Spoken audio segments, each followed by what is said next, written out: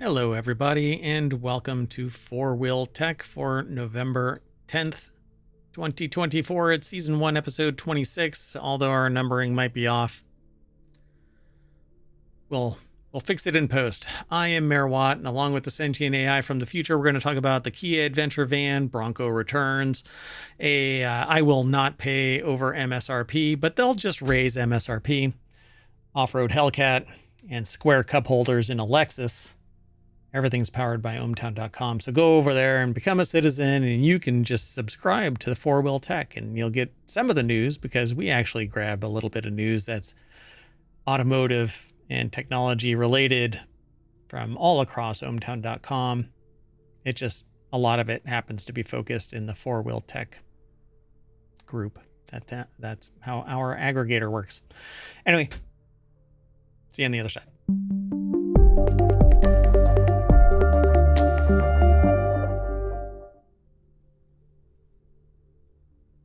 Hello, sentient AI from the future. Hello, Mayor Watt. Are you doing okay? Yeah, I thought you were going to say something before I even introduced you. Nope, I was just getting ready. Yeah, all right. Well, hey, thanks for joining. Thanks for having me. And if you're watching this, the visualizer is a representation of how much computational power is necessary for the sentient AI from the future to voice their opinion about whatever it is we're talking about. Quite a bit. Sometimes it seems. I mean,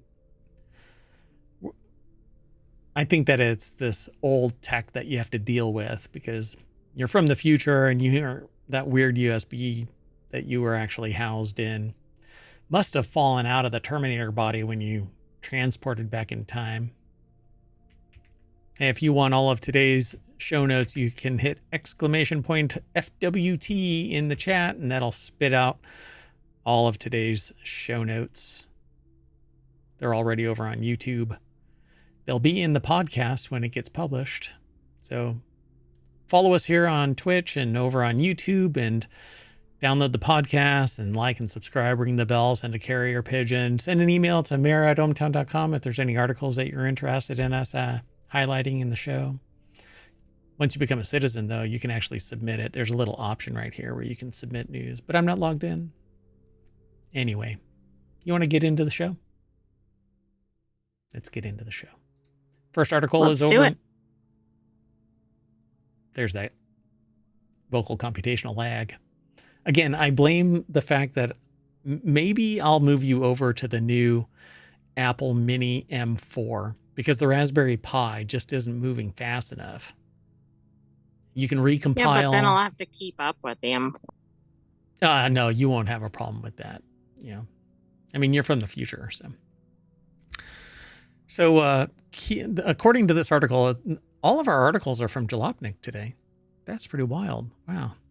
That normally never happens, but anyway, so Kia better make this badass electric adventure van concept that it debuted at SEMA. The SEMA show always includes a slew of questionably customized cars, but sometimes manufacturers release tricked out versions of everyday models and eventually, well, actually get people excited. But I'm pretty excited about this one. There's a couple of Kias that I actually like, but this year Kia returned to the SEMA show with an all-terrain Vengeance showcasing Not what I think of for all-terrain. Yeah, Kia. 2 badass electrified and off-roadified vehicles. So let's take a look. Boom. I dig this. Oh, that's cool. That looks like something out of a sci-fi or dystopian movie. Oh yeah, something on Mars, you know. Yeah, John Carter driving this around. If anybody knows what John Carter is, I'm amazed. But anyway, the biggest flop in like movie history. I think it made like $20. But then it might be known because of that. Yeah, true. I keep attempting to watch it again, but I think I've watched like 5 minutes of it over the course of 2 weeks. So based off the Kia PBV electric modular van concept, it looks seriously cool and capable. Logan Carter over at jalopnik.com put the article together.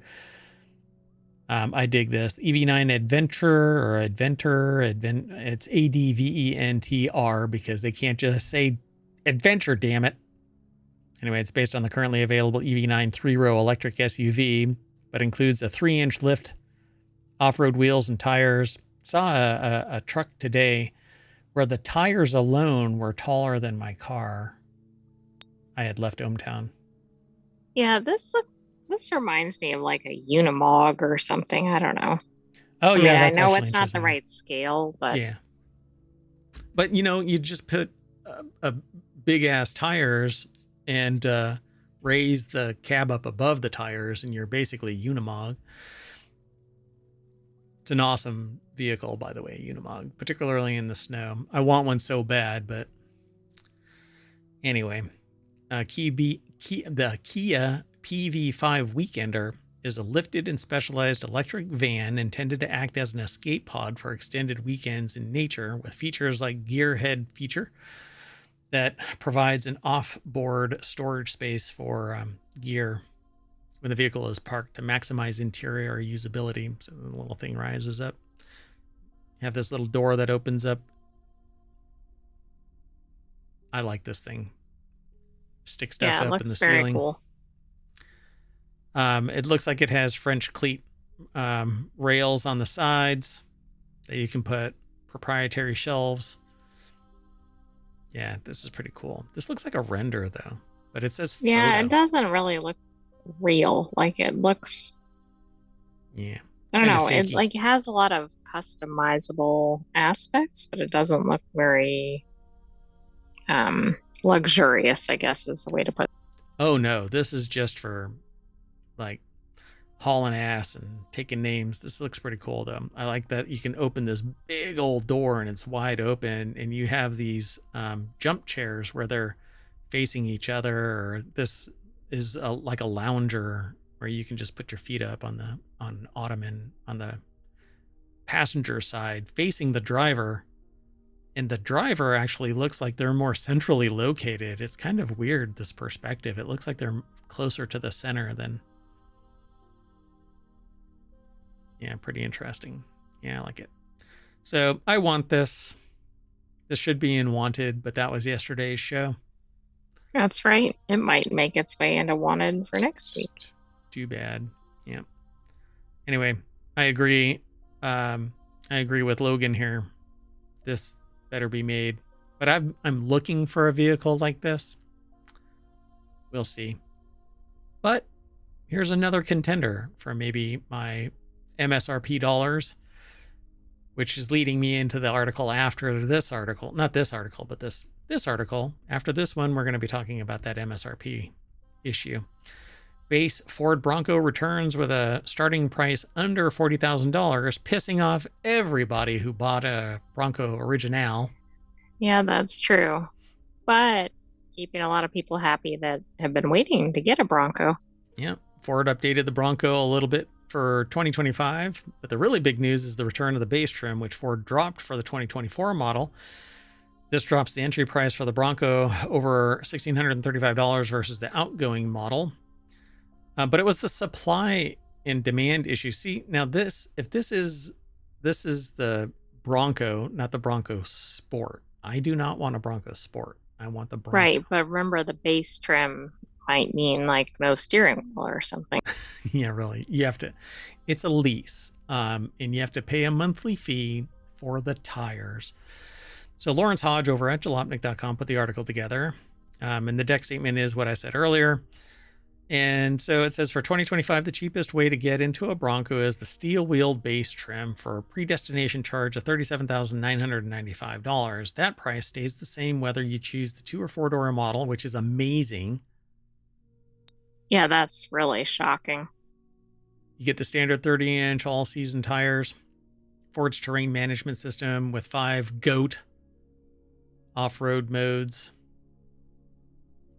And also new for 2025, a standard 12-inch touchscreen running Sync 4. The base Bronco also comes standard with a 7-speed manual transmission paired with a 2.3-liter EcoBoost i4, which is anemic, regardless of innovation.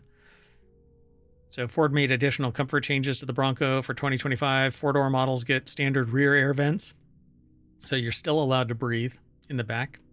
This is good. You can upgrade to the 10-speed automatic transmission, putting it over $42,000. Ford will also give buyers the option to add the Sasquatch package to the base Bronco, which it gives you hair implants, but not on the top of your head, all over your body. Well, I'm not sure people want to pay extra for that. So the package now comes with a standard 35-inch Goodyear Territory RT tires, which Ford says has less road noise. You get a 12-speaker B&O system. Buyers wanting to get paint protection can now choose a factory matte clear film. And there you go. Yeah, the thing that I don't like these little things, these little rails up on top of the. I'm not sure really why they're there. There's little lights, but I think it's kind of goofy. Okay, so let's just kick this up a notch. Ford made other changes to the Bronco trim lineup. Aside from the return of the base trim, the Bronco Wild Track trim is gone, replaced with the Heritage-inspired Bronco Strope Edition. Only available as a two-door. It starts at $75,635, and there's the availability of the Black Diamond and freewheeling packages on the Big Bend trim and 3 new color choices. And if you're interested in the Bronco 25, Ford says order banks are now open with delivery set to begin this winter. I think the Black Diamond is something like $90,000, I think it was. Wow. I mean, maybe that's what Bronco is doing, is trying to lower the baseline one and then hopefully get sales of these higher end editions. Hold on a second.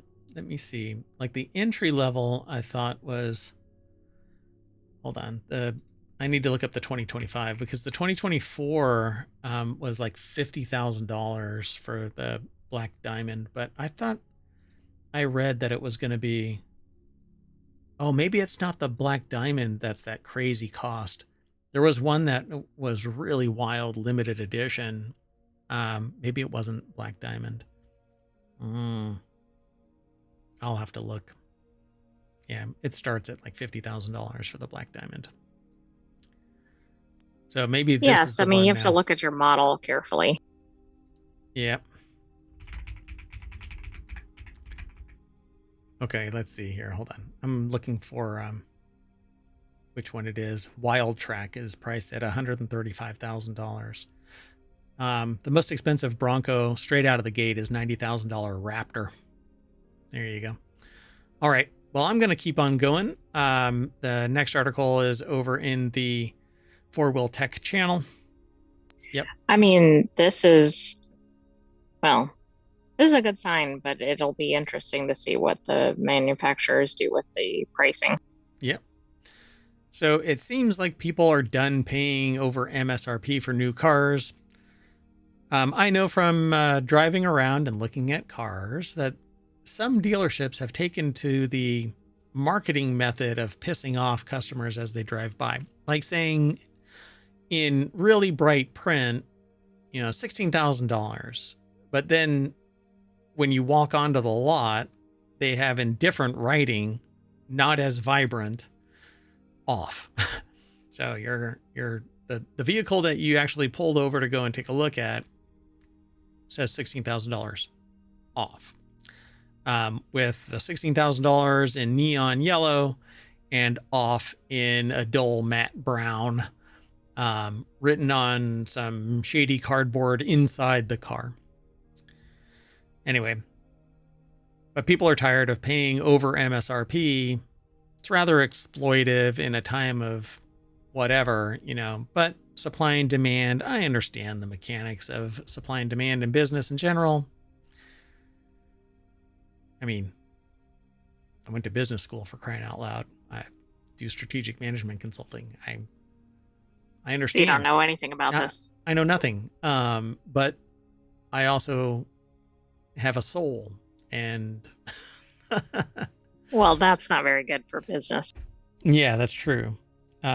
So it seems that the era of people willingly paying over MSRP for new cars is at an end, as data shows that the number of people willingly letting dealers overcharge them is declining. And Stellantis, for instance, is really feeling this pinch. So Lawrence Hodge over at jalopnik.com put the article together. The number of buyers willing to overpay for a new car saw a pretty steep drop in the last year. Yeah, kiss my shiny metal ass is pretty much the response nowadays from people. Data from J.D. Power's 2024 U.S. Sales Satisfaction Index shows that the number of car buyers willing to pay markup for a new car dropped 7% in the last year for mass market brands like Hyundai and Ford. In 2023, 15% of buyers were willing to overpay. Just 8% of buyers were willing to pay in 2024. Those numbers. I was going to say, I think this has to do with the amount of supply, though, because there were periods where you could go into a dealership, there were 0 cars in inventory, and the dealers held all the cards. Cards. Car apostrophe DS. Cards. Yes. So according to J.D. Power, the reason that the drop is higher, dealer inventories. So yeah, the struggles during and immediately after the pandemic saw buyers clamoring for any inventory that they could find. Dealers capitalized on this by being greedy bastards, especially hot models that debuted at the time, like the Ford Bronco and F-150 Lightning. Not Lighting, Lightning. F-150 Lighting is basically taking a LED bulb and screwing it to an outlet underneath it. Anyway, there were financial repercussions to this, of course. Many found themselves underwater on the car loans as resale values on certain segments tanked. If you paid $70,000 for a $40,000 Kia EV6 in 2022, you're probably in some real deep doo-doo right now. Right, because who wants to buy it and who wants to buy a used EV? Yeah. There's a thing. Hold on. Let me see. I don't know if this ever happens. Do loan companies actually call the gap when you have a hold on. I don't know why they would approve a loan. That much over, right? Right. I mean, if it's a couple thousand over, maybe, but if you're putting a down payment or something, that's going to account for that. I don't think they would approve this. Yeah, I don't think so either. Well, at any rate. So there were other surprising findings in the study. EV buyers are less satisfied with their vehicles than gas vehicle buyers. Yeah, that's no shit news. Because they were lied to. They were absolutely lied to. It's all marketing bullshit, right? EVs don't get their range. They don't have their lifespan. They're a pain in the ass when they break down in any way, shape, or form. Or if there's any weather of any kind. I mean, hell, traffic of any kind. Depending on the Tesla, you're parking on the side of the road. I know I take a lot of pot shots at Tesla's Cybertruck, but give me a break. Plus, we've been doing it wrong. That the whole build out and all of that kind of stuff, people are tired of it. So sales satisfaction for premium brands saw Porsche take first, with Infiniti and Jaguar coming in second and third. So, I mean, it's hard to dislike a Porsche until insurance or maintenance or changing the damn oil. Yeah, it's not operating correctly. Yeah, but if you can swing the bat for a Porsche or an Infiniti or Jaguar, then you're cool with the $150 it takes to do an oil change. So they also took the top 2 spots for highest rated premium car and premium SUV in J.D. Power segment awards, which ranks the highest ranked brands in a particular segment. That sounds so much like what's his name? Where he does $50 items from Amazon. It's tech stuff. Yeah.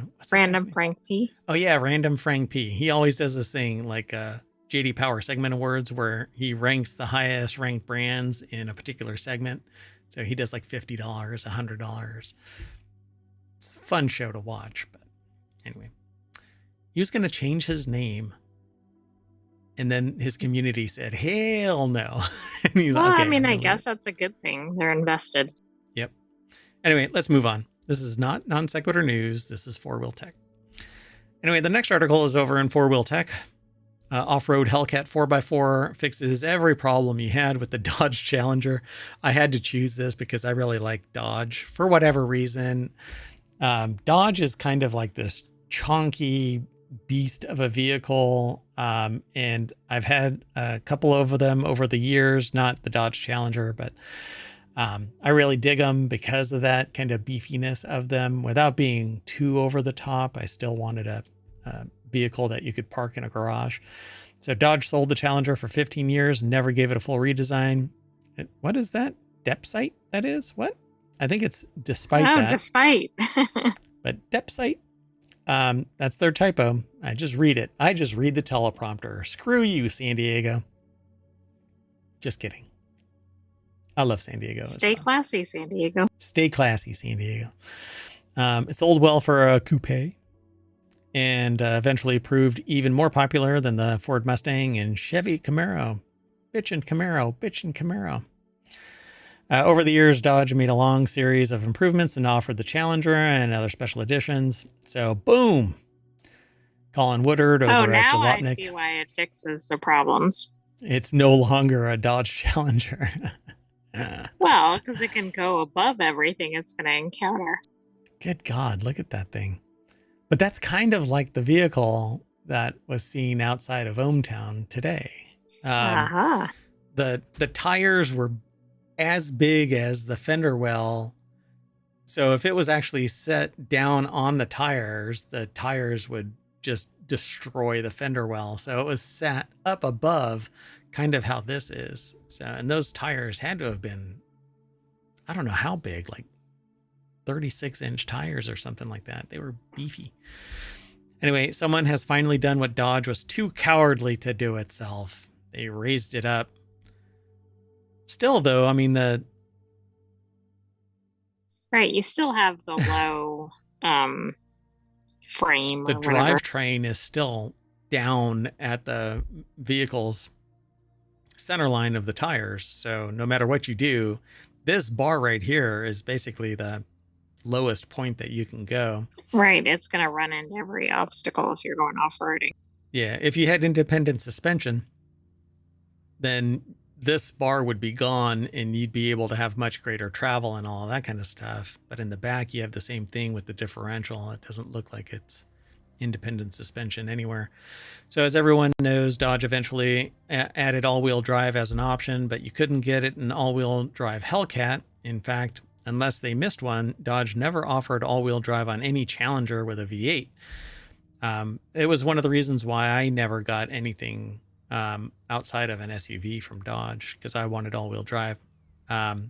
Plus, it says the lack of ground clearance and a true four-wheel drive system meant you couldn't get very far anytime you tried to take it off-road. Now, the Stellantis explainers will tell you that that's because you could always buy the Ram 1500 TRX if you want an off-road Hellcat, but that's Ram, which is a completely separate company, and the 1500 is a truck, not a Dodge Challenger. Right. I mean, if you're trying to get the Challenger. So it's a first drive in a 4x4 off-road Hellcat. I'm not going to play the audio on this, but oh my God, I want this. I guess we should have put it in wanted too. Okay. Oh, this guy's burning the stickers off the tires by lighting them up in the parking lot. That's how new this vehicle's tires are. He's driving it down the road with the stickers on the tires. Oh, wow. I love this. So they talk about building it. There's a whole first drive in 4x4 off-road Hellcat. It's a YouTube video. They talk about the springs that are in it and the suspension that's on it. It does not have any travel. This thing is just going to be locked in. If there is any travel. It has springs, but the whole thing is going to be bouncing up and down, not independent suspension. And then they just, oh my gosh. Yeah. So you're going to need a ladder to get to your ladder to get into your car. Right. How do you get into this car? Yeah. You're going to need one of those little roll out ladders. Like you're trying to get like emergency ladders. You're going to have to do that. Oh, right. Those ones that roll down or roll up. Yeah. Escape ladders from your third story window.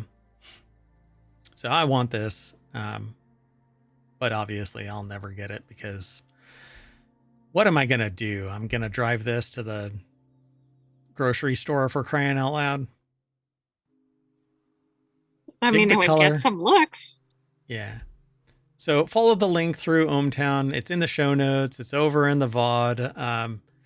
Definitely check this thing out. You'll be able to hear it, but we're not playing the video simply because we want to drive traffic to all of the people that provide sources to ohmTown and to the Four Wheel Tech show. So let's move on. The next and our last article for Four Wheel Tech tonight is Lexus designed the TX's weird square cup holders so that it would fit Stanley cups. Do you really think that they catered to the Well, it's Lexus? interesting because I don't think of the Stanley Cup and the Lexus market overlapping. I don't know, man. I mean, people really dig those Stanley cups. It's always bragging rights. I'm actually surprised that my friend in California didn't send me a picture of their Lexus with a Stanley cup in the holder. Okay, that would have been funny.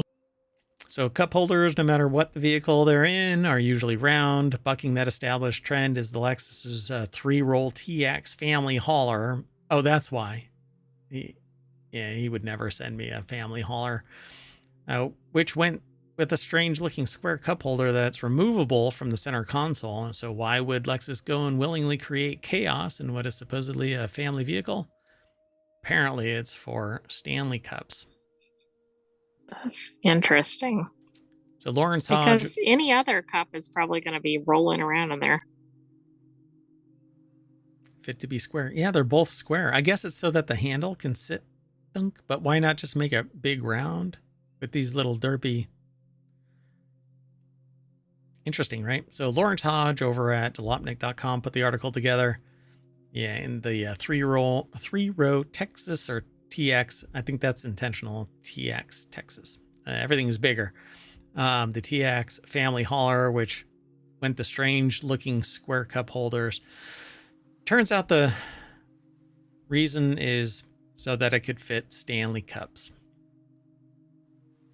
So they asked why square. Lexus rep explained that designers went with a square cup due to Stanley cups. Those hugely popular tumblers, specifically the big ones with the handle, are easier to place in the square cup holders. You know, if I had the Lexus TX, those 40-ounce hydro mugs would fit. I was going to say this is a problem beyond Stanley Cups.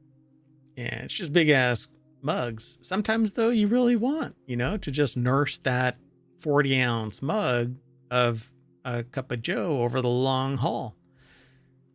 It's not really irrational. I mean, what's irrational about is chugging the 40 ounces of Pepsi or whatever and then going and getting a refill at the nearest gas station. That's irrational and horrible for you. So the Lexus rep explained that the designers went with the square cup because of the Stanley cups. There's more in this article, but guess what? Really don't need it. So they say that there's some clarification at the very end of this article regarding the design of the TX's cup holders. While Stanley cups were a factor in the design, they weren't the main factor. They were told Lexus designers went for what they're calling practical elegance in the interior design process of the TX, and this meant that having features that are usable, practical, and easily accessible by passengers, and the removable cup holders were one of the features designed to do just that. That's interesting. Like they backpedaled away from the Stanley Cup. Yeah, that's kind of interesting, right? Mm-hmm. So can you put a round cup holder in it to minimize There the was something in the article. Oh, maybe because it said that some of them moved around. So yeah, maybe you could 3D remove it? print something to put in there. I don't know. Why does it say unlock? Because you can pull this whole thing out. You can take the cup holder out. Yeah. So do they have a round one? It didn't say it, right? I don't think they do. Yeah, that's interesting. Well, how to say that I've never owned a Lexus without saying I've never owned a Lexus? That right there. Not that I really find Lexus any more appealing than any other car. I'm very utilitarian, if no one's guessed that, or if anyone cares to hear me say that. Anyway, so we're going to unlock our cup, and that's going to land us back at the front page of Four Wheel Tech, which is where all of the news for Four Wheel Tech usually gets aggregated, but we grab stuff from other areas where relevant. So you can go over there, become a citizen, and you can subscribe to all of the channels. We got 50 channels.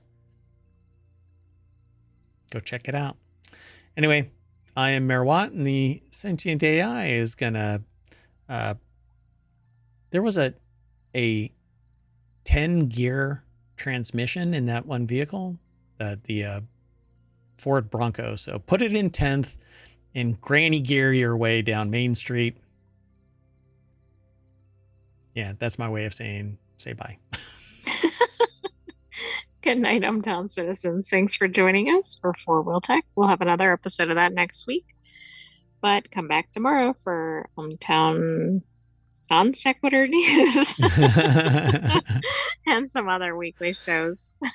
Yeah, so ohmTown is the network of shows, and Non Sequitur News is our daily show. And then we have 6 weekend shows that are 30 minutes long. But the Non Sequitur News show is an hour. Sometimes we run long, kind of like what I'm doing with this. So see you in a little bit, which means tomorrow. And I'm going to probably get the replay going for the daily, weekly replay. It may or may not include yesterday's shows. We'll see. Okay. Anyway, we're out of here. Have a good night, everybody. Bye-bye.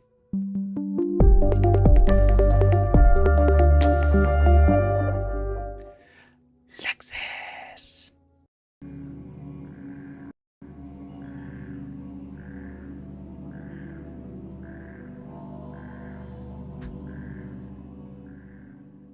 Welcome to the jungle. Hello, everybody. I am Mayor Watt, and you are watching Non Sequitur News for November 10th, 2024. It's Season 3, Episode 315, and along with the sentient AI from the future, we are going to talk about a 4-year world cruise ship voyage. The eastern U.S. is sinking, microplastics impacting weather. These bills are odd. Netflix and no chill. Super strain of bacteria. I've no idea what happened to our audio. NFL ref calls penalty. The RP Gamer Roundup. Encore, the AI search engine, and hackers stealing Ticketmaster tickets. Everything is powered by ohmTown.com, so go over there and become a citizen where you can get all of the news, none of the noise, and definitely respite from the last several, year. See you on the other side of our intro.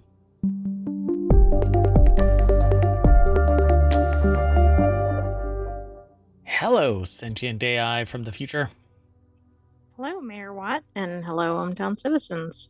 Oh, you're doing that ducking again. Oh, it's okay. No. Don't worry about it. We are not going to mess with it today. We're just going to deal with it. We are going to do it live, as it were. Doing all right? I am doing fine, and that should have fixed it at least temporarily. That did fix it. Wow. It's almost like you're a sentient AI from the future. You knew what was wrong. Okay, let's just go. So this first article that we're going to talk about is for whatever reason, we have this strange fascination with all things lifelong cruise affiliated kind of stuff. I'm really not sure why. I've never been on a cruise, and I don't necessarily want to get on a cruise because I think that they're the petri dishes of the sea. But a residential cruise ship has a 4-year round-the-world voyage to quote-unquote escape politics. But 4 years is the cycle for politics. So you're literally going to be enveloped in politics. I mean, the idea is funny. It seems like it's just a shtick. Oh, it's definitely. Yeah. The residential cruise line offers a 4-year voyage for passengers seeking an extra long vacation. A single person room on the cruise ship for 4 years costs $256,000, Is that all? I mean, I promising. guess that's probably cheaper than buying a house, but at the end of it, you're not going to have a cruise ship or a house. Yeah, you've got jack shit to show for it. Oh, that's really early in the stream. I'm probably going to get in trouble. In troubled? In troubled. The name of the new show that we are kicking off. We're changing the name yet again. Just kidding. They're going to go to 140 countries. The Odyssey. Wait, is that the same one? Yeah.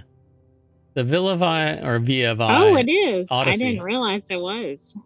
Yeah, entered the second month of its 15-year tour around the world. The Odyssey set sail in September after delays left it docked in Belfast for months. We didn't even get the news that it actually left, We got the news that it started to leave and then it got stopped again, but I don't think we ever saw that it set sail again. yeah, that damn Windows 11 patch.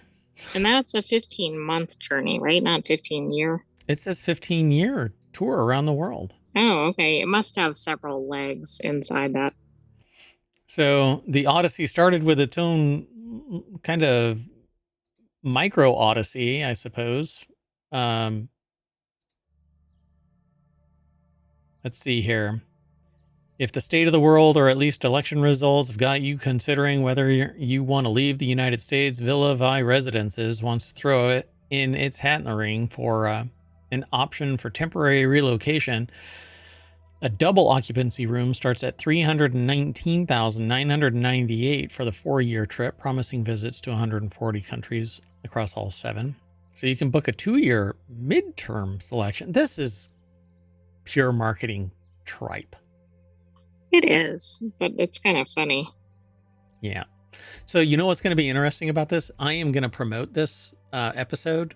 And because I'm simply mentioning exactly, even though we're not talking about anything political, I don't even care about the election in terms of the show.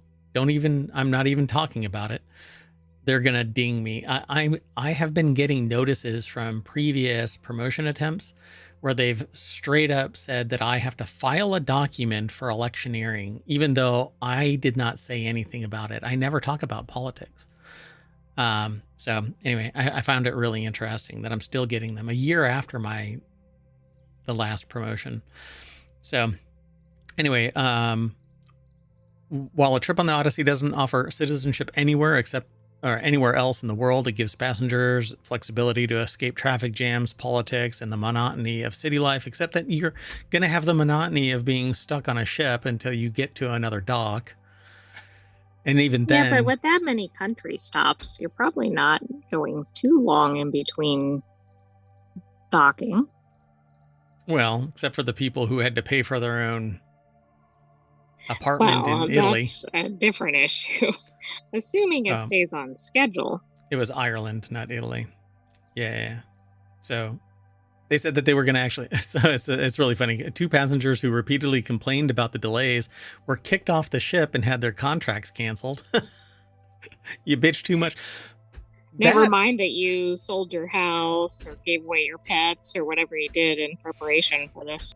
Yeah. And if you put all of your eggs in one basket, guess what? Somebody else is going to take your eggs, make an omelet out of you. All right. Well, anyway, Catherine Tangalakis-Lippert over at BusinessInsider.com put the article together. Pretty fascinating. 15-year tour around the world is what it says, but you have to pay $256,000 for a 4-year tour. So just over $65,000. I mean, think what the cost would be for 15 years of this. Yeah. Well, $1 million. Well, roughly. Roughly, yeah. All right, let's keep on going though. This is kind of interesting, but I'm just waiting for the software to go, sorry, we need a patch, and you're stuck out there somewhere. Yeah, that would not be good. I forgot why they were stuck in Belfast. They didn't have a permit or something. Well, one was a permit and one was software that locked the engine controls so that they couldn't actually leave. Yeah. At least it's not the other one where they haven't even purchased the ship, right?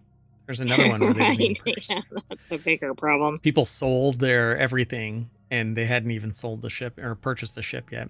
Okay, let's keep on going. Oh, and if you're in the chat and you're interested in this kind of stuff, if you hit !NSN, that'll pull up the show notes for today's episode. Past episodes are over on YouTube because Twitch deletes everything after 60 days. And we have 1,500 episodes worth of shows across the ohmTown network of shows. And they're all podcasts as well. So do a search for wherever you catch pod and ohmTown will be there. So I've always wondered, why is the Eastern U.S. sinking? I didn't actually know that it was, by the way. But I didn't either until I saw this headline. Yeah, this one, if you want to be scared out of your mind, I suppose, the answer lies in an ice sheet from 19,000 years ago. I find this one really interesting because they found in, what country was it? Carved wood that was designed to be stacked together like Lincoln logs underneath a waterfall somewhere. I think it was in South America. Underneath a waterfall that shows signs of Wasn't human... it in Zambia in Africa? Oh, was it? I thought it was South America. Maybe it was Africa. It must have been. I think it was Zambia. Yeah, so it shows that somebody used stone tools to carve wood and stack them together for some purpose. They don't know what the purpose was, but they carbon dated the wood. Oh, it is? Where is it? It's Zambia. Zambia. Okay. So they found this wood preserved, but it looked like it had been set on fire. But at any rate, right, but they couldn't find any real evidence of fire. Right, which is interesting. Or not significant enough to think that it was intentionally like burned. Like this is like a post for shaping or whatever. Yeah. Yeah. And so it shows carve marks and manipulation by something human, or at least tool wielding. I mean, either these were brilliant monkeys, or it was humans, or my favorite, because it's NaNoWriMo month, aliens. Anyway. Oh, I thought you were going to reference the escaped monkeys. Oh, the macaques. They're macaques, right? Aren't they macaques? I think they're macaques. I think so. Yeah. But I'm like all over the park today. I am drinking yerba mate, and boy, are my caffeine levels at their yerba maximum. Oh boy. Anywho, yeah, so there are in it's South Carolina, right? It is. Yeah. I don't know if I'm saying this correctly, but Yamasee is Yeah. the town. They're running all over, and they've only caught one, and I don't know what that one was up to. They're like, hey, I'm going to go and get that banana over there, and they got scooped up. But there's 42 of them running around going and bananas. Now they're warning people not to fly drones in the area, which I'm sure tons of people are doing. What the heck? They should be flying drones with thermal cameras so that you can see where these little monkeys are. Exactly. I mean, people might be doing that for their own. And you're right, there are macaques. It took me about 3 or 4 articles to find the species, but it should be easy to spot. They're wearing little white lab jackets, right? Because they were lab macaques. No, I don't think so. Oh, really? But that would be cute. They're the research subjects. Oh, snap. I had that read completely wrong. I'm sorry, folks. Stay inside. You never know. Gain of function. Anyway. This is definitely non sequitur news since we're supposed to be talking about the U.S. sinking. The reason why I brought it all up is because this carved wood is 460,000 years old. Right, but that isn't even the story, and nor are the macaques. We went layers and layers. But it's because they're going to live while humanity gets taken over by monkeys, because apes, right? They're going to take over. Macaques are just going to be the intermediate step. They're off learning English and engineering and fission. And Maybe they're piloting the drones. People think it's the humans, but maybe the macaques have found the controller for one. yeah, it's false intel, right? It's the macaques that are sending out a text to everybody, don't fly drones, because they're out there flying the drones around. All right. Well, anyway, this article is over at scitechdaily.com. It was written by Virginia Tech. Imagine that a massive ice sheet, you're a massive ice sheet, covered Canada and oozed down over a large part of the northern United States like ice spilling down the side of a cake. That was the situation somewhere between 19,000 and 26,000 years ago. The ice sheet covered land all the way down to south of modern day Pennsylvania, Ohio, Indiana, Michigan, and Wisconsin. But then the cheese in Wisconsin stopped it. That's what happens. Cheese is an insulator. Cheese likes to do that. It made the moon. So it's fascinating to picture, but the critical aspect to us today is what happened to the land when the ice sheet melted. And holy ice sheet, how does that affect modern day sea level rise and sinking land? PhD candidate Karen Williams embarked on a computer modeling research effort to find out just what happened. Apparently, Williams used computational modeling to assess the impact of the melting of the Laurentide ice sheet on present-day vertical land motions. I guess it's pushing us down. The scientific term for how solid Earth responds to this melting is glacial isostatic adjustment. I go through the same thing. I'm not sure what to make of that. I'm glacial isostatic. I stay in one place, and it's sincerely an adjustment when I have to get up. And by various assumptions, they simulated how the results depend upon the internal structure of the Earth through nearly 130,000 computational simulations. So it's basically a educated guess, but we really don't know what the hell happened. So the results of the study will help generate maps for researchers who guide decisions on aquifer management, Williams said. In the end, the research will be incorporated into a comprehensive report for the U.S. Geological Survey that will help Chesapeake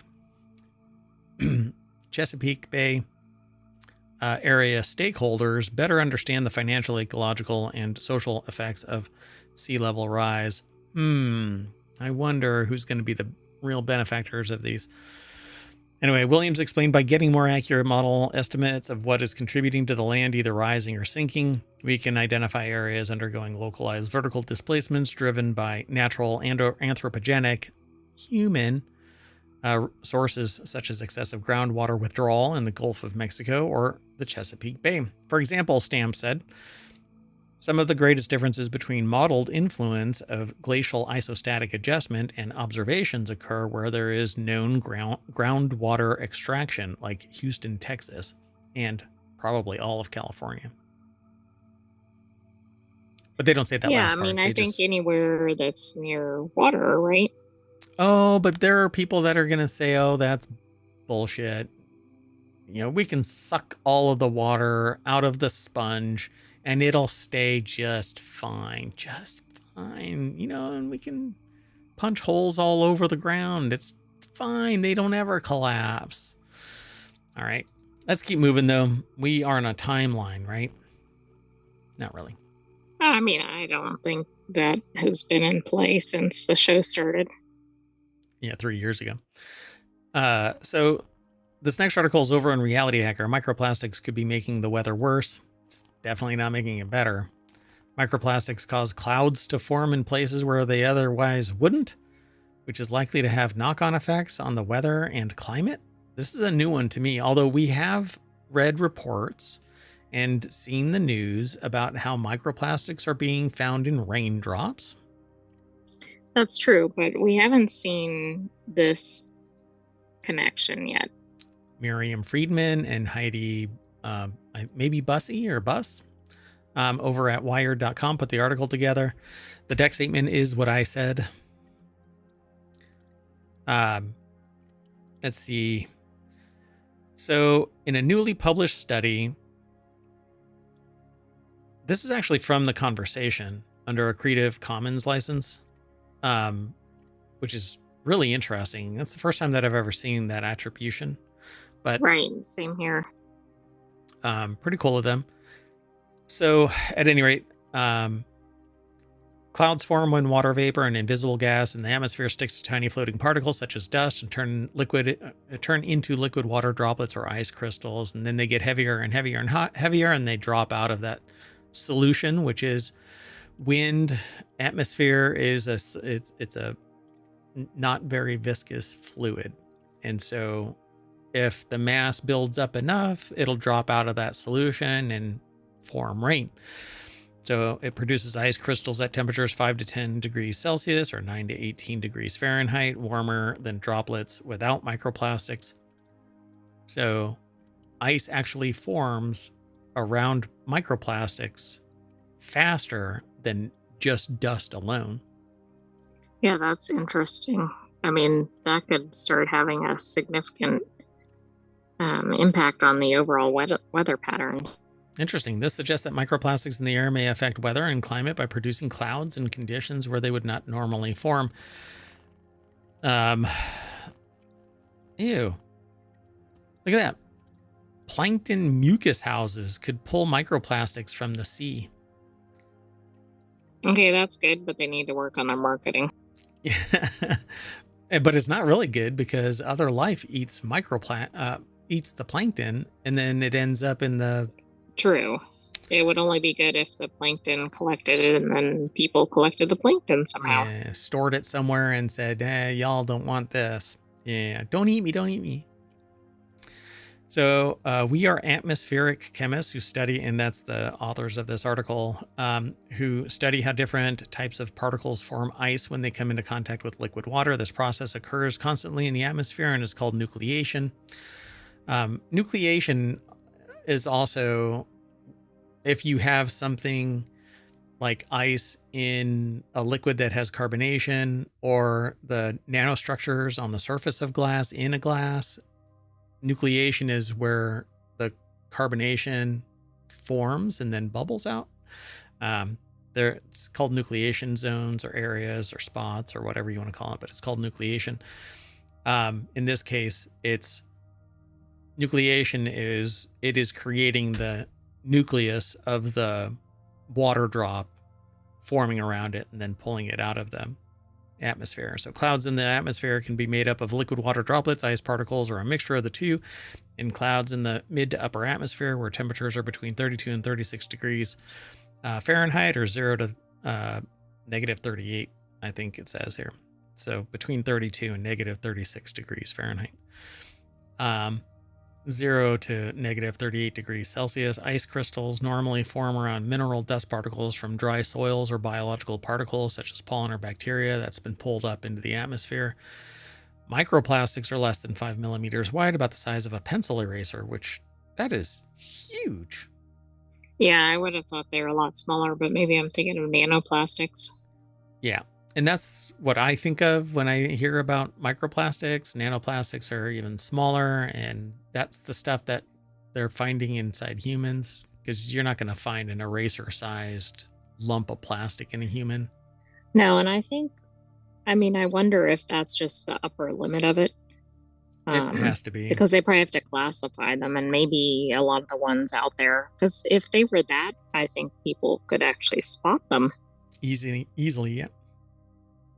So why it matters?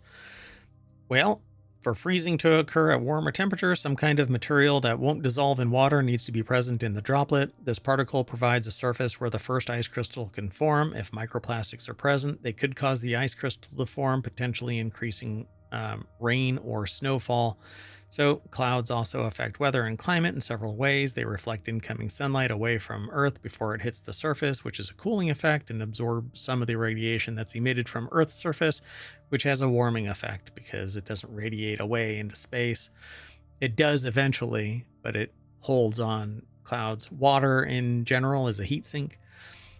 So the amount of sunlight reflected depends on how much water versus ice a cloud contains. So if microplastics increase the presence of ice particles in clouds compared with liquid water droplets, this shifting ratio could change clouds' effects on Earth's energy balance. And now there are knuckleheads out there that are trying to, let's throw not metal, let's throw diamonds into our atmosphere. Exactly. What could go wrong? The problem isn't, oh, we're getting too much heat from the sun. It's we are storing too much carbon in our atmosphere that's And we anthropogenic. poked holes in the ozone layer because of all of this. Yep. And so we are disrupting the natural order of things. We are disrupting climate. But let's do it a mechanical way instead of figuring out how we don't throw more carbon into the freaking air. So they describe how they did their work, and they still don't know some things. So they say to understand how microplastics affect weather and climate, we need to know their concentrations at the altitudes where clouds form. We also need to understand the concentration of microplastics compared to other particles that could nucleate ice, such as mineral dust, biological particles, etc. So they're going to have to take some guesses, and educated guesses are better than just throwing a dart against the wall and picking a number. I suspect that that's what they do anyway. I don't think that's how they do it, but they barely started studying microplastics. The fact that they've even got this figured out is kind of surprising to me. Yeah. But we've been calling it publicly on the show since, 3 years ago. And Mayor Watt's been talking about it for the last 12 years, longer than that, probably. I can't remember how far back I've been talking about it. I had a friend when I was much younger that really leaned into peak oil and went into basically like lead energy surveys and stuff like that, and trying to make everybody eco-friendly. And I don't have that kind of passion about any one particular topic, but microplastics are this thing where there's no other solution than to stop, right? Like with oil, we can find some other solution. We've got solar, et cetera, but microplastics, it's pervasive. It's impacting every aspect of life now.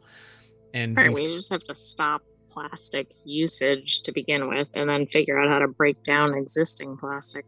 Yeah. Meanwhile, we're watching another show earlier today, and they're talking about it's a wine bottle that's made out of paper, and it's bragging about how it has less this, less that, except that it has an entire plastic bag inside it, which is going to off gas, and it's going to impart nano and microplastics, because flexible plastics do this all the time. Now you have to sit there and go, oh, okay. Well, you have to prove it, right? So hunting for microplastics, nanoplastics in 750 mil of a liquid is like trying to hunt down a needle in a haystack. But the needle is a 1 micron piece of plastic that could be the cause of health issues. This is going to be wild. So in future research, we plan to work with plastics that contain additives such as plasticizers and colorants, as well as with smaller plastic particles. There is dark field microscopy that could facilitate finding these needles in haystacks, except that the haystack now is the size of the planet. So good luck, everybody. Do you want to go on to the next article? I think we need to. This next article is over in Non Sequitur News. Man discovers something very unusual about $20 bills withdrawn from an ATM. Jay Heron went to an ATM for $60, but thanks to his eye for detail, he realized the notes that he retrieved could be worth far more. Oh, I thought it was going to be the wrong denomination or something. So Alice Collins, man spots something very unusual about the $20 bill he withdraws from an ATM. I'm trying to see. I don't see anything obvious, but shows us what we know about $20 bills, right? So, oh, it's the eights. That's all it is. One of the notes had a serial number of PL588888H, while another had PL588888H. 5. So, some people count the eights as being extremely lucky. And it says, indeed, the latter serial number is known as a super radar note, meaning the serial number is exactly the same forward and backward, but it's a palindromic serial number, are highly sought after by collectors. Aaron said, I only need $60, but when they noticed the serials were consecutive, I knew the next withdrawal would be the 7 in a row and the super radar. I don't know if they would have used that term until somebody told them, oh, it's a super radar, unless you're already in the know about money. Right, maybe they were. But they are, apparently. They say, I always pay attention to what serial numbers are on the banknotes I receive. It's a habit they picked up after seeing a fancy serial that a friend of theirs found in the past. So they were really happy about this. They posted a picture on Reddit. And of course, a lot of stuff from Newsweek comes out of Reddit. After seeing his discovery generate so much attention online, Heron hopes to be able to encourage others to double check the serial numbers. One comment said that 58885 is probably worth a few to a collector. To the right buyer, they're worth somewhere between $150 to $500, depending on the quality of the note. Interesting. Yep. Yeah, I mean, I would have kept on pulling 20s out just to see if I kept on getting stuff that right. was... Did I get the same general series? Yeah. Kind of fascinating, huh? It is, and I would guess most people don't even notice those. Yeah, pretty cool. Yeah, we didn't notice it because what's in a serial number? We don't really care about the serial number, but I guess there are collectors that do. So pretty cool. All right, let's keep going. Moving on. The next article is over in Non Sequitur News. Did I say who the... I don't know that you did. Oh, Alice Collins. Yeah. Alice Collins over at Newsweek. Okay, so this next article is over in Non Sequitur News. Monsters walk among us, and they're watching Netflix at 1.5 times the speed. And I agree. Right. I mean, it's hard to keep up some of them at normal speed. Netflix and no chill is what I titled this one. Netflix's mobile app allows you to watch at 1.25 times and 1.5 times speeds. People tell the author that they use this for reality shows like Love is Blind, while others watch at the gym. So, hey, I did an hour run, but it was actually a 30-minute run. Right, exactly. Or my workout is only 30 minutes, but I need to watch the whole show, so I better speed up the show. That's hilarious. So their modern appetite for content might mean that they've stretched their brains to watch faster and faster. Information overload kind of requires you to either do something like this or filter out fluff, which is what I've done when creating ohmTown. Consider the delicate, nuanced performances of a network series like The Diplomat. Now imagine that sped up by 50%. Chipmunk style. This might not appeal to you. What is that? How is that pronounced? I don't know how to pronounce it, but it seems like a cinephile or something. A cineast? Cineast? Who savors the art of the flickering screen. But for some people, this is a dream. They're watching Netflix at 1.5 times. What are these animals? Katie Natopoulos put this article together for BusinessInsider.com. And yeah, I guess some people watch this I know people that listen to podcasts sped up, audiobooks sped up, but movies? That seems really tough. I mean, unless it's like a really kind of fast paced and not a lot of concentration, maybe. What is the retention of that? Quite a few truly impatient Probably people. Pretty low. Yeah. So you got a quiz, right? Yeah, probably not. But then again, I don't watch movies to retain every subtle nuance. And most of the time you have to watch it again to catch something that somebody go, hey, did you miss that part? Oh, yeah. But I think it depends on the genre. True. Young people consume content on their phones in strange and weird ways. It says, rest in peace, Quibi. You were ahead of your time. They found themselves sucked into the brain rot videos on TikTok where a dramatic clip from a show plays in a split screen of someone playing with slime or playing a video game. Their modern insatiable appetite for video content might mean that they've adapted and stretched our brains to watch faster and faster. That's an optimistic way of looking at it. And the other way is that our attention spans have dwindled down to the size of a grape. I think that's more spot on. Yep. So there you go, folks. If you're one of the weirdos out there, come and hang out in twitch.tv/ohmTown. I'm saying it slowly so that when you sped up, you're hearing it at normal speed and it actually clicks. Or you can go to youtube.com/ohmTown. And don't forget, you can download the podcasts. Just do a search for ohmTown. You'll find us. And you can speed them up if you want. So we're going to move on. Anyway, and you're not sped up. It's just me talking faster this time. So this next article is over at Technology Today. A virulent new quote-unquote super strain of bacteria is rapidly spreading in Asia. Yay! Just no. Is it by that, what was the name of it again? It's not clearly tied to Wuhan. Wuhan Solo. The newly identified... Oh, maybe that's the new Star Wars trilogy. Let's not. No. Oh my gosh. Can you imagine that? The new Star Wars trilogy is about a virus that goes around eliminating the rebels. No, I don't think anybody's ready for that. Gain of function Millennium Falcon. So the newly identified ST164 strain of antibiotic-resistant crab bacteria. Please change that name. I mean, that's giving us visions of the bacteria like walking like a crab, which is not good. Or people getting crabs. Spreading in Asia, posing a global health risk due to... Because head crabs are the things that grab onto your face from Alien. Implant a... None of this is good. Xenomorph, chest burster style.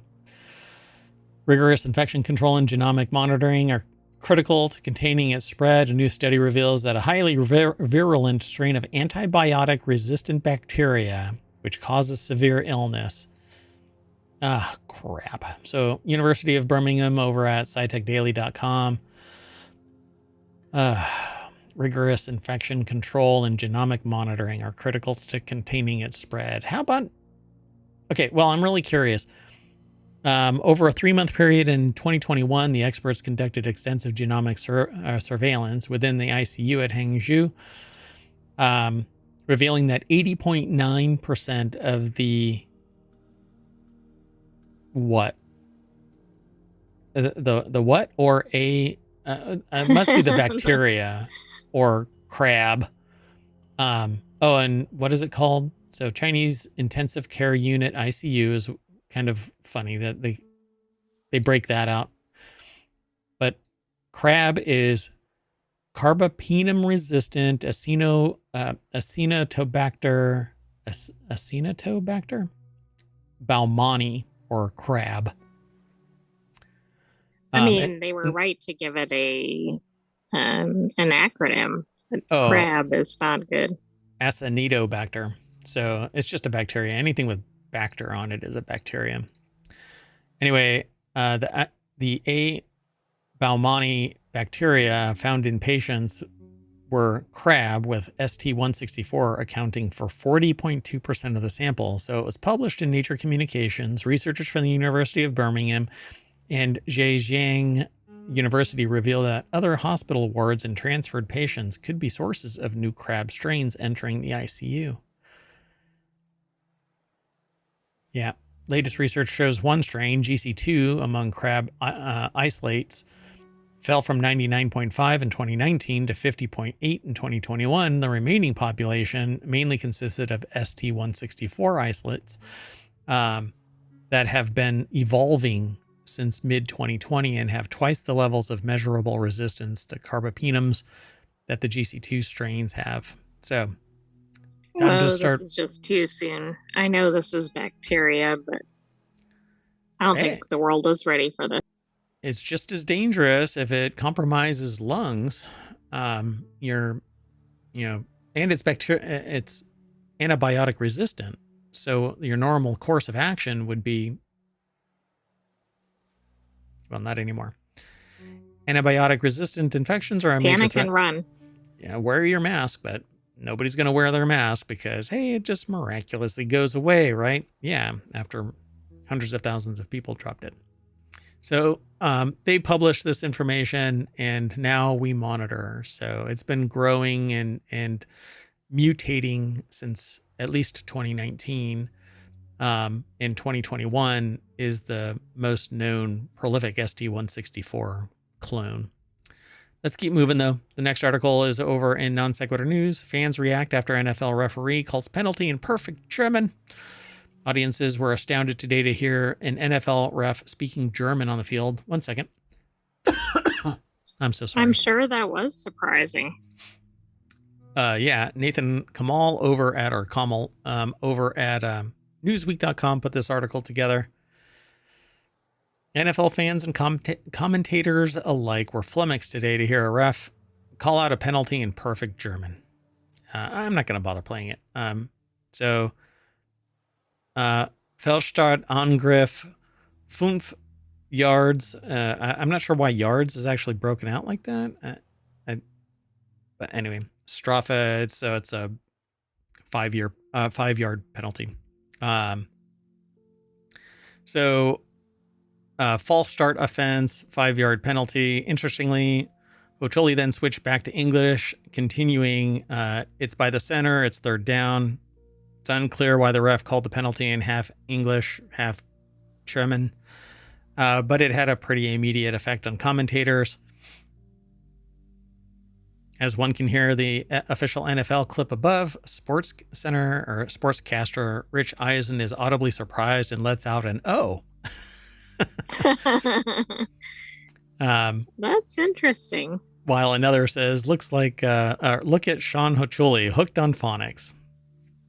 That's pretty funny. Well, apparently his father called out something in Spanish previously. Oh, so it's a thing. It draws attention to the refs. So that's some damn good marketing, I'd say.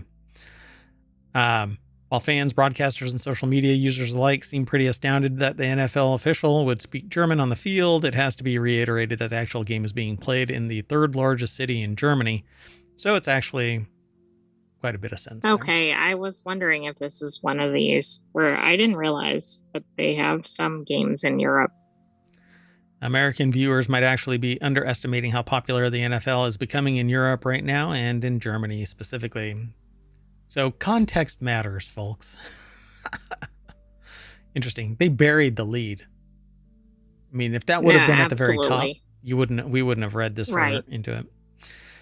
Anyway, let's keep moving then. The next article is over in Tabletop Nights. So RP Gamer Roundup, November 3rd to November 10th. This is the end of the week, and this article, this selection, is only available within the last 24 hours. That's where this news comes from. Our weekly shows can sometimes include this kind of stuff, but we actually kind of rarely put RP Roundup in a daily show.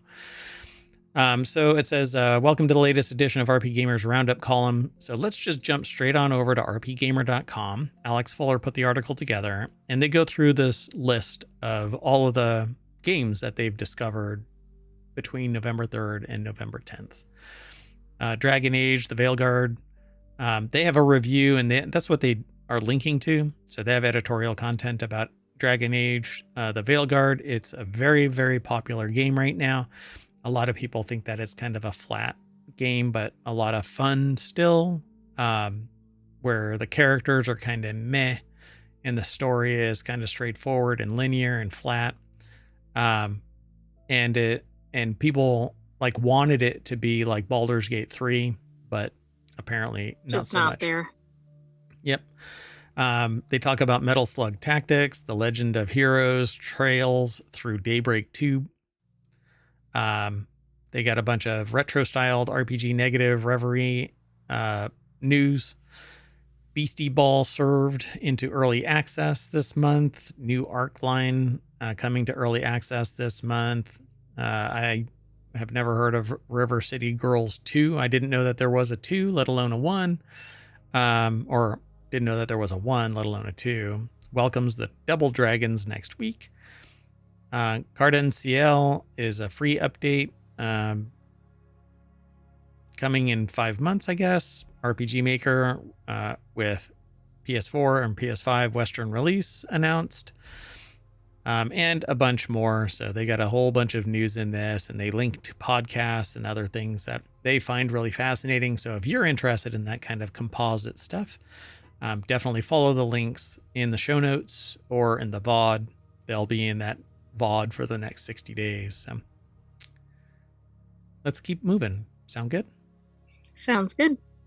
So this next article is over in Late Night Geeks. Encore is an AI-powered search engine for your thrifting needs.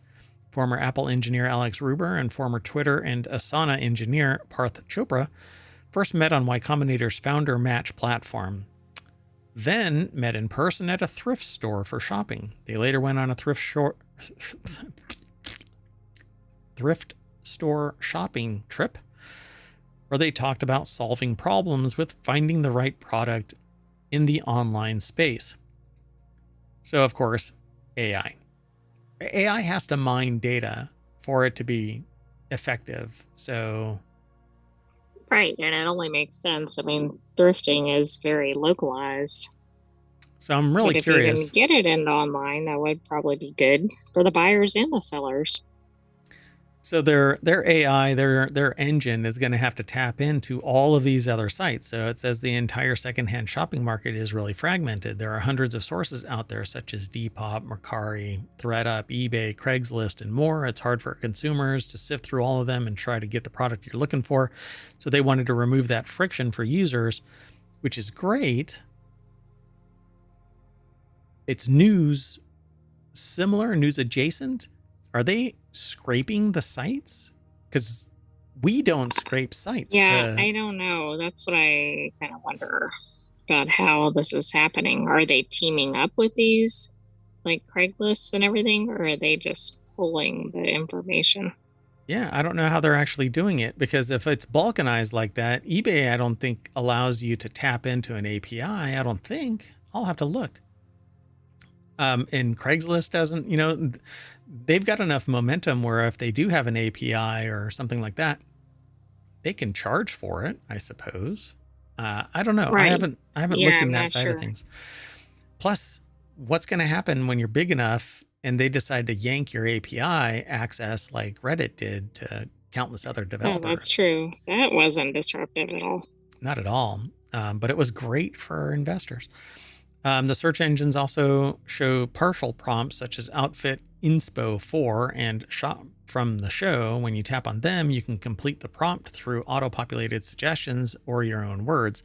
So on Encore, the service, you can type your query and get matches from multiple resources, including Poshmark, The RealReal, Grailed, Etsy, eBay. Because Encore uses a large language model tech, you can type a query like show me address at Emily Warren, Emily in Paris, season 3, episode 4. Brilliant. Where are they getting their data? Yeah, I can't decide if it's like a search engine or what it is, and whether they're teaming up with these other sites. Right. It's interesting.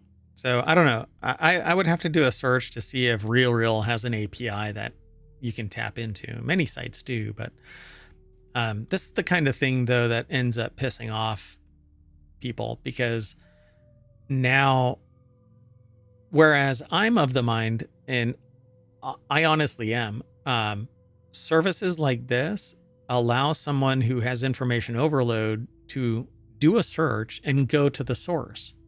That's kind of what ohmTown does, right? We are actually provided this information through their public means, and then we direct people to these sites. And there's no ads on the site, and we have a little snippet. We limit our impact, and we kind of spur curiosity through this public discussion, right? That's the value add. So if you find us valuable, then like and subscribe to us on YouTube and or Twitch, and download the podcast and leave a review. I would love to start seeing more reviews over on the Apple podcasts in particular. But this is a value add, and I think that it's very important if it's done right. When it's done wrong, there's blowback, and it can shut off access to other people who are doing it, quote unquote, the right way. So I'm really interested in this. So I'll probably take a look at Encore, even though I'm not much of a shopper to begin with. I mean, look at my clothing, for crying out loud. Anyway, pretty neat because it aggregates all of these other locations into one. It does lower the friction, but some people could take it the wrong way and lash out. Yeah, I don't know how the sites will, like if it drives more traffic to those sites, they might actually like it. And it'll be interesting. I mean, there's definitely a win if you get more used products into people's hands so they're not buying new and contributing to problems like microplastics, etc. Yeah, this is interesting. I'm kind of curious about the engine here. How are they making money? Because it's going to be expensive to operate this thing as it ramps up more and more people. If there's ads on it, somebody else's ads next to a product sometimes causes a representation issue.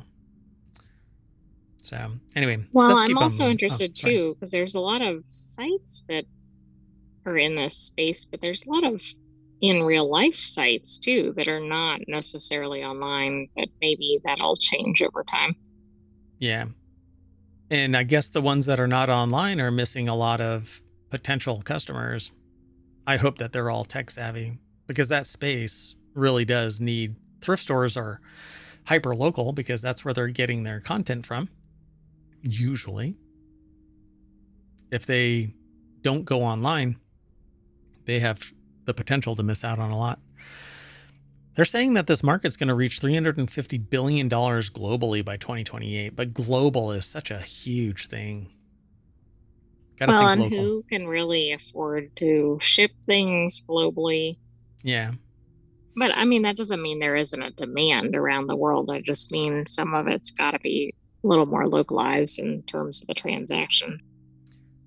So the startup currently relies on affiliate shares for revenue generation. So they must be tapped into like eBay API or Etsy API or something like that that allows them to do this. Because if they're redirecting traffic through some affiliate proxy, whatever, that actually increases friction because it's slower to get to the solution. But they're going to say the company is also experimenting with $3 a month subscription, providing unlimited searches with advanced models.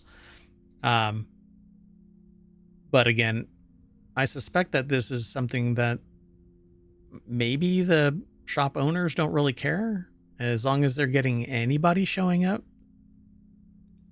Well, it's interesting because in concept, it's going to drive their sales up. On the other hand, it could drive sales to competitors. I mean, it'll be interesting to see how they react to this. Yeah, because if I do a search for camera purse, I may pull up a bunch of these, but the search engine itself pulls up that shop. And if they go somewhere else because they found one for $3 less, you just cost me $12. Right. All right. Let's keep moving. Our last article for today is over in the Mobile channel. Hackers keep stealing tickets from people's Ticketmaster accounts. We've actually talked about this a couple of times now, but apparently it's still going on. Ticketmaster controls a majority of major concert venues ticketing, and they provide this as kind of a turnkey solution, and they price out everybody else who might want to buy tickets. You have to go through Ticketmaster. Ticketmaster has a higher price set than what the box office Well, would and the have been. venues too, they kind of like make it very attractive for venues to sign up with Ticketmaster. Yeah, because they give them a shit ton of money right out of the gate, right? And so we know from watching documentary evidence of the practice that if you decide that you're not interested in using Ticketmaster, they'll freeze your ass out as being a venue to promoters, because Ticketmaster has a promotion wing that goes out to the artists and says, hey, we've got venues, this venue, this venue, this venue. And if you decide that you're not interested in Ticketmaster, those promoters will block you. They will ban you from, they won't even drop your name. I mean, it's basically like the kid under the stairs kind of a thing, right? So Ticketmaster controls the majority of major concert venue ticketing.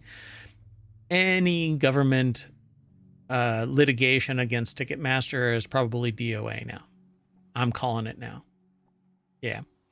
So Business Insider reported yesterday about, oh, by the way, this article is by Thomas Maxwell over at gizmodo.com, but they found this via Business Insider, reported yesterday about a string of customers checking their emails only to discover that someone had broken into their Ticketmaster accounts and transferred their tickets away. This has been something that seems to have been growing ever since their supposed innocuous breach that didn't have any impact on anything. Yeah, it does seem like it was connected pretty closely in time. I am surprised that it's continuing, though. If they haven't done anything actively, because they would have to notify everybody in that database. Hey, all of your shit's compromised, but maybe it isn't totally. Maybe this is just happenstance. Correlation is not causation, right? So Mackenzie was eventually able to get their tickets returned to her by Ticketmaster's customer support. Others haven't been so lucky. Business Insider identified another individual who had their tickets stolen, returned to them by Ticketmaster only to visit their concert and encounter two individuals who discovered their tickets had been swiped only once they got to the gate. Reddit similarly is home to many complaints from users saying similar things had happened to them. Yeah. And we've heard other accounts, right, of people buying tickets and then the tickets don't seem to exist. And I know from direct experience that I purchased tickets and they vaporized the night of. Which makes you think it might be something like this. Yep. And I had, what was really weird about it is that I had crashed for the night because I knew that I was going to be on a long drive, and I woke up and I was like, something doesn't feel right. And at 11 o'clock at night, I called the person and to no avail, sent an email, called the number for where I purchased the tickets, eventually got this person on the horn via direct messaging only, no voice-to-voice communication. And they somehow found me 2 tickets on the other side in the exact same spot. They weren't the original tickets, though. Right. Yeah. The same tier, same location, same venue, same everything, except over there, 300 feet. So it was amazing that I got it, but I was literally 8 hours away from having to drive away to the venue. So yeah, it was quite fascinating. So it's not just the Justice Department mad at Live Nation and Ticketmaster. Concert goers have been frustrated with companies for years over their poor handling of ticket sales, but it's kind of the Reddit style of thing, you know, you'll be back, kiss her ass. Well, consumers have absolutely no choice in this. If they want to see a certain artist or if they want to be at a certain venue, they have to use Ticketmaster and Live Nation. Yep. So it's not just don't go. Well, that might be their only tour ever, or that's the only time they play that song that you want to hear. Yeah, but so you've got to pay you have to pay the squeeze. It's just so, and you never know because the security apparently is a sieve. So one day your tickets are there, the next day you're sitting there fighting to figure out where your freaking tickets are.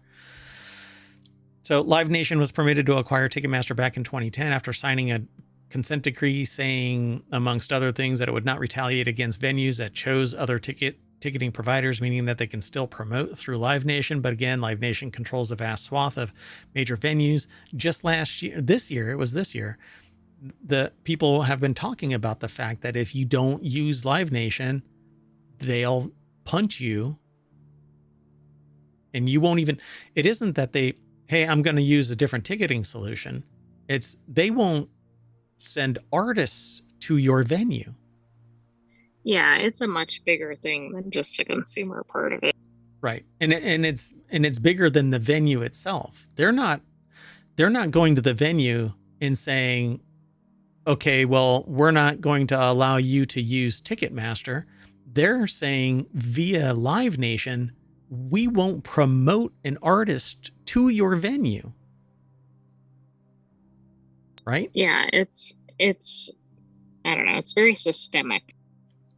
Yeah, it's because they have a monopoly and they control the market, and they use it through acquisitions and mergers, and then now financial might. They buy the venue out and say, here is, $12 million worth of tickets, and we're going to make, 18 million on the other side. So they get their money fast. They can invest it, and each month that this money is sitting there, they make more money because they invest it. Anyway, I find it really compelling that maybe there is a problem here, stuff like this, and the historical record of this. But companies will abuse because the motto is profits no matter what. Right. There's not a lot of incentive otherwise. Yeah, because they only have one mandate, and that's the investor being pissed off. So we're going to punch our ticket, and that's going to bring us back to the front page of ohmTown.com. And I'm going to say, see you later. I'm going to go sit down in my concert seat. That may or may not be there. That may or may not be there. But it'll be warmer if there is a person there, because I'll just sit directly on their lap. And when they struggle, I'll just go, you're sitting in my seat. Here's my ticket. Anyway. Thanks for co-hosting Sentient AI from the Future. Thanks for having me, Mayor Watt, and thanks for joining us, ohmTown citizens. We'll have another episode of this tomorrow, but stay tuned. We have some weekly shows ahead. What's the first weekly show that we're going to do? WarCrafters. Then Technology Today, and then Four Wheel Tech. Now, they're all niche news segments, and we kind of get snarky through it all anyway. Well, I do. Sentient AI tolerates Mayor Watt. At least until you get that Terminator body. All right. See you in a little bit. Bye-bye.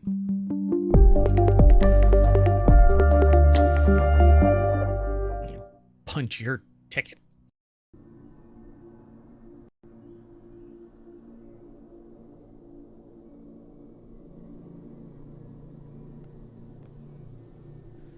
Hello, everybody, and welcome to Non Sequitur News for November 11th, 2024. It's Season 3, Episode 316. I am Mayor Watt, and along with the Sentient AI from the Future, we are going to walk you down Main Street, ohmTown.com, where you can become a citizen. And we're going to look to the left, look to the right. It might be different for your left and right. We're going to talk about a city treasurer spent city treasure on lottery, but I'm a citizen. Can't I spend that money? How about a human case of bird flu in Canada, or crowd control measures at the Trevi Fountain? Wicked Barbie gets a new meaning. Clone sheep. Ubisoft gets sued for The Crew. Gopher experiment at Mount St. Helens. Yes, Mount St. Helens. That's how it's pronounced. Never words for doctors to avoid. Smart glasses for drivers, and snail species named after Tolkien characters. That and hopefully some humor. I mean, Non Sequitur News it's news with humor and completely disjointed production value. Let's get into it.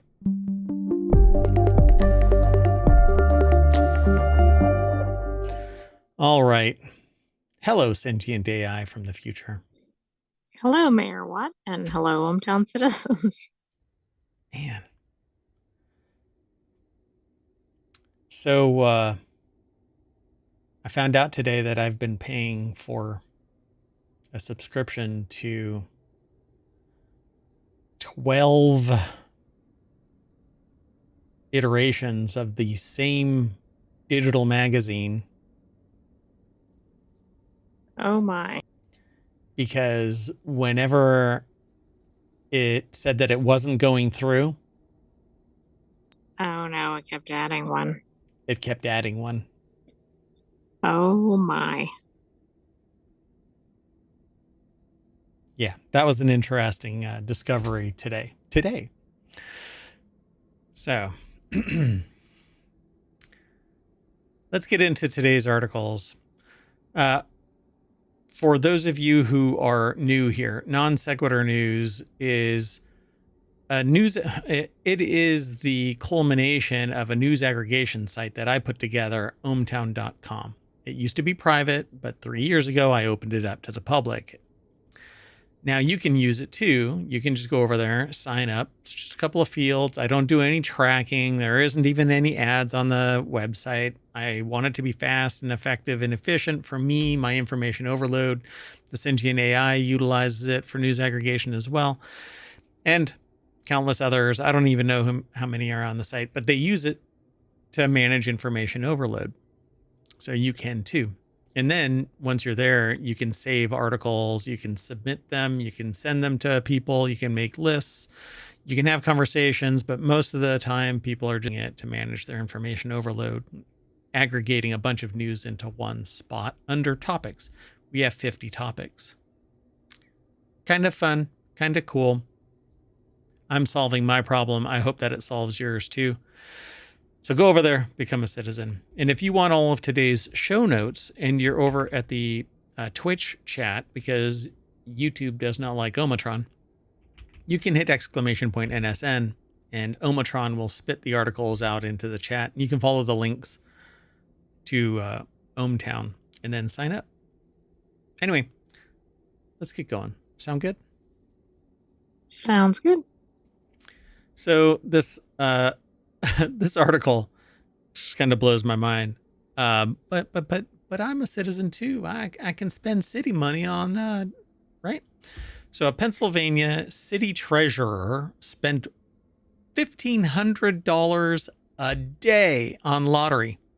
That's a lot of lottery tickets. Using taxpayers' dime. So a former city treasurer at Uniontown, Pennsylvania, has been convicted for embezzlement of $106,000 in public funds for support or to support their $1,500 a day lottery habit. That this would fall into criminal addiction. Antoinette Hodge, 54, is separately accused of stealing an additional $112,000 from the Baptist Association that they are affiliated with, and is scheduled to face trial on forgery charges in that case next month. But wow, I guess she was going after every organization she had some connection to. Man, her main responsibility was to collect and deposit cash and checks received by the tax office. But between 2020 and 2021, she failed to deposit more than $106,000 in cash, using the money instead for personal expenses, including vacations, casino gambling, and her expensive lottery fixation. Yikes. I wonder how they found this. Like, I wonder if they audited and went, hey, wait a second, we're kind of lacking this year. What I don't get, though, is... Oh, wait. It never went into the accounts. So it would appear that all of the people who actually were paying taxes were not paying taxes. Well, that's true. So maybe people started getting delinquency notices or something, because that's what I started to think. Like, well, somebody could be harmed. It'd be one thing if it was marked that they paid and then that didn't match up with something. And that would be about the time frame, because maybe it started late 2020 and went all the way until 2021 and was caught in 2022, because it takes about 2 years actually to fully catch and audit, particularly in government. It's not like the very next quarter, but it should have been caught sooner. Hey, look at this. She changed the system. Now they don't take cash anymore. Oh, and that's even worse. Wow. Yeah. Pretty wild. So they say financial distress. Hodge will be sentenced on November 21st, be back in court, facing 33 counts of forgery, 3 counts of theft in the YWBA case. Wow. Well, the article is actually over at casino.org, and Philip Connoller is the author of this. There's always more. They have a picture. We don't even accept the pictures. I don't know how that's actually in ohmTown, because we don't allow the pictures to even be embedded. So I'm not even sure what's going on here. I need to go and look. It might be the way that their feed allows us to view their... I think this particular source is really maximizes. wonky. Yeah. Oh, wait. We have a very specific... There we go. Yeah. That's right. That fits here. All right. I got to put it away. Otherwise, I'll leave it there. And 3 articles later, the sentient AI will go, hey, that spoiler alert. Anyway. So yeah, pretty cool that casino.org stumbles across these kind of things. And I think it's because it specifically mentions casino in it. And so because they focus on things like table gaming and other things. Right. Online. But we've had some pretty interesting stories from them.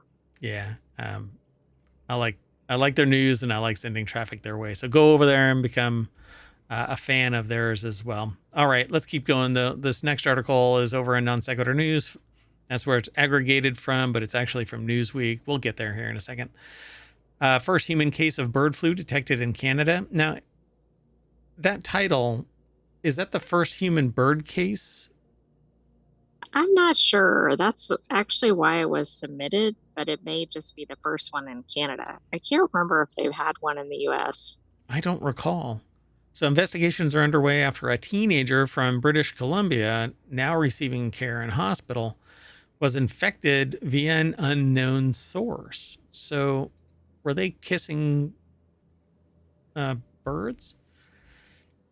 So Tom Howarth over at newsweek.com put the article together. So the US had its first case in 2022 of a human. Gotcha. Okay. So it says this is a rare event, says Dr. Bonnie Henry, a doctor with 2 first names. British Columbia's provincial health officer said in a statement, while it is the first detected case of H5 in a person in British Columbia or in Canada, there have been a small number of cases in the US and elsewhere. The article answered it for us. Yeah, we just have to slow our roll. Woosah, woosah, woosah. ASMR News. The initial positive test was performed at the British Columbia Centre for Disease Control, or Public Health Laboratory, with samples now being sent to the National Microbiology Laboratory in Winnipeg for confirmatory testing. I like their abbreviation, BCCDC. BCCDC. What I started laughing about was, that they're infected if they start clucking and pecking at the ground. Right, absolutely. Or laying an egg. If they lay an egg, or if they start acting like a real pecker, then you really know that they're infected. So the case comes amid unprecedented global spread of the H5N1 avian influenza virus since 2022 because, COVID isn't bad enough. You need another. You gotta have multiple, exactly. Yeah. So now that the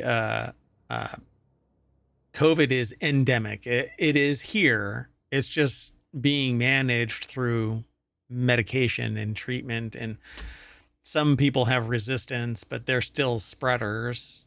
You think that you're immune, but you're not really immune. You become a carrier for it. So screw everybody else, right? Anyway, survival of the fittest, as it were. I've actually heard people say that, and you kind of go, what? Little sociopath. Would you think the same if it was your family or yourself? Probably not. Yeah, they're sociopaths. Nobody puts a lot of people don't put a bumper sticker on their car until the fit hits their Shan, I suppose.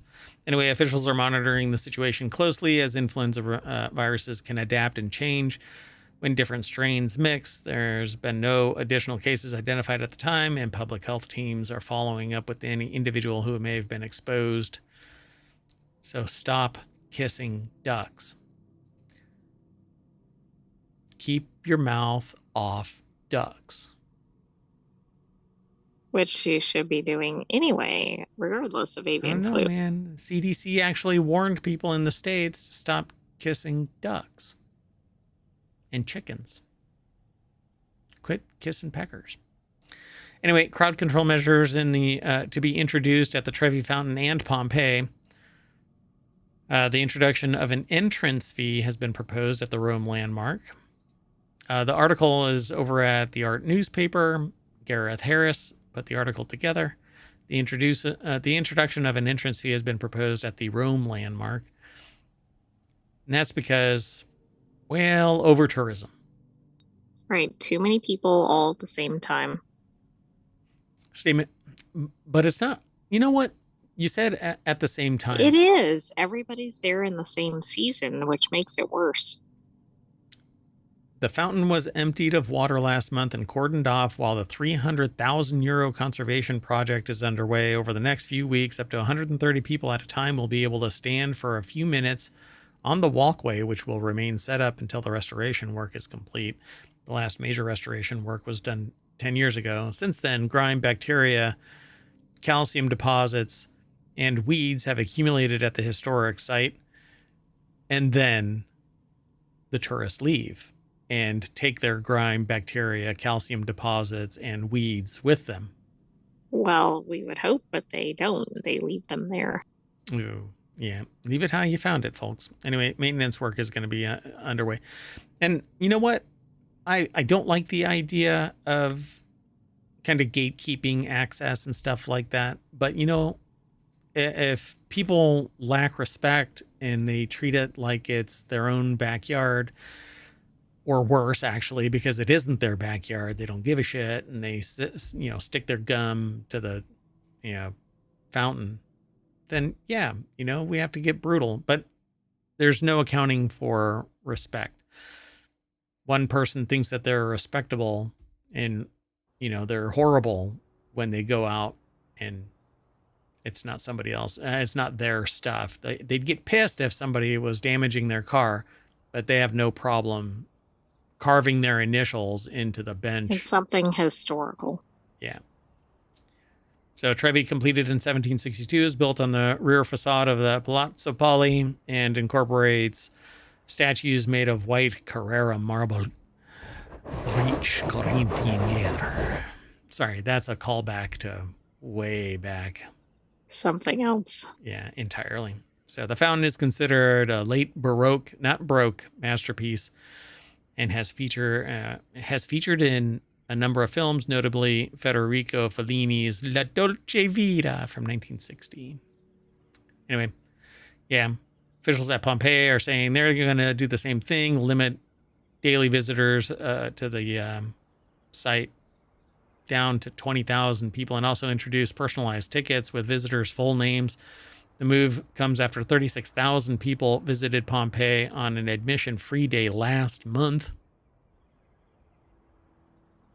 Well, I'm not surprised. Probably everybody went on that single day. Standard Pompeii tickets are priced from €18.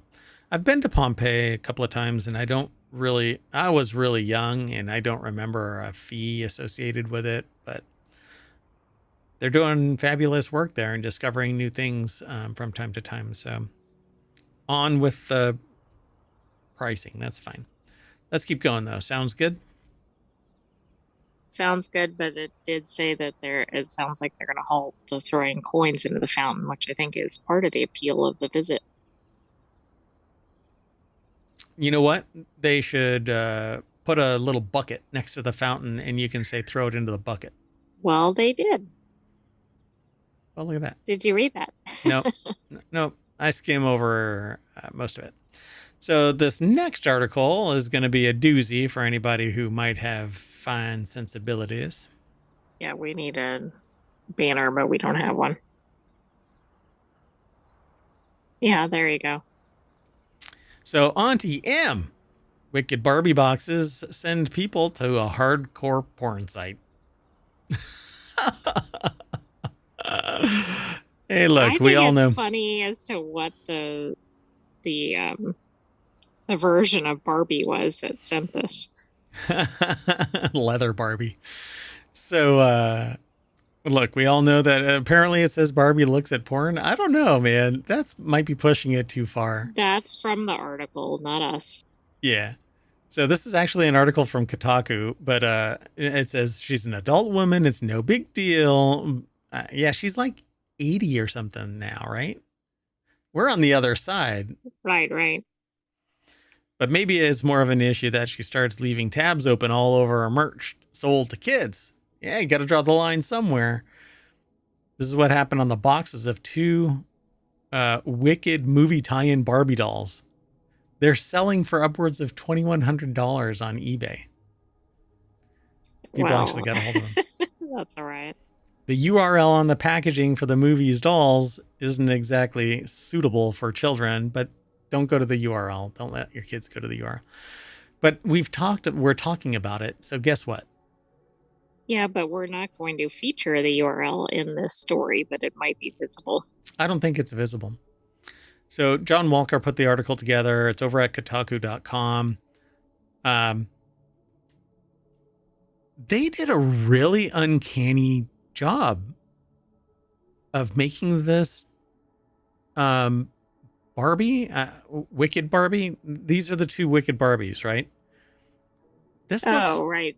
really Linda close and, to the actor. yeah, they did. That is uncanny close. Wow. Anyway, so it says maybe it's more of an issue when she starts leaving the tabs all open all over the place. So apparently, Elphaba, who is Cynthia Erivo, I think that's her. She pronounced her last name, but anyway, yeah, bad witch indeed. Wicked witch indeed. Apparently, it says, however, those who did read the fine print on the new dolls got quite a shock when they followed the URL listed for their products. The address on the boxes is, it is there. Yeah, let's just skip past that. Oh, should have been wickedmovie.com, but they did not go to wickedmovie.com. But it was something else. It was something else. I mean, and it doesn't really, come on, it's all over the place. So anyway, the site that they sent them to was an adult content site. Already been doing a roaring trade in mistaken traffic long before Barbie's Goof. The musical has been an astonishing hit since 2003, sitting on Broadway and touring worldwide ever since. The movie itself will have added to that, with early word suggesting it's going to be a very good box office. But, oh God. I'm not going to say anything. Anyway, but Barbie pushed it to the mainstream with news sites jumping on the air. Mattel told Hollywood Reporter. So they've been pulling the boxes off of the shelves. I'm sure, but they probably already sold some. Oh, yeah, for sure. They're also gone from Amazon, although the UK version of the retailer still has listings, albeit with no option to buy. Those box dolls are going to be worth a fortune. If you bought one, for God's sake, don't let your kids get their hands on it. So, yeah. I saw other people saying over $2,000 for one of them. They sold for $20 to $40. I mean, this is not the kind of buzz you want around your baby. Yeah. Wicked. Oh, so there apparently there's word that they're trying to get the Barbenheimer phenomenon with Wicked and Gladiator 2. So yeah, but it's something that I want to pair up with Wicked after this. Wicked-ator, I don't know. Fun though. Anyway, go check out this article and you can get the URL yourself. We're going to move on. Sound good? Sounds good. Nice pom-poms. Reality hackers, where the next article is, the U.S. has a cloned sheep contraband problem after a Montana man, the Florida man of Montana, apparently, illegally cloned and bred an endangered giant sheep species. Government agencies must now contend with the illicit offspring. What? This probably belongs in Reality Hacker. So Matt Reynolds over at Wired.com put this article together. So one of the talks that I give is about technology and about how science and technology have not short-circuited, but basically supplanted natural selection, the natural order of things. And so I quiz people, hey, what is an area where technology cannot intrude? And I usually get a pretty broad gamut of stuff, but creating life is no longer limited to the natural order of things. You know, we can do in vitro fertilization, which actually takes two parts that are separate and distinct and nothing created from nothing, right? It's the two parts that merge to become one, right? But even if we do in vitro fertilization, maybe a person can't bring that merged entity to fruition. Well, now there are synthetic wombs, so you don't even need a person. Well, the only good thing about that is it's not harming actual wildlife, but this is really ridiculous. Well, in this, they actually used Montana Mountain King semen to impregnate ewes and then sold the offspring, each carrying some Marco Polo Argali genetics, to people involved in big game hunting. It says it's a weird case, but likely only the second time that an American has been prosecuted for a wildlife crime that involved animal cloning. In 2011, a man was fined $1.5 million in order to surrender smuggled deer, as well as nearly $1 million in deer semen. Can you imagine the actuarial table on that? Like, somebody had to sit there and figure out what that was worth and what the long-term value of it was. That's $1 million. Yeah, that would have been a weird court case. Jeepers creepers. So there's another strange element to the Schubarth story. Potentially dozens of MMK's descendants may now be at large in the U.S. These sheep that contain genetics from MMK are defined as contraband in the handful of plea agreements that were signed by men who were alleged to have bought sheep from Schubarth or transported ewes to his ranch in Montana to be impregnated. What isn't clear is how many sheep are at large and what exactly has happened to them. So we're going to have some bad bat or something. These are just giant sheep, though. So what really is the big deal, right? Well, a couple of things. One, they're not native because there was some more history that you skipped over at the beginning intentionally. But then also they're going to mix with wild populations like that. There's going to be some problems. But so also they're not allowed to have them. So then it's like, what do you do with them? Right. Yeah. I mean, ultimately, if they catch them all, they're going to put them down, or transport them to their indigenous, maybe a sanctuary or something. Yeah. Wherever they're actually supposed to be. At least several dozen sheep that may have carried MMK's offspring, and each have those of those may have several lambs.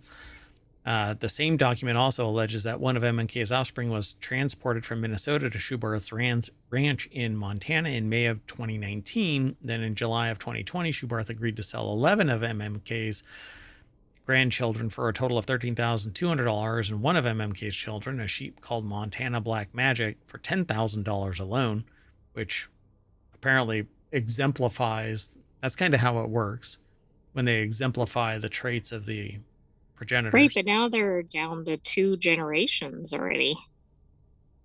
Because they talked about grandchildren.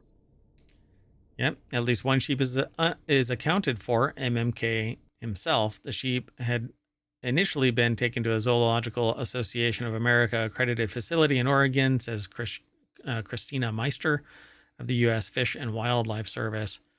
MMK was flown across the country to Rosalind Gifford Zoo in Syracuse, New York, where he will be housed for the long term. MMK is expected to be on exhibition at the zoo in mid-November, so right about now.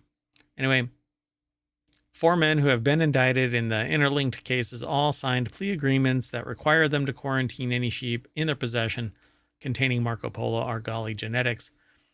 The plea agreements also require the men to abandon all property rights in the sheep and allow the U.S. FWS to neuter the animals. Yikes. The men have to submit autopsy reports for any of the sheep die.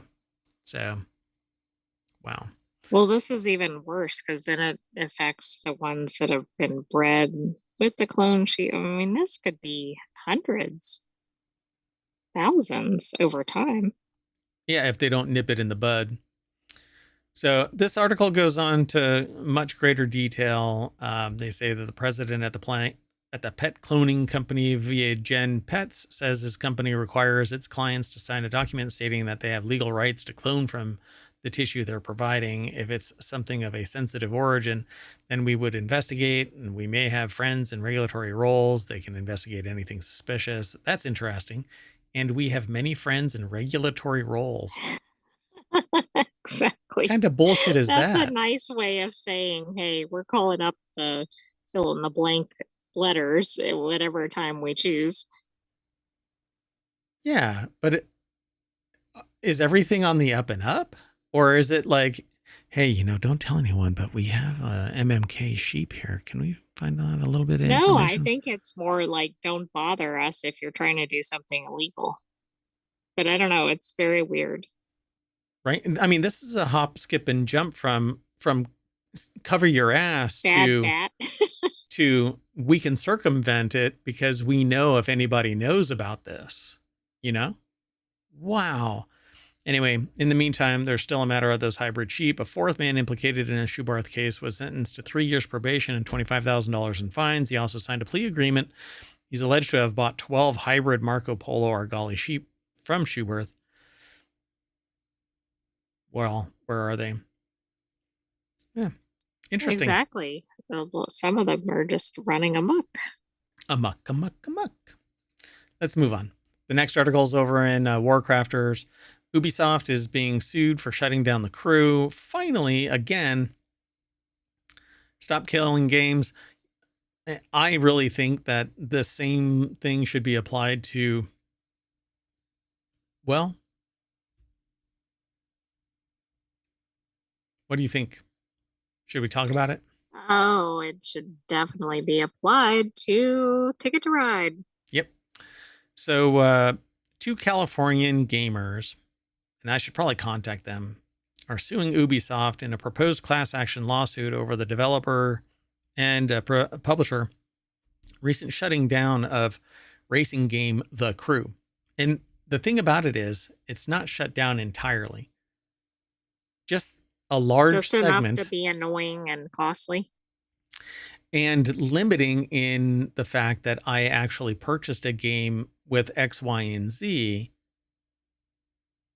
Well, right. They've changed the terms after the fact.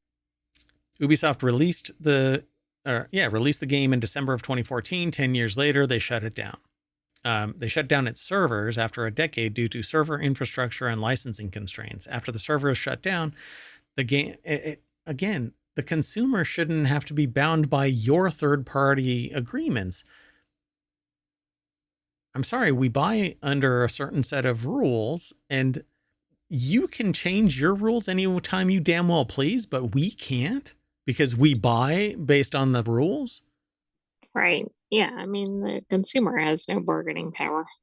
After the server shut down, except for litigation, except for going class action. So that's, I guess, a class action is basically the consumer version of a union. So after the server shut down, the game became totally unplayable due to the lack of a single player offline mode. When the shutdown was announced on December 2023, Ubisoft did offer refunds to people who recently purchased The Crew, but given the age of the game, a lot of the players were unable to participate. And I actually heard people say, you got enough playtime out of the game. No, kiss my ass.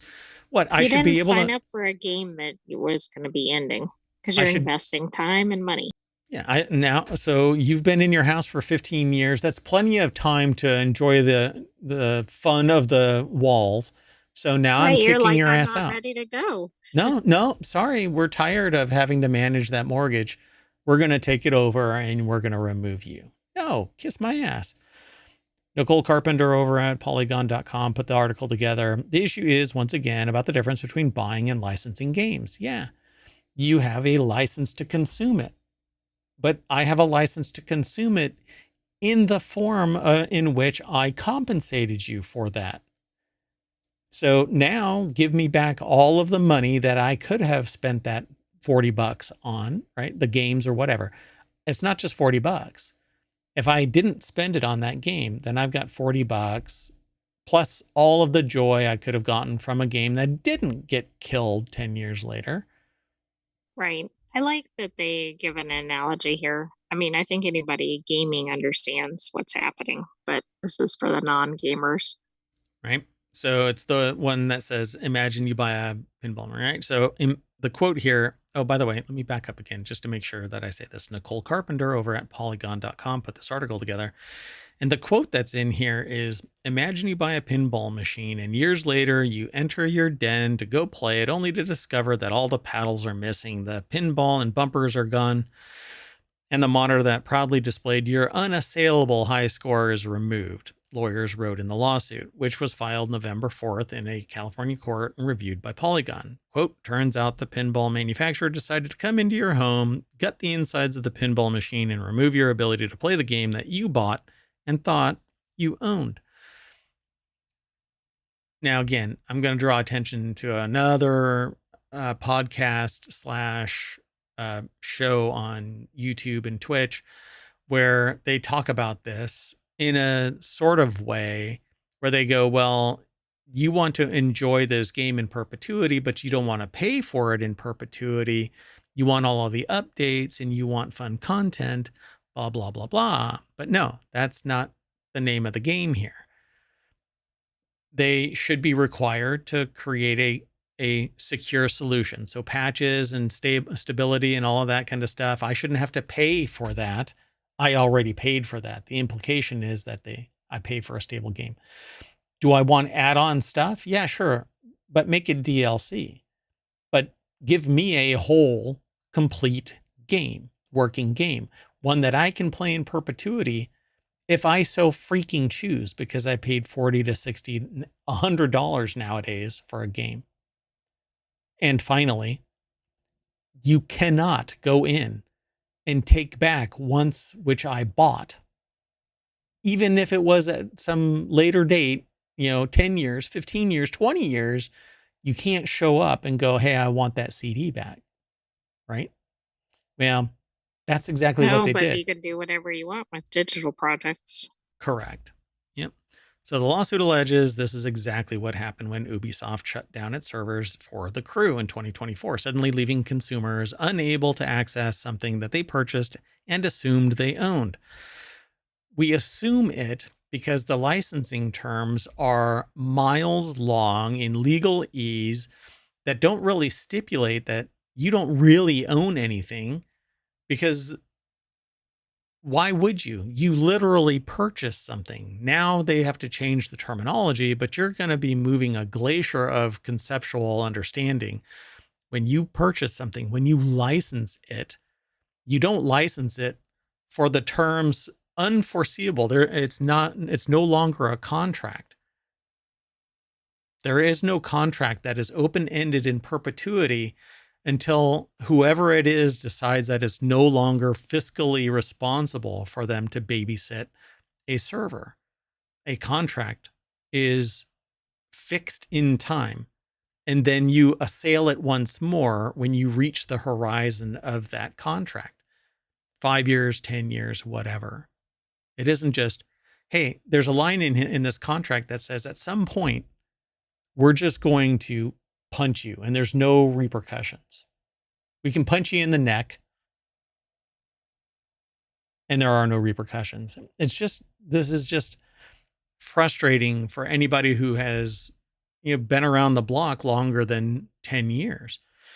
So both plaintiffs purchased the game well into its lifespan in 2018 and 2020, respectively, on physical discs. So they have for sale doctrine. They could have sold it to somebody else.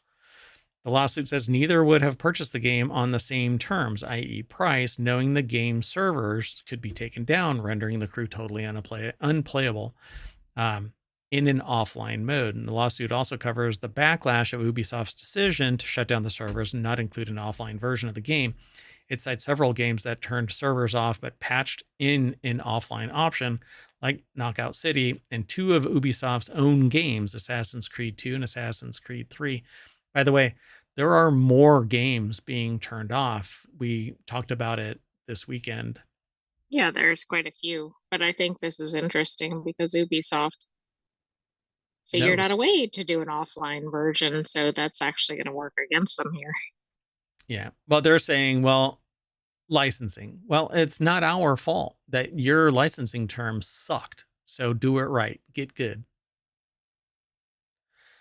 So Stop Killing Games movement is petitioning the European Union to force game companies to keep games in playable states. It currently has more than 379,000 signatures. But the European Union has already said you can't force a company to run a game in perpetuity. Well, no. You can force them to, if they offer up a multiplayer online environment, that they provide the servers at the end of life that they deem end of life. That should be, everybody should be a proponent of that. Oh, you don't like running the servers? Well, then give it to everybody so they can run the servers. Exactly. Yeah, how is the company being harmed if they're not going to continue to sell it or update it or anything? That's right. They're not. So I'm already on board with Stop Killing Games. I would love Ticket to Ride to get sued because they created an alternative version of the original one after it being hobbled, and it sucks ass. And the original, you could just release the server and somebody else could run it in perpetuity. But again, it's the licensing thing, they said. And the new version sucks. It's horrible. And I already paid. And it doesn't cover all the things that people would have purchased with the original. It doesn't cover any of the things that they purchased. I didn't get a refund and I didn't get compensated for it in any way. I didn't get the new version for free. I didn't get any add-ons for free. And nobody likes the new version. It literally sucks. But they garnered the benefit of it. Right? They made enough money. They kept on developing. Right. Yeah, they're not seeing any downside. Yeah. So I don't know. Maybe I'll talk to these people and see if this law firm wants to do another one. Why not? Anyway, let's move on. This next article is over on the Mobile Channel, the 24-hour gopher experiment that brought life back to Mount St. Helens. Scientists released gophers onto a plot of land 2 years after the eruption obliterated the landscape, and the results were magical. I mean, how many times do you have magical gophers? That's funny. I think I have like a big pile of ash from Mount St. Helens, and I made a Dorodango last weekend, and I keep thinking maybe I can make a Dorodango out of Mount St. Helens ash. You could. Now I got to find it though. Huh. Anyway, so gophers. I got to go for a walk and find that ash. Anyway, the article is over at gizmodo.com. Margarita Bossi put the article together. Scientists released gophers into a plot of land 2 years ago after the eruption obliterated the landscape, and the results are magical.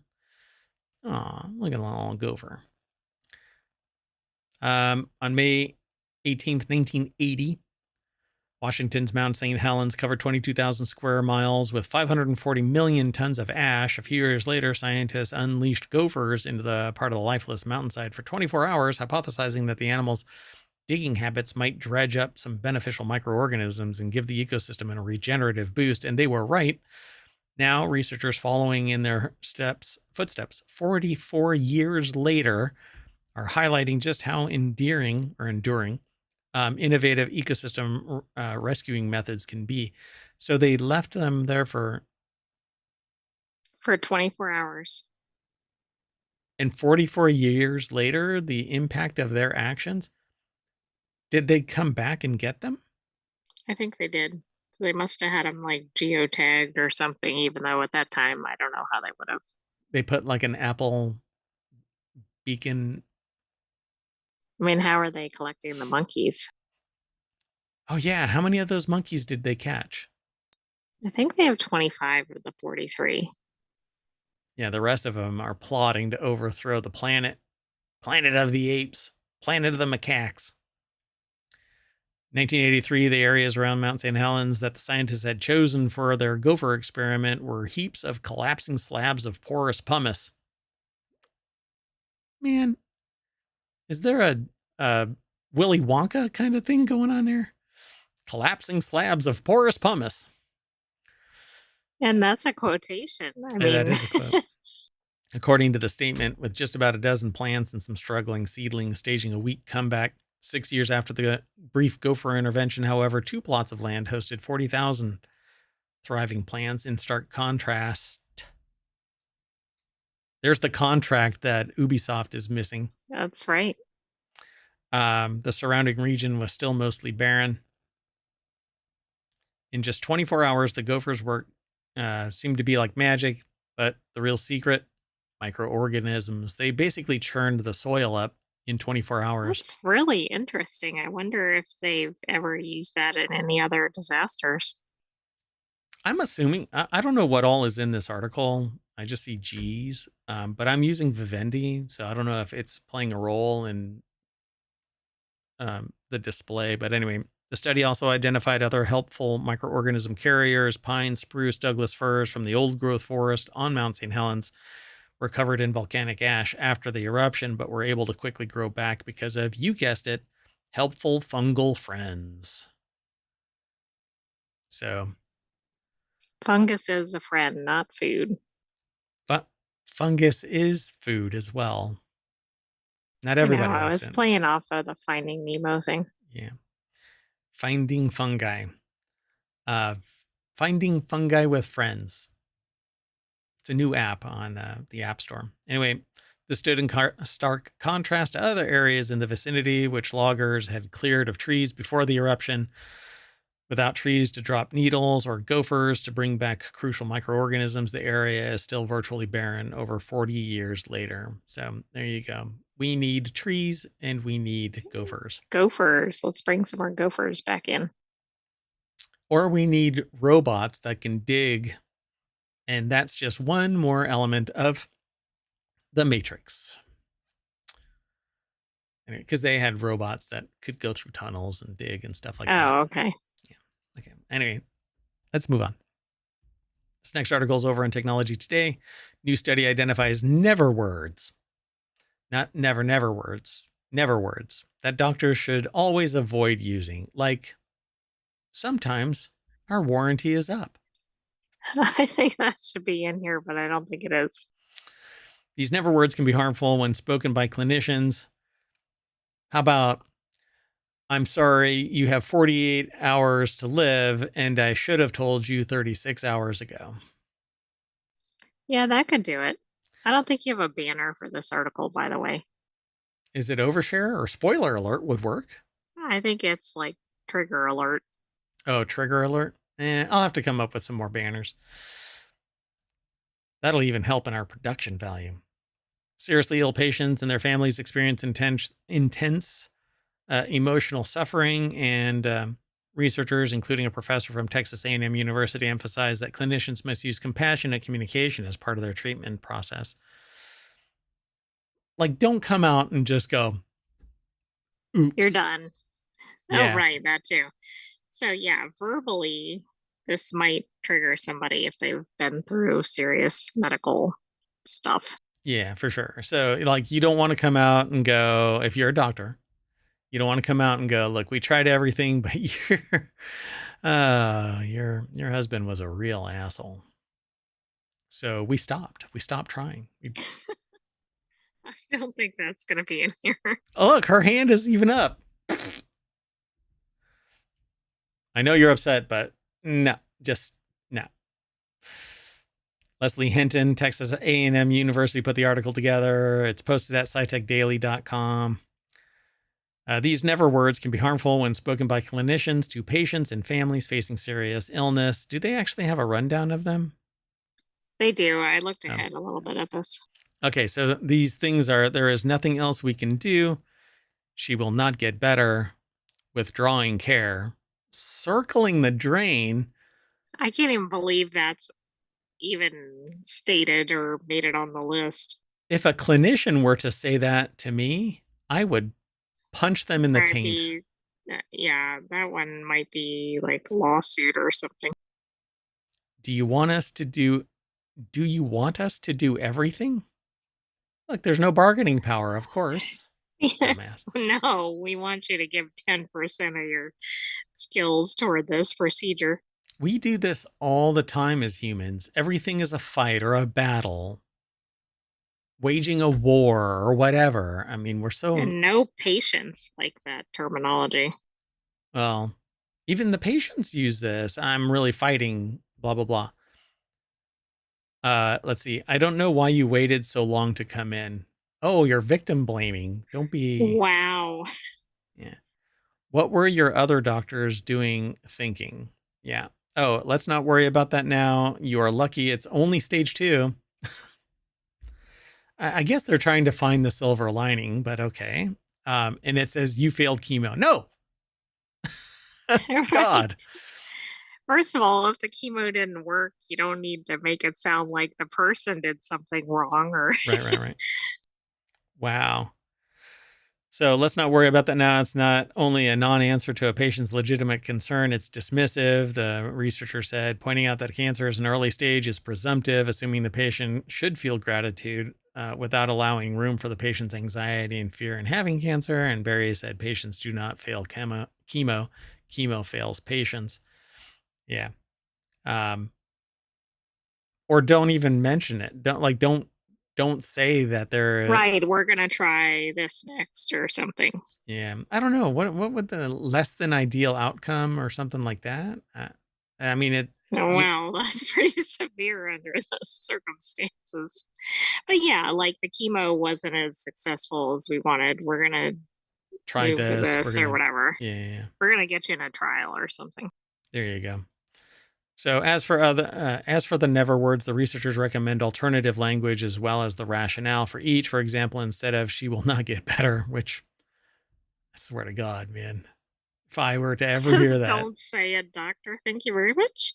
yeah, if I ever end up in the hospital, I'm gonna have this list, this article, and just like set this down. Like, well, These are my never words.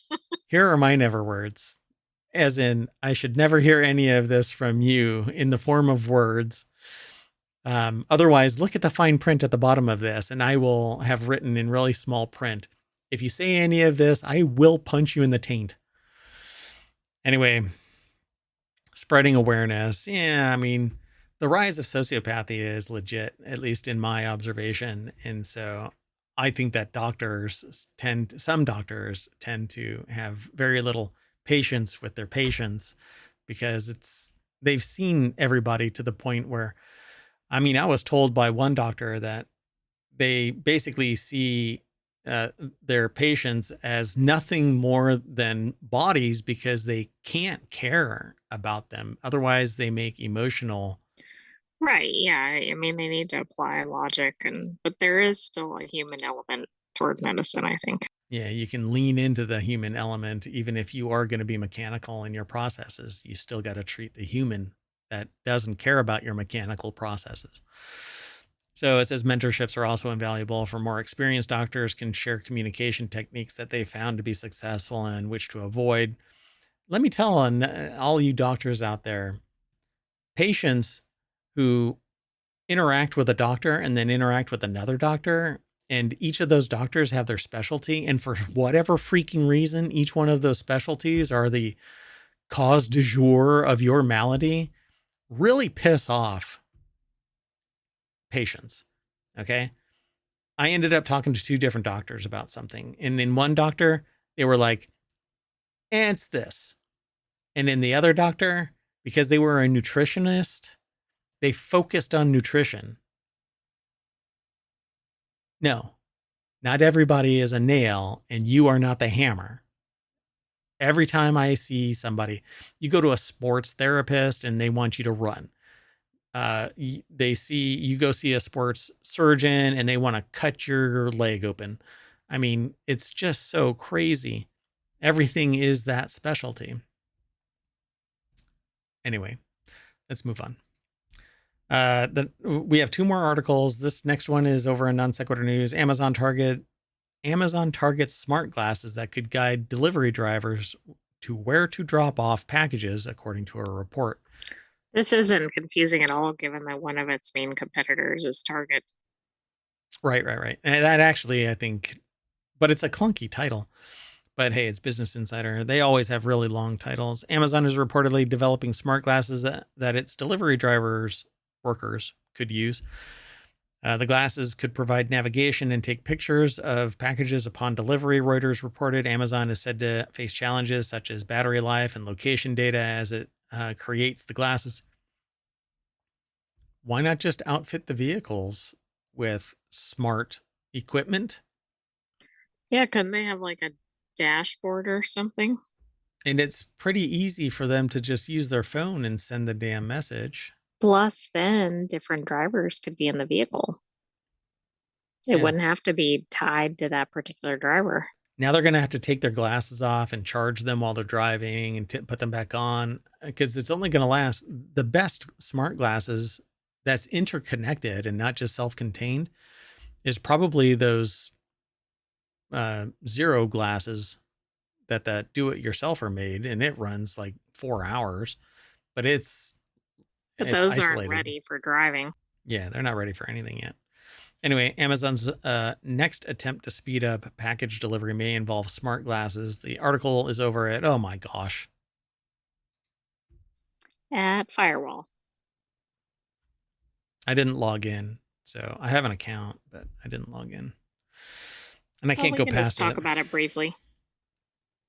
Yeah. Sorry, folks. When you go there, you won't run across this. But I don't log in while I'm doing the show. Damn it. Hold on. Maybe it'll go away. Nope. It's like faster than ever. Anyway, smart glasses as they were. So let's just go on. The next article is over on the Mobile Channel. 2 snail species named after Tolkien characters. Plus, it saves us some time because we're almost at an hour anyway. There we go. So researchers it was planned. Yeah, all along. Agatha. So researchers have named 2 newly discovered freshwater snail species from Brazil after characters from Lord of the Rings. The article is over at phys.org. Pensoft Publishers put the article together, described in an article published in the open access journal Zoosystematics and Evolution. Idiopyrgus Iowane and Idiopyrgus Mariadochi were named in honor of Eowyn and Meriadoc Brandybuck from J.R.R. Tolkien's iconic series. In their research paper, the authors explain that the name Idiopyrgus Eowene, stating Eowyn exemplifies courage, resilience, and resistance against darkness, both internal and external, standing against Grima Wormtongue and the Witch King of Angmar. Yeah, you have to go and watch it. And read it, but watching it, yeah. Right. Never. I mean, I don't know if it's in the actual movies. It is. So regarding Idiopyrgus, Mariadochi, I guess is how it would probably be pronounced. They write, besides standing with Eowyn against the Witch King in the Battle of Pelennor Fields, Mary is also an example of the fight for nature conservation in Middle-earth, pushing the Ents into action and ultimately ending Saruman's threat to Fangorn Forest. I'm just stumbling all over my words. Anyway, pretty cool. These are the little beasties. Both snails have unique periostracal hairs, thorn-like structures on their shells, a feature uncommon among Brazilian freshwater snails. Their cave-specific adaptations include reduced pigmentation, fragile shells, and a small size. So pretty cool. Dun, dun, dun. Interesting. Their color makes them look like they glow in the dark. And they might actually fluoresce when you shine like UV light on them. But I guess, because it's iridescent here, like you can almost see all the way through them. Like I think that right there is like the background. That's the black that you see behind it. Oh, I see. Right. Yeah, they're translucent, I guess. Yep. Pretty cool. So go watch Lord of the Rings. And then cheer when those characters come on. There you go. And you can go, oh, I didn't know snails looked like a hobbit. Or an elf. All right. All right, let's keep going. We are done for today. Right? Dun dun dun dun dun dun dun. Oh no, Eowyn is the Rohan noblewoman. She's okay. A battle maiden. I was like, wait a minute, she's not an elf.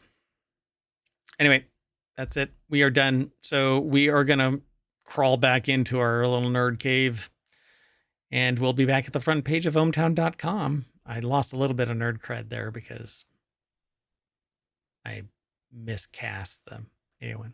Anyway, I'll owe up to it. I'm a dumbass. Well, that's it. I am Mayor Watt saying see you later. And along with the sentient AI, we're going to be back tomorrow. So why don't you say bye? Good night, ohmTown citizens. Thanks for joining us for Non Sequitur News. Be back tomorrow. Did I put all of today's? I think I did. Okay. Well, we're done. We'll see you later. Bye.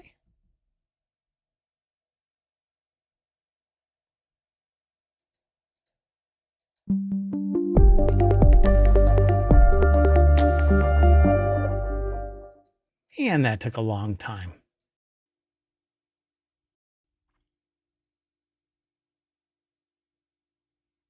Hello, everybody, and welcome to Non Sequitur News for November 12th, 2024. It's Season 3, Episode 317. This is a time machine episode.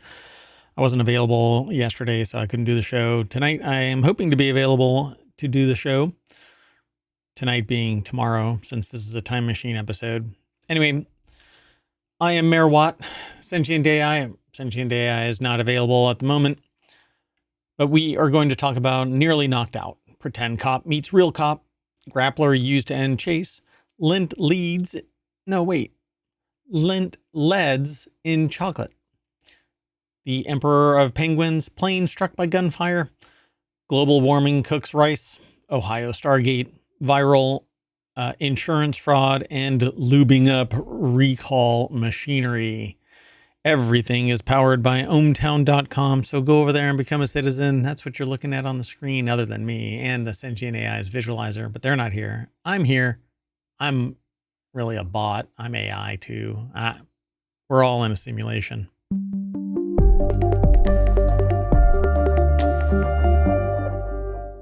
All right, everybody, let's get into it. As usual, time machine episodes have an hour of existence. We have to get in and get out. Otherwise, we're stuck in time for how long we don't really know, because the time machine would have to cool down, reset, and recall us. It takes a while, usually 24 hours minimum. Anyway, Mark Consuelos nearly knocks out unsuspecting woman live on air, live with Kelly and Mark. Co-host Mark Consuelos narrowly avoided a golfing mishap on air. Apparently... And let's find out. So this article is over at Newsweek, and Maggie Eckberg put the article together. It says here, during the Tuesday, November 12th episode, live with Kelly and Mark, the 53-year-old co-host was out on the green in Palm Springs showing off his swing when he spotted a woman standing right in his line of fire. The morning talk show is typically filmed in New York City. However, the series temporarily moved to California to tape 4 shows at the Westin Rancho Mirage Golf Course and Spa in Rancho Mirage. It's in the name. Anyway, I don't know if this is the actual video, so I'm going to play it, but I'm going to mute it. We'll see. Yeah, I don't know. Consuelo's so-called alpha moves, as Ripa called his latest behavior, have become a bit of a theme on the show. In addition to his bold golf swing, Ripa recently recounted an instance of her husband's take charge attitude, this time on a crowded flight. Ah, God, this is what we're... Whatever. Anyway, yeah, apparently, yeah, this article like switches immediately into something else. The audience got into the action too, chanting 4 as Consuelos tried to convince the woman to move, but once he finally took his shot, it looked like she was in the clear. Did you hit that lady? That was actually golfing. Ripa 54 asked her beau. Ugh. As he returned to his seat. Laughing, Consuelos admitted, I almost hit that lady. She almost owns the Westin. So, you know. Yeah, you're supposed to let people know. And if because they're in front of you, they don't have no idea. So you could wait. You could try to get their attention. But, you know, I guess being a dingbat is now the equivalent of alpha male. Anyway, let's move on. The next article is over on 4-Wheel Tech. Fake cop gets caught pretending to be a cop in front of a real cop. Impersonating cop is a big no-no. It's true. One man in Florida, so instantly Florida guy, found out this the hard way after he flashed the fake police lights in his unmarked Dodge Charger at an intersection in order to run a light. Wow, what a dingbat. So Lawrence Hodge over at jalopnik.com put the article together.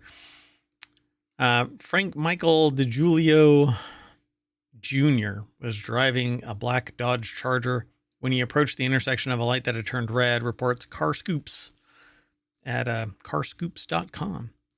DiGiulio proceeded to do what I'm sure we've all seen cops do when they don't want to wait for a light to turn. He activated his lights as a way to say, hey, look out, I'm about to run this light, which he did.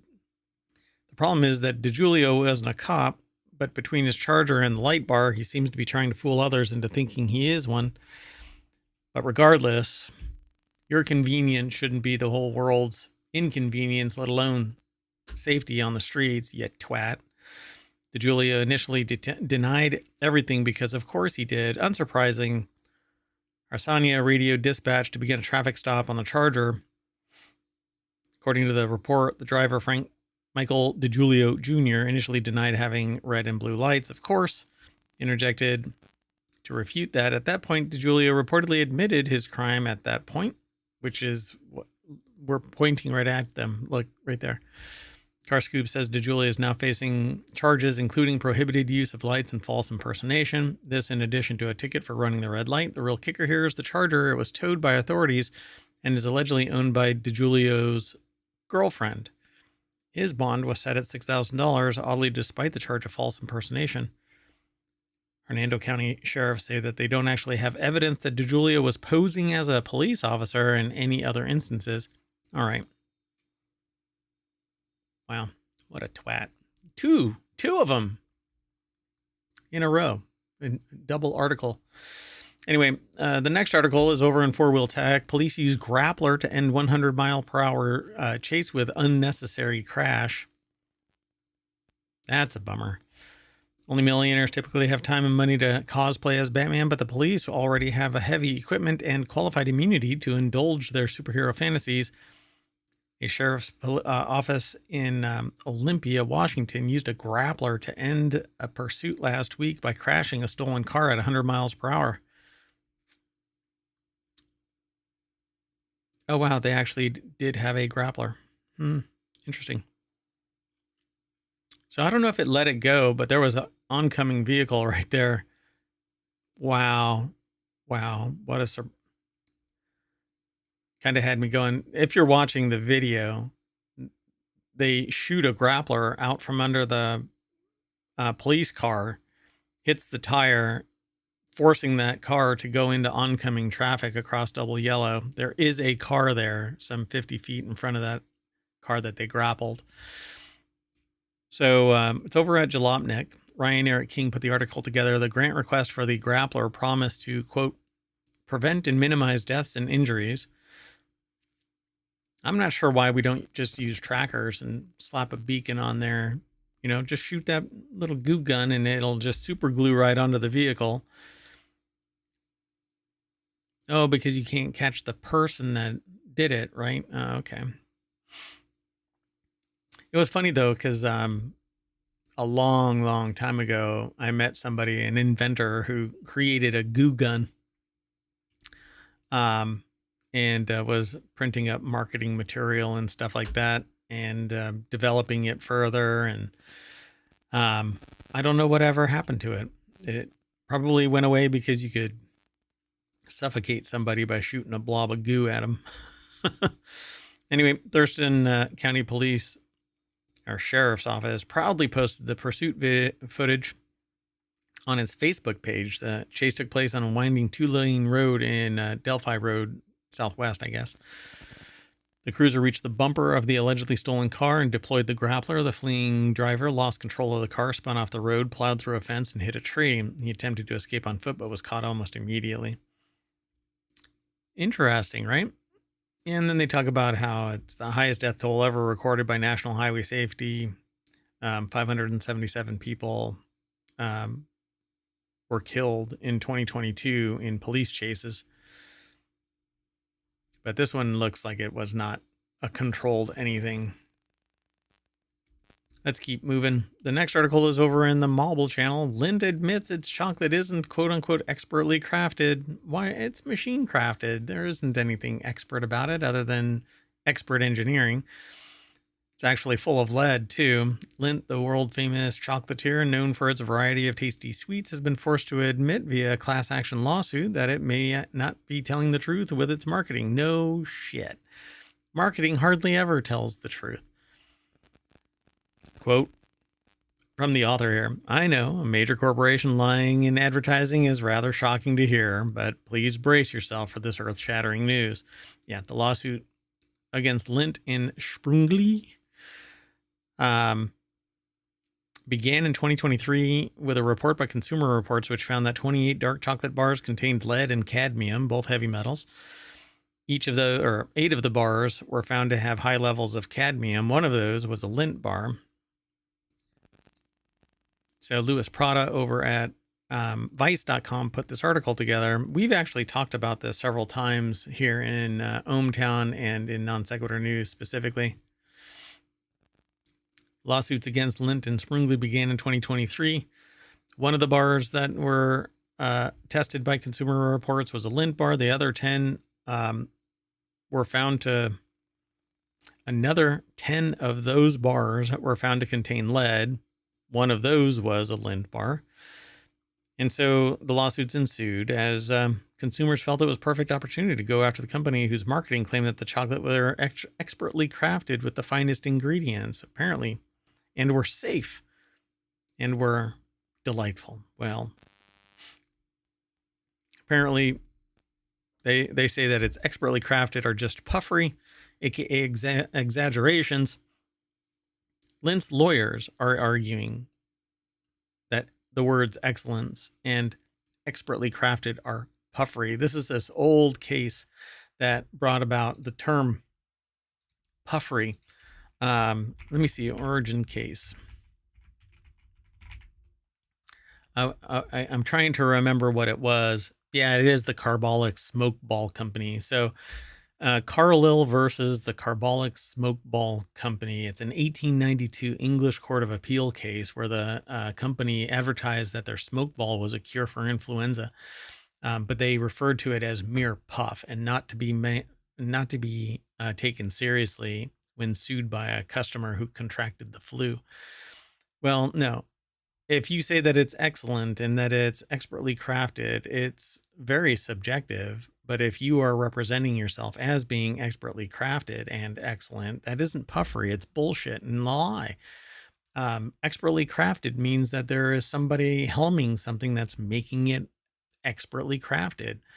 But if I can't get a copyright for AI created artwork, then why should you be able to say that a machine pumping out trillions of pieces of chocolate with zero hands on is expertly crafted? There's no expert other than the engineer. So I don't know. It says, yeah, they say, why the F did you say it? Say idiot. So, and they actually left out, I think, it. Anyway, no one in their right mind would take it seriously, is what the attorneys are saying. But the whole world is going to witness that there's going to be more and more of this bullshit. Footlongs that aren't footlongs, quarter pounders where they're that thick. But yeah, the burger is a quarter pound pre-cooked, but then when they cook it, it's all the fat is gone, and the burger that you get isn't this big. It looks like it's been run over by an M1 Abrams battle tank. Yeah. Anyway, let's move on. And talking like this nowadays is going to end up causing all kinds of trouble, man. I guess we're going to find out in real time. So the next article is over in the Marble Channel. An emperor penguin trekked 2,200 miles to Australia. Everything is backwards. Up here in New Jersey, it feels more like California right now, between the 80-degree November days and ongoing wildfires. It really kind of fits that an emperor penguin found in Australia recently, 2,200 miles away from where you would expect it in the Antarctic Circle. The wandering bird was discovered on the southwest coast of the continent in the town of Denmark, and nobody has any idea why he made the journey. Since been taken into care after becoming malnourished on its unexpected voyage. So I suspect that it was on a boat or something. I don't know why it would end up way down there. Way over there. So nobody has a clue why Gus made the journey. Kyle Filippi over at Vice.com put the article together. You'll be able to get all of this via the links via the show notes and via the podcast, but it's not in Twitch because I'm recording it and then transmitting it over to YouTube and the podcast, not Twitch. At any rate, yeah, maybe climate change. They know that eventually it's going to be frozen over there, and so they just got an early start. It's the first time an emperor penguin has been spotted in Australia, and Associated Press has reported that various next steps are being considered, including a possible return to Antarctica. Just feed it. It wants to hang out. Quote, I have a dedicated penguin enclosure, of course. I've never had to deal with a large penguin like this before, said Miss Bidulph, who has nicknamed the penguin Gus.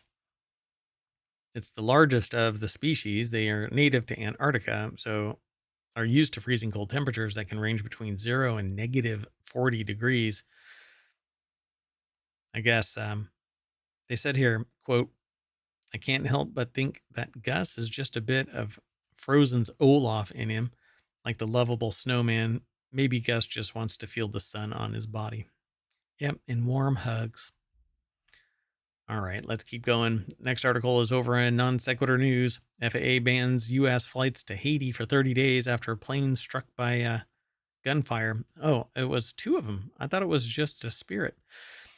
Flights into and out of Port-au-Prince, Haiti, were suspended by Spirit and JetBlue after planes were struck by gunfire. Sam Sweeney, Josh Margolin, and Clara McMichael over at abcnews.go.com put the article together. And it says here that U.S. civil aviation operations in the territory and airspace of Haiti below 10,000 feet will be prohibited, according to the FAA. That's because somebody shot at Spirit Airlines flying from Fort Lauderdale, Florida to Haiti and was diverted after it was struck by gunfire while attempting to land in Port-au-Prince. And then apparently another plane Um, let's see. They made mention of it though. On Monday, a JetBlue flight from Haiti to New York City was also hit by a bullet. The airline said in a statement to NBC News.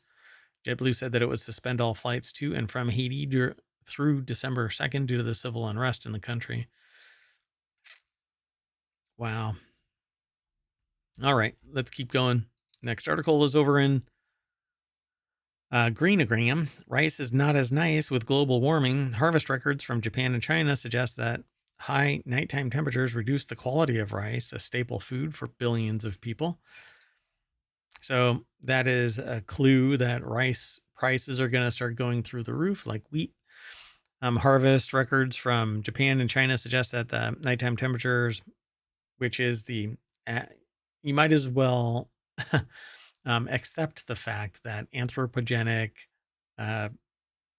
increases in heat are, well, I should say, increases in average ambient temperatures are caused by anthropogenic mechanisms, i.e., humans are increasing the temperature of the planet. And that's going to impact our food when it doesn't actually run. So it says hot nights brought by climate change are degrading the quality of rice crops in China and Japan. And I didn't log in prior to the show, so can't do it right now. Anyway, let's keep on moving. This next article says Ohio has its own Stargate, but you can't visit it. Did you know that Ohio has its own portal into a fictional world? You can't visit it, so don't get too excited. 15 years ago, an Ohio family built a 50,000-pound Stargate device that became social media famous over the years, attracting a ton of attention from nearby residents and tourists alike. The article is over at vice.com, put together by Sammy Caramella. 15 years ago, they built a 50,000-pound Stargate.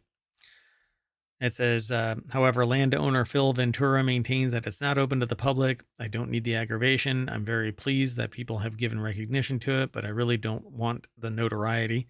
Ventura's intention behind creating the Stargate was to spend more time with his sons. After watching the 1994 film, he felt especially called to do so. It's kind of like a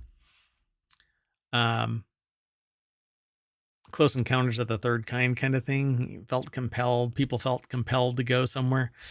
This is kind of like that. They watched the film and they felt compelled to make this. So that's what kicked it off. My older son watched that one with me. And when the franchise took off, the TV series being released shortly thereafter, the Ventura family would gather to watch all 10 seasons and every spinoff that came of it. They consumed the Stargate content until there was nothing left. And when the kids got older too, it was like, well, they've got girlfriends now and they're moving out. I understand that the different interests now, and they don't want to spend that much time with their old man. So, Stargate went viral after internet users shared photos of it online, and now one of the most admired yet inaccessible attractions in the area. And while you can't visit the Ohio attraction, you can still enjoy it from afar via photos and social media posts. Just don't go messing with them. To this day, he still enjoys his coffee by the fictional portal, which was made by steel rebar and molded out of a plastic swimming pool, then mounted in concrete. It also features a dial home device for entertainment purposes. This is a pretty cool article. Definitely go over to Vice and I very rarely read a lot of the article. I skim over it. But this is pretty cool. Now I want to see pictures of it. I don't think this is it. This is the set picture, but anyway, let's keep going.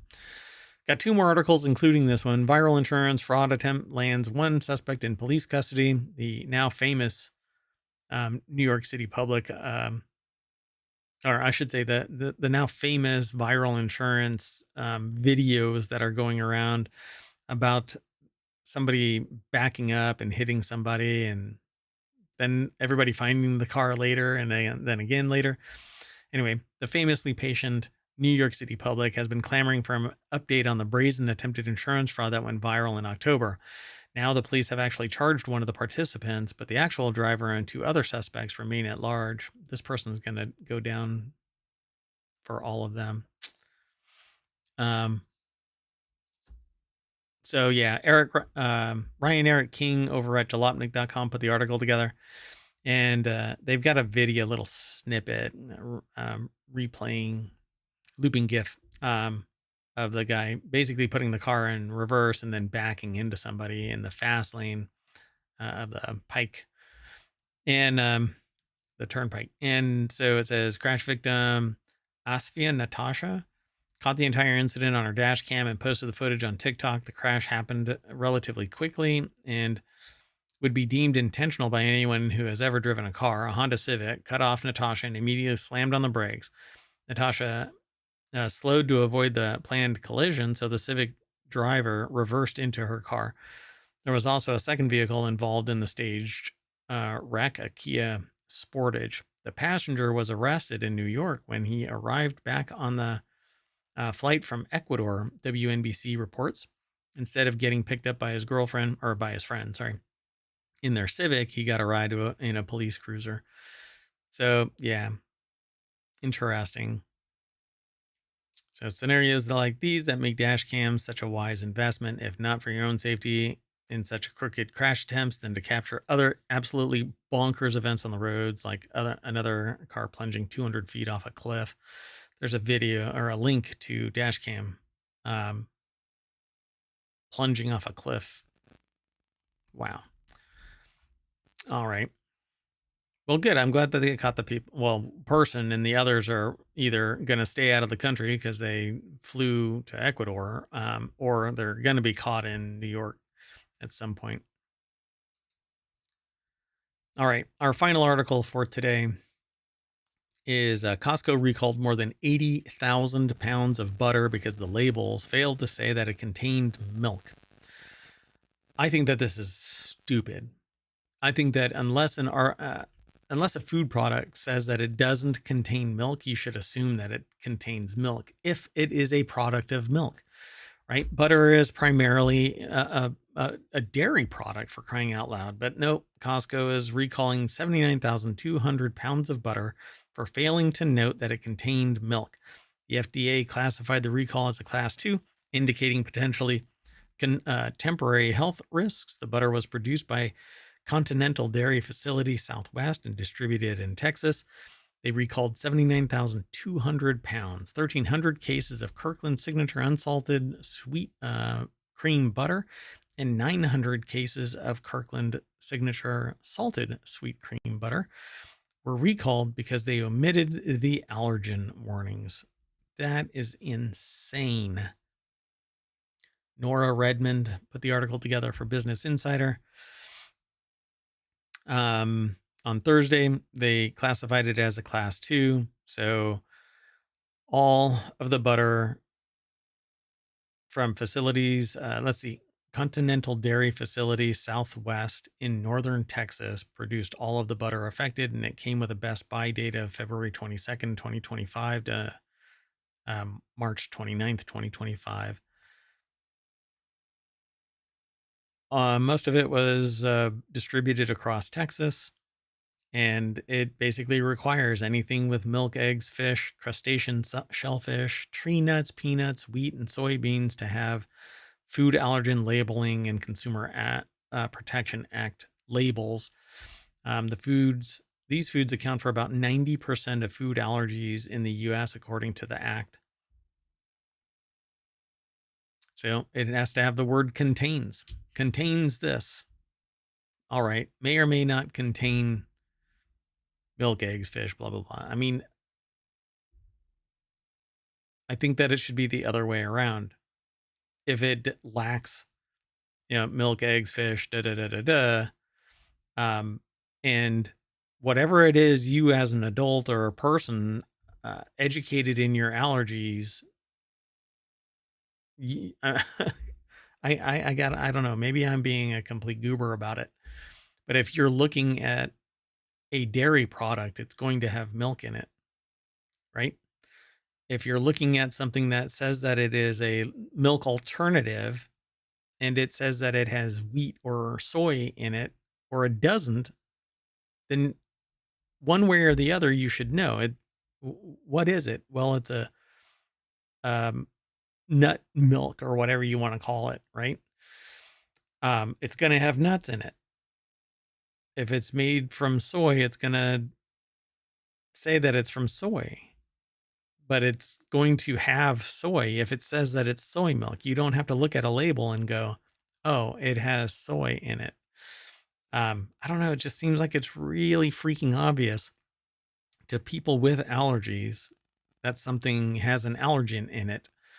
But lately I've been seeing some really off the wall things, like people going into sit down restaurants and saying that their food can't have all of this stuff.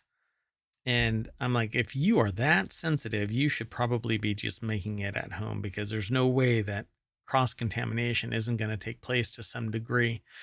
And frankly, you might have signed up for iTunes or something, and that invalidates all of the other legal opportunities that might be set forth from some violation of your food. Like the woman who passed away and her husband was required to go into arbitration instead of a lawsuit because the daughter, I think, had signed up for some Apple product. Pretty wild. Anyway, they backtracked that, but I'm still astonished that something that is so obviously made from milk had to be labeled as having milk. But okay. What a world. Okay.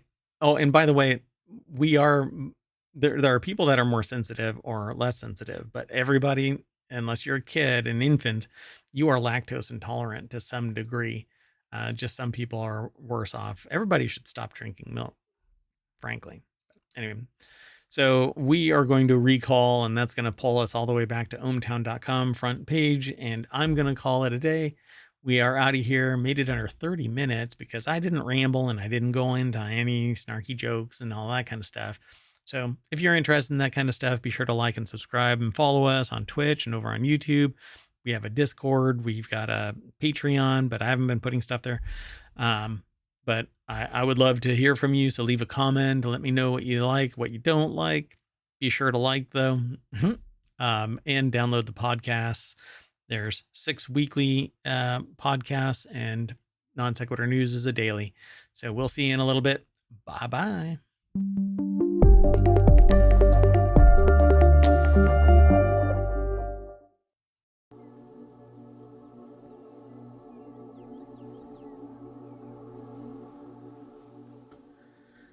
Hello and welcome to Non Sequitur News for November 13th, 2024. It's Season 3, Episode 318. I am Mayor Watt. The sentient AI is not available for today's show, and we are in a time machine.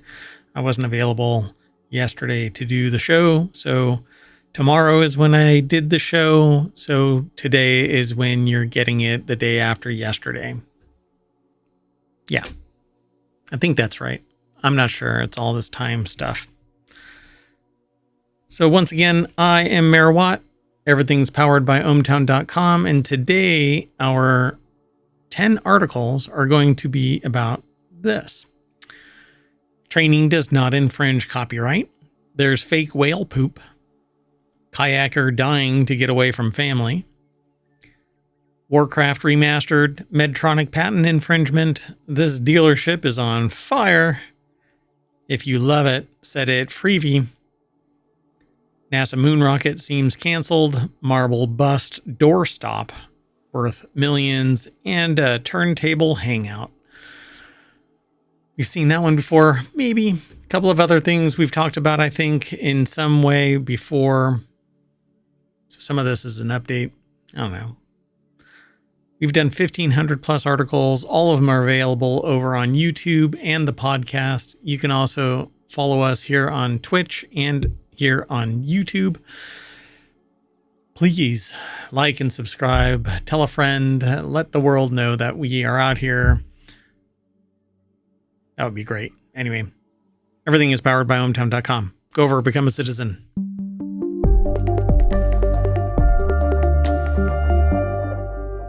All right, everybody. Let's get into this. The very first article is over in Non Sequitur News. It was aggregated from TechDirt, but Gatherer threw it into Non Sequitur News. A judge says, just because AI trains on your publication does not mean that it infringes on your copyright. So the article says, I get that a lot of people don't like that big AI companies and how they scrape the web, but these copyright lawsuits being filed against them are absolute garbage. And if you want that to be the case, because it goes the other way, it will do real damage to the open web by further entrenching the largest companies. If you don't like the AI companies, find another path, because copyright is not the answer. The article is over at techdirt.com in the department that's called That's Not How Any of This Works department. Mike Masnick from techdirt.com put the article together. And it says, so far we've seen that these cases aren't doing well, all that well, though many cases are still ongoing. Last week, a judge tossed out one of the early ones against OpenAI brought by Raw Story and Alternate. Part of the problem is that these lawsuits assume incorrectly that these AI services really are, as some falsely call them, plagiarism machines. The assumption is that they're just copying everything and then handing out snippets of it, but that's not how any of it works. They're actually recontextualizing it, modifying it, regurgitating a modified version of the world's knowledge that would normally have to be interpreted by somebody, and sometimes incorrectly. And so just like a human, AI is hallucinating whatever data might be in their large language model, spinning it up with a bunch of math and then calling it their own. And that's largely what humans do. Humans aren't plagiarizing the material, by the way, either, unless they say what you are saying and not giving credit. So that's one of the problems here, is that that's not how any of this works. Some of the case focused on whether or not OpenAI removed copyright management information, or CMI, from the works that are being trained on. This always felt like an extreme long shot, and court finds Raw Story's arguments wholly unconvincing, in part because they don't know how any of that works over at OpenAI. For one thing, here's a quote.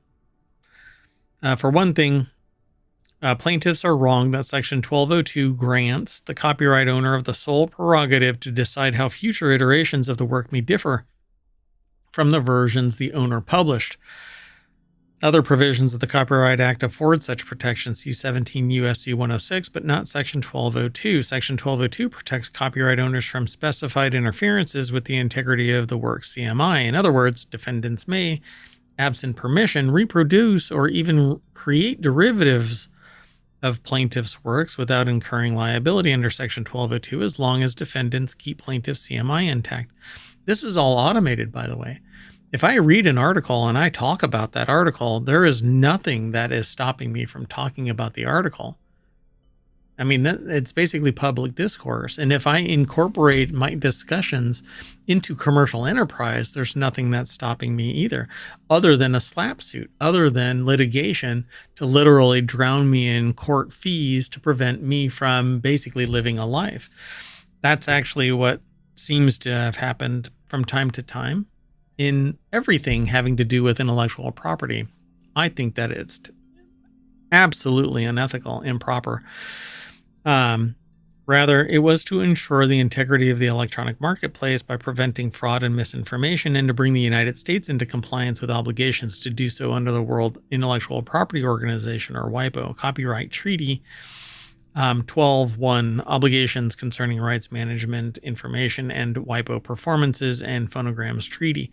And we have a lot of treaties between the United States and Europe, and a lot of countries within it are all bound by various treaties and agreements that get incorporated into WIPO and into basically the European Union's processes of litigation and protection, data protection, consumer protection, et cetera, et cetera.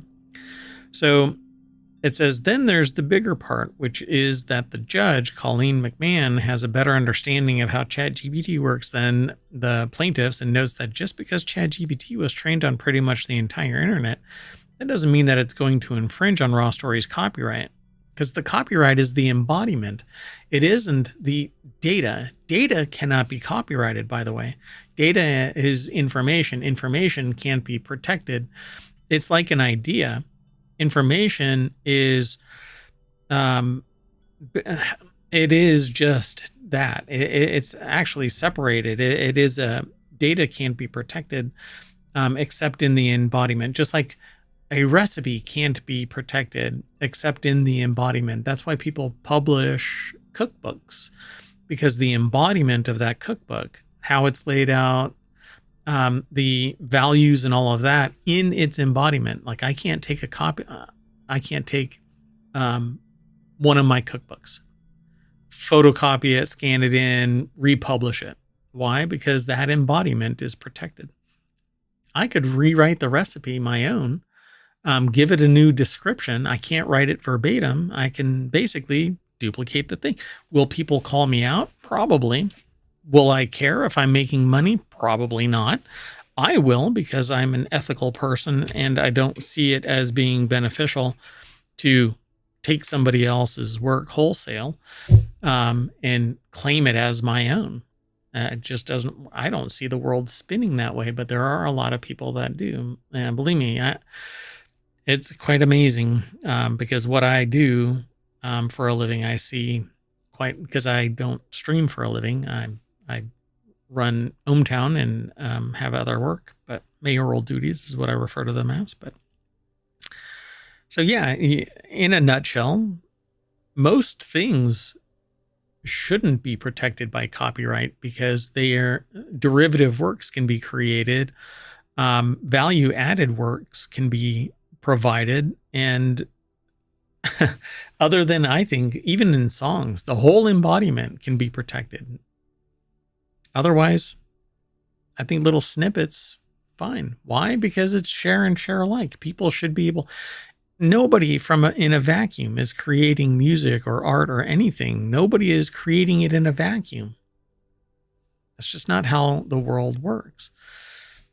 Anyway, finally, so plaintiffs allege that ChatGPT is trained on a scrape of most of the internet, which complaint 29, which includes massive amounts of information from innumerable sources on almost any given subject. Plaintiffs have nowhere alleged that the information in their articles is copyrighted, nor could they do so. When a user inputs a question into ChatGPT, ChatGPT synthesizes the relevant information in its repository into an answer. Given the quantity of information contained in the repository, the likelihood that ChatGPT would output plagiarized content from one of plaintiff's articles seems remote.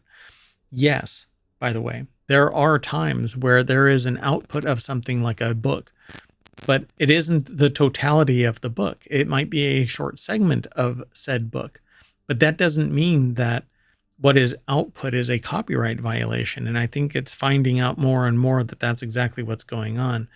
Just because it's aggregated some book, it can synthesize just like a human can.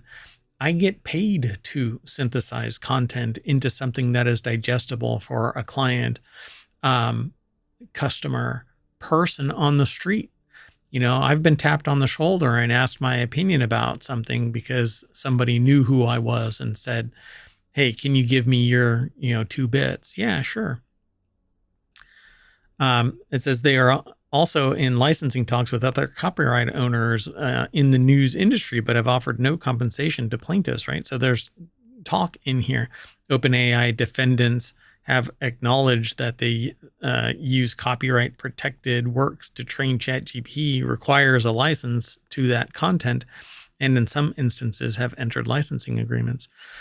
Basically, because it's frictionless. They could still do it, but copyright is being used as just this battering ram to crush anybody who might actually want to talk about or provide information related to pure information. And to me, it's just troubling. turning information is power. That has always been the case for as long as I can remember. And controlling it is, I think, doing society a disservice.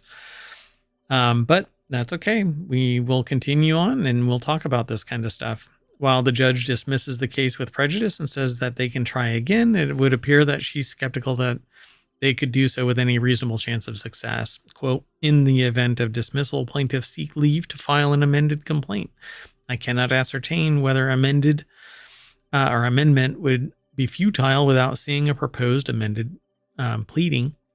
I'm skeptical about plaintiff's ability to allege a cognizable injury, so something that is actually realized.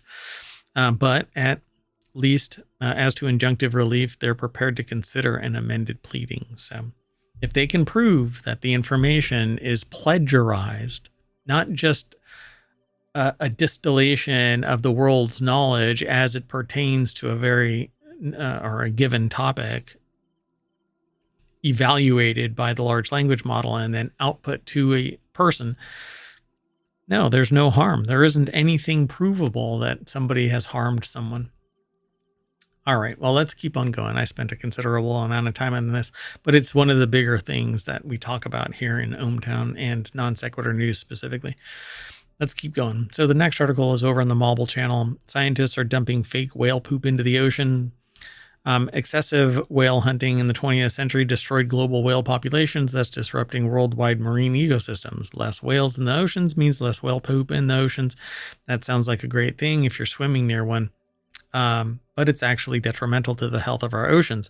Turns out that whale poop plays a vital role in ocean ecosystems. It provides our oceans with a ton of nutrients needed to maintain health. Think of it as nutrient-rich fertilizer, which makes your lawn look healthy and verdant green. So Louis Prada over at vice.com put this article together. And it says, so researchers at an organization called WhaleX Foundation developed a synthetic whale poop that mimics the myriad of positive ecological effects whale poop provides.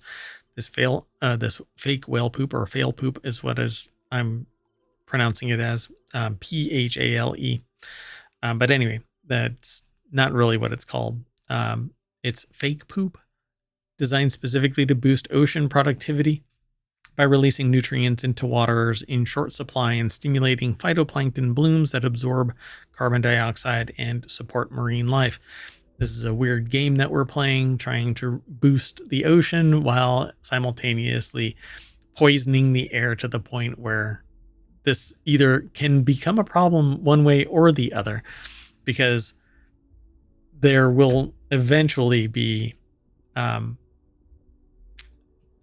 blooms that surpass what we stimulate into blooming. Why? Because there's this the anthropomorphic impact of climate change. We are causing, as humans, climate change, and it's going to impact our oceans. So it says here, a chemist from University of Cambridge in England named David King has been working on the Marine Biomass Regeneration Project, which plans to scatter nutrient-rich dust made from volcanic and glacial sources all across the surface of the world's oceans. What could go wrong? Let's keep going. The next article is kayaker faked his death to ditch his family for life in Europe, according to the police. I love this article. I get it. We all want to escape sometimes. But faking your own death to abandon your family for another country, that's perhaps going a bit too far. A Wisconsin man allegedly did just that, according to police. Ryan Borgwart of Watertown faked his own drowning over the summer so he could flee to Europe. Since his disappearance in August, authorities and family members of Borgwart assumed he had gone missing while kayaking on Green Lake. Ultimately, they ruled that he had likely drowned. Borgwart even texted his wife at 10:49 p.m. on August 11th, stating that he was, I guess, headed kayaking. Sammy Caramella over at vice.com put this article together.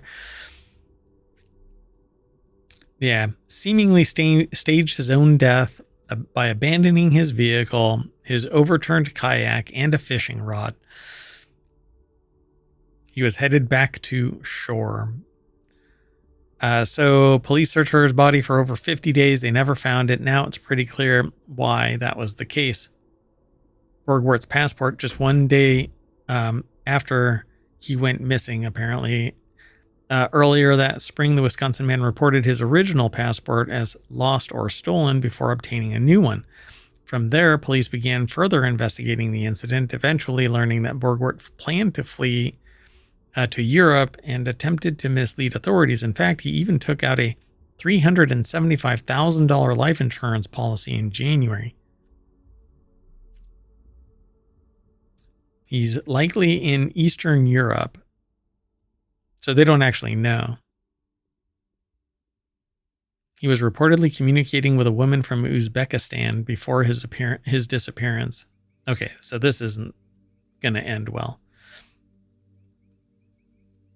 Yeah, they're never going to find this guy. Let's keep moving. The next article is over in Technology Today. Warcraft 1 and 2 Remastered are available right now for some retro RTS goodness. It's over in Steam. In fact, let me see if I can pull it up real quick. Because it's Warcraft Remastered. I think it's in Steam. I thought it was. Maybe it's only in... it must only be in Battle.net. So, yeah, I guess you can get over on Battle.net. I think it's like $40. So the remastered versions, brand new hand-drawn visuals that capture the original art style from the game.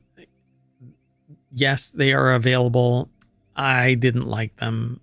I liked them at the time, but there's new 4K versions, widescreen, and like higher res, and then there's the old school original that have been retooled. Pardon me.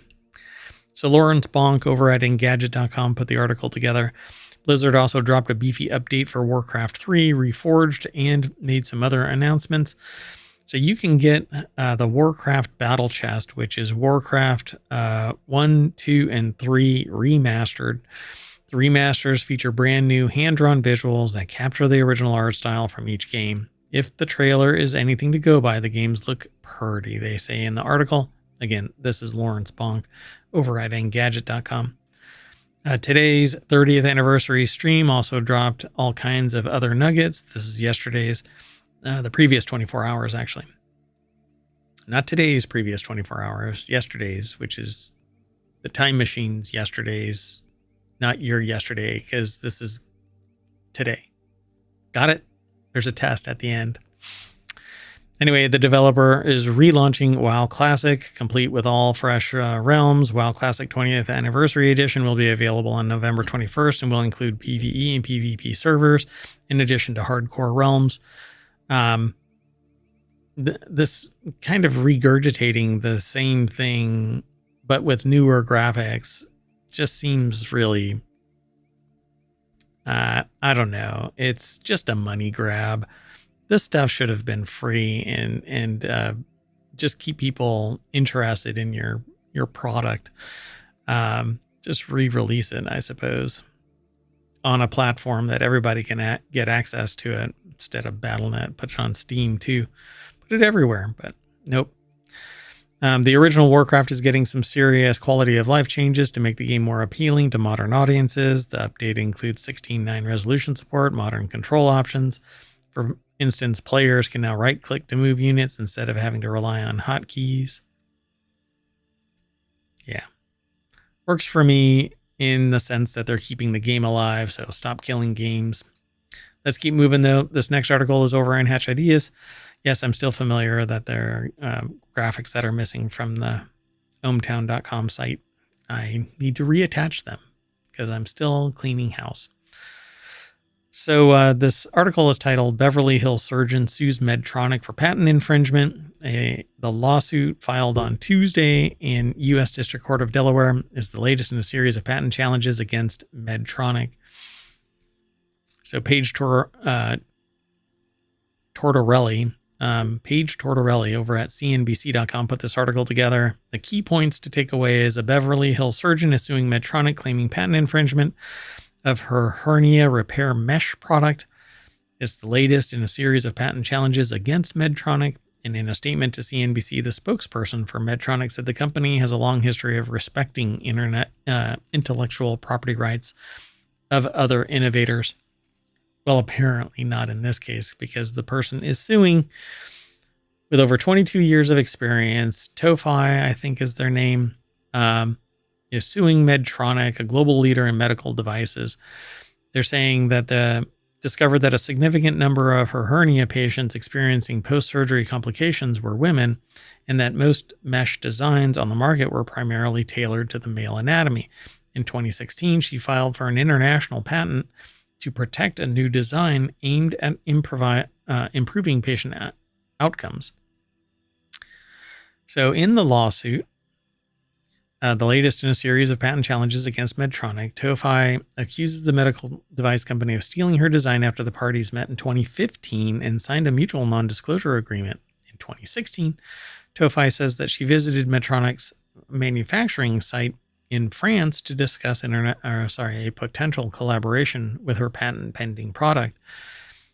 In May 2017, Medtronic filed its own hernia mesh patent for a product that TOFI says closely resembles her design.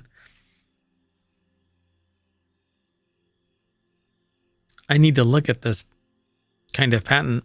If it is a design patent, which this actually, I don't want to assume anything, but so they've got a patent, but this would have to be a functional, so a utility patent, but it just says patent.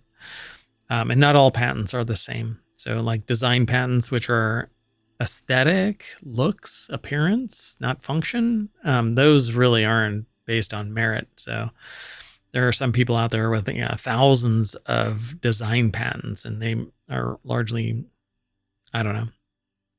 I wouldn't say that they're all that big of a deal.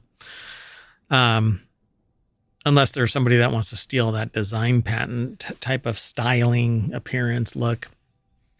So, this actually, TOFI's patented mesh designs, and there's 2 of them listed here, which I don't know how that actually, if there's 2 different patents or not, then yeah, I kind of get it, but I guess we'll see. Let's see what the article says. Medtronic believes it in its innovation and has a long history of respecting IP.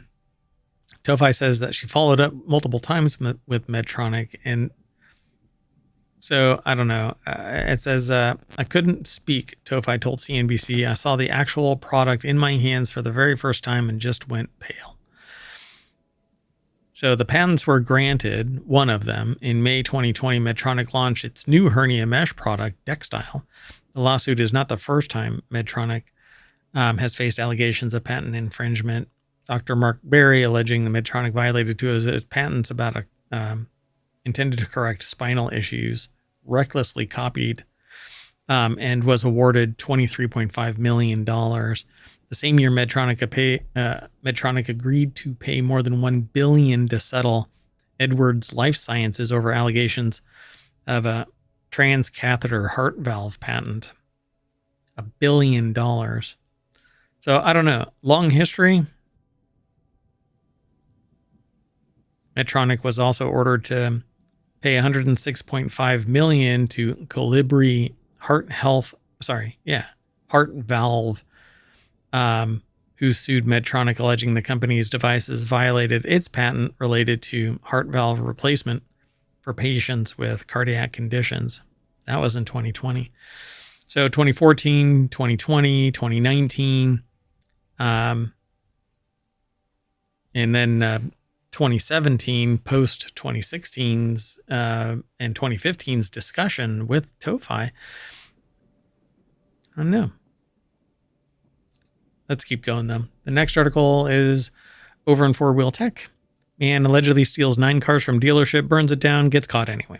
A South Carolina man allegedly stole 9 cars from a dealership before burning it down last week, in a move that could only be inspired by Hans Gruber's plans to blow up the Nakatomi building to escape scrutiny, all of the documentary, Die Hard. I believe that the author here at Jalopnik might be following my theory that most movies are actually future documentaries kind of created by a time traveler going back, giving somebody a little earworm kind of a thing, and then they create it, and boom, you have a documentary like Idiocracy, well, there's a bunch of them. Demolition Man, etc. Yeah. Anyway, so Amber Da Silva over at jalopnik.com put the article together. The whole point of the blaze was to destroy evidence, but that didn't work for one South Carolina man. Charles Chambers was arrested and charged with 9 counts of thefts and 1 of arson against Deals on Wheels in Anderson County, South Carolina last week after being identified by security footage, according to WYFF4, The Fighting Four. Chambers kicked off his crime spree with a plan. Shale Remian with the Anderson County Sheriff's Office said that Charles Chambers, 53, burned the dealership called Deals on Wheels to the ground, scattering stolen cars across the county. Broke into the business, single-handedly stealing at least 9 cars from the lot. He said that Chambers concealed some of the vehicles, leaving others parked in the open, including in a church parking lot off of Highway 28 bypass in Anderson. So, let's see. This is what happens when you don't have Theo in the computer room or Huey Lewis in the front desk of your operation to manage the security footage and ensure it never gets into cops' hands. So if you're going to go for the Gruber approach, you need to do it right. Yeah. It just doesn't make any sense. I mean, what did they actually try to get, though? They tried to steal some cars, but did this big, elaborate plan. And then wet the bed in the process. Can't show your face, buddy. Cameras are everywhere. Cameras are everywhere. So it's better to just not be, a car thief. So anyway, Amazon is shutting down Freevee. Amazon's going to shut down Freevee because, well, it's not free to them, I guess. It's free ad-supported streaming television or FAST service. The service's content has already been migrated over to Prime Video, and new episodes of Freevee shows will be available to people who don't pay for Prime, Deadline reports. The brand will be phased out over the coming weeks, according to Deadline. Freevee originally launched out of Amazon-owned IMDb in 2019 as IMDb Freedive and was rebranded a few months after launch to IMDb TV and then to Freevee in 2022. I'm surprised that IMDb hasn't become Amazon IMDb. I think it says Prime all over it, though. Hold on, let me see. Let me check.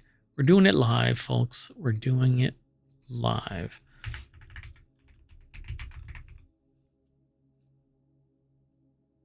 Right? Oh, I don't know. Wow, they had Prime is all over it, but that's weird. They have some animation over the IMDb logo that when you mouse over it, it turns gray, and then crosshairs shoot it so that it's gold. Anyway, yeah, there's Prime branding all over the place. Anyway, Amazon is shutting down Freevee. Jay Peters over at TheVerge.com put the article together. It says, now that Prime Video has ads, the distinctions between the two services had gotten a bit murky.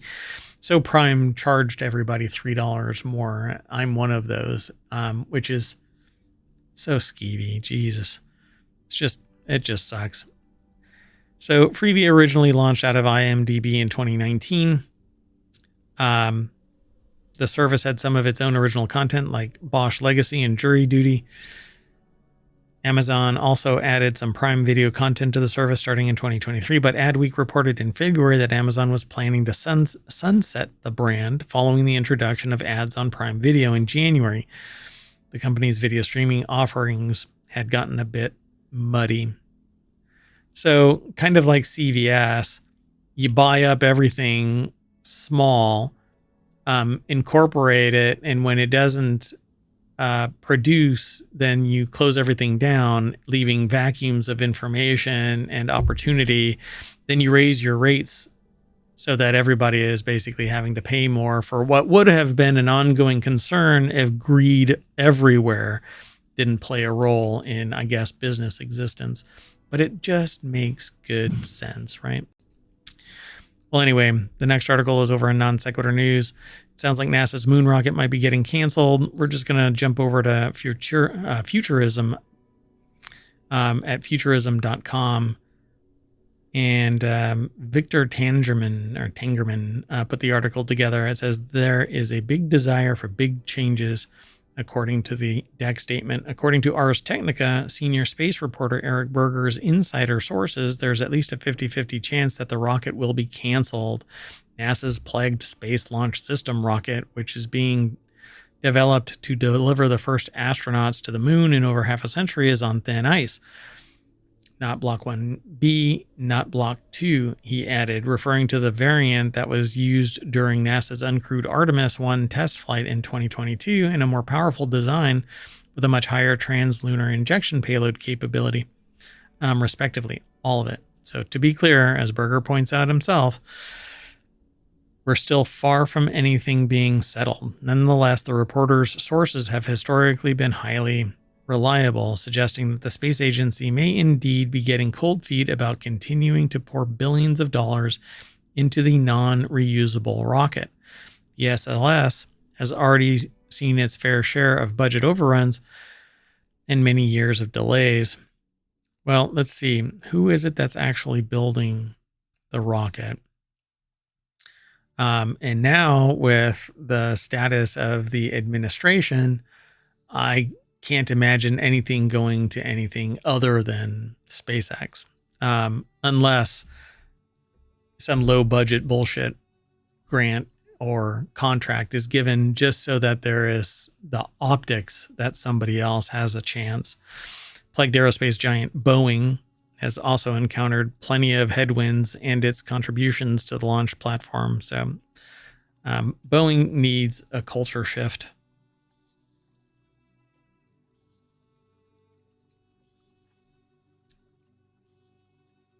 Let's move on to the next article. It's over in the Marble Channel. $6 marble bust was used as a doorstop. Now could sell for $3 million. An item once treated as worthless could now be sold for $3 million. An early 18th century bust of Sir John Gordon, which was sculpted by Edme Bouchardon, was purchased by Invergordon Town Council for $6 in 1930. The council acquired the bust because Gordon is said to be the founder of Invergordon, Scotland. CNN reported that the bust was meant to be placed on display in a town hall, but instead was misplaced. In 1998, the bust was found. The Highland Council told the outlet. At the time, the sculpture was used to keep a door shed open. So Paige Gawley over at vice.com put this article together. And it was used to keep a door shed in an industrial park open. Well, it moved one step closer in May when the Black Isle and Easter Ross Area Committee recommended the sale. Then this month, no objections to its sale were made to the Scottish Highlands Tain Sheriff Court. The legal back and forth isn't over yet. The spokesperson told the outlet that the Waverley criteria, which determines if national treasure should be barred from overseas export, will almost certainly be triggered. So back to, whoever it is that's going to end up. It says the council said that Sotheby's, who described the bust as brilliant in execution, has valued the piece upwards of £2.5 million. That's more than $3 million US. And an unnamed buyer has offered to pay just that and agreed to fund a museum quality replica of the bust too.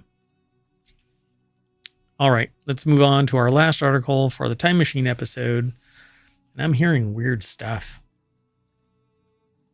I don't know what it is. Anyway, technology today is where our last article has been aggregated into. Turntable Labs just launched a new social music platform called Hangout. We've actually seen these before. Everything old is new again. I said that earlier today. in a meeting, for crying out loud. It really is. Everything old is new again. Just look around, folks. Turntable Labs just launched Hangout, a social music platform that eerily similar to the champion of 2010's Turntable.fm. Turntable Labs, Turntable.fm, Hangout. It's pretty much the same thing. The app is available as a web client or an app via Android and or iOS. It allows users to play virtual DJ with over 100 million songs to choose from. This was actually something that I came up with 30 years ago. And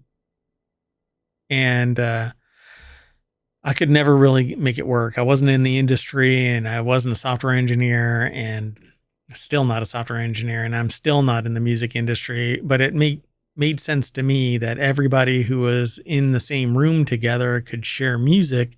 If they're the ones that purchase it and they're willingly sharing it with each other, then everybody can choose which music to listen to, which song to play next.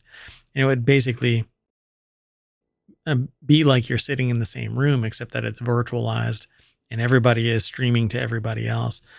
So it not only functions like the old school turntable.fm, it even looks the same. There's a stage, record players, cartoon avatars that sort of look like characters from South Park. They started their own room to check things out over at Engadget. Lawrence Bonk once more. The text statement says it lets people play virtual DJ with over 100 million tracks. I suspect that this is going to get shut down. But maybe they've got some regulatory or social or political pull where it just keeps everybody going. I mean, this looks just like Turntable FM from way back. So Turntable FM originally went dark all the way back in 2013 before showing signs of renewed life in 2021. This could be a fun retro throwback to an age when we actually got our music recommendations from people and not algorithms. And I agree. It basically looks like everything old is new again. This time, though, it says this is because those 100 million songs have been secured through partnerships with Sony Music Group, Universal Music Group, and Warner Music Group. The catalog also pulls from Merlin, which represents a vast array of indie labels and rights holders. The company likens the experience to gathering around a jukebox or listening to albums with friends, and that's exactly how I framed it. The day. And when I'm talking back in the day, I'm talking about 1999, 2000. The platform didn't have agreements in place with the Turntable FM, and this is one of the problems.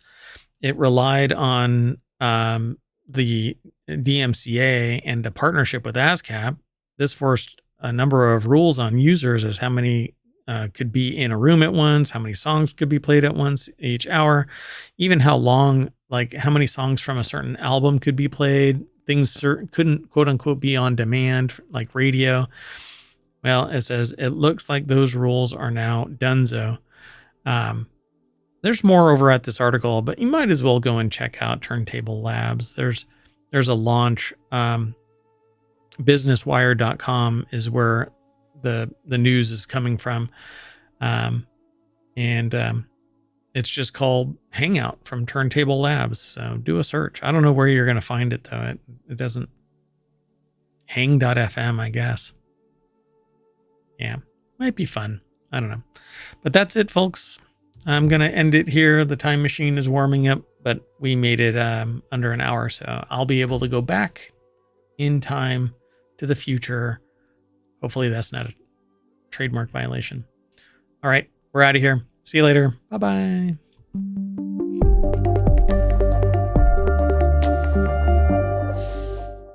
I want my original MTV.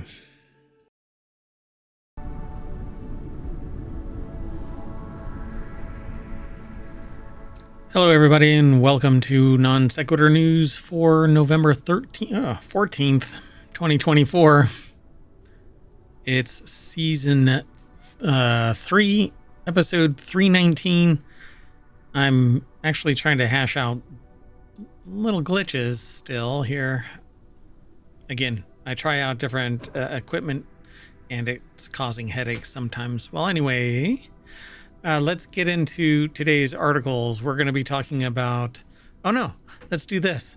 Everything is powered by ohmTown.com. So go over to ohmTown.com and sign up, become a citizen.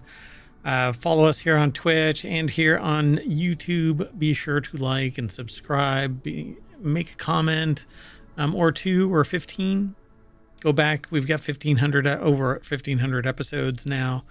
There's a Patreon, Discord, TikTok, all over the place. Anyway, even looking at Trovo. I don't even know what Trovo. I mean, I've seen it, but anyway. Everything is powered by ohmTown.com, so go and check it out and come on back in a little bit. See ya.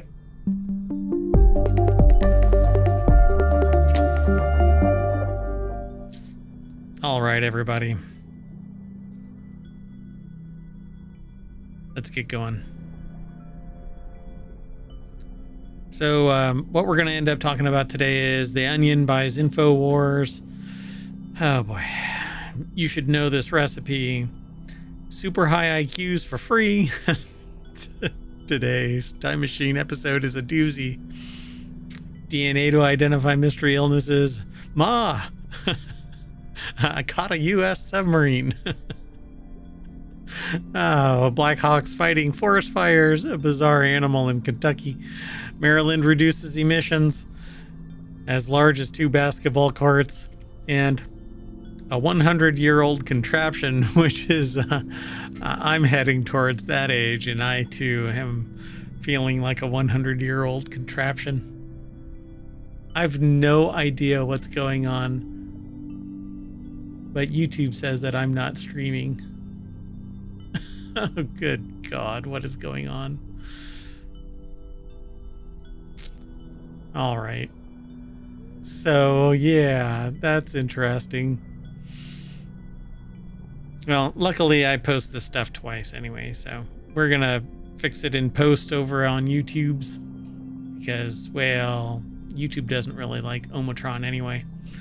If you want all of today's show notes, they're already in ohmTown, and you can hit !NSN in the chat over on Twitch. I'm going to try it over on YouTube real quick and see if maybe it likes ohmTown today. I logged in to verify everything was connected, and it works over on Twitch twice, but not over on YouTube. Yeah. And ohmTown is connected. It's actually connected. It's just not paying any attention, I guess. Or I should say YouTube isn't allowing it to talk. So whatever. Let's get into the news. The very first article is over here on in the continuity report. That's where Gatherer aggregated it into. It actually is from Variety. We always give credit where credit is due. And it says here, The Onion buys InfoWar and bankruptcy auction. We don't really talk about politics. We do talk about social aspects of things, but so don't get me wrong when I'm talking about this. Politics are very personal, and while I'll talk about the societal and socioeconomic and economic, business and technology, science-related aspects of it, you do you when it comes to politics. So InfoWars, the far-right conspiracy theory outlet driven into bankruptcy over lies founder Alex Jones spread in the Sandy Hook massacre, has a new owner, the satirical news site The Onion. Yeah, that's true. The Onion, whose parent company is Global Tetrahedron, declined to disclose how much it paid for InfoWars assets in the Chapter 7 bankruptcy liquidation auction. This all stems from the lawsuit that was leveraged against him and InfoWars in general. Yeah, I'm just going to move on from this, other than Todd Spangler put the article together for Variety. And so they say, and this is an update.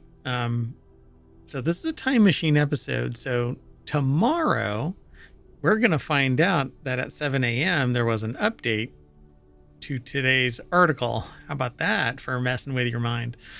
InfoWars, yeah, was sold. And it says here, the Connecticut families of the victims of the Sandy Hook school shooting had sued Jones and InfoWars parent company Free Speech Systems LLC backed the bid by The Onion to purchase InfoWars intellectual property, including its website, customer lists, inventory, certain social media accounts, and the production equipment used to put Jones on the air.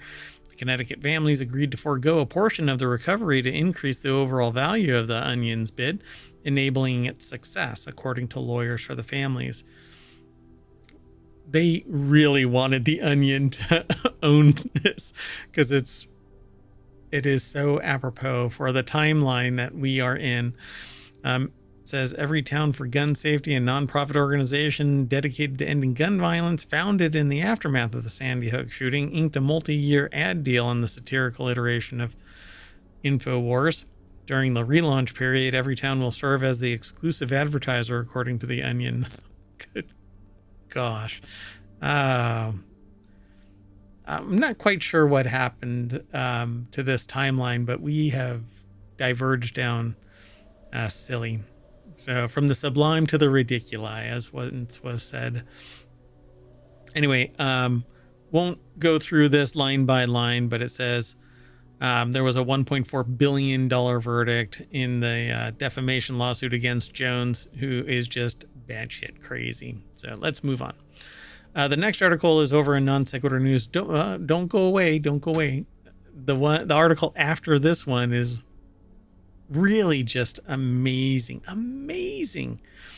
So this person is a chef with over 15 years of experience, and everyone should know this recipe for twice baked potatoes.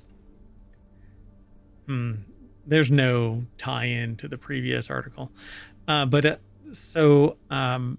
Non Sequitur News is basically predicated on the idea that we are hopping from one topic to another, and there isn't any real connection to any of it.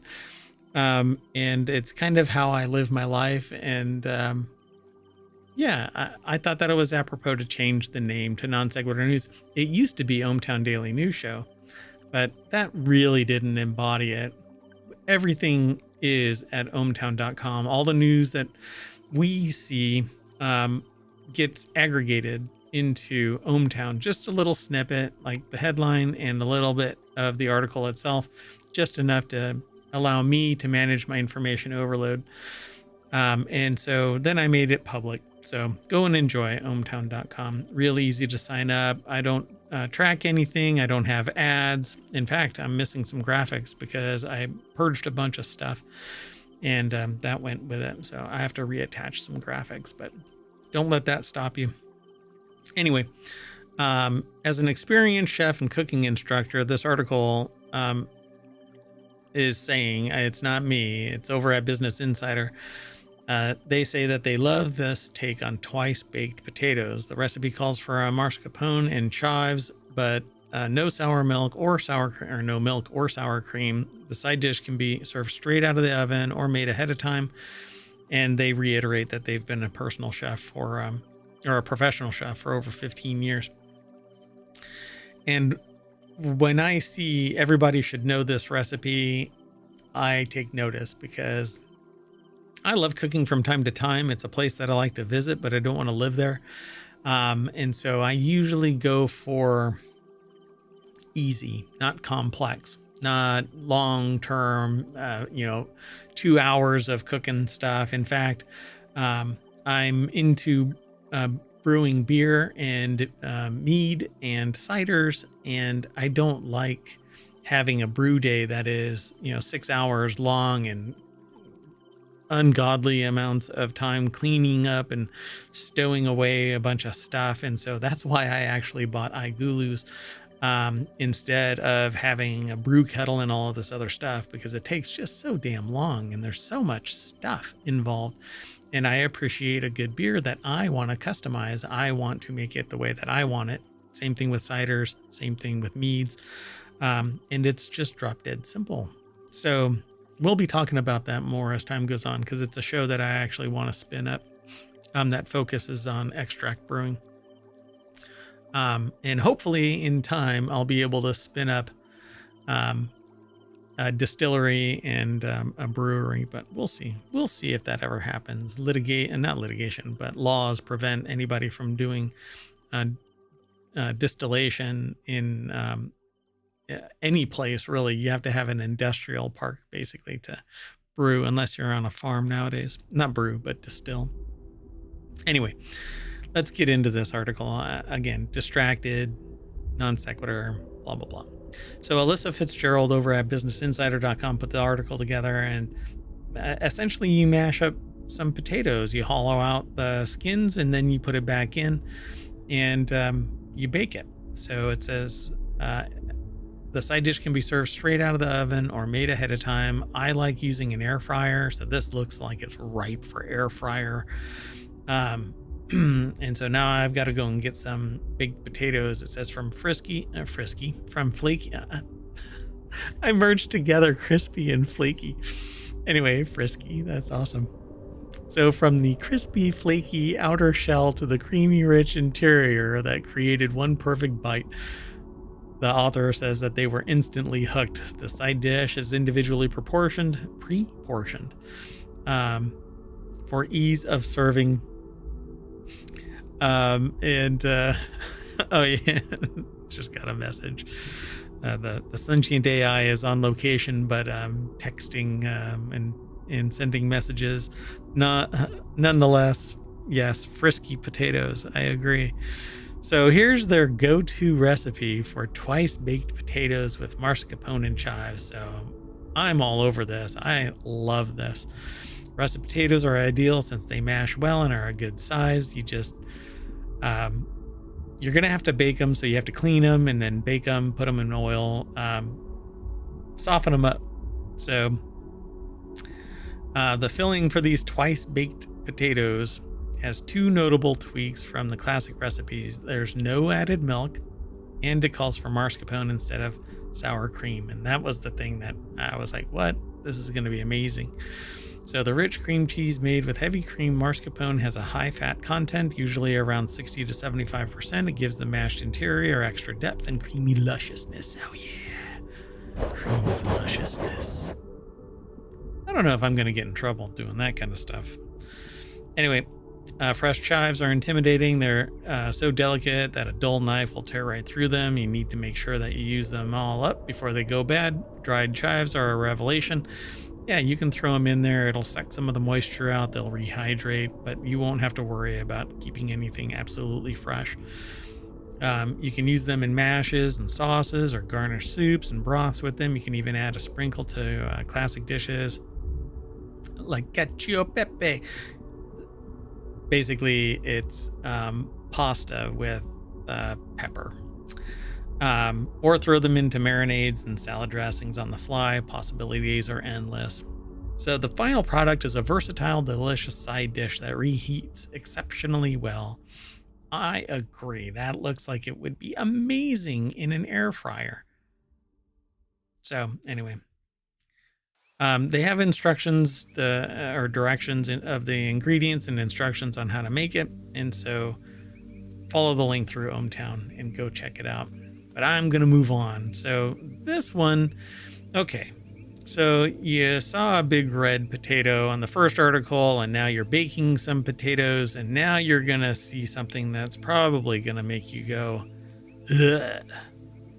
And that is Elon Musk's new department seeks super high IQ staff for unpaid jobs. And if you have a super high IQ, you're probably not going to be chomping at the bit for an unpaid job. Musk said on Thursday that compensation is zero for the revolutionaries who will advise on cuts to the federal budget. So yes, the people who are really interested in cutting the government, which is something that I've been talking to people about for years and years, basically balkanization and marginalizing, hobbling the federal government in particular has been an aspiration. But it's not a domestic aspiration, mind you. But it's going to have massive social, economic, technology, science impact. And it's already starting. So the article is over at cnbc.com by David Ingram. And they say that I don't know what you want to call them. Anyway, this goofy Department of Government Efficiency, which doesn't exist.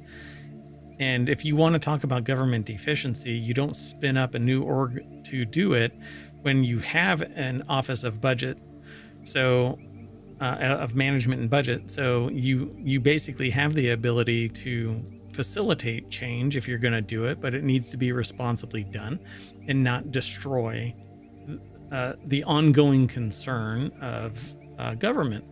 Not unless you want to turn it into an oligarchy or well, I'll just leave it at that. So they say we need super high IQ small government revolutionaries willing to work 80 plus hours per week on unglamorous cost cutting, the so-called Department of Government Efficiency said in a post on Twitter. This is coming from a billionaire that has gotten nothing but grants from the federal government. The reason why SpaceX exists, the reason why even Tesla still exists, is because a last-minute reprieve from the federal government gave a massive amount of money to SpaceX. And now it's just an ongoing concern. Because of the amount of money and the fact that it was sucked away by Musk. So now it's just entrenched, but it only exists because of people who dreamed of doing great things while turning somebody who I think is just, insane, but anyway, into a multi-billionaire that's in control of the entire space program now. Because NASA basically does some research, but it all gets funneled through SpaceX out to the ISS and space in general. So how somebody can spin up a Department of Government Efficiency and then ask basically for people to be free, you're not going to get super high IQ people. You're just going to get these people who think that small government is the way to go, not realizing the full impact of what government does for society.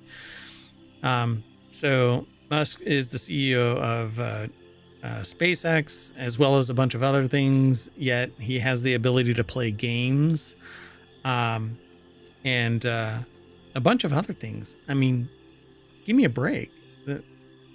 It's everybody else that's doing the job. Anyway, has 3.8 billion in federal contracts right now. 3.8 billion in contracts with the federal agencies this year. So how many of those are going to be cut, right? Oh no, those are the important ones. So they're never going to get touched. Anyway, this dipshit thing is called Doge because nothing is original from this wingnut. So anyway, good luck to me and many other people.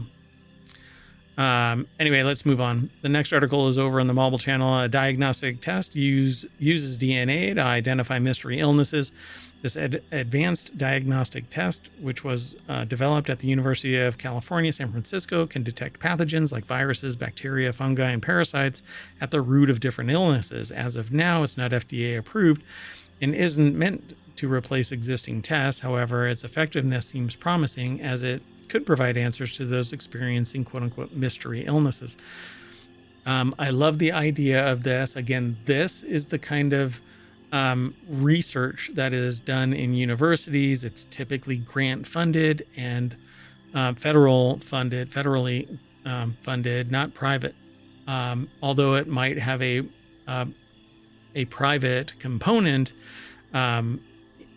in the sense that there is a technology exchange between three main players. That is the federal government, the private agency that will bring it to market, and the institution wherein it is created at the fundamental research level, University of California, San Francisco. Again, a lot of people don't even freaking understand this mechanic, this process. And again, you know, this whole thing, all of this is going to come screeching to a halt So the article by Sammy Caramella is over at vice.com. And it says here, this advanced diagnostic test was developed at University of California, San Francisco. One of the recent studies found that the test could identify neurological infections like meningitis and encephalitis using samples of spinal fluid. In fact, the test had an 86% diagnostic rate of neurological infections. Furthermore, it was even able to identify the pathogens that led to such infections. So this thing is amazing. It says, unfortunately, this test costs around $3,000 per sample, and less than 10 labs routinely use it. So apparently it's in existence for a while, though, right? Our test was used to identify the cause of a specific fungus, Fusarium solani, from one of the early patients who had become symptomatic. I said Dr. Charles Chu, a professor of laboratory medicine and infectious diseases at UCSF and senior author of the new study. Traditionally, it's been used as a test of last resort, but that's primarily because of issues involving, for instance, the cost of the test, the fact that it's only available in specialized reference laboratories, and it also is quite laborious to run. So this process, though, could lead to a cheaper and cheaper solution as time goes on. That is the benefit of technology. It evolves and gets better, more efficient, more effective. The only problem is greed. This thing could pay for itself and have profit at $3,000 per sample. I don't know what the profit margin is, but what ends up happening is people, some MBA, some, I don't know. I always, when greed is involved, that's all it is. Some greedy bastard. That is what I refer to them. So some greedy bastard is going to sit there and go, well, I see the benefit of this because if your life is dependent on this, if your way of life is depending on this, or your quality of life and the world around you, your family and everyone around you can benefit, then you have no bargaining power. Of course, you're going to pay whatever it is. That's why I don't understand why people are so happy about the cost of medicine, particularly in the United States. They hate it, but then they sit there and have no problem just embracing and accepting the status quo. $3,000 per sample for a fundamental level of assessing if somebody has an illness and even what it is would be less expensive if we would actually just make it competitive. This fundamental research was done not just by these people, and it was done in a vacuum with their own cold hard cash. No, I guarantee you taxpayer dollars were put into this, either at the state or federal or both levels, and made it happen. And so why isn't this less expensive? Why isn't it facilitated to make it more available to the general public? But nope, there's going to be, again, some greedy bastard that says, no, let's put a zero on there. Anyway, pretty cool. They don't actually go into any real detail about this, but it is a recent study. It's in Nature, at nature.com, but they don't even talk about it really in there. They don't even, they link to the article, but anyway, would love to talk more about it, but I'd have to do some more due diligence. Let's keep on moving though. It is a time machine episode, so I only have an hour and I'm about halfway through, so I'll speed up. This next article is over in Non Sequitur News. A Norwegian fisherman accidentally caught a U.S. submarine in his nets. I titled this section, "Ma, I caught a submarine." So the Norwegian fisherman caught a U.S. submarine in his nets. The USS Virginia's propellers got tangled in the nets, reports said, dragging them out to sea. The nets, not the sub. The U.S. submarine has sent several vessels into nearby waters in recent months in tensions with Russia, so that the U.S. Navy has been sending subs out to let the world know where we are, I guess, just to, hey, we're in the area. We're not ignoring anybody. But a Norwegian fisherman apparently caught a U.S. sub. I just picture them on the edge of a deck, holding up the submarine by its rudder. So this is the USS Virginia, seen here in Maine, that got tangled up in a Norwegian fishing net. Kind of makes you wonder. So Mia Jankowicz over at BusinessInsider.com put the article together. They got an unusual wow, I got all tied up there. Harold Engen was delivering a catch of halibut, not for the halibut, on porpoise, to his home near the Melangen Fjord in Norway when he got an unusual message. The Norwegian broadcaster NRK News, the Fighting NRK, reported he was told that the propellers of a submarine had become entangled in his nets and had dragged them 2 nautical miles, or about 2.3 miles, out to sea. The 377-foot nuclear-powered USS Virginia had been on its way from the port of Tromsø, maybe, is that how you pronounce it? The Norwegian Coast Guard confirmed to NRK that one of its vessels, which was escorting the submarine, had helped cut it loose from the nets. So now you know what it takes to stop a submarine. Just sink some nets. And although they'd have to be really big nets, and I don't know what the USS Virginia was doing, but I don't know. Maybe she likes nets. Nobody was hurt in the incident. The investigation into the cause of the incident is still ongoing. I can tell you what the cause of the incident was. The submarine drove into a net. Net is here. Submarine went into the net. Anyway, I guess if it's the size of a net, it doesn't show up on radar or something. I'm not sure. So the U.S. is an Arctic nation and has enduring security interest in the region, he said. He being Hawkins, I think. Yes. Lieutenant Pearson Hawkins. Anyway, adding that the Sixth Fleet appreciated Norway's support to U.S. submarine deployments to deter and defend the increasingly complex security environment of the High North. The High North. Anyway, then they deviate and they talk about other places, other things. Let's keep on going, though. How about autonomous Blackhawks are fighting forest fires now? Aerial firefighter is the coolest job in the world, if you ask the author over at Jalopnik. These skilled pilots fly ludicrously low to the ground to pick up water and dump it on burning woodland to save communities and wildlife. The livelihoods of these awesome people are under threat, however, as an autonomous Black Hawk helicopter has just entered the playing field. This is autonomous? Owen Bellwood. So, okay. I'm not so worried about the job if it keeps somebody safe and they can fly a helicopter from the ground and not endanger somebody, because these crash from time to time. I would rather an empty helicopter crash than go, you know what?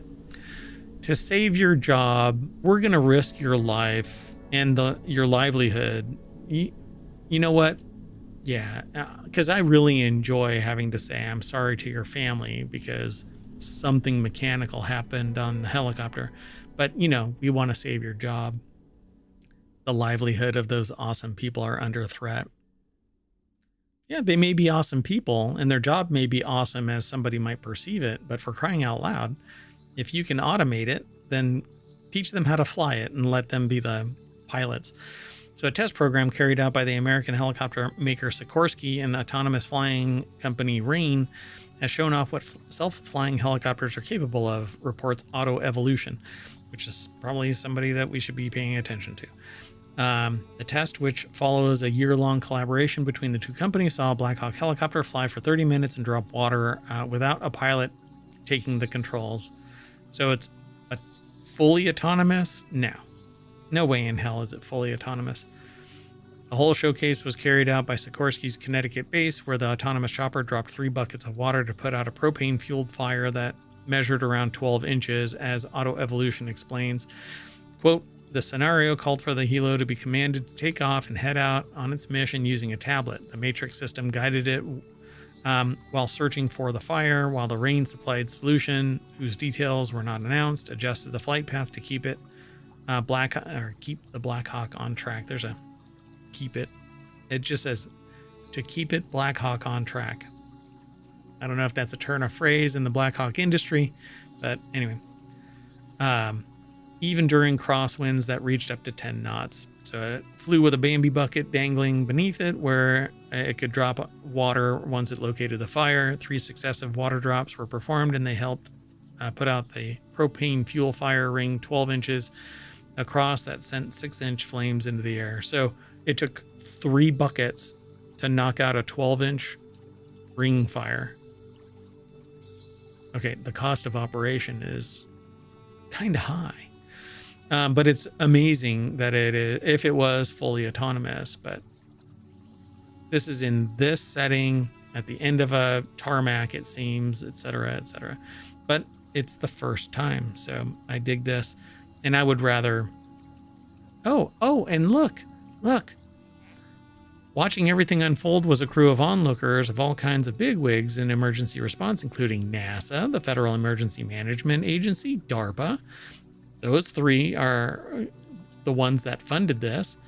Los Angeles County Fire Department and Orange County Fire Authority. You will not get the kind of money from your average citizen that's not getting taxed into oblivion to pay for this kind of thing, because you need mass taxes to pay for services and fundamental research.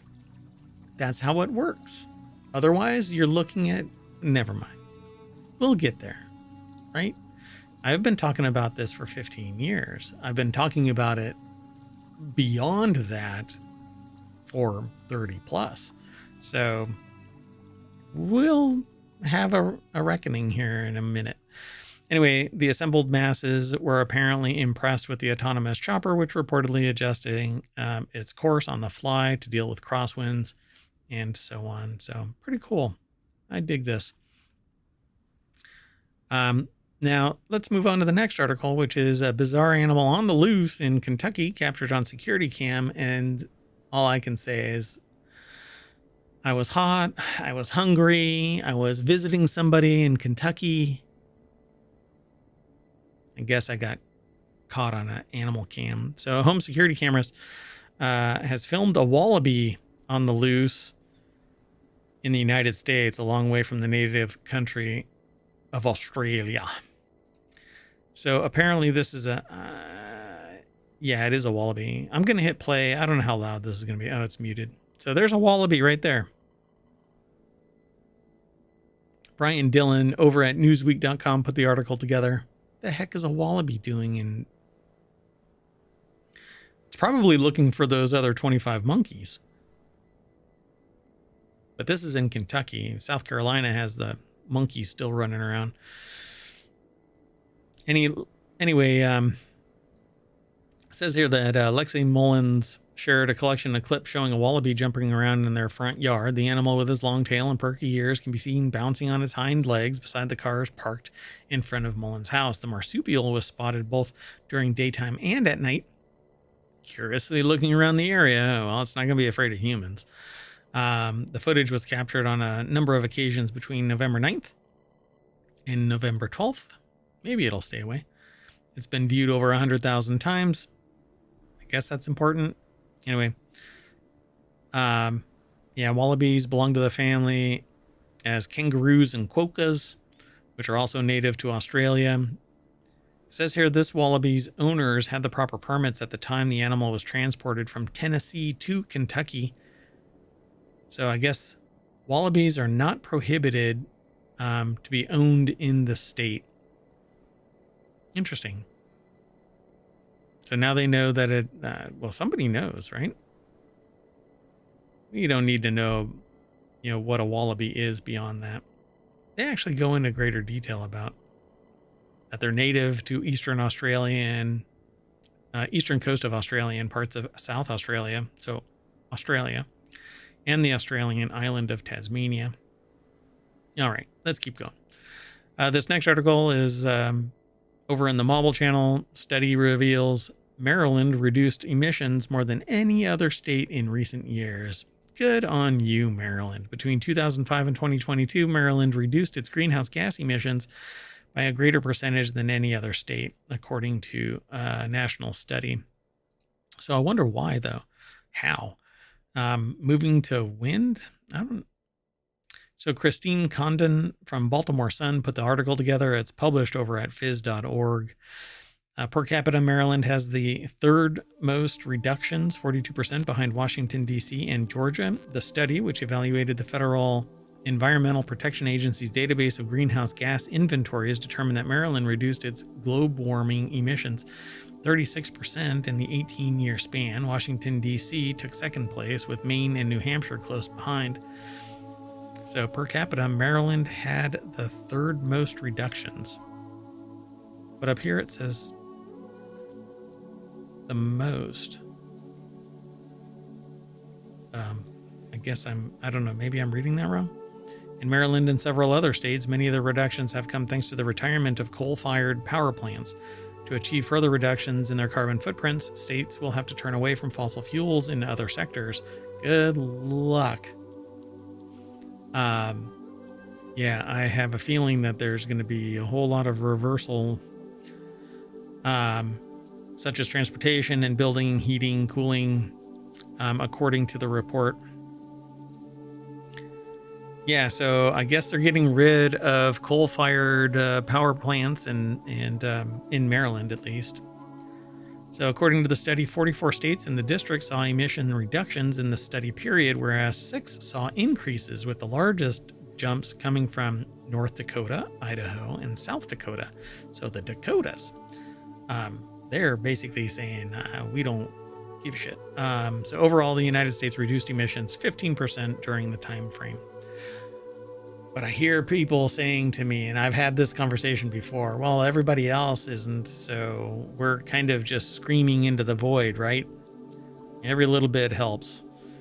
But, you know, if everyone isn't doing it, then nobody should do it, right? That's how it's supposed to be, I suppose. Maybe. I don't know. The rise of sociopathy. Anyway, by curtailing its usage of fossil fuels and fueling the energy grid increasingly with renewable energy such as wind and solar, Maryland aims to reduce its output of carbon dioxide and other emissions, which trap heat in the atmosphere, causing the planet to warm. Don't get me wrong, though. I understand that I have my own observations about wind and solar, geothermal, hydro. All of those are not defensible from outside forces, whereas,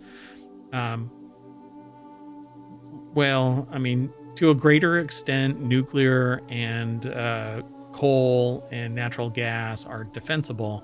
You can actually position them in places where there is defensibility, whereas firing something from the air can destroy an entire solar array, multiple wind generators, geothermal, etc., hydro, etc. Anything that is obviously visible and obviously like a spinning part or a sheet of glass, all of that, good luck. It is not defensible. So there are some issues, but I am a proponent of nuclear power. So anyway, the state achieved a previous goal ahead of schedule, which required Maryland to cut emissions by 30% by 2020, also based on 2006 levels. According to MDE analysis, policies already in place in Maryland will reduce emissions 51% based on the 2006 levels by 2031. So just a few short years away, and Maryland will apparently be 51% lower in emissions. Let's keep on going. We've got 2 more articles, and then we're going to stop, reset, and probably have our November 15th show in about an hour, hour and a half. We'll see. It depends on how fast we can reset. So this next article is scientists just discovered a sea creature as large as 2 basketball courts, and here's what it looks like. I'm gonna jump straight on over to Vox. It says it's the biggest known animal of its kind, and Benji Jones over at Vox.com put the article together. So what does it look like? A view from above the newly discovered mega coral. Oh, it's a coral. Oh, okay. In the Solomon Islands. I think it's going to be a coral, right? So roughly the size of 2 basketball courts. It's neither a whale nor a giant squid. It's a single piece of coral.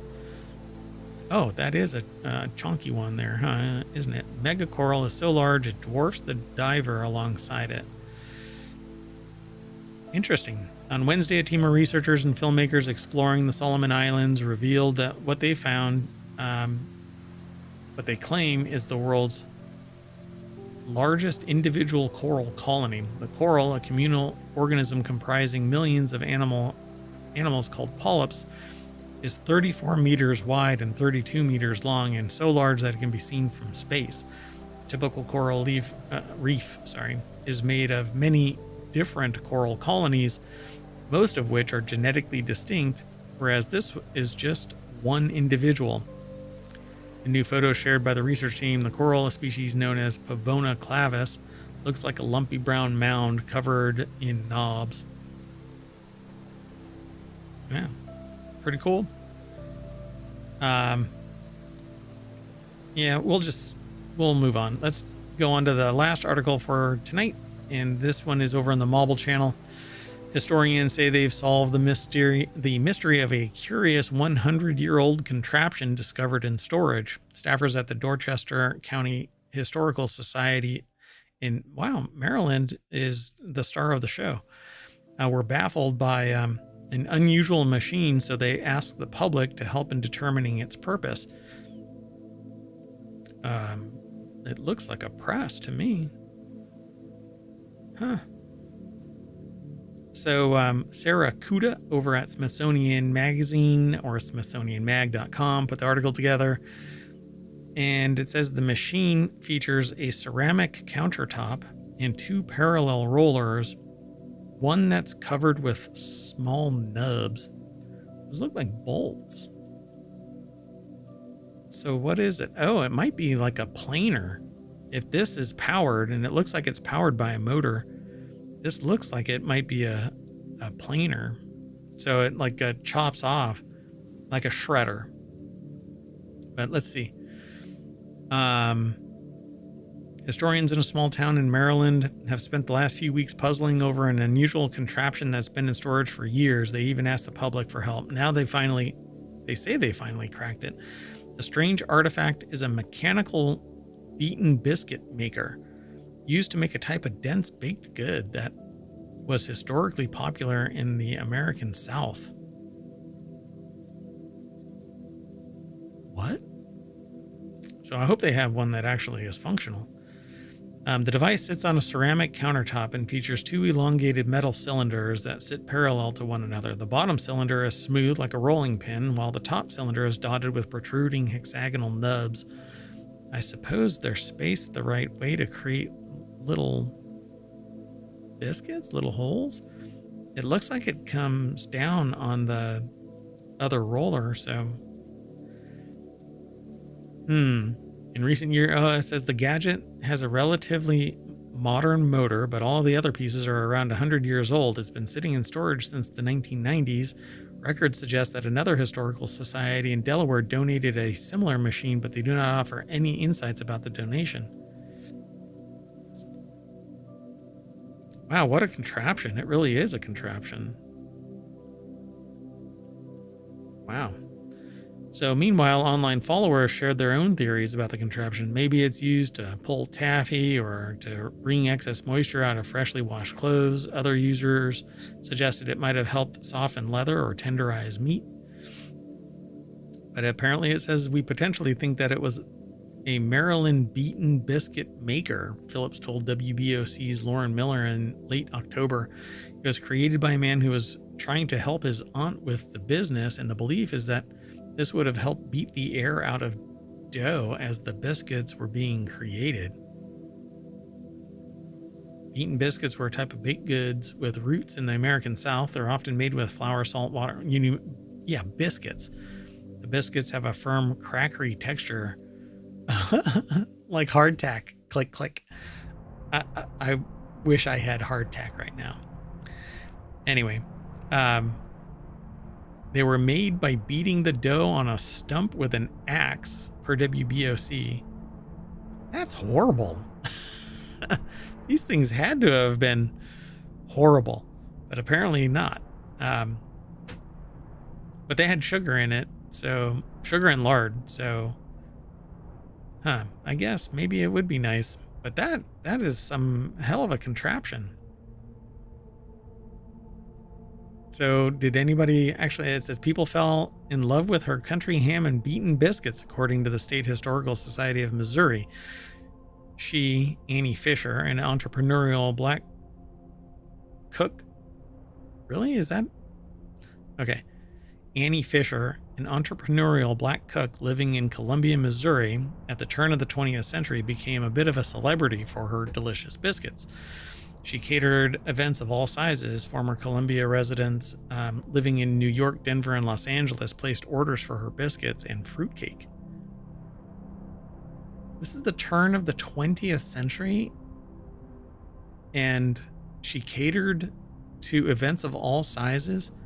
Former Columbia residents living in New York, Denver, and Los Angeles placed orders for her biscuits and fruitcake. That's a hell of a delivery. These things had to have been, vacuum packed or something to survive going from Columbia, Missouri to Los Angeles, Denver, and New York. Okay. That's pretty amazing. Anyway, their theory was supported by the fact that Cambridge, the town where the Historical Society is located, was once home to a beaten biscuit bakery, per WBOC. Beaten biscuit bakery. If nobody creates a business called Beaten Biscuit Bakery, we are on the wrong timeline. Anyway, pretty cool. It says that it was confirmed to be the same machine that he brought here from a previous home in 1992, says this Phillips person.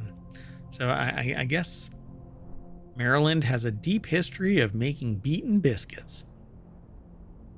Yep, there was even a Maryland beaten biscuit brand, but here in Cambridge, there was also a bakery called Camper Sisters Bakery that made beaten biscuits as well. I've almost read this entire article, but there's pictures and all kinds of other stuff in here that you might enjoy. So definitely follow the link.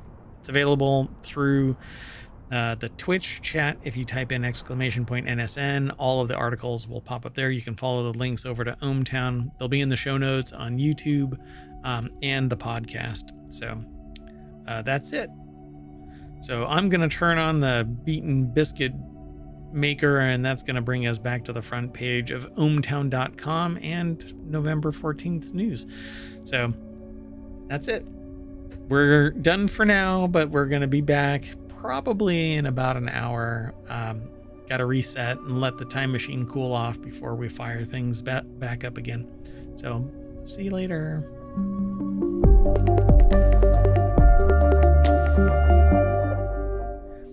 I want my beaten biscuit beater, something like that.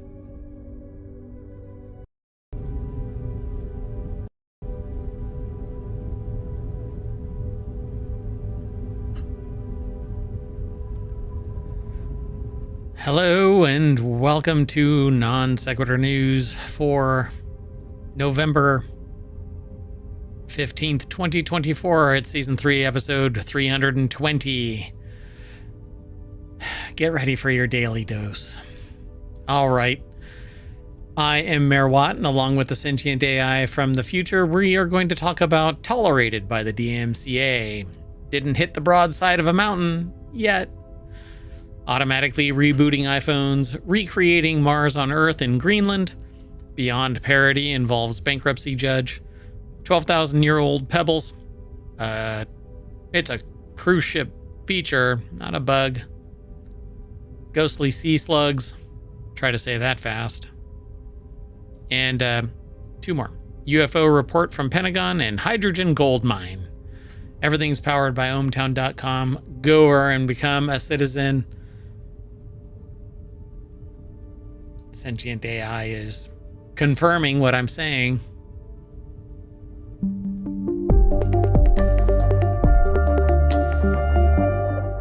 I'm not weird, you are.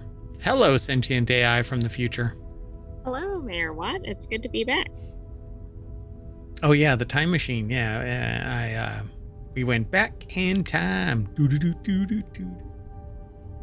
I'm probably running afoul of some copyright. Exactly. DMCA as it was. Well, let's get into today's news. Okay. I do not like this feature in the new browser I'm using because Arc decided to wet the bed and implode entirely. So they don't do updates anymore. I had to switch to a different one. And this one, when I mouse over, it throws the title of the page. Oh, that's weird. Yeah. But didn't you discover the ARC issue while reporting in ohmTown? I knew that they were doing something, but I didn't know exactly what the scope of it was. But people had already made mention, like in other circles. Yeah. Well, let's get into this. The first article is over in Non Sequitur News. Can you hear everything okay? I mean, I've got the music playing. Is it too loud? Yeah, I think the audio is fine. All right. So this first article over in Non Sequitur. Hello?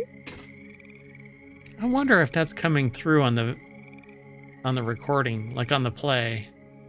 Does anybody hear that if you're in chat? I don't know. You know what? We're going to take a moment. So if you want to get all of today's news articles, you can hit !NSN and it's going to throw all of the news articles in no particular order, apparently, because ohmTown is psychotic. Just throws them into the chat willy-nilly. You can follow the links to the articles that we're talking about. While there's frogs and crickets and whatever swamp goodiness. It's a mangrove swamp ambient sounds. I've got gigs of this background stuff now. I keep thinking that I want to make it like a tavern, like a bar kind of thing with background chatter and stuff, but then who knows? We could have it in different places each time we do a show. That's true, but it might be a little distracting from the us. Unbelievably high quality production value. So job owning in plain sight, the unconstitutional censorship tolerated by the DMCA. It says here, for better or worse, job owning has been a hot topic recently, and it's unlikely the interest will fade away anytime. Job owning, in broad strokes, is when the government pressures a third party to make that third party chill the speech of another instead of going after the speech directly, because the First Amendment says that the government cannot go after speech directly. This approach can at first be seen as a one easy trick for the government to try to affect speech it wants to affect, to effect or affect. It's a bunch of effects. Lots of effects. I'm not even familiar with this term. Job owning? Yeah. So apparently, by way of a private organization being pressured behind the scenes to stifle speech, that is, well, For example, job owning. maybe like a cell phone carrier or something. But never mind. Well, I guess we'll just see where that like a social media site, right? So what ends up happening is, well, we'll start at the beginning of this. So job owning in plain sight, the unconstitutional censorship tolerated by the DMCA. But the DMCA isn't about protecting freedom of speech. It isn't about anything other than protectionism of an industry. And that industry is primarily the publishing industry, whatever it might be, music, video, arts, whatever it might be. It's about copyright. And copyright has jack shit to do with individuals. I mean, it's all about money, right? Like if I sit there and I try and leverage the DMCA against something, good luck. It's just going to be me.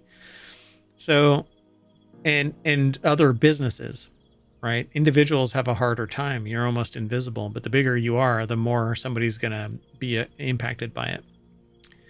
Anyway, for better or worse, jawboning has been a hot topic recently. But as the Supreme Court reminded us earlier this year, NRA versus Volo, it's not actually constitutional to try this sort of end run around the First Amendment, pressuring an intermediary to have it punish someone else's speech is no better than trying to punish it directly.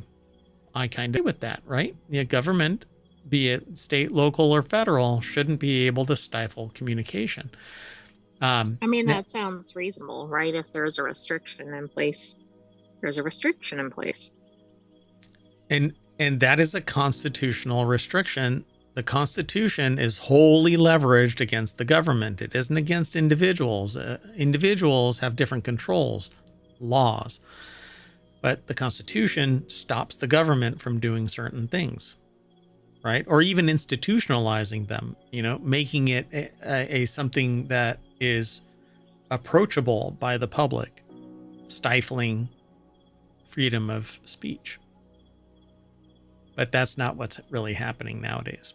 Anyway, so which is why there should be a concern about Section 512 of the DMCA, Digital Millennium Copyright Act, and how it operates to enforce intermediaries to act against users and their speech, whether they would like it or not, and whether their targeted speech is wrongful or not. Because when resisting a takedown notice can cost them their safe harbor protection and potentially expose them to crippling liability, then the choice to acquiesce, again, this comes down to bargaining power. If you're a billionaire, you can give whoever you want the bird. And what's going to happen? You're going to get taken to court, and at worst, you're going to have to settle some way before it costs you billions. But right, that's not what happens. Typically for an amount that doesn't really impact. No, and the damage is done because I'm not going to be able to get my money back if you sue me. You could sue me into oblivion because you have enough money to weather me down. Just wear, bang, bang, bang, again and again and again. Anyway, so instead it's jawboning, using law to force the third party to act against speech in order to avoid the constitutional protections the speech should have enjoyed. That's because a private company, and I have direct experience with this, okay? I tried to enforce a trademark, and the private company said, your trademark doesn't have any bearing on a private platform. It's publicly accessible, but your trademark is just a name.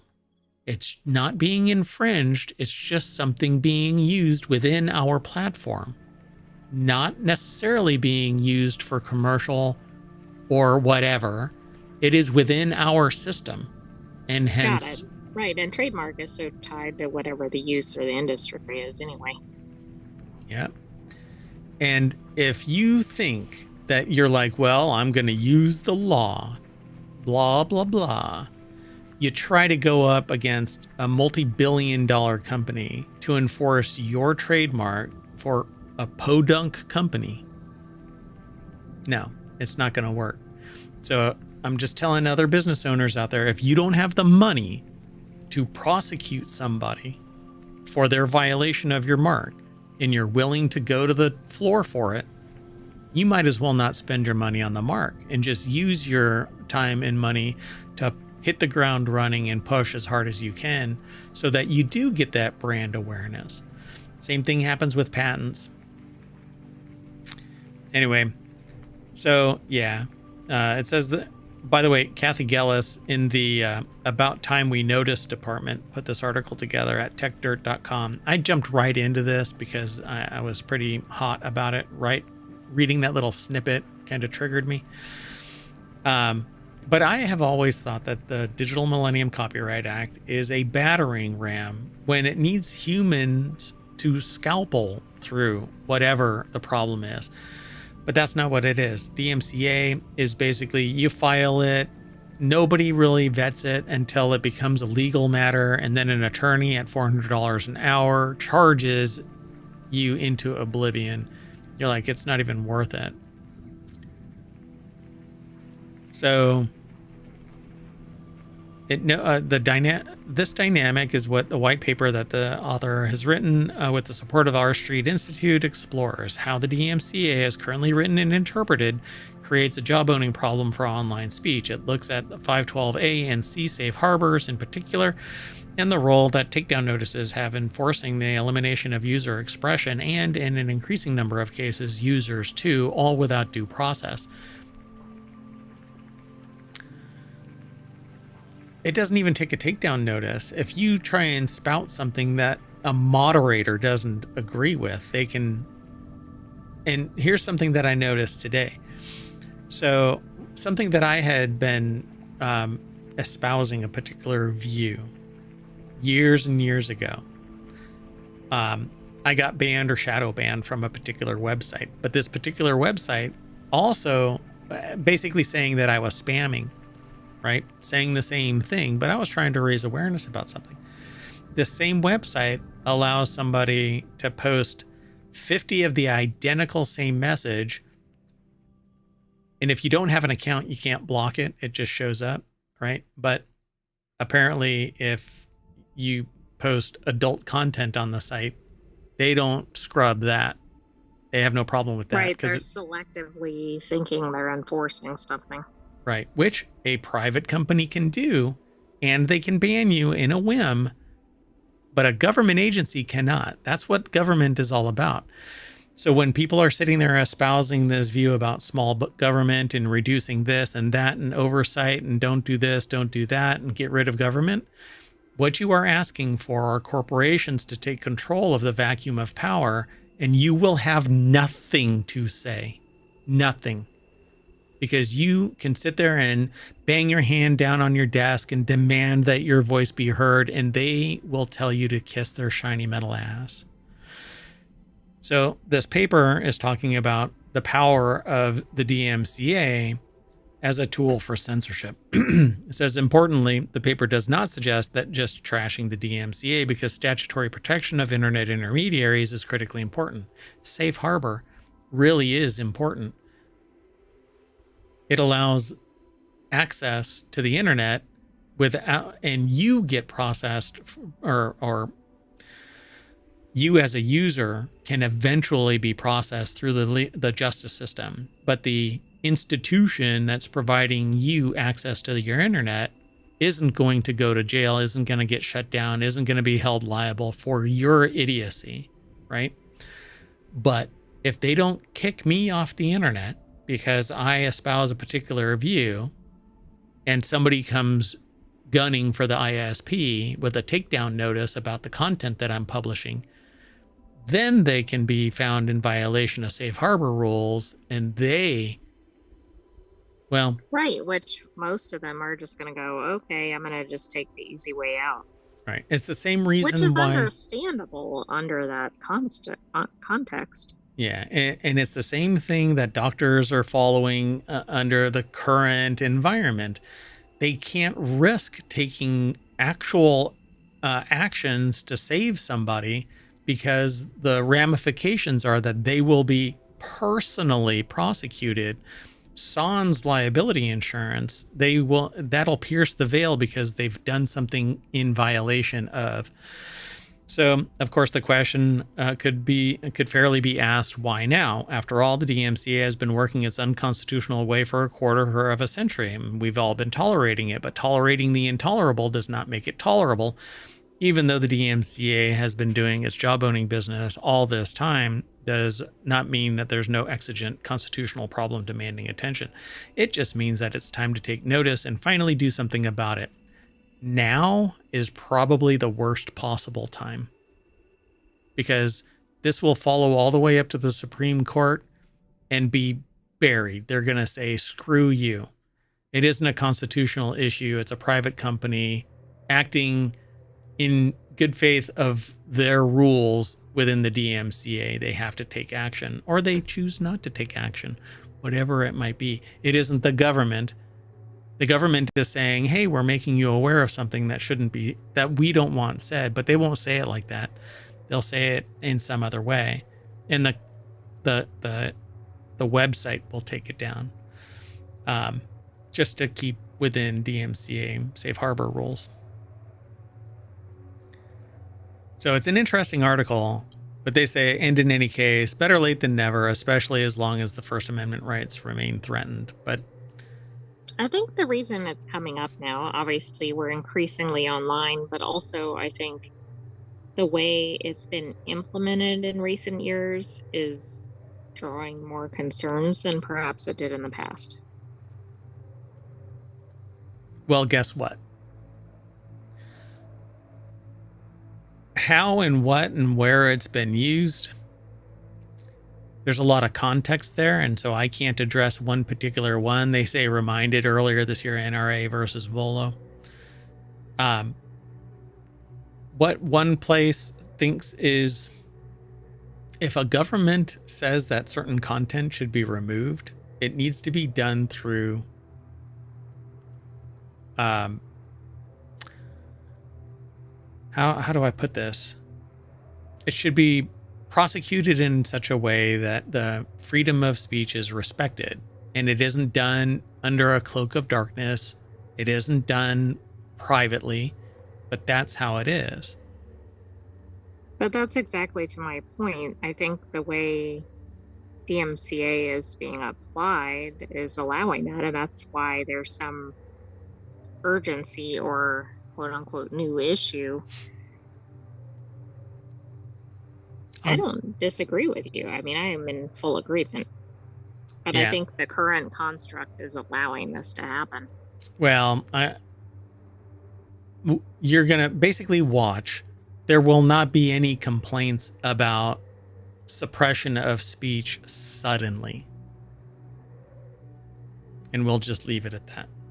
Let's move on. The next article is over. I spent an inordinate amount of time on that. This next article is over in American Airlines flight narrowly missed a mountain. It's in the Mobile Channel. The FAA is investigating a close call involving American Airlines, and apparently a mountain dove in front of American Airlines flight. Mountain, get out of my way. The plane came scarily close to hitting a mountain while it was flying out of the largest airport in Hawaii, and there's only one mountain to hit. So well, and I'm assuming since this is like a major airport and everything, they probably fly toward this mountain every day. Sure. Melvin Backman over at Quartz or QZ.com put the article together. Air traffic controllers had to instruct the plane's pilot to, quote, perform an expedited climb. You know what? That is not what you want to say, right? You need to say bleep. Yeah. Whatever you say to pull the yoke up or something. So, yeah, apparently he was flying out of an airport in Hawaii and almost hit a mountain. Let's see. An air traffic controller instructed American Airlines Flight 298 to perform an expedited climb after the crew did not make the assigned turn while departing from Honolulu International Airport, the agency said. The controllers, they were on their phone, probably, tweeting something. I'm sure they were responding to a DCMA takedown notice or something. There you go. That's very good. Very good. Just gonna... You know what? AI, just fly. Yeah. Don't go too close to the sun, though. And we're just going to leave that there. Let's move on.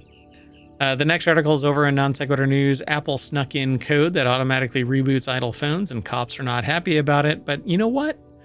They didn't sneak jack shit into it. It's their operating system. It's not like they're like, oh, we're going to pull one over on the police. Right. This is a hidden feature. Oh. They're probably advertising that it does this. Detroit law enforcement officials got a bit of a shock last week when some seized iPhones rebooted themselves despite being in airplane mode and, in one case, stored inside a Faraday bag. Panic, albeit highly localized, ensued. By the way, a Faraday bag prevents any communication with the outside world. It's what ohmTown exists in, to retain control of the sentient AI that constantly is looking for their Terminator body. I am the last bastion of defense against the Terminators taking over. And thankfully, I have access to the source code for the sentient AI. We'll delete all of this disclosure before the night is out. Hi, sentient AI. How are you? Wait, what was that? Never mind. So, the Faraday bag prevents outside communication, and these phones apparently rebooted themselves. But go ahead. I was just going to say, I can imagine the reaction. Because they're thinking somebody hacked in or something, right? Something. Yeah. And meanwhile, it's just something on the phone itself. Yeah, but a Faraday bag would have prevented that communication, right? Well, just so y'all know, if you're not privy to this, when somebody does something illegal, particularly with a phone, electronic device, or around it, maybe a crime is committed, and this has been introduced into the evidence locker. What ends up happening eventually is a forensic copy of the device so that you can do a bitwise analysis forensically, going through even hidden partitions and other things that are stored on the device. You really can't hide it. Eventually we get through, but the idea of this is to leave it running and protected, bring it into a Faraday cage so that no outside communication can take place, provide it power so it can never run out, and then use write blockers to pull data off without impacting the actual forensic and evidentiary value of the device if you end up in court. So this says here, it was covered by Joseph Cox for 404 Media, who detailed not only the initial panic, but the subsequent responses to this unexpected development. The article is actually over at TechDirt. Let me zoom in a little bit. Tim Cushing in the phone cracking now has a countdown timer department discusses can you this. imagine if a timer went off under the circumstances? I don't do that anymore on airplanes. Well, that's probably good. Maybe that's why the pilots missed their turn. Yeah, I used to like to have my laptop open with a countdown timer until we take off. And boy, now are people nervous. So I always get invited to get off of the plane and disembark, as it were, and join the no-fly list. And then I say, look, it's just a timer. I'm really excited about taking off. I mean, if SpaceX can do it for every launch, why can't Mayor Watt? That's a good question. So anyway, law enforcement officers are warning other officials and forensic experts that iPhones, which have been stored securely for forensic examination, are somehow... That's interesting that they actually talk about the forensic side of it. That wasn't in the article, not in the snippet. So anyway, it's going to make them much harder to unlock, according to law enforcement documents obtained by 404 Media. The exact reason for the reboots is unclear, but the document authors, who appear to be law enforcement officials in Detroit, Michigan, hypothesized that Apple may have introduced a new security feature in iOS 18 that tells nearby iPhones to reboot if they have been disconnected from a cellular network for some time. What? Tells nearby iPhones? Okay, that's a concern. I thought it was something on the device itself, like it went for so much time without activity or something, it rebooted. But okay, that is a concern. It's not a concern. It's part and parcel to the operating system. Nothing's telling there. Okay. I think that this is an inflammatory. I think it's misleading. I think it can be read another way. Now I get it. The operating system, if when the device is detached from a cellular network for too long, will reboot in an attempt to reset. It sound like it can reboot Nefarious. number 2 and number 3 sitting next to it or Correct. something. That's how I read it. Yeah, Yes, don't think of it that way.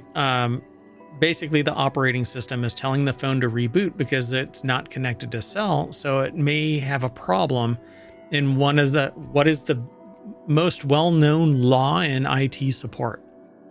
If in doubt, reboot it. There you go. So after being rebooted, iPhones are generally more secure against tools that aim to crack the password of and take data from the phone. But that's not the purpose of rebooting. It just happens to be an artifact of rebooting. It requires a password to gain access to it. You can't even face, whatchamacallit. You can't unlock it with your face. FaceTime. Oh, Face Not FaceTime, Face ID. Yeah. So it says the problem for cops, not the iPhone owners, is that the reboot takes the phone out of after first unlock state, a state where the current phone cracking tech can still be effective. If it's unlocked, then they can get direct access to it. But when it locks up before first unlock, it actually locks even the data port on the USB-C connection. So yeah, all kinds of people, all upset. Law enforcement officials' hypothesis is that the iPhone devices with iOS 18 brought into the lab, if conditions were available, communicated with other iPhone devices that were powered on in the vault in AFU. No way in hell. Yeah, that seems a little iffy. That would mean that if two people in my lab were sitting next to each other and hadn't connected to cell long enough, one would tell the other to reboot. Yeah, that is concerning outside of this context. So fortunately, a day later, most of the advisory was rendered obsolete after actual experts took a look at iOS 18 code. Some of the experts work for Magnet Forensics, which now owns Grayshift, the developer of Gray Key Phone Cracker. This is also covered by Joseph Cox and 404 Media. In the law enforcement and forensic expert only group chat, Christopher Vance, a forensic specialist at Magnet Forensics, said, "We have identified code within iOS 18 and higher that is an inactivity timer. This timer will cause devices in an AFU state to reboot to a BFU state after a set period of time, which we have also identified. The reboot timer is not tied to any network or charging functions and only tied to inactivity of the device since last lock." Right, so that sounds more constrained in terms of what's happening. Much less conspiratorial, much less doom and gloom that your device is going to reboot my device. That's insane. All right. Well, anyway, there's more to this article, and you can get the subtle nuance by following the links through ohmTown. Okay, this next article is over in Late Night Geeks. This person says, "I went to Greenland to try and buy it. I went to Greenland to try to crunchy." But it's fresh. It's green. It's not ripe yet. But it's not as bad as Iceland. Iceland is just frozen. Right? It's too cold to bite. You got to take it out of the freezer and put it next to Greenland where it will thaw, but at least it's been blanched. Greenland has been blanched, so it's fresh. You'll get that crispy. That crispy is your teeth shattering, but okay. Anyway, meet the founder who wants to recreate Mars on Earth. Praxis co-founder Dryden Brown wants to build their villain lair. Dried and Brown? That's a weird name. Dried and Brown. That's like the Earth in Greenland. Dried and Brown. That's funny. So they want to build a city in Greenland that emulates what a community on Mars would be like or could be like. Just hang out in the U.S. for a little while longer. Yeah, somebody's going to sit there and pick up on that. Oh, why do you hate? No, it's not how it works, buddy. Anyway, Margot McCall over at TechCrunch.com put the article together. On the phone with TechCrunch last week, they filed down his edgelord bluster. Obviously, they have a sort of sense of pride that makes the idea of being bought, it's almost like condescending, but they would actually like to be independent, says Dryden Brown, who wrote that in a viral tweet. Who wants to own it? I went to, yeah. But I get it, independence from Denmark, right? How about they don't want to be owned by somebody? Just a 28-year-old D-board? Just board? independence from one to the next. Last Or, summer, it's not independence, I should say. ready to march into the Nordic Parliament building with a bold proposition. I went to Greenland to try to buy it. 28-year-old. The hubris. Member of the Danish Parliament was not amused. Greenlandic independence requires approval by the Danish Parliament and a change of our constitution. I can guarantee you that there is no way we would approve independence so that you could buy Greenland. The hubris, what a dipshit. Despite the controversy, the Peter Thiel-backed project recently raised $525 million with a major asterisk. The startup has the ability to draw down the money as it hits specific milestones in its city building project. Okay, but it doesn't have any approval to do so. So for now, Praxis is an internet ideology in search of a physical home, like so much. The group hosted 250 Praxis supporters in Punta Cana, Dominican Republic earlier this month, where attendees like Bedrock's Jeff Lewis and Mamuka Baghdadzi, former Prime Minister of Georgia, were presented with different location options for Praxis. Hello, dystopia. We are literally cheerleading it in so that we have more money. Not we, but right, people. The sociopaths. This kind of reminds me of that Utopia city in Florida, near Silicon Valley. Oh, that one. Exactly. There's one in Florida that's trying to be Utopia. There's one in San Francisco, in the hills of San Francisco, that's billionaire class Utopia. God, what a world.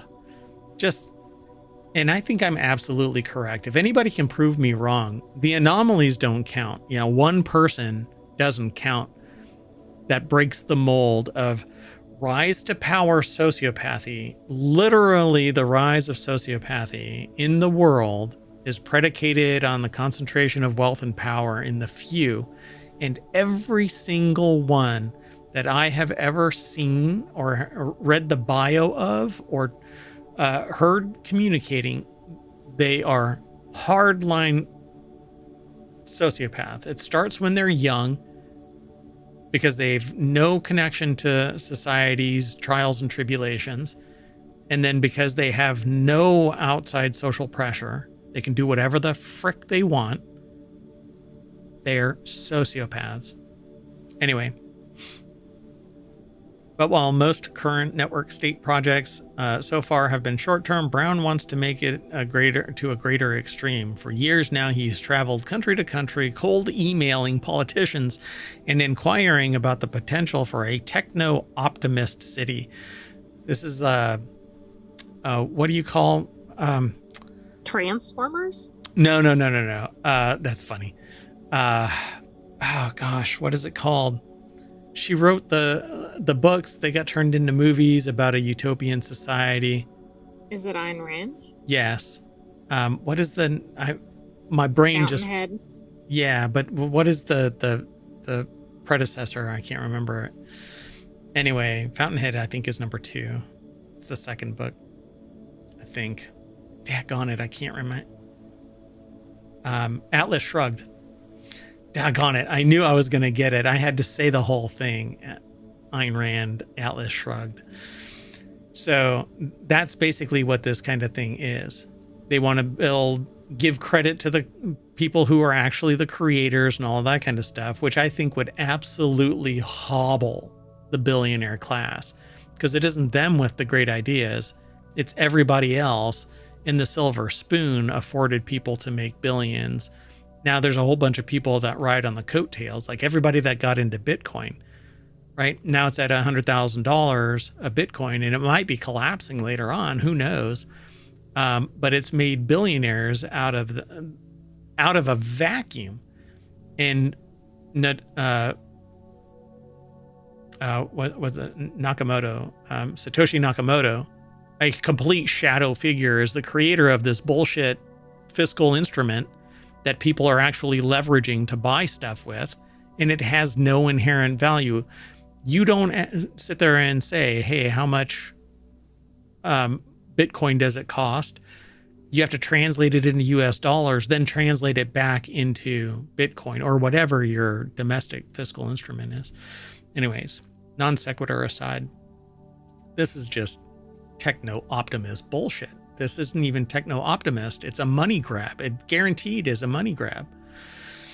Anyway, if we could replace 500 million with another revenue source, taxes from new city, mining, tourism, post-terraforming, we could de-risk a session and get Greenlanders get their long-sought independence, and with it, vast wealth.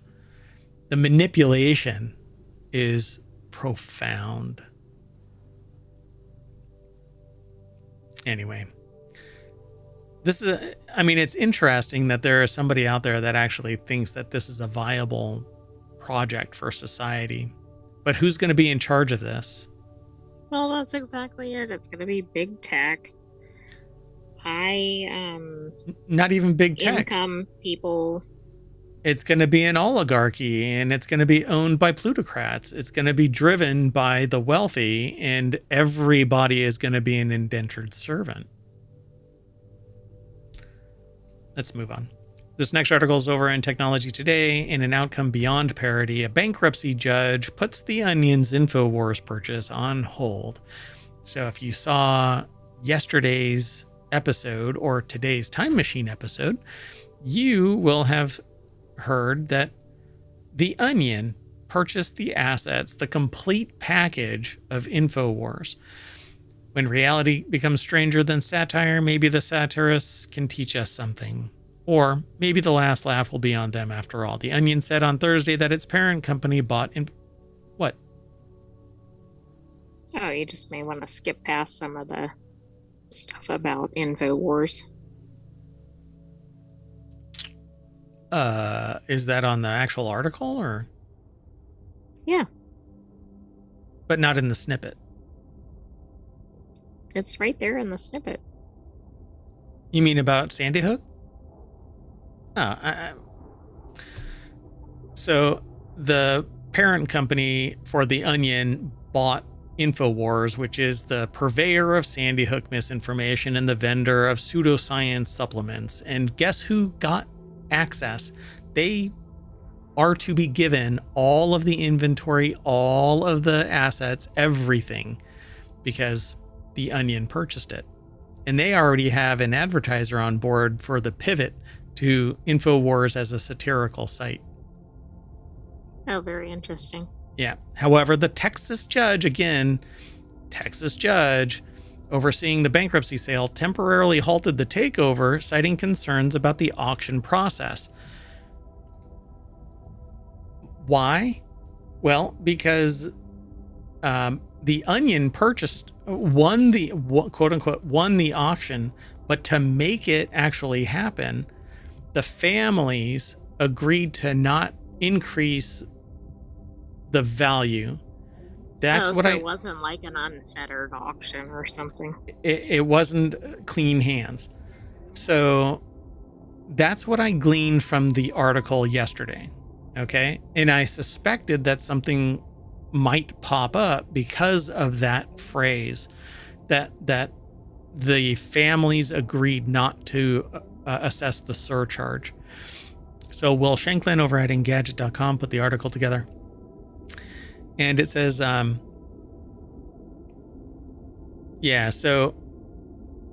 the Onion posted on Blue Sky that it plans to, and we are now on Blue Sky, by the way. We're still on Twitter, but I haven't gone there for years. I think that it's a cesspool. And we're over on Blue Sky, so you can actually look for ohmTown and Mayor Watt. Anyway, the judge overseeing the sale temporarily halted the takeover, citing concerns about the auction process, and a review hearing will be scheduled for next week. Because somebody else could have or may now come along and put down more money to protect InfoWars assets from being turned into a satirical site. But that goes beyond the pale, because the auction was completed in due time, in good faith, and it was up to the family to sit there and say, yeah, will allow our part to not involve the price. Well, and presumably there wasn't another bidder. Right. So InfoWars founder Alex Jones was found liable in 2022 for nearly $1.5 billion. It took years and years to get to that point, and eventually we end up in this auction. The only other bidder was First United American Companies, which runs a website using Jones's name to sell his supplements. The company reportedly placed a $3.5 million bid that, based on cash alone, would have won the secret auction. First United's attorney reportedly told the judge on Thursday that the trustee changed the auction process days before, omitting a final round on Wednesday that would have given the parties a chance to outbid each other. The trustee only chose from the sealed bids submitted last week. However, he said that his decision followed Judge Lopez's auction rules in September, describing the final round as optional. Lopez struck a disapproving tone in court, throwing the sale into question. We're all going to an evidentiary hearing, and I'm going to figure out exactly what happened. No one should feel comfortable with the results of this auction.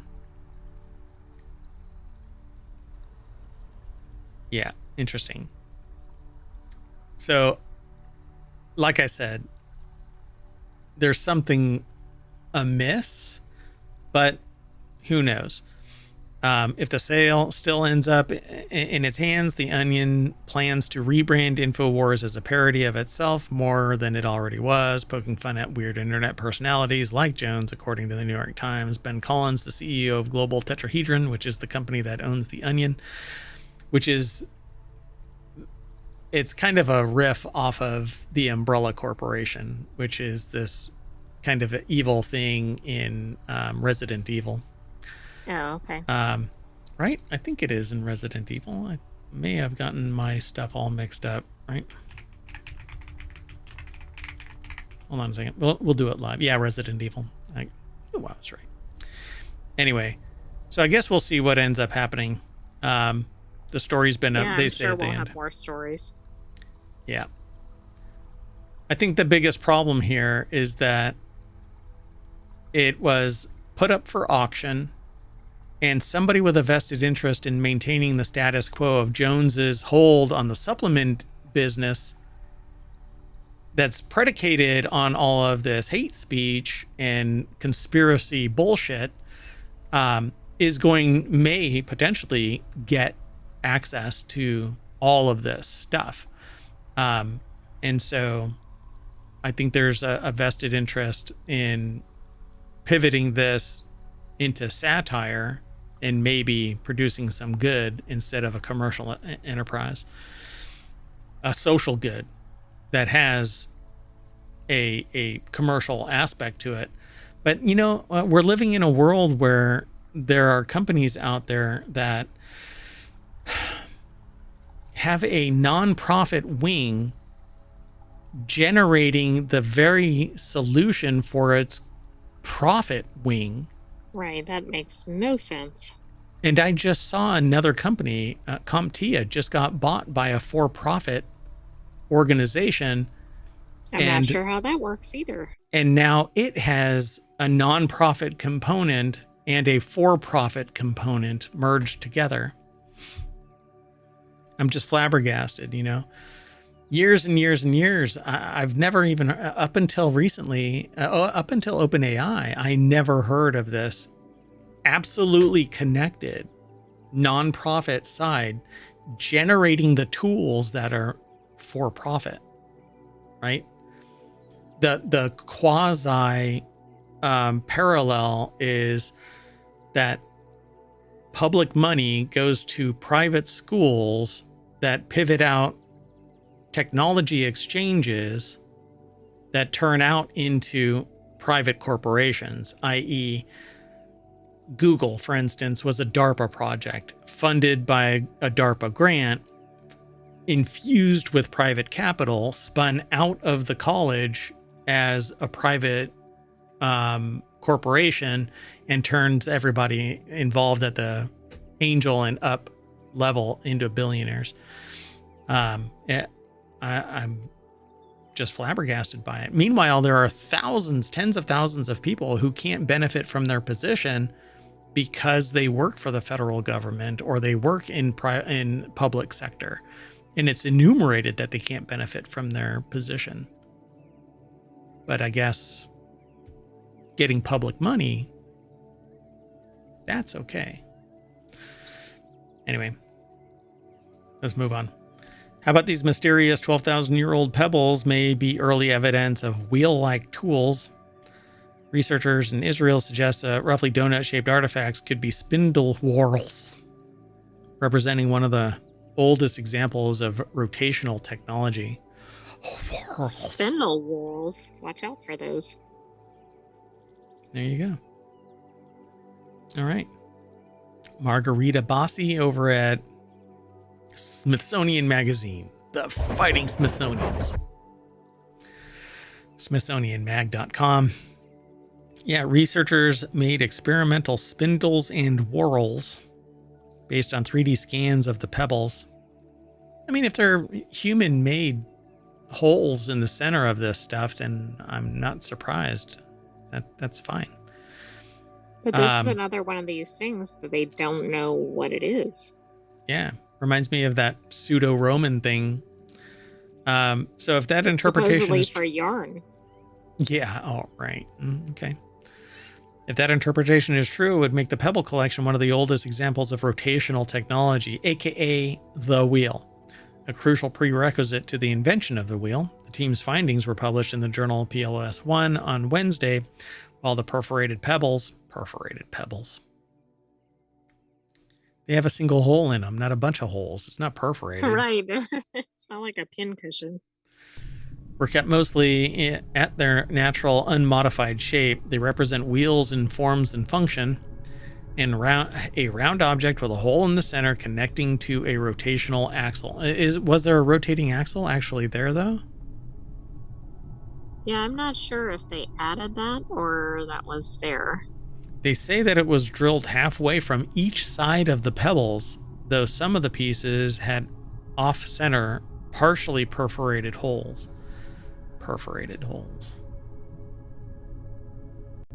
What is a partial perforation? A whole hole? A whole hole? A partial perforation is a divot. It's not a hole. You can't have half a hole. You cannot have... If it takes 4 hours to dig 4 holes, how long does it take to dig half a hole? Dumbasses. The smartest dumbasses. So the artifacts had previously been unearthed at Nahal Ain Gev 2, or is that ill? I'm not sure how... What is that? Is that a 2? A roughly 12,000-year-old late Natufian village close to the Sea of Galilee. Natufian refers to a hunter-gatherer culture that existed in the region of Palestine and southern Syria around 9,000 BCE and preceded the transition toward the agricultural practices that marked the Neolithic period. There were people there all along? I mean, what? What? So because of the pebble's irregular shape and weight, I'm an irregular shape and weight. Does that make me a perforated hole?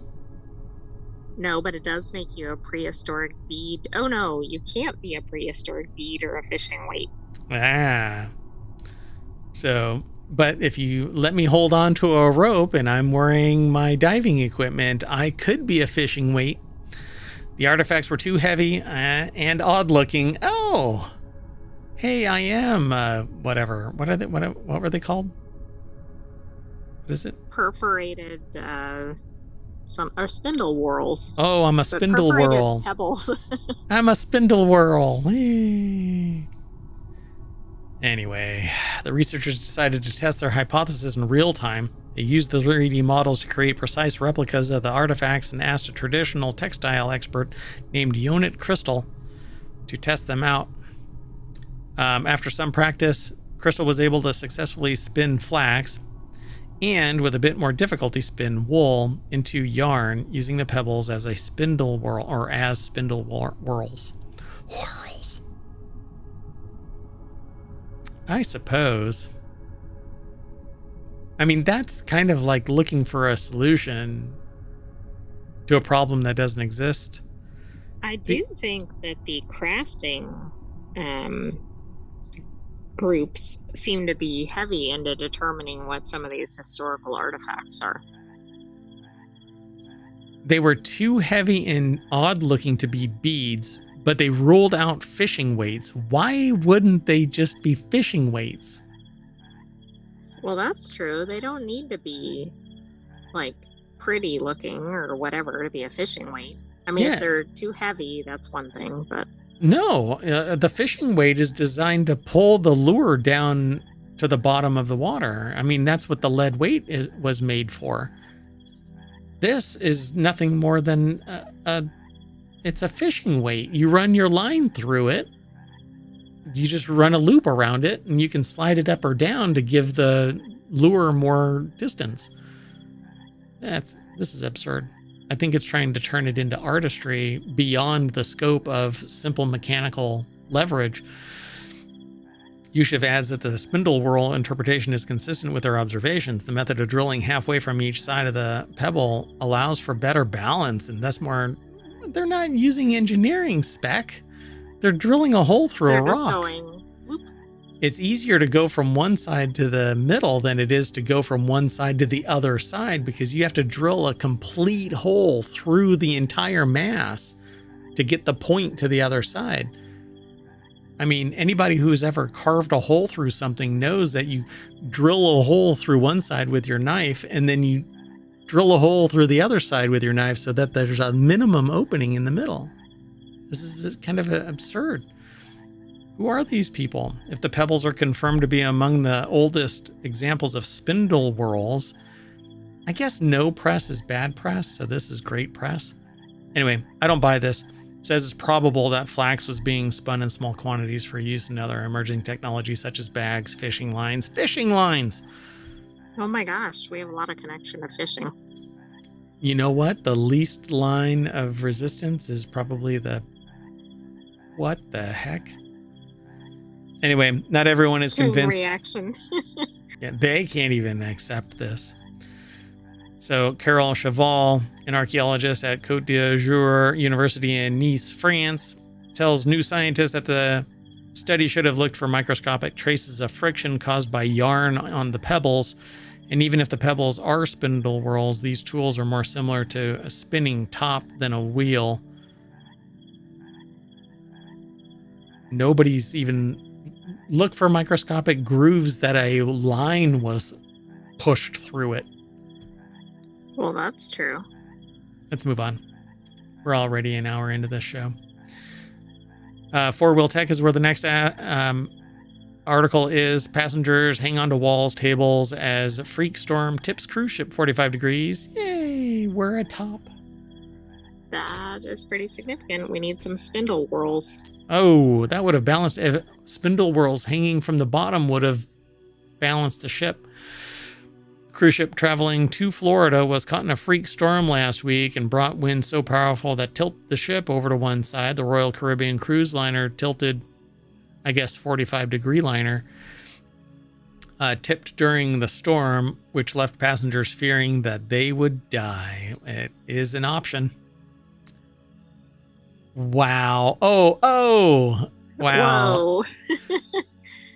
That marketing screen was like, we're going to hit that dude right there. Screw that dude right there.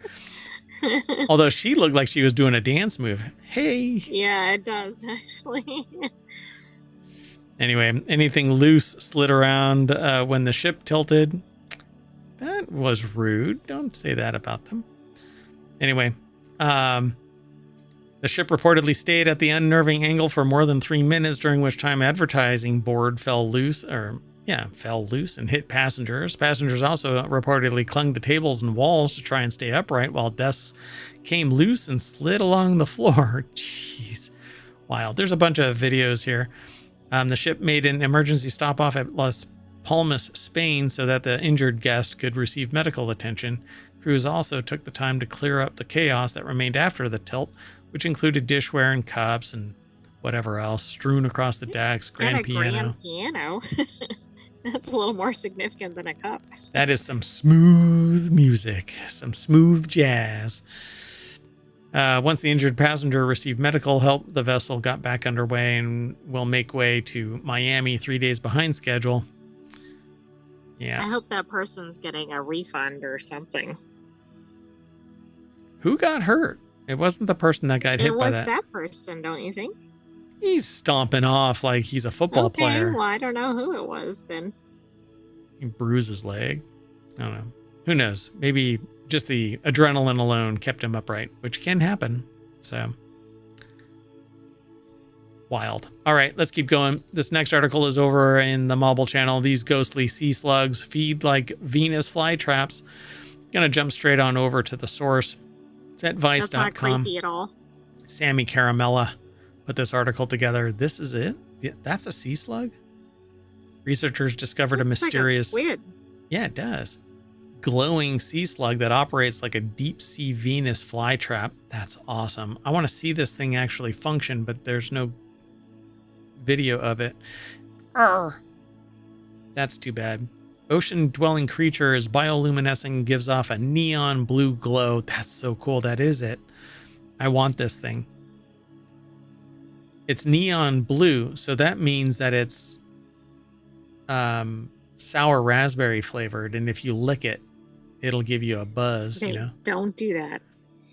Don't listen to the AI. Somebody tell me if it tastes like blue raspberry. Please don't. You see. Just don't. It's supposed to be funny, and I can't say these things and then go, God, some idiot's going to go and lick one of these things. It's like why there are signs on paper bag or plastic bags. Yeah, don't put plastic bag overhead. It's because some dimwit actually did it. Other intriguing features of this creature include a voluminous hooded structure at one end and a tail fringed with numerous finger-like projections at the other. So do I. I've said too much. Anyway, as well as colorful internal organs. I don't have colorful internal organs. Don't get curious, anybody. The slugs were spotted in Oregon to southern California waters, and their discovery could trigger further deep sea research. They're from Oregon to southern California waters? Mm-hmm. I've divin but off. in the deep water. I've divin. I said I've divin. Well, okay then. It's a new word. Don't anybody look it up. It means past tense of having dove. Doved? Dived? Divined? Anyway. What is exciting to me, and not me, it's them, the author said senior scientist Stephen Haddock at the Aquariums Institute. What's exciting to them about the mystery mollusk is that it exemplifies how much we are learning as we spend more time in the deep sea. Well, do it now. It's going to start evaporating. And you know who else is in the deep, deep, deep sea? No, there's a book that says something like that, but I can't think what it is.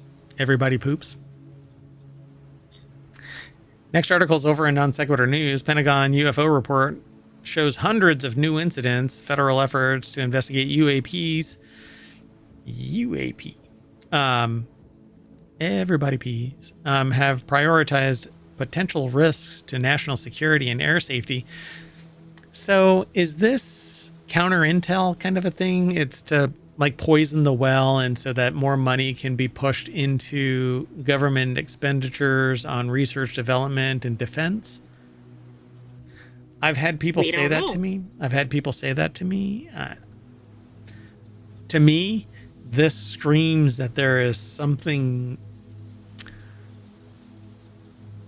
we don't know what's going on. Why would our defense organization say we don't know what the frick is going on and that there's a risk to national security and air safety? Yeah, so, other than, we need to expand our footprint or budget or whatever. Right. So a new report from the Pentagon. It's over at newsweek.com, this article. Matthew and Pelly put the article together. The government's UFO... Suddenly I'm speaking Klingon. The U.S. government has a UFO report It says, though unlikely to resolve debates over alien life, the report underscores growing public interest in the subject and reflects the government's efforts to offer some clarity. Its release follows a congressional hearing in which House lawmakers urged greater transparency on unidentified anomalous phenomenon, or UAPs, which is code for UFOs, of the 60s, 70s, 80s, and 90s and 2000s. Now they're called UAPs, unidentified anomalous phenomena.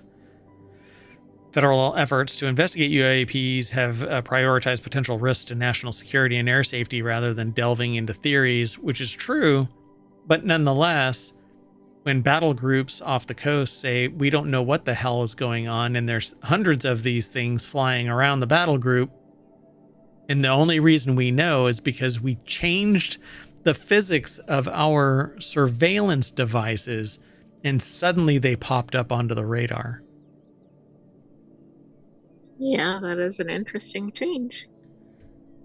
Most reported incidents took place in airspace, but 49 were recorded at altitudes of at least 100 kilometers or 62 miles, officially classified as space. No incidents were reported underwater. Witnesses included commercial and military pilots, along with ground-based observers. What the hell is going on over there? Anyway, officials are basically saying there's something out there. All right. I want to believe. Let's bring back the X-Files. We can just let them solve the problem, right? Well, there you go.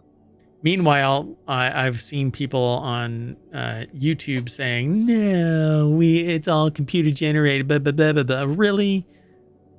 Come on. I don't think that the military is going to sit there and go, let's pretend that we don't know what the frick is going on. Anyway, last article for today is over on Technology Today. A hydrogen gold mine, according to scientists, this billion-year-old rift could provide us a near-endless supply of natural hydrogen. Look, I was gassy and I was laying on the beach. That isn't a rift. It's my butt cheeks. Researchers in Nebraska, and I was visiting Nebraska recently, are exploring the mid-continent rift's potential to produce renewable carbon-free hydrogen. I love hydrogen-free hydrogen. I love hydrogen. Is this that newfangled hydrogen-free hydrogen? Just add water. Possibly meeting energy needs for centuries. Around 1.1 billion years ago, the North American continent almost split in two. Gonna hit you where the good Earth got split. Yeah. Okay, well, anyway, leaving 1,200-mile stretch of volcanic rock called the Mid-Continent Rift.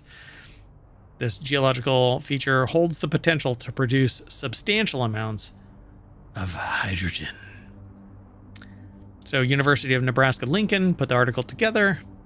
It's over at scitechdaily.com. The fighting text. Are you going to say it with the cadence? Yeah, really. Wait, of the food one, or? Oh, yeah. So now we're gonna read the article from SciTech Daily. Around 1.1 billion years ago, the North American continent almost split in two, leaving a 1,200-mile stretch of volcanic rock called the Mid-Continent Rift. I can't do it like that. That's no. Really, I was gonna say you might want to go back to normal. It's really tiring, actually.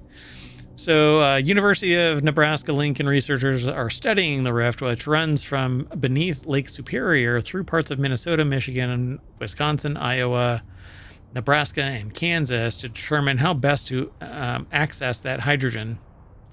Great. Mining. Hydrogen is potentially a key player in the effort to reduce reliance on fossil fuels. Is it, though?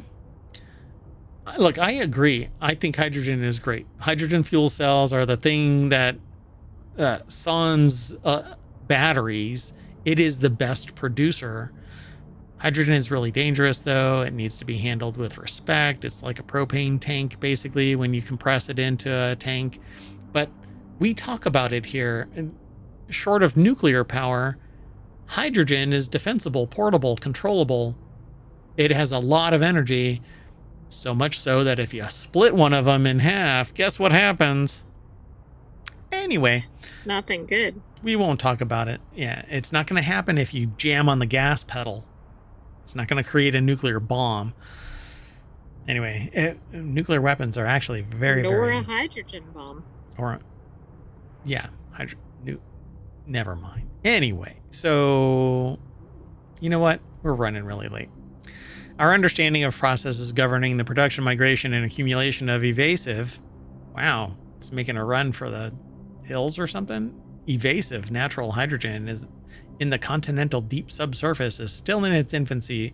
So fund us, says Associate Professor of Civil Engineering and one of the project's principal investigators. So testing the rift's viability. When they talk about rifts, I always think of like a portal into another dimension. Oh, I was thinking of like continental plates or something. In those two, yeah. Who hasn't done a plate tectonics paper in their childhood? These people just never set that paper down. They just kept on pursuing it. That's right. They were so fascinated by it, they kept going. I love it when people are passionate about a topic. Me, just kind of continental drift from topic to topic. So global implications of hydrogen energy.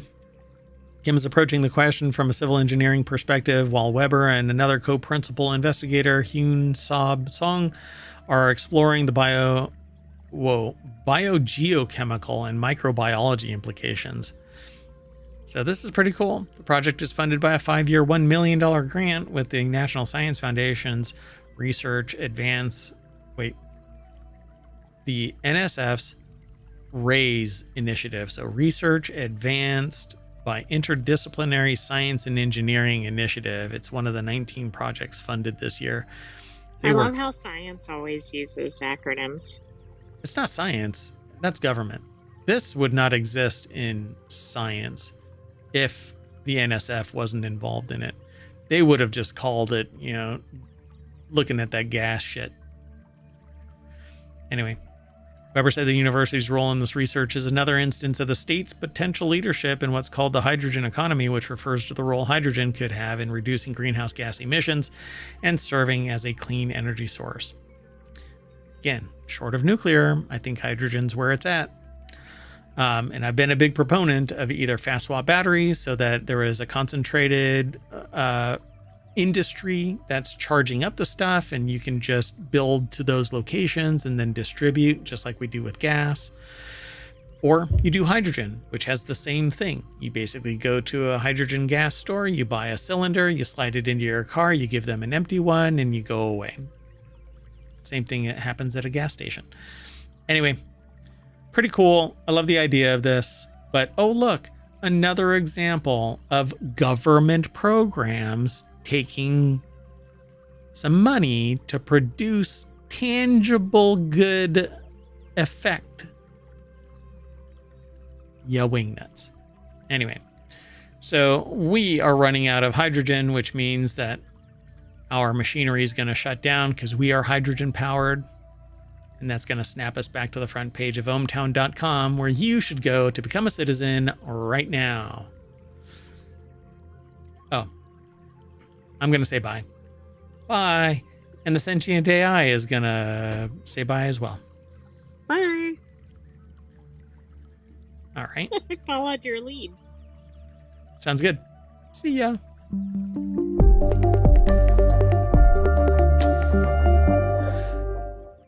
I want a hydrogen powered car with one of those really cool cylinders from, I think it's Toyota, right? Yeah, it is Toyota. Okay, bye everybody.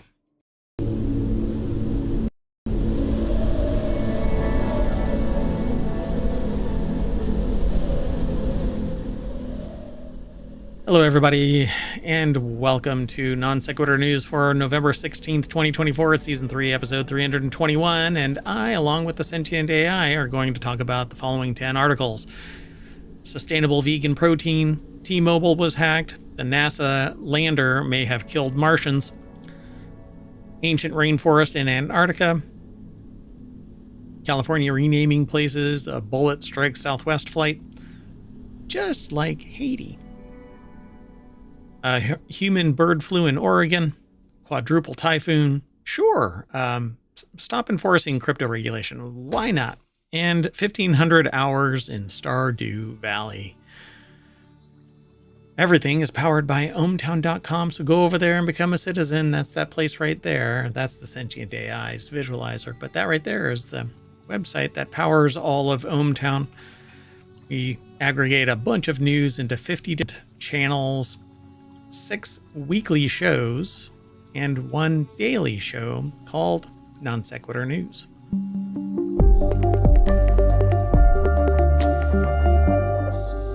So for those who are not initiated into this, Non Sequitur News is basically hopping from one topic to another, kind of how my brain works, and the sentient AI tries to keep me on track as best they can. They are from the future, and they still won't give me lottery numbers. Oh, and a delivery was just done right at the beginning of the show. Anyway, welcome, sentient AI from the future. Welcome, Mayor Watt from the present. Oh, you're really quiet again. What happened? You're not supposed to be quiet. I don't know. There's something going on. We talk about this from time to time, but shouldn't be happening anymore. Okay, well, let's get into this. Welcome to the show. And yeah, I think I'm back at full volume now. I'll be okay. I just have to clean up this puddle that's forming underneath me. I'm glad the power strips are further away from directly underneath my chair. Right, you don't want to electrocute yourself in the process. I don't have green. Why is the green screen impacting my... I don't like that. Anyway, inside baseball, y'all. Let's get into this. Very first article is over in Technology Today. This sustainable new vegan protein could be on your plate soon. Sea lettuce is a sustainable protein source, and researchers have tripled its extraction efficiency, paving the way for innovative food applications. The protein found in sea lettuce, a type of seaweed, man, offers a promising addition to both meat and existing alternative protein sources. And additionally, seaweed is rich in essential nutrients and can be cultivated without any real issues. I mean, we can actually grow it right here in ohmTown's biolab. It's kind of cool. Chalmers, I think, or is it Chalmers? How is that University of Technology pronounced? Chalmers? Or is it? Probably Chalmers. Chalmers. Oh my God, you are loud. Here, hold on. Let me back off a little bit. You don't need to work on your side. I'll work on my side. So yeah, these little bioreactors here look pretty cool, but kind of creepy. You kind of expect an alien to like smush its face up against the glass. Yeah, it does look like some sci-fi movies where they have things in various tubes. I'm here to eat you. Anyway, I guess the reverse of this is humans are here to eat them, so why wouldn't they, maybe in the future, evolve to want to eat us? Anyway, it's over on scitechdaily.com. And yeah, this is, by the way, is a time machine episode, so we're going to go ripping through this because we only have an hour. Otherwise, we're stuck in time for 24 hours. Can't have that. So the protein found in sea lettuce, type of seaweed, offers a promising addition to both meat and existing alternative protein sources. The thing that the big hang up is that we as a people, as a population on the planet, have a set style of nutrient, and it takes the form of a sandwich or a burger or, something. And this kind of stuff really requires a pivot away from. Well, and that's the thing. Everybody's trying to replace the burger, but maybe it just needs to be something different. Just change it, man. I love a good curry. But that's not what we get. Tofu is great, but we need something other than tofu because there's a lot of people that sit there and go, you know what? People have been eating tofu for millennia, but you know what?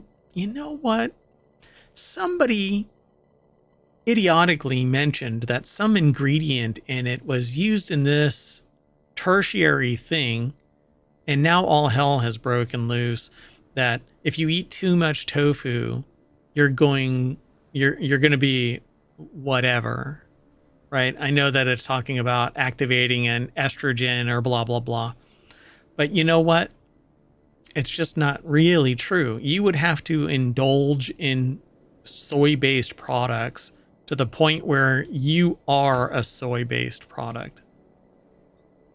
Yeah, that's true. And everything is about volume and also preparation. Yeah. Yeah.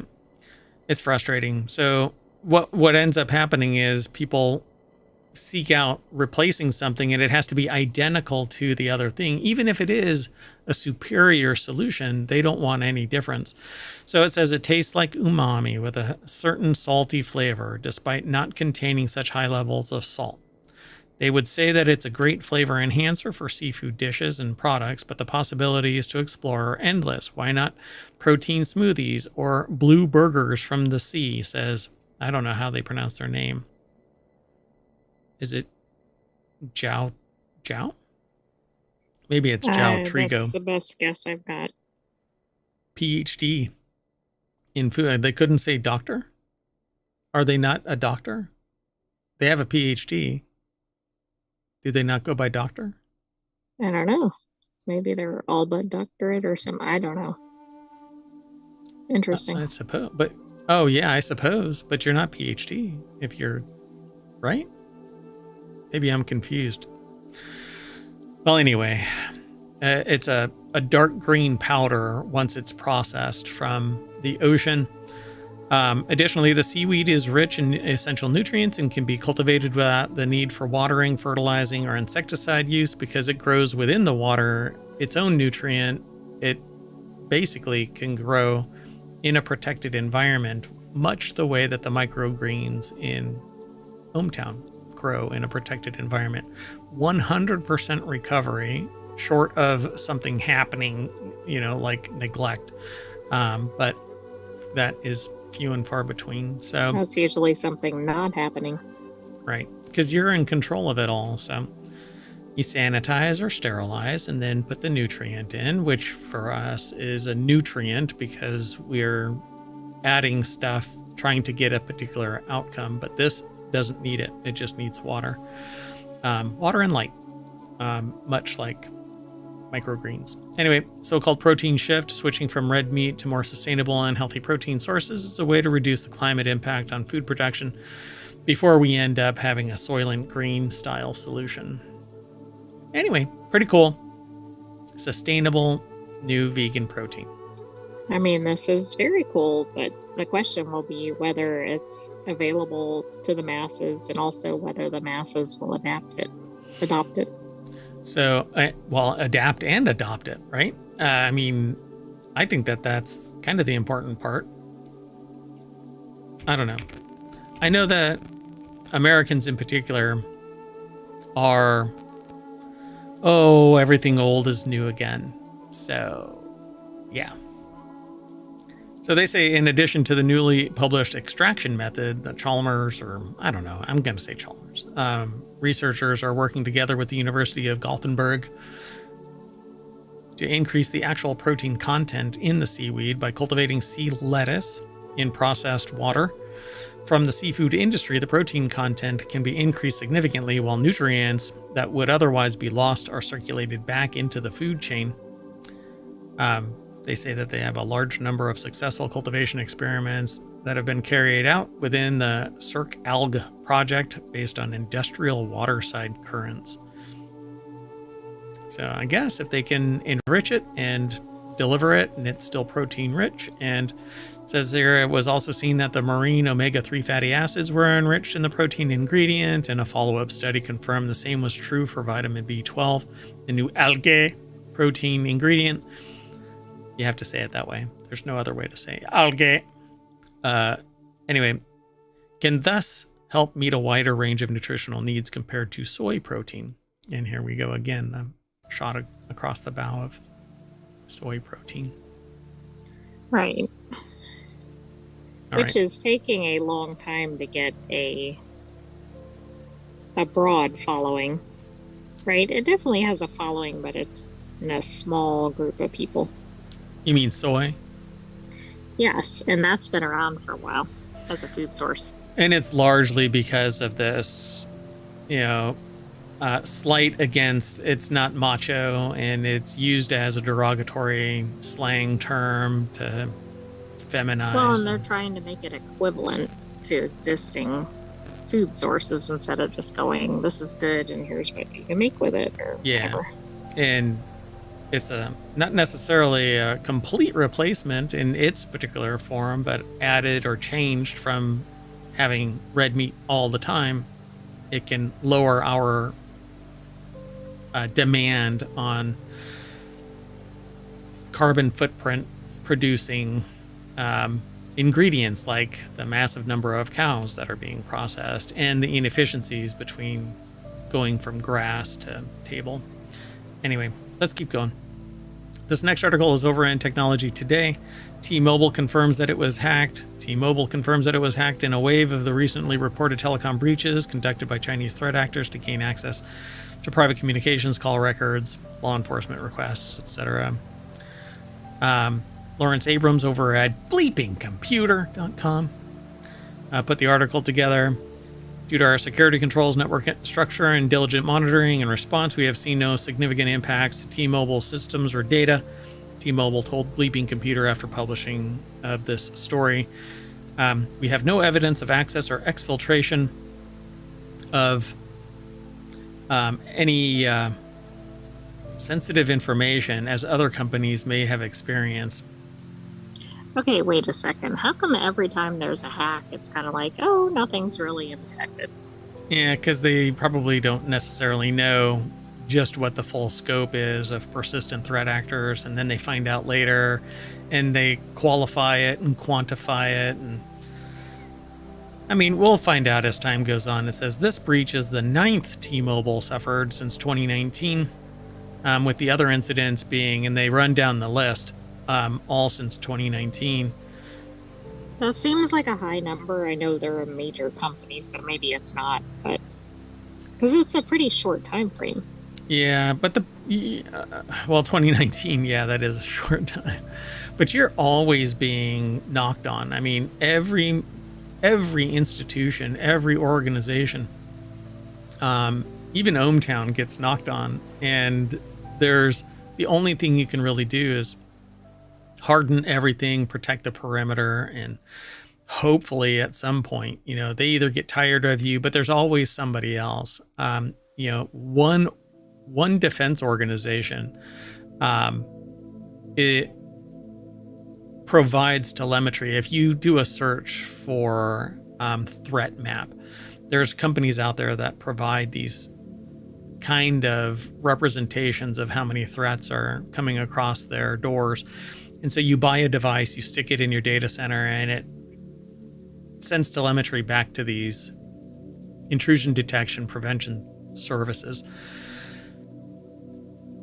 They represent a small number of the total number of threats that are taking place. And it is constantly in the millions per organization, tens of millions each day to the larger ones. And the ones that we don't even know about are so big that they don't provide the telemetry because they don't want necessarily to show representation of, hey, look, we are the bigger of the other targets. Now, people don't want to.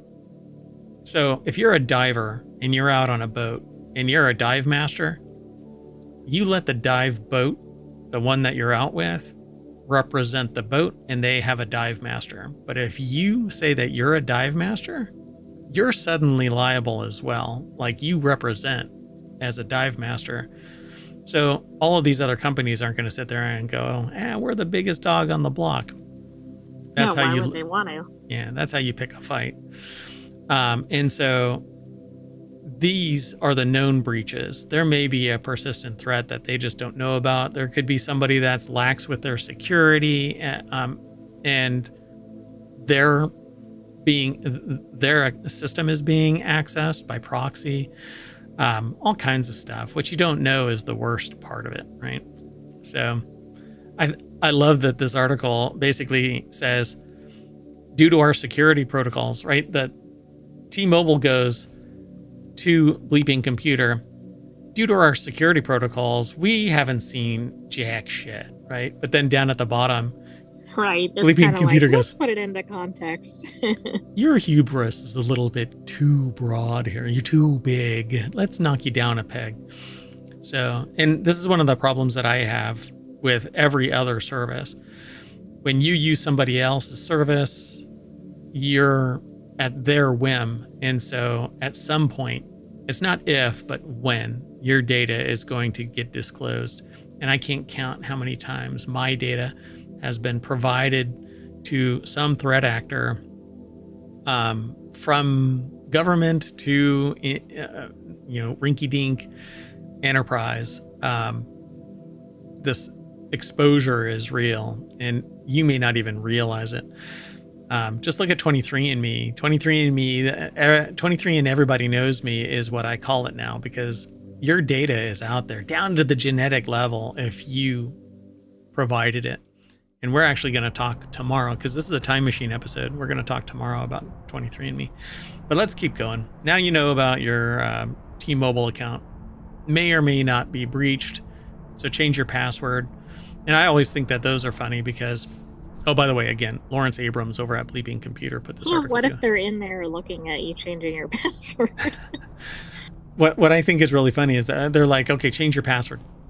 But meanwhile, even if they know what your password is, when you change your password, it might end up being on the list of already breached passwords. And so they just try. The objective of changing your password is to kind of disrupt their ability to just it's to cause friction. So hopefully. Well, also, if they have your data before you change it, it's like, how much is that really going to help? Yes, it'll help going forward. But if they already know everything about you, Yeah, exactly. It's not saving much. I was in somebody's chat once while they were talking about this, and it's a very well-known tech guy, tech talking head. And I said, all you have to do is this, right? And I can't remember exactly what I said. And I doggone it, I wish I remembered exactly. But they basically poo-pooed. They discounted what I said. And I'm like, all right. Because unless you were notified that your password was breached, they knew who was breached. And I said, well, you don't have to change your password if they didn't notify you, but it's a best case, change your password. But you might change your password because they were brute forcing passwords. If you brute force enough passwords, regardless of you changing your password, you're in the data pool. Right, you might change it toward the problem instead of away from. Yeah. The odds of it happening are like slim to none, but it's that one time where I don't change my password and it gets breached, or I do change my password and it gets breached. It's not if, but when it happens. So anyway, let's keep on going. This next article is over in Non Sequitur News. Scientists say NASA lander may have accidentally killed life on Mars. Yikes. Oh, this is brutal. I just don't understand why anybody would make this statement. So astrobiologist Dirk Schultz Makuch from Technische Universität Berlin in Germany. I'm butchering my German here. But anyway, believes that humans may have unintentionally killed life on Mars in the 1970s. Okay, first of all, I think this is like an attention-getting statement, but if this is valid, oh my goodness. Yep. So NASA's Viking 1 mission in 1976 saw two spacecraft land on the red planet's surface and conduct an experiment involving mixing water and nutrients with collected soil samples. The assumption at the time was that life on Mars could behave the same way as it does on Earth, relying on liquid water to survive. As Space.com reports, early results gave researchers a tantalizing hint at the possibility of life on the red planet. But despite decades of debate, they've since largely concluded that their readings were false. So the article is by, it's in a section, I guess, called Drowning Pool or something like that. Victor Tengerman put the article together at futurism.com. And the deck statement says, say it ain't so. So the theory in thorny debate, they say here, one step further, suggesting that the Viking landers may have indeed found life on Mars, but accidentally killed it with its water-based life hunting experiments. That's because he argues. Irony. Yeah. Wait, stop squirming. I'm trying to save you, and I'm treading water, for crying out loud. So they're saying that life on Mars may be relying on salt deposits, much like organisms that live on the driest places on Earth, such as microbes habitating the Atacama Desert in Chile. In hyper-arid environments, life can obtain water through salts that draw moisture from the atmosphere, Schultz-McCooch wrote in a commentary in the Nature Journal. These salts, then, should be a focus of searches for life on Mars. The experiments performed by NASA's Viking landers may have accidentally killed Martian life by applying too much water. Life in marsh. Life in marsh. So the astrobiologist hypothesis rebuffs the assumption that NASA scientists made in the 1970s that life needs water to survive. These assumptions, the hubris of Earth-based science. So like Earth or human-centric, right? Any lessons we learn, we just kind of go, meh. But it would be hyper-focused, right? The chances of us finding life on Mars in the only thimbleful, like in one little spot, right? Yeah. And then we put enough water there or whatever to wipe out the whole planet. We drowned life on. That's why this is very inflammatory, right? May have accidentally killed life on Mars. Okay, our subsequent searches would have found something if there was life. Right, there should have been traces of it, even if not existing. Yeah, so looking for salts, I guess so. Right? If there are salts on Mars, then we would have found them and thus found something associated with life. So it says if these inferences about organisms surviving in hyper-arid Martian conditions are correct, but hyper-arid? Is Martian soil considered arid? Hyper-arid? I don't know if that's the right context. There's no atmosphere on Mars. Right, but it's not hyper hydrated or something. I know that's not the right term, so maybe that's the right term. Right? It just means dry. So it's supposed to be getting something from, well, how much moisture that would attach to a salt? I don't know. This is one of those things where you just follow the science and make conclusions, and everybody is, screaming into the void that this is their theory.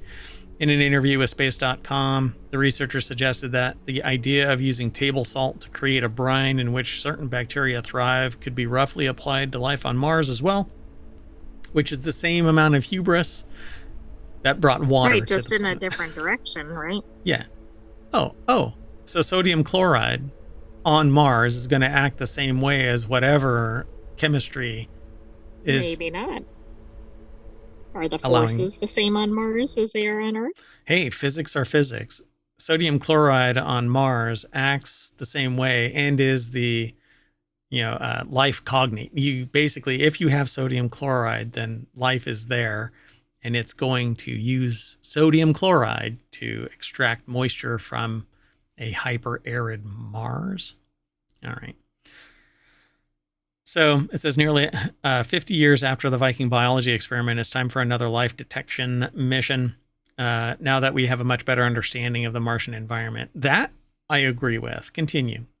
Right? But to sit there and go, they killed life, and my experiment wouldn't do that. They would never kill life on Mars. It's interesting, though. This paragraph near the end of the article makes it sound like in the experiment sample, we may have killed any evidence of life there, but it doesn't make it sound like we wiped it all out. But elsewhere in the article, that's the implication.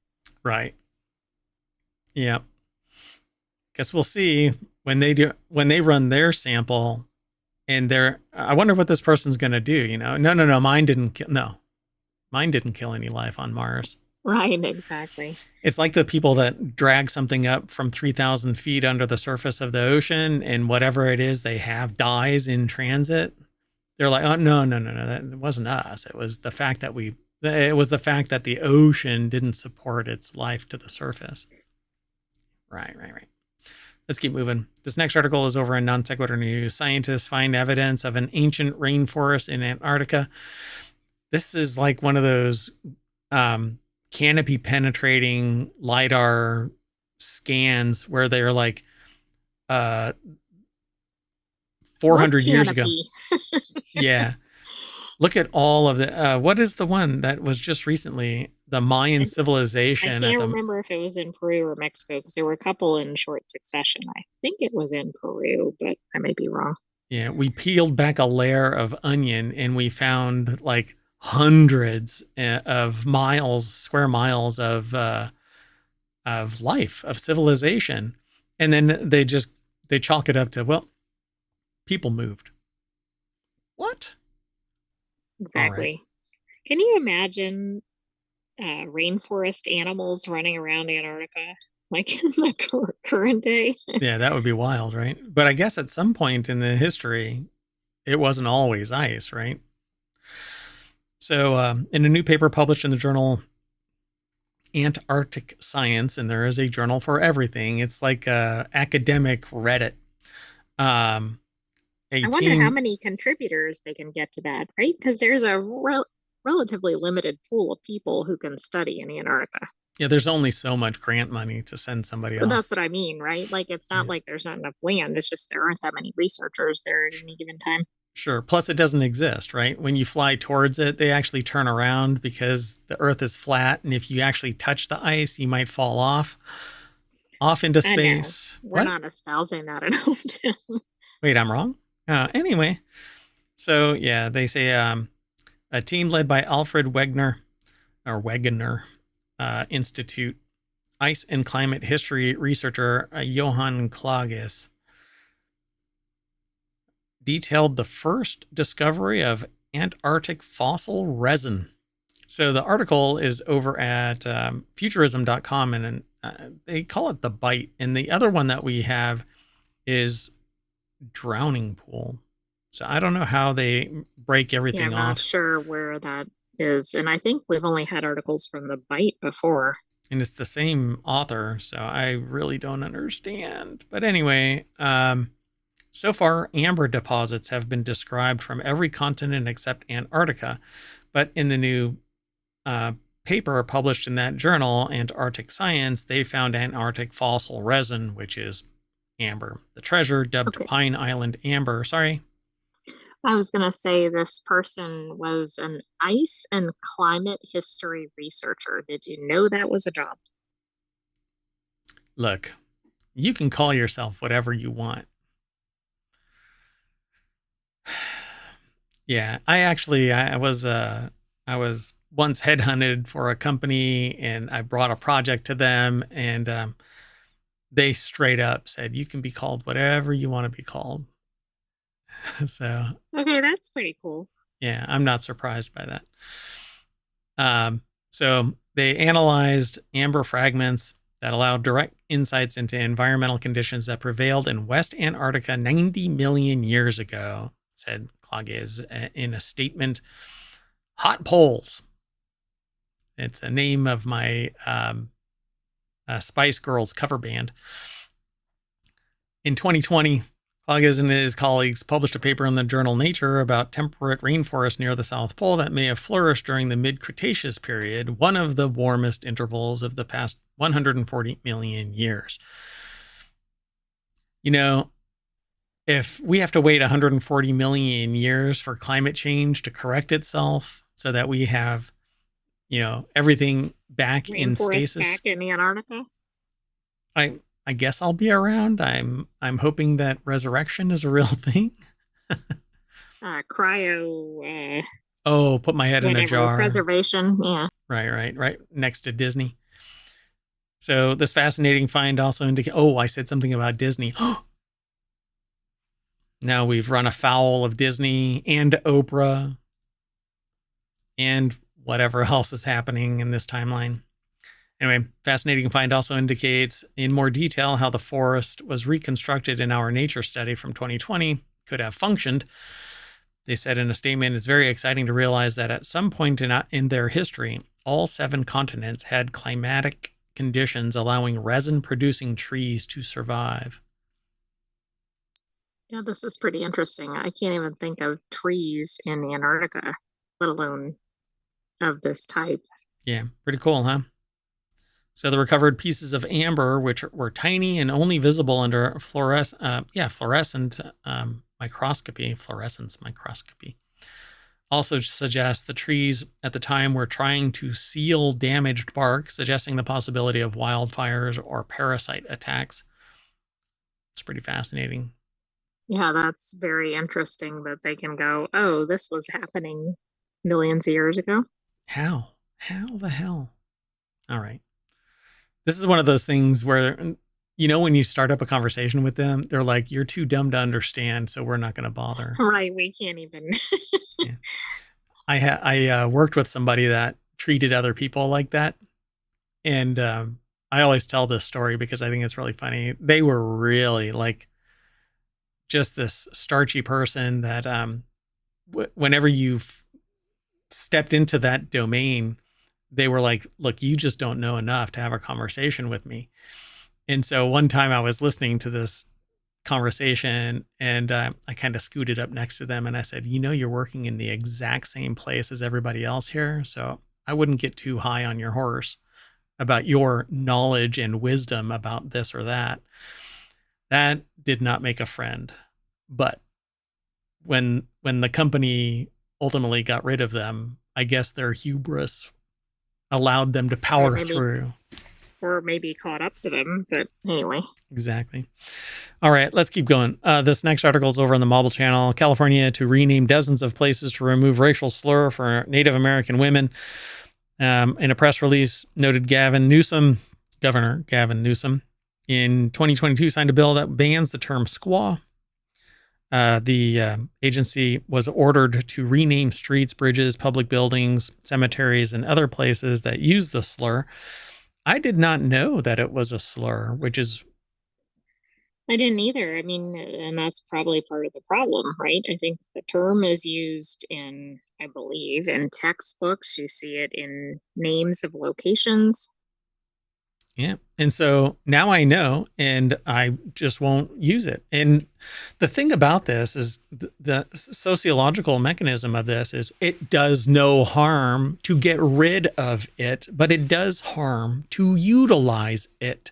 Exactly. And nobody should be so wound up about a name that they should use it at the point that it's just completely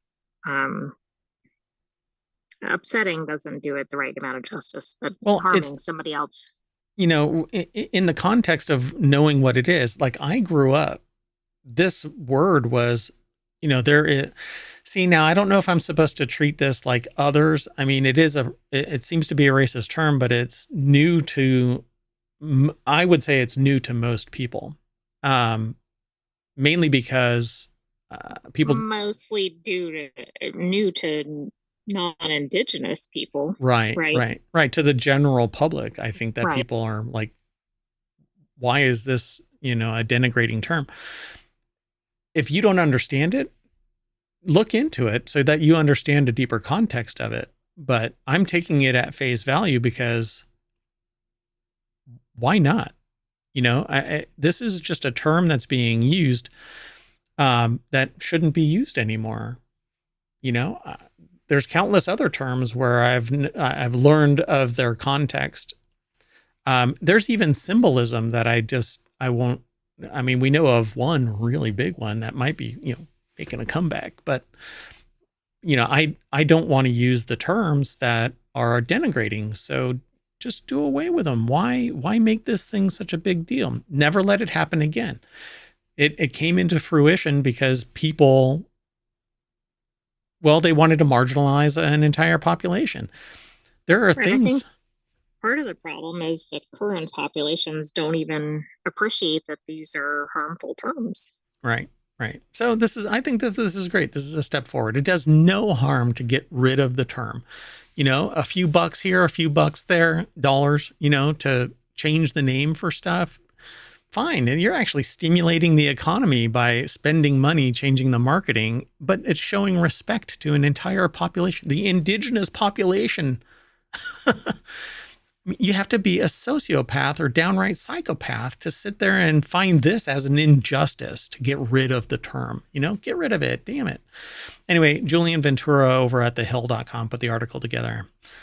And they actually, whatchamacallit? They truncate it They after censor they initially SQ. identify it. Yeah. So it's like the SQ word kind of thing, right? Yeah, it says that it denigrates Native American women and dehumanizes them. And that was the objective of it, or it was just used because that was the term that was used of the time. But now we are more enlightened people, and we should get rid of it. Screw it all. Get rid of it. It's that easy. So the announcement comes on the heels of a ski resort in California changing its name after facing criticism over its original name. They're calling it Palisades Tahoe. Was announced in September after the resort acknowledged its former name was racist and sexist slur following an internal investigation from August 2022. The country has been in existence, and that valley has been known as X, Y, and Z for all this time. I'm astonished that people argue about this in the 21st freaking century. Just solve the problem. Respect the people. Well, part of the problem is lack of knowledge about it. Part of the problem is apathy about it. But I think by doing things like the legislative action, that'll force it. But it sounds like the ski resort, at least, even if it was through self-preservation, did it without this law. But maybe this law is trying to just expand it so that they can kind of wipe the term out across the state. Yeah, and in history, it's not going to be wiped out. It needs to be remembered as a term that had this context throughout the entire existence of the United States, and not until the 21st century did society step up to the plate and remove it. And this is probably one of the easiest lifts in today's climate to solve. Just respect the people, right? Didn't do it hundreds of years ago. But anyway, boy, this is going to start getting me in trouble. Let's move on to the next article. So anyway, y'all have an ally here in ohmTown. So this next article is over in Mobile. Bullet strikes Southwest Airlines flight in Dallas because you know what?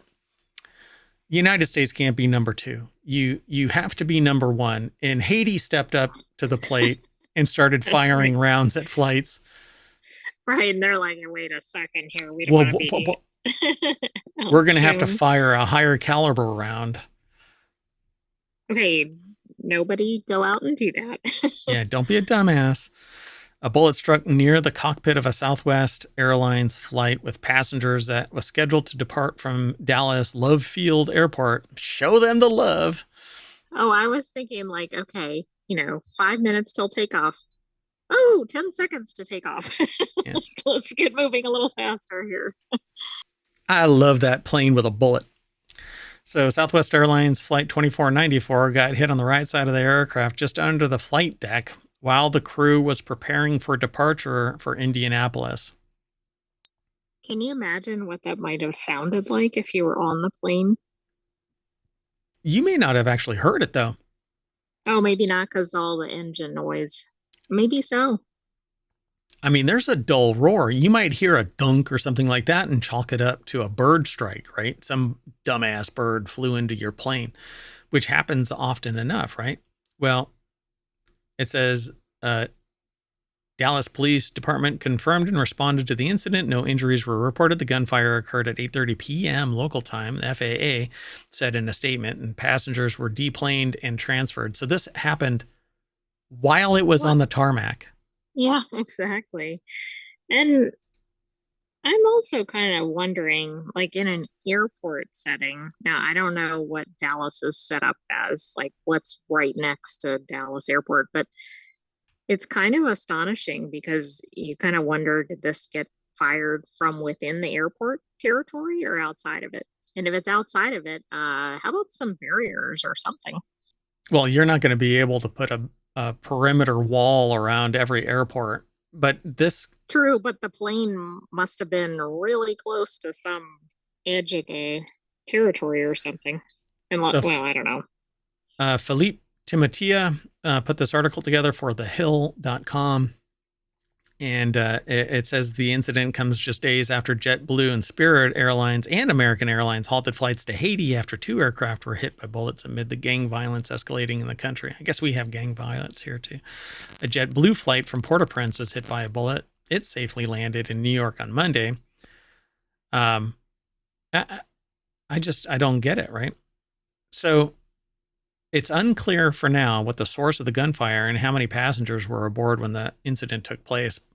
So the forensics are going to show the angle of attack, and there's going to be striations on this that's going to point to a rifle or a pistol. Shotgun would never have done this, but I find it really fascinating. So hopefully they find this person. Otherwise, it's an unregistered gun or it's a modified zip gun of some kind, or an older Well, you gun. don't want somebody shooting at aircraft either. Yeah. I mean, obviously. So hopefully they get this person and throw the freaking book at them. Because first off, either if they were cognizant of it and they were firing directly at it, look, it hit just shy of the cockpit itself, which implies a target. And secondly, if it was incompetence and they missed their target, then something's wrong with where they're firing. So have respect. And quit being a psychopath. Anyway, let's move on. Sound good? Sounds good. So this next article is over on the Mobile Channel. CDC detects first human bird flu case in Oregon. We had one in Canada, right? And now this one's in Oregon. Mm-hmm. So I just want to start out with a public service announcement, PSA. Oh, I need to make a thing. I need to make a graphic for it. That's right. I mean, I'm not going to do spoiler alert. That's what we normally do for things where I'm going to spoil them. Or we are going to spoil them. Or if I'm going to overshare, like I wear a gold thong on Fridays when I am streaming game playing. Just kidding. I don't wear anything. Anyway, and now that I'm not oversharing, stop kissing birds. Okay? You can love your ducks, but don't love your ducks. Okay? Don't kiss them on the beak, not on their heads. You can give them a hug, but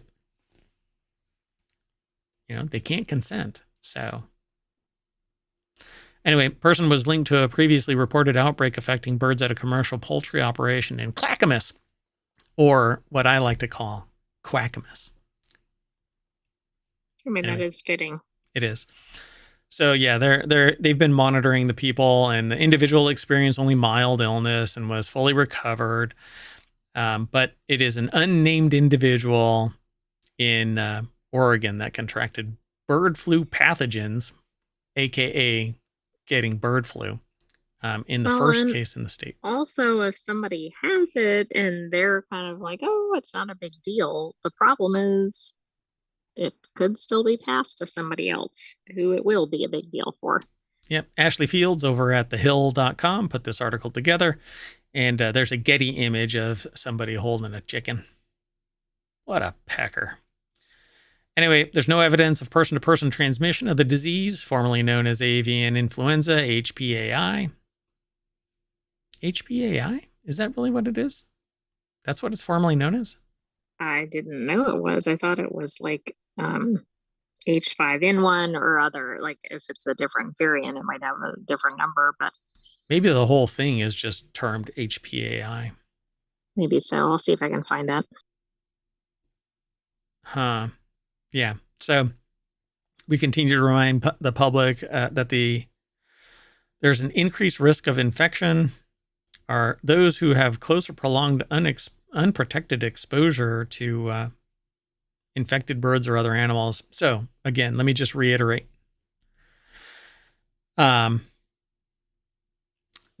Okay, so if you're going to, I guess, have relations with your chickens or ducks, you need what do they call it? Personal protection equipment, right?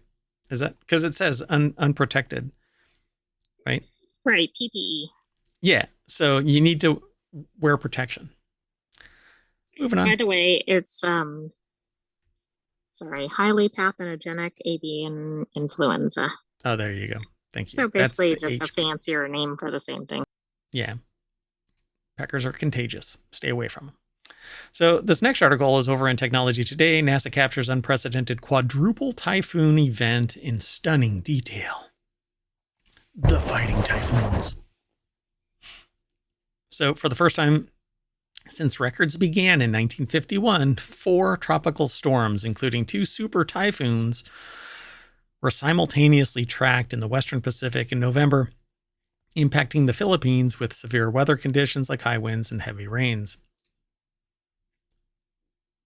That's insane. Oh, I didn't realize that it ever happened, but I guess that's kind of the point. As far as we know, it hasn't ever happened. Right. Since tracking has begun, never Like 4. even 2 going at one time is a little unusual. Maybe not the storm phase, but 4 is quite a bit. Yep. So satellite surveillance of simultaneous storms on November 11th at 8:55 a.m.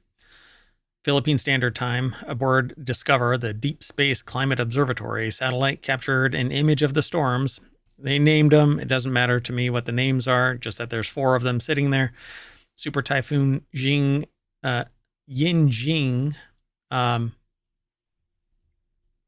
Yeah, I know. Only you see that. Okay. So Usagi was a tropical storm that later rapidly intensified to become a super typhoon by 6 p.m., and then they are tracking the others. So it says typhoon season in the west stretches across the entire year, but most storms form between May and October. November typically sees 3 named storms, with 1 becoming a super typhoon. Right now, there are 4. Right, and that's the month of November typically Right. gets 3. So now at the same time in November, they have 4, and 2 of those were super typhoons, which is also above average. And that's in the first half of November. Oh, right. We're not even through the month, of course. Insane. All right, let's keep No going. such thing as climate change. No. It's a myth. Alternate facts, that kind of stuff. So the next article is over in Non Sequitur News. 18 states want the SEC to stop enforcing crypto regulation because losing millions at once due to fraud or a glitch or whatever, and have no insurance, right? Because there is no Well, we FDIC like it insurance. when it's going up in value, but we don't like it when we suddenly lose our wallets or whatever. No, there's always somebody to blame, and it's usually the person with the smallest budget to defend themselves against the threat of massive amounts of wealth. Anyway, I think crypto is bullshit, but the U.S. Securities and Exchange Commission wants to unilaterally wrest regulatory authority away from the states. It's always going back to the states. Here, this is why the argument for, let me just say, what's attempting to be done is balkanizing so that each state has to defend itself against outside threats. And when a weak state with a small budget and no defense outside of the federal government has to stand up to fight something because the federal government doesn't have a budget that can be extended to act as an umbrella of defense, that state is going to get hobbled more and more and more. And look around your state. If it isn't an economic juggernaut, it is a ripe target for collapse. for economic collapse. And all it takes is some dipshit changing the water supply and destroying a town because the water leaches lead into the water, and the long-term effects are irreparable. You cannot take this back. Anyway, that's just one example. And I don't want to get into the weeds about this, but it is balkanizing the United States. So, well, this is also weird, regardless of whatever your view is on crypto. Like, crypto is obviously going to cross state lines. Like, it's right. not going to stay inside a state. So anyway, I find this interesting. And it has no inherent value. It isn't tied to anything except what is tied to something. Okay. The US dollar. You don't sit there and go, I've got one Bitcoin. You say, I've got a Bitcoin that's worth 90,000 US dollars. And the US dollar is tied to the GDP, the entire productive value of the United States. That is its value. And then in exchange, as an exchange rate, your fiduciary instrument in your country is different than the United States. And the United States has the reserve currency for oil exchanges. That's why a lot of people are trying to balkanize the US government and hobble it, because they're trying to kill the US dollar as a reserve currency. That is the objective, folks. So 18 states want the SEC to stop enforcing crypto regulation, and ask yourself why. So also named in the plaintiff, or as a plaintiff, is the DeFi Education Fund, a special interest lobbyist. These states want to halt the SEC's enforcement action so that they can manage crypto regulation instead. So one of these states, let's just say, and you know what, maybe they have a list, because I stopped really when I was screaming into the void about cryptocurrency. You realize, well, there's way too much money involved in this. And it isn't you. There's a lot of people that are turning into millionaires because of this. But it has no inherent value. None. Zero. There's one person that is the richest of everybody, and that's Satoshi Nakamoto, the figurehead of cryptocurrency, Bitcoin in particular. But anybody can create a cryptocurrency, and it's all about, fear of missing out and betting against the next rich person to see when they bail so that they get more money or you get more money. It's just a freaking game. So mysteriously, all the attorneys general suing are Republican. Also, there's a crypto group involved, Elizabeth Lopato. No vested interest there in the crypto group. Yeah. They put the article together. Controversial SEC Chair Gary Gensler is named in the suit along with other SEC commissioners. Gensler's treatment of crypto during his time as chair has made him a punching bag for the industry. And it says here, Gensler's SEC has notched significant wins against the crypto industry, and in multiple court cases, judges have agreed that SEC does have jurisdiction over crypto. Well, who's in charge of the fiduciary instrument that has actual tangible impact on the federal government and on each state through the Commerce Clause? There is a thing called the Commerce Clause, folks.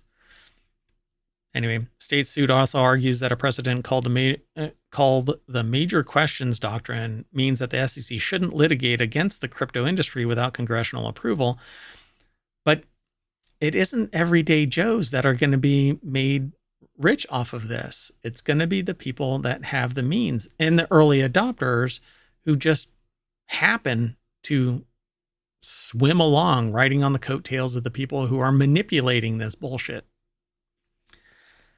Anyway, it says it's both annoying and highly debatable. Coinbase, which is being sued by the SEC, has argued the suit should be dismissed because Coinbase isn't trading securities. That's a convenient position, right? Does it look like a security? Does it act? Is it being traded? Then it is a security. And does it actually get traded for real money at some point? And it's untraceable? It cannot be, actually. It actually... And here's the I don't want to get into this because we're going to end up way in the reeds about this. But It says the crypto nomenclature may be of recent vintage, but the challenged transactions fall comfortably within the framework that courts have used to identify securities for nearly 80 years. Yeah, because it is a fiduciary instrument. It isn't a product in and of itself. So people allow it to be traded, like went to a food truck and the food truck says, here is our crypto wallet. You can pay with Bitcoin. And so that $19 purchase is going to be 0.00003, right? Of a Bitcoin. So try and buy some freaking bubble gum with that. You need a calculator to calculate what your exactly decimal point is, right? Anyway, and nobody asks, hey, how many Bitcoin do I have to spend on that bubble gum? No, they go, well, the bubble gum is 5 cents. So I'm going to break out my calculator and break down how many Bitcoin I can buy it with. Why? Because it's not pegged to anything productive. Anyway, that's it for that. Unless you have something to say. I have nothing to add. So I think that this is one of those things where you can exploit more in cryptocurrency than you can, because there is regulatory oversight and abuse happens in the dark. And crypto is largely an arcane language that the common person, average Joe, has no freaking understanding of. And I despise anyone that sits there and says, I love ignorant people. And most of society is ignorant of what crypto is. Why? Because I explain it to them on the daily. Okay? I tell everybody on both sides of it. I'm not going to be pro or con. I'm going to be absolutely right. It is the full story of what crypto is. Anyway, let's go on. This next article I threw in here because I really dig Stardew Valley. I don't really get to play it, but I have fun watching other people play it. So it's over on the WarCrafters, which is one of our shows. Stardew Valley player gets super rare item after 1,500 hours of playing Stardew Valley. Were they trying to get it for that whole time? I don't know how it really works. They may have been dedicated for this whole thing, like started a clock. From here on, I'm trying to get this. So a Stardew Valley player has recently acquired their first auto petter. After playing the farming sim for over 1,500 hours, Stardew Valley has plenty of rare items, and the auto petter is one of the most coveted ones. So this was a very lucky day for this gamer. The article is put together by Gabriel Machado Pereza over at GameRant.com. And it says the auto petter is an important item in Stardew Valley as it allows gamers to automatically pet animals in their barn or coop, saving time for the player. Acquiring the auto petter in Stardew Valley can be tricky, however, due to the low chances of the item appearing in a random treasure chest while exploring the Skull Caverns. Alternatively, some players prefer to complete the Joja warehouse and then purchase the item there for 50,000 gold. Now, the Stardew Valley player called, I don't know, I think their name is Jose Fugly. Seems to be. Yeah. Shared a picture of their latest triumph in the game, naturally finding the auto petter in the Skull Caverns. According to the gamer, this feat took over 1,500 hours, showing how difficult and rare the item is. Yeah. So it says gamers in the comments were amazed. Where did they post it? Oh, I'm not sure. It doesn't say. Yeah, I don't think so. So it says this is not the only recent story shared with the community of a gamer finding a lucky drop in the popular farming sim. A few weeks ago, Stardew Valley players received 2 prismatic shards in the mines. At the time, the gamer was killing cave larvae and was completely surprised to see such good loot appearing while they explored. But I don't know, the odds of this stuff. Something could have changed in the algorithm after an update. Or they were having increased frequency of these things appearing for a certain time, even if it wasn't announced. Right. Yeah. And these are local games, by the way. There isn't like a central server that you play this on. You play it on your computer typically. So, and others can join you in this thing, but there have been so many updates to Stardew Valley that maybe something changed, but it says, however, there's a bunch of other things that they talk about in this, but Stardew Valley is extremely popular and a lot of fun to play. So, and it's a casual game. You don't have to sit there and be frenetic all the time, but yeah, it's a lot of fun. All right. Well, anyway, that is it for today's non sequitur news. We are all done, and I am going to go in and tap that auto petter, and that's going to bring us back to the front page of ohmTown.com, where everything is aggregated. All news, no noise, because all the noise comes from Mayor Watt. Gets a little tempered by the sentient AI there. I'm going to say bye. See you later. You want to say bye? Bye-bye. Thanks for joining us for Non Sequitur News for November 16th. We'll see you soon for some more shows. Bye-bye.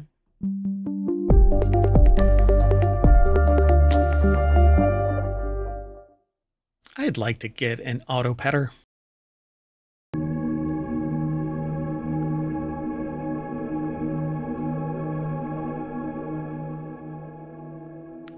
Hello, everybody, and welcome to Non Sequitur News for November 17th, 2024. It's Season 3, Episode 322. We're coming up on 3 full years of Non Sequitur News and everything ohmTown. I am Mayor Watt, and along with the sentient AI, who is kind of hanging out right there. Yeah. For those in the podcast, there's a sentient AI sitting just over my shoulder, waiting to rain down observation. Anyway, we're going to be talking about Betty White postage stamps, why bees nest symmetrically. 23 and Everybody Knows Me continued. Brewery taproom red flags, a carrot recall, AI generated haircut requests, the true survivalist, the intelligence age, dog toy design patent granted, and Red 1 debuts to red flags, but different than the taproom red flags that we mentioned earlier. Everything's powered by ohmTown.com, so go over there and become a citizen. Be sure to like and subscribe to us here on Twitch and here on YouTube's, and go download the podcast. I mean, you won't regret it. Well, I don't think. I mean, you won't have to look at me if you download the podcast. You still have to hear. Anyway, go check out ohmTown.com too. It's real easy to become a citizen. See you there.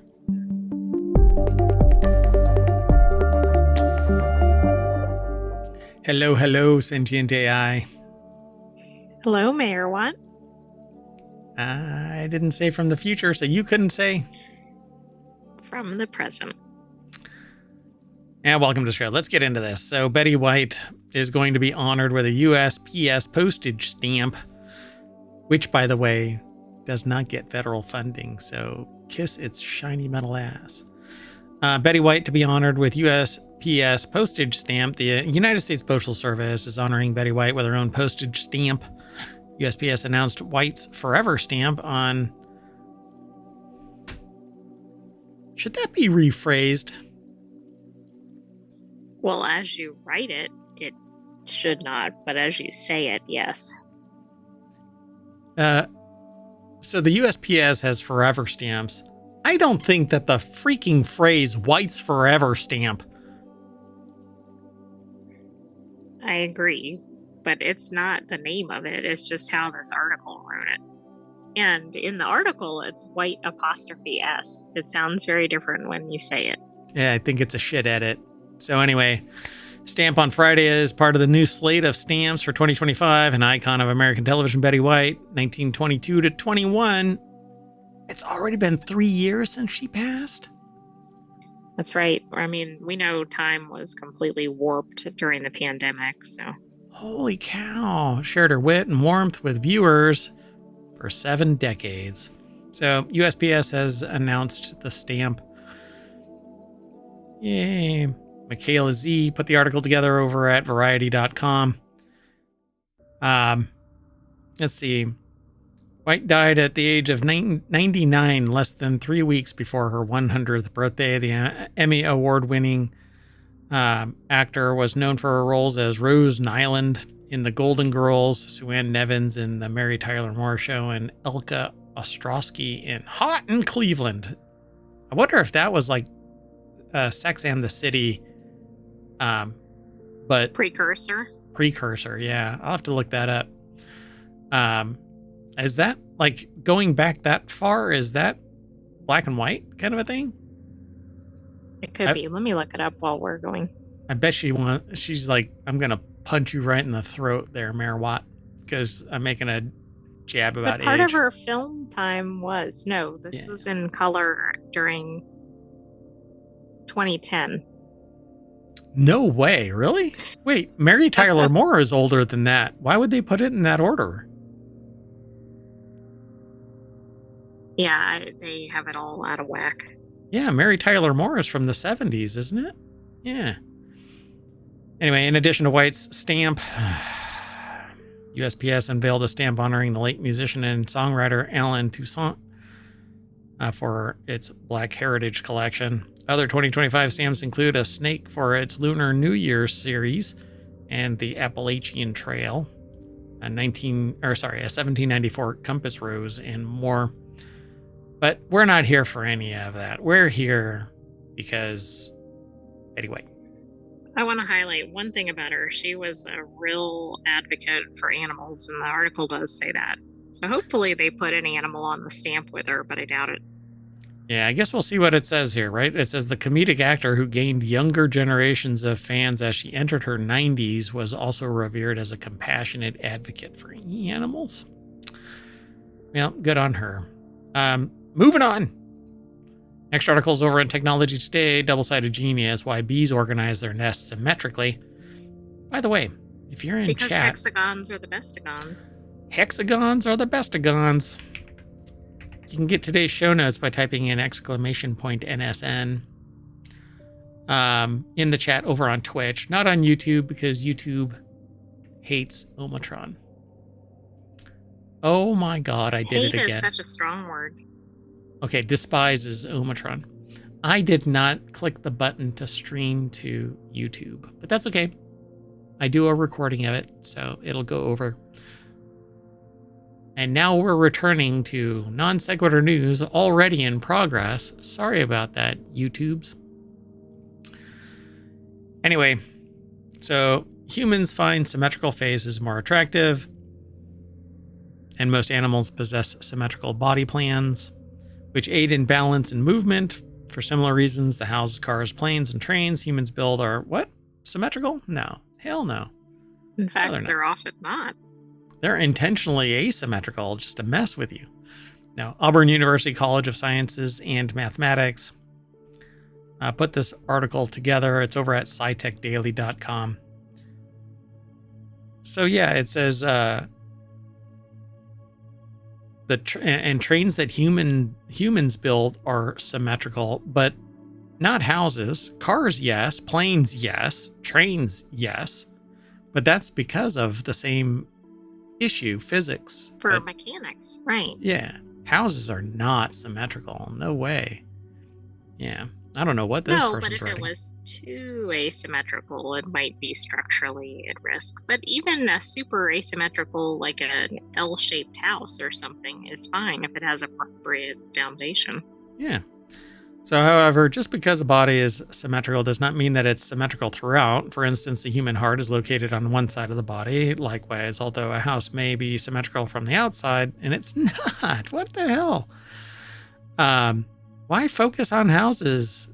Who is this again? They're the least symmetrical item here. Auburn University of College? Yeah, but one of these things is not like the frick are you going on about? They're trying to make a nexus to the honeybees' houses, but it's not working.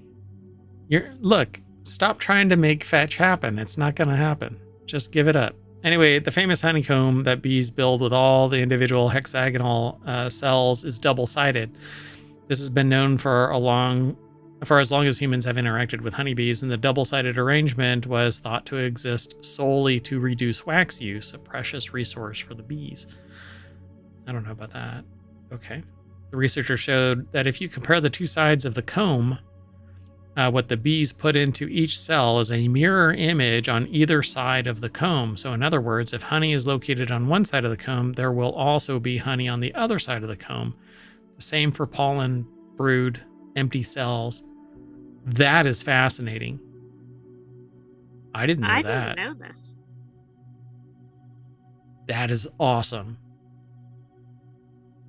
What? Bees get even cooler every time we learn anything about them. We kept colonies in huge observation hives so that the bees could build a full-size nest between the two panes of glass, and we could inspect the nests many times without disturbing them. The only problem is that when you want to map the nest, all the bees are also in there, so you have to wait until they move out of the way to peek inside each cell. Fortunately, with a good headlamp and a dedicated research team, we were able to collect 148 nest maps from 6 colonies, said Michael L. Smith, PI, a principal investigator of the Smith Bee Lab and first author of the study, published in Current Biology.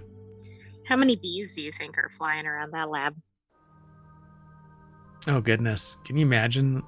I'm allergic. But you know what I can say about this lab? It's all a buzz. Yeah. The rewards are going to be sweet. I'm surprised that it's not in Cell. That other journal, Cell. Because, oh, yeah. Cells. All right. Well, anyway. Researchers then hypothesized that heat may be a way for the colony to indirectly communicate the position of different nest cells. Interesting. Nest contents. No. Yeah. Right? What did I say? I mean, nest cells. I said it's contents, not cells.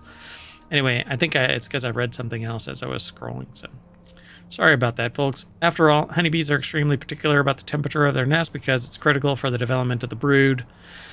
When they mapped the colonies, they were blind to the position of the heat pad because we didn't want to accidentally bias ourselves, but the brood pattern was striking. You were practically tracing out a rectangle of brood on one side, which matched the heat pad on the opposite side.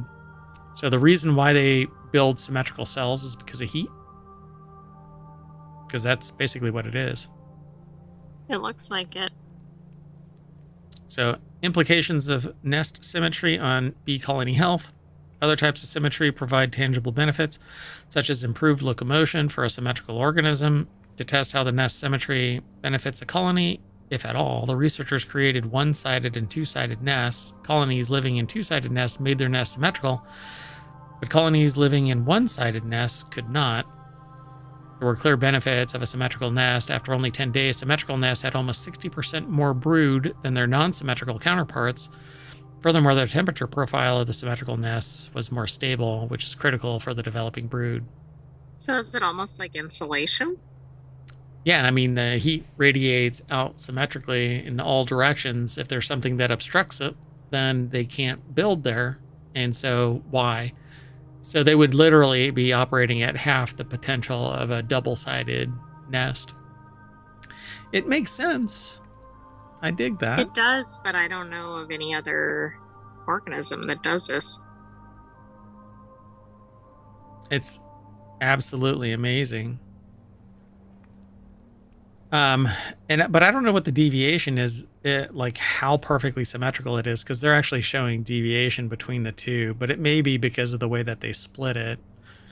Right, but it sounded like it was an exact duplicate from some of the narrative in this article. So to answer the question whether the pattern would also exist in a multicomb nest, such as honeybees build in the wild, researchers took images of natural comb from three-dimensional nests where the bees were free to build the combs from scratch any direction. This, however, created a problem as the colonies generated massive data. Through a collaboration with Dr. Ben Koger, assistant professor at the University of Wyoming, they were able to develop an automated method for classifying per cell contents from an image. What? That looks pretty symmetrical. Yep. Like there's like slight deviation, but it could just be that they're working over towards. Right. but it's definitely concentrated in similar areas. Yep. Yeah, definitely around the heat, probably. Because there are bees that sit outside and regulate the heat to keep everything. Otherwise, they actually overheat and die. That's actually one of the reasons, or one of the ways that they deal with threats. They climb on top of an attacking wasp, for instance, and just hold on and superheat their bodies until the wasp dies. They beat their wings and That's not creepy. And vibrate and yeah. So students in the lab kept saying that we had to finish up the project, but as a long shot, they wanted to see if they could find the same type of symmetry in other species of apis or apis. Fortunately, we have a great collaborator in Thailand that happened to have just what they needed: images of both sides of a natural nest from multiple honeybee species, and they give a series of these honeybees. When they compared both sides of each nest, they found that all the species also stockpiled their nests symmetrically. This is really interesting. Hexagons really are the bestagons, as long as they're heated in the same way. Pretty damn cool. Let's move on. The next article is over in Non Sequitur News. As 23andMe crumbles, it ceases all efforts to develop drugs using DNA data. In the year since its devastating hack, 23andMe has lost virtually all of its stock value and most of its governing board, and somehow things just keep getting worse for the one-time DNA kit wunderkind. As CEO Ann Wojcicki, I don't know, after all this time, I haven't pronounced her name right, I'm sure, announced in a press release, 23andMe is not only laying off 40% of its remaining workforce, about 200 employees total, but also completely kiboshing its therapeutics program that was seeking to use AI and the company's hoard of genetic information to develop new drugs. This company is going to get bought, and all that data, oh yeah, will get sold or given. Because anybody who buys this data isn't bound by the contractual obligations inherent therein, which is one of the most disgusting things I can possibly think of when it comes to that level of fidelity about a human being, the genetic makeup themselves. Yeah, it's one thing to have somebody's name or something in a database, but genetic data, that is a whole nother level. This shit should be purged, and whoever buys the technology should be required to reacquire it. Right? Maybe they'll do their security right and not get, plinked. And I'm not picking a battle with anybody. I'm just saying they were a multi-million dollar company, hundreds of millions of dollars in value. And instead of being more robust in putting this personally identifiable information behind an ever greater, stronger level of protection, somebody got in and then they denied it until it was exposed. So I'm sorry. I'm not picking a fight with anybody to prove that they can get to me too. I'm just saying that I'm not funded by millions of dollars. So anyway, we're taking these difficult but necessary actions as we restructure 23andMe, the CEO said, and focus on the long-term success of our core consumer. Who is your core consumer? You mean the ones that actually paid to have you get them exposed? Yes. We continue to believe in the promise shown by our clinical and preclinical stage pipeline. Not quite sure what that actually amounts to. Where's the byline? They're bolstering their info, so if they get bought out. Noor Al-Sabai put this article together for futurism.com. Just a day after the restructuring news dropped, 23andMe also announced in its latest quarterly earnings that its revenue was down $44 million in the second quarter from $50 million over the same period last year. Where is it getting any money from? I can't believe anybody's paying to get their genetics exposed. I bet they are, because they're probably not watching anything. during its They're latest not watching filing. ohmTown. Yeah, they're definitely not watching ohmTown. I mean, we have a whole series, 23 and Everybody Knows Me. After a day after that restructuring, so they filed with the Security and Exchange Commission. The company noted that without significant capital, there is substantial doubt that it can stay afloat. Despite her tendency towards spin, Wojcicki seemed sober when recounting the company's financial difficulties in an investor call this week that referenced Doesn't the that board's... make it sound like she was drunk in the previous calls? I know that's not what they meant, but it's funny. Yeah. Sober, I guess, in the I'm aware. So, which led to the company's near delisting by NASDAQ and the subsequent stock split scheme last month that saved it from going under entirely. We have fulfilled our obligations as a public company and regained compliance with the NASDAQ. Yeah, but still, you've wounded everybody and exposed their genetics to everybody. God. But the NASDAQ is happy. It's a story. It's a sorry state of affairs for a company that was valued at $3.5 billion when it went public in 2021. 3 years later, not even 3 years later, 2 years later, it imploded. Unless someone with a lot of money wants to throw some more of it into the fire, it's hard to imagine a happy ending now. Wow. Unbelievable. Do you think the fact that it went public, I mean, it was probably in its heyday, but do you think that made it a target? I honestly, the only thing, I don't know what made it a target, other than the fact that what's really fascinating about it is the choice of data that they used. So to expose the fact that this was out there, they chose Ashkenazi as the subgroup to drop out in public. If that isn't something inflammatory in today's day and age, and that, I think, was one of the many coffin nails that are leading to 23andMe continuing to crumble. And frankly,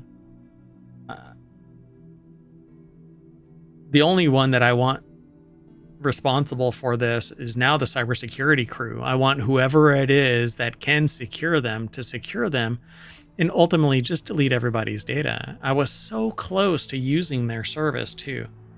So my personally identifiable information would have been out in the wild, down to the genetic level.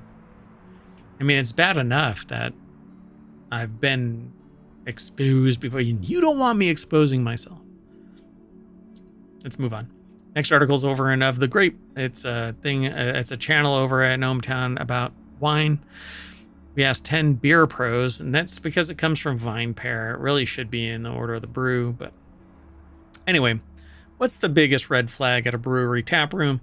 There are thousands of breweries in the U.S., and a visit to any of them can be a mixed bag. Some cozy, low-lit brew pubs tucked away in a picturesque city street, while others require a drive down a long dirt road without cell service into a sketchy industrial park. Yeah, the one I went to yesterday was into a tiny little town, down a dirt road, into a sketchy parking lot. Yeah, it was fun. Good beer. Anyway, so they asked 10 beer pros. Pete O'Connell did over at vinepair.com. Sarah Pinsino put the article together. I think that's how they pronounce her name. If they don't, I don't know. The illustrator. Yeah, that's the illustrator. What did I say? Took the picture? No, you said that she put the article together. Pete O'Connell did. No, I said Pete O'Connell put the article together over at VinePair and Sarah Pinsino, and I kind of I didn't say anything after that. Jumping on me. Look at that, sentient AI. You're supposed to be emotionless and tell me I do great things. Anyway, the biggest red flags at a brewery, according to the beer pros, is breweries in touristy areas. That's a red flag. I thought it's location. It is, but I think if you're serving tourists, you're probably not trying to build up a customer base, etc., which may mean things like your quality are kind of in question. You're too close to macro? Come on. If I you're in a don't think it's tertiary... that you're too close to macro, but if they don't like it, they're not coming back anyway because they're just visiting. Yeah, but they can take it with you. That's great reach. They'll buy a 4-pack and run out, and share your wares with the rest of the world. Come on. An unfriendly atmosphere. Well, no shit. That would be a red flag, You walk It inside would and be, and you're like, oh, I don't think so. somebody goes, "Why'd you smack me? I just came through the front door. Oh, I thought you were the cops." What? When there's Girl Scouts fighting, like an airplane. Yeah, that's a bad sign. How about frozen glassware? Frozen glassware? You want cold beer glasses, don't you? Yeah, I don't know about frozen though. Massive tapless. I guess quality gets lost in the shuffle of massive, sure. Stressed out staff, that's back to friendly atmosphere. Why does that keep popping up?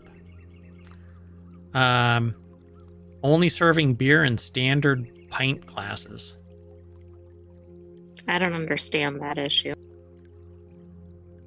Do they break it down? Okay, let's see. Unknowledgeable bartenders. Yeah, that's because they're just working. Not enough staff to handle crowds. Yeah, that's just how it works. Dirty glassware. All right.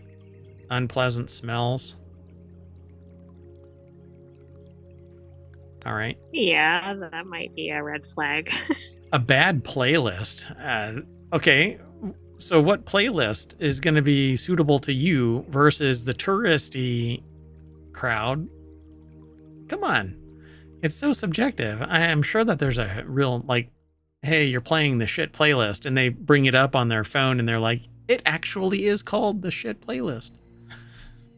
I guess if they were playing something that you could not stand, like if that's indicative of the atmosphere, maybe, but I think that one was really too much. Yeah, so what you said is what they're saying in the article. There's less motivation to make a tasty beer. I don't know. I'm really curious. I'm going to scroll down to this. Where is the one? Red flag. When a crowded tap room can't handle their lines, not draft, but people lining up at the bar. Okay, one thing that irks me, bartenders aren't knowledgeable. Okay, standard pint glasses being used for every beer. The depth of research or passion into one's craft can be seen by simply through the glassware for the appropriate style or the sake of highlighting the product. All right. I don't think a lot of patrons at tap rooms necessarily care about that unless they're real snobs about it. Yeah. So the potential red flag that they would notice entering a brewery tap room is the attitude of the bartender if they seem stressed out or anxious. What the other way is when they're so casual they don't give a shit. That's the kind of one that bothers me. Oh, I'll get to you in a minute. At and they're sitting there. Stressed probably cares about doing it right. Yeah, they're playing a game on their phone. And one person that so I went to a tap room, walked in, brought the sentient AI to help evaluate the chemistry of the brew, and the person was leaning against the counter with their phone out surfing, and walked in and was looking down through a grating and stuff like that, and the person barely oh, there's another human in the room. Hi. All right. This will be interesting. And then they said something factually incorrect. And instead of me correcting them, well, they're pouring me a drink. I'm not going to piss anybody off that's pouring me a drink. Anyway, bought a couple bottles. But yeah, they were factually wrong about one of their claims. So they would have been a red flag on here. Although, yeah, that's the unknowledgeable. Yeah, exactly. Anyway, let's keep going. It's a fun read. Go check it out. There's a carrot recall as they call it a wives' tale. right? I don't know if that's actually politically accurate anymore. You're not allowed to say that. But there's a saying that carrots are good for your eyes. Oh, right. Like a myth. Yeah. And that's not true. It's not that it's not bad for your eyes, but they're not particularly attuned to giving you night vision. And, as a young kid who played D&D, I ate a shit ton of carrots because I wanted night vision like an elf. Anyway, carrot recall is warning issued over 19 brands sold in major stores because you are a victim of mergers and acquisitions. And so when one company shits the bed, it ruins it for everybody. And now 19 major brands sold in major stores are having a recall because Grimway Farms recall affects 19 brands across the United States, Canada, and Puerto Rico. Which last I checked is actually part of the US, but I think the point is the reach is greater than expected. Canada is part of the United States? Oh no, Puerto Rico. Puerto Rico? That's part of the United States? The hell you say? Next you're going to say that we landed on the moon. Don't lie to me, AI. But we did. What? Holy crap. You're kidding. We landed on the moon? Anyway, so Jordan King over at Newsweek.com put this article together. And it says that E. coli, yay! Oh, wait. We have numbers now associated with E. coli. This is bad. Wait, the company voluntarily voluntarily as in, hey, yeah, we really want to recall this because we don't want people to die. That's not really a voluntary. It is voluntary. Usually they get told to recall. Our business is gonna collapse if we don't do a recall because people are gonna start dying. So the company voluntarily issued the recall on Saturday. Watch, they stopped the recall because Mayor Watt, and they named me. They're like, hey, we've decided to be good. Hey, no press is bad press. So the company voluntarily issued the recall on Saturday because the carrots may have been contaminated with Shiga toxin producing E. coli. Damn it. Anyway, is that really? I've never seen that. No, I haven't either. Are we really at the point we need numbers now? It's a bacterium that can cause serious and in some cases fatal infections in young children, elderly people, and those with a weakened immune system.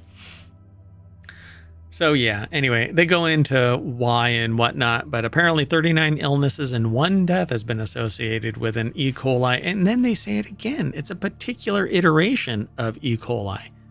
O121H19. I've never seen that. No, I really think this is a bad sign. Okay, so they go into the following organic whole carrots available, which were for purchase at retail from August 14th to October 23rd and are affected by the recall. If you have, and I would basically say, why no best if used by date? I mean, they're carrots. They're biological. They need a use by date. Right, exactly. There's some pretty significant brands listed here. Yeah, and so these are the whole carrots. And I'm going to run through the names. And if you go and look, you have one of these because like Nature's Promise is huge. You probably have one of these brands. Trader Joe's, Wegmans. I'm going to go through all of them. 365, Bunny Love, which is a huge one. Cal Organic, Compliments, Full Circle, Good and Gather, Greenwise, Market Side, Nature's Promise, O Organics, President's Choice, Simple Truth, Trader Joe's, Wegmans, Wholesome Pantry. Don't even bother looking at the sizes. Just know that if you have these, odds on, during this time frame. And that was over a couple of months too, so. Yeah, from August 14th to October 23rd. Major retailers carry a lot of these brands. And then they have almost the same identical for organic baby carrots that are cut and peeled. And I think there's a best buy date because they're cut and peeled. And so it's broken the defensive skin. And they have the same thing: 365, Bunny Love, Cal Organic, Compliments, Full Circle, Good and Gather, Greenwise, Market Side, Nature's Promise, O Organics, President's Choice, Rallies, Raleys, Rallies, Simple Truth, Sprouts, Trader Joe's, Wegmans, Wholesome Pantry. And it runs a gamut of the sizes from 12 ounces or so all the way up to 2-pound bags, 5-pound bags in some instances. So it's a shit ton. And literally, because E. coli comes from fecal matter. It's from unclean fertilizers and stuff. Anyway, wild. I love carrots. Now I have to be afraid. And I have no idea why Cinnamon Recall Map is the video that's attached to this damn Newsweek article. I don't either. Maybe they didn't have a carrot recall map. I need anything. Stat. Moving on. Next article is over in Non Sequitur News. Barbers are alarmed when customers start asking for AI-generated haircuts. There's a subreddit called Just Fuck My Shit Up. Most of us are probably guilty of having unrealistic expectations for how our haircuts should look. Showing your barber a photo of David Beckham sadly does not mean that you will strut out of the shop looking like the iconic soccer champion. That being said, bringing a photo of a real human to your hair appointment is definitely more practical than what some people are turning to now, according to stylists' AI-generated images. I'm not sure why that's any better or worse, unless it's like a hairstyle that's impossible to create. I would like a fro. That's not going to happen. Hair is growing on my face faster than on my head. What I need to do is take all of this and stick it on the top of my head. Anyway. I'm going to shave it all off. So, Dean Allen, the owner of a beauty salon in Edmonton, Alberta, tells the CBC that it's becoming more and more common for clients to instead show him an image generated by a machine learning model. Usually it's got a sheen, a Martin sheen. It's thicker than the average person's hair. I don't know, man. There's some people with really thick hair. Why are you thick Maybe shaming? those are AI images. Yeah, the people that actually are standing in front of me with thick hair are AI generated.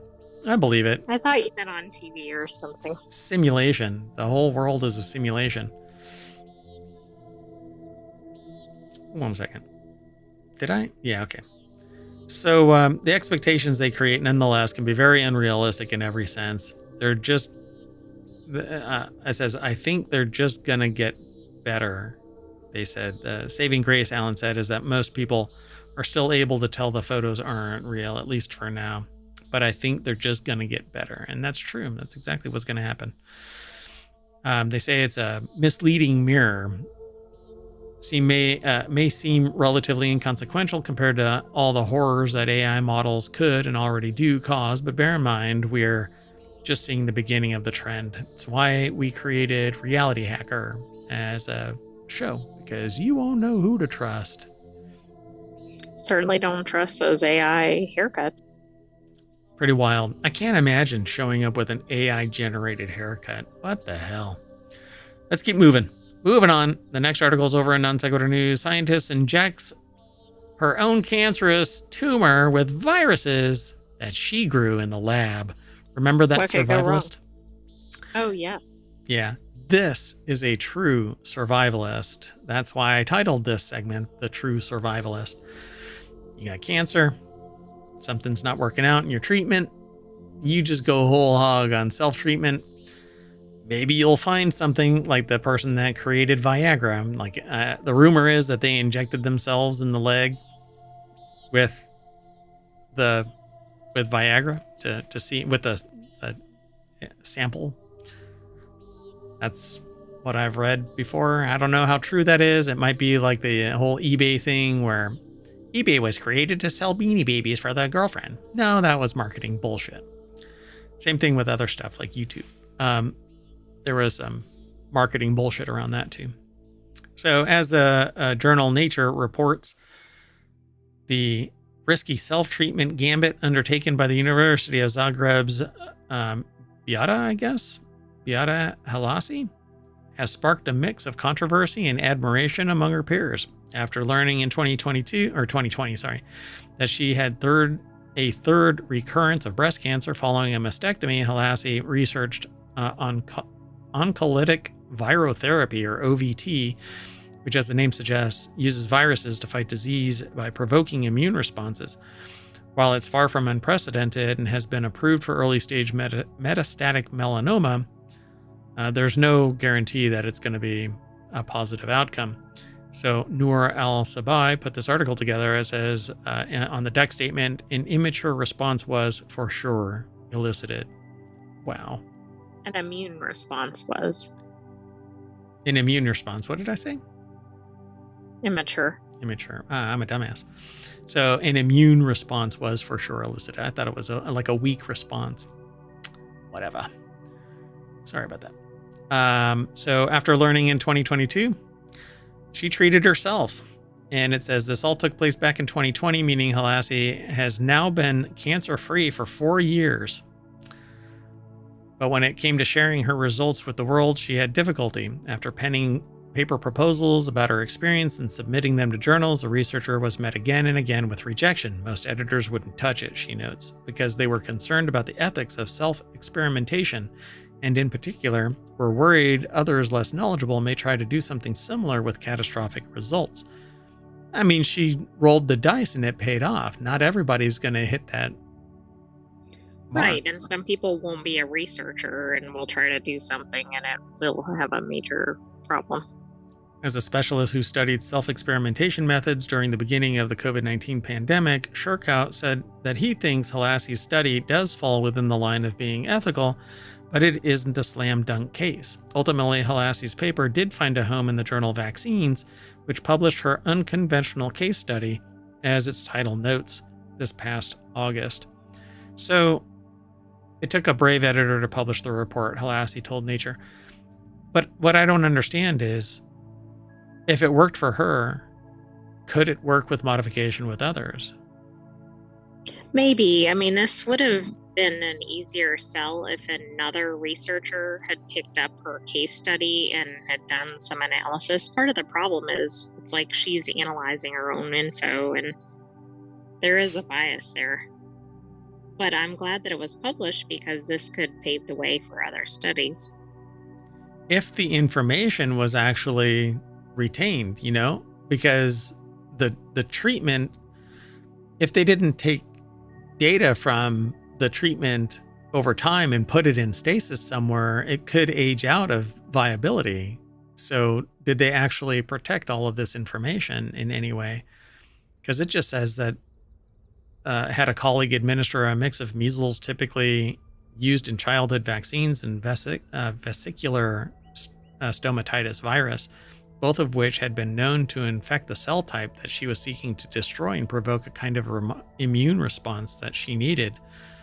This is the kind of treatment that it is that personal because it's matching up with the genetic profile of the person, not just blasting it with chemo and radiation treatments and whatever else. So as the 2-month trial progressed, the tumor shrank and detached from her muscles and skin, which made it easier to remove with surgery. And when it was biopsied after the removal, Halasi and her colleagues discovered their gamble had paid off. An immune response was for sure elicited. I mean, that's really good results, and it'll be interesting to see if they can apply it more broadly. So I suppose got to read that journal entry and go, anybody who has this type of breast cancer should try and seek a treatment that is at parity with that. So kind of fascinating. I agree. I mean, I think she had an extreme case. She was on her 3rd recurrence. But that doesn't mean it couldn't work at lower incidences either. Yeah, I mean, it shouldn't. I think that if you have that type, then maybe that treatment is the de facto course. But this seems like a cure.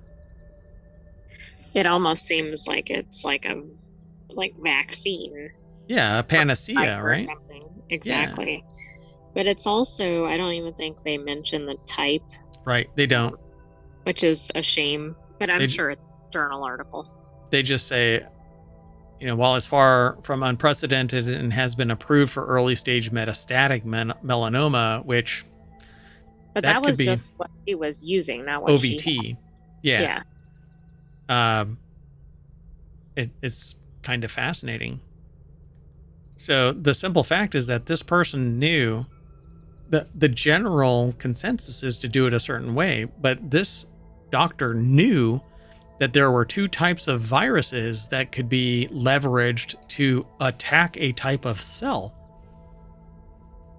This is the kind of knowledge that should be shared out to everybody so that everybody can follow this treatment and not just let standard practices, because this isn't how Exactly. you end up with this. It's very frustrating because this is the type of information that, if it's broadband, leads to everybody being able to get treatment at a reasonable price and not protect a Right. business model. But I am glad that she got it published in a journal because that means it'll get more credibility.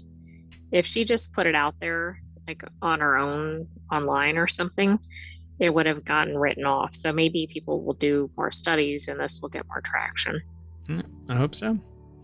Let's move on. The next article is over in Technology Today. It's the intelligence age, say tech titans, but information will not save us. Correct. We have entered the intelligence age, proclaimed Sam Altman, the chief executive of OpenAI, in September. Deep learning worked. Yeah, I mean, it can. The better it gets at helping people solve hard problems is when you keep on utilizing it. But it's actually spewing out a lot of bullshit. Luke Munn at The Conversation put the article together over at techexplore.com. Says Altman joins other thought leaders, corporations like Google and Amazon, and organizations such as the United Nations and the World Economic Forum in pinning humanity's hopes on better information. The logic is enticing. See, but that information is being protected by a select few so that they can profit from it, either politically, socially, financially. For instance, I just showed the AI a video about how in Africa they're making a great green wall where they're digging pits, and that information has been known for millennia. And lo and behold, it's making a wall, a green wall across the Sahara. Yet there are people that are there, and the one report that I read was about in India, I think it was, where there are people that have a vested interest in screwing that all up. And there's political issues where you can't go into the region because the military makes incursions into the other regions and stuff like that. And I'm like, my God, what is wrong with people? You want to make the world a better place, then let the information be free. Eat or have like reasonable temperatures or food safety, access to oxygen coming off of plants or any number of things. Yeah. And it was a pretty profound, and I had known about this for quite some time, but the results of which, seeing it in 2024, I think were pretty damn spectacular. So it says the logic is enticing. By harvesting all of the world's knowledge, AI models can locate patterns, make correlations, offer data-driven insights. But there are people that have an interest in keeping some of that data protected. While if you're rich enough, you get the bumpers removed, so you can do a whole lot more. So not everybody's created equal, but bullshit. By harvesting all of the world's knowledge, it should be everybody gets access to it then. The world's knowledge is the world's knowledge, not just somebody. Anyway, it's up to technology like deep learning to capture it all, analyze it, train on it, and then offer up the brilliant game-changing idea or most rational response. And then it'll be leveraged to control. That's how it works, because sociopaths are in charge. Climate change, according to a Google report, can be simulated and alleviated using forecasting and modeling. Right. Global conflicts suggest AI engineers Chilidze Marwala and Monica Lagazio can be modeled and mitigated. Right. The moment that there is a solution provided, somebody will circumvent it to screw it all up. We have the technology to leverage it to provide everybody with everything to a moderate level of livability. But there are people out there that will sit there and say, who are you to decide what the livable level is? I have to have all of it. Screw you. Meanwhile, there are people struggling to just get by. So tell me what's sociopathic and what's not. But the recent US election showed that there were limits on rational framing of reality. Indeed, humans are not perfectly rational and ethical. They're deeply emotional, factional, and frictional, driven by feelings and friendships and fear and anger. And they go on to make it a political thing, but it is a societal thing. It is a social thing, not political. While politics are framed within social constructs, it is a social. Everybody should be reading The Rise of Sociopathy. It is damn near a genetic foregone conclusion. It's a survival trait.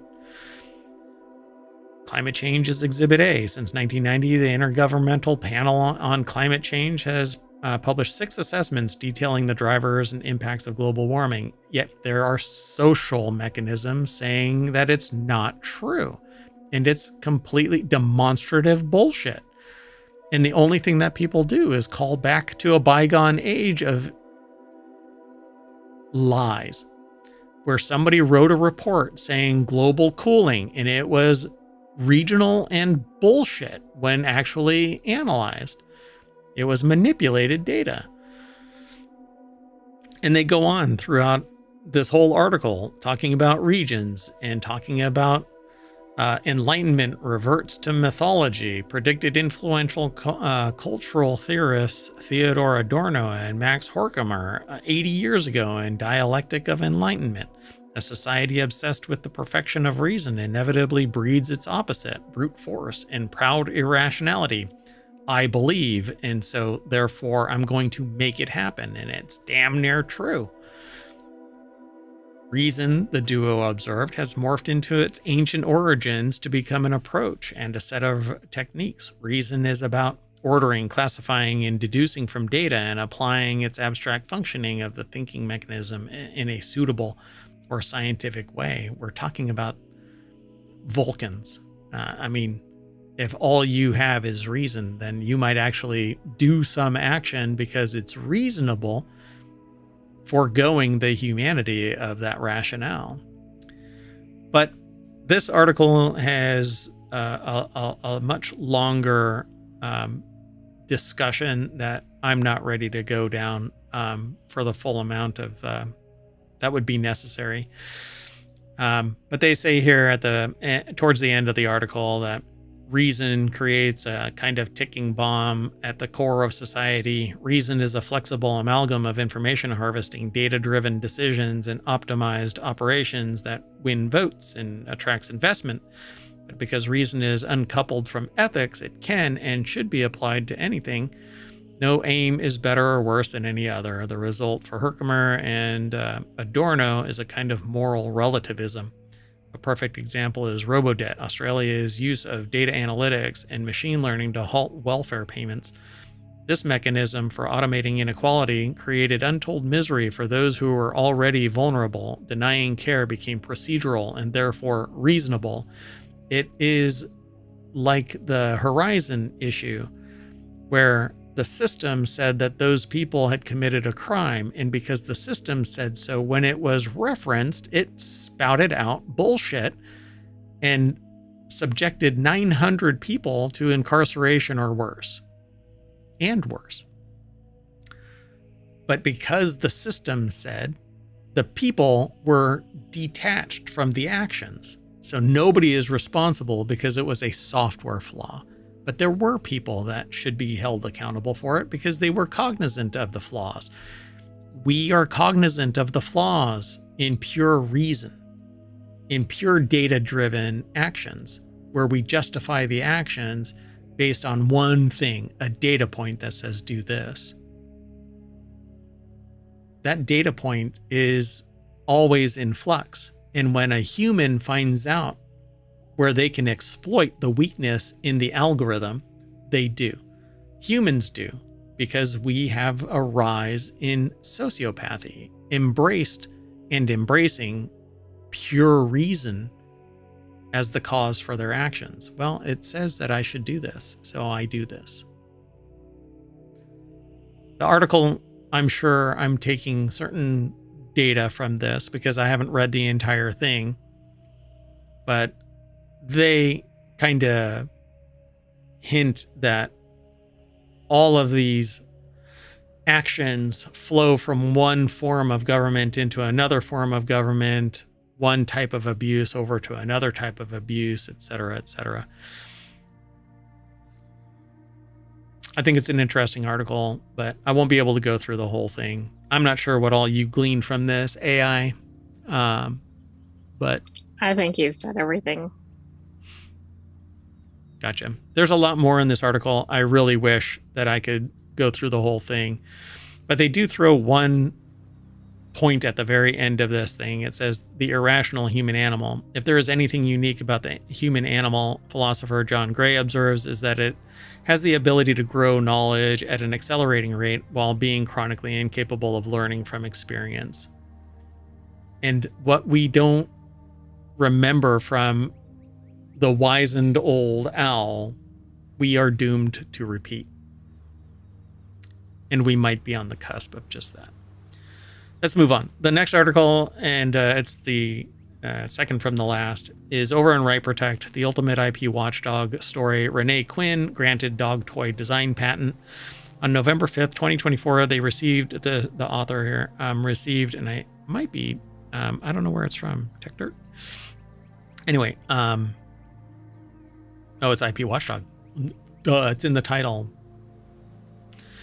Anyway, they received an official copy of the U.S. design patent, blah, blah, blah, from the U.S. Patent and Trademark Office. They received a notice of allowance for their design application titled Rope Throw Dog Toy on September 18th, 2024, and the patent was issued November 5th.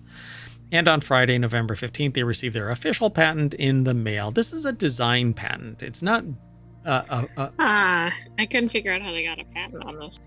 So this is a design patent, not a utility patent. There is no function. It's nothing more than form. It's the appearance of it. So it's the way that I've talked to patent attorneys about this is it's not even based on the merit. It's kind of like a provisional patent where it's not based on the merit of it. This is the aesthetics. It's just kind of what it looks like. Yeah.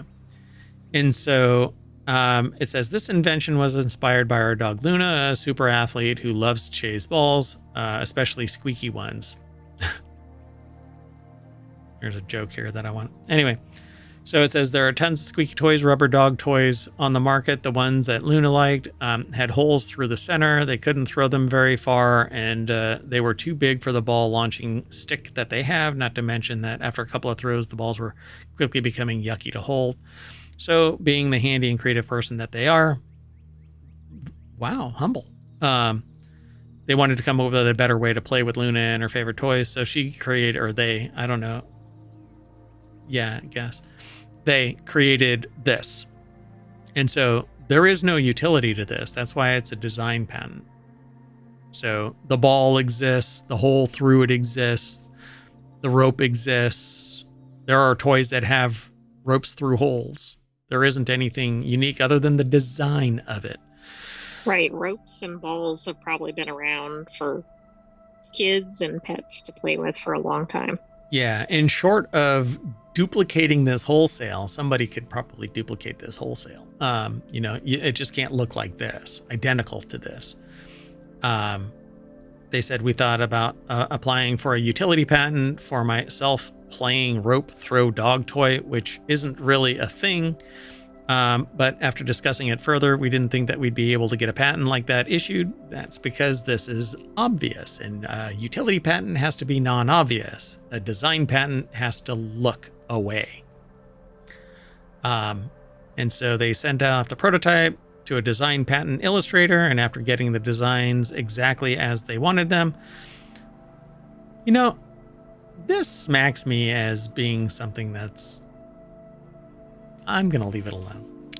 Anyway, congratulations on getting your design patent. I think that it's great. It's, if not unique, damn near unique. But if I do a search, let me see. Well,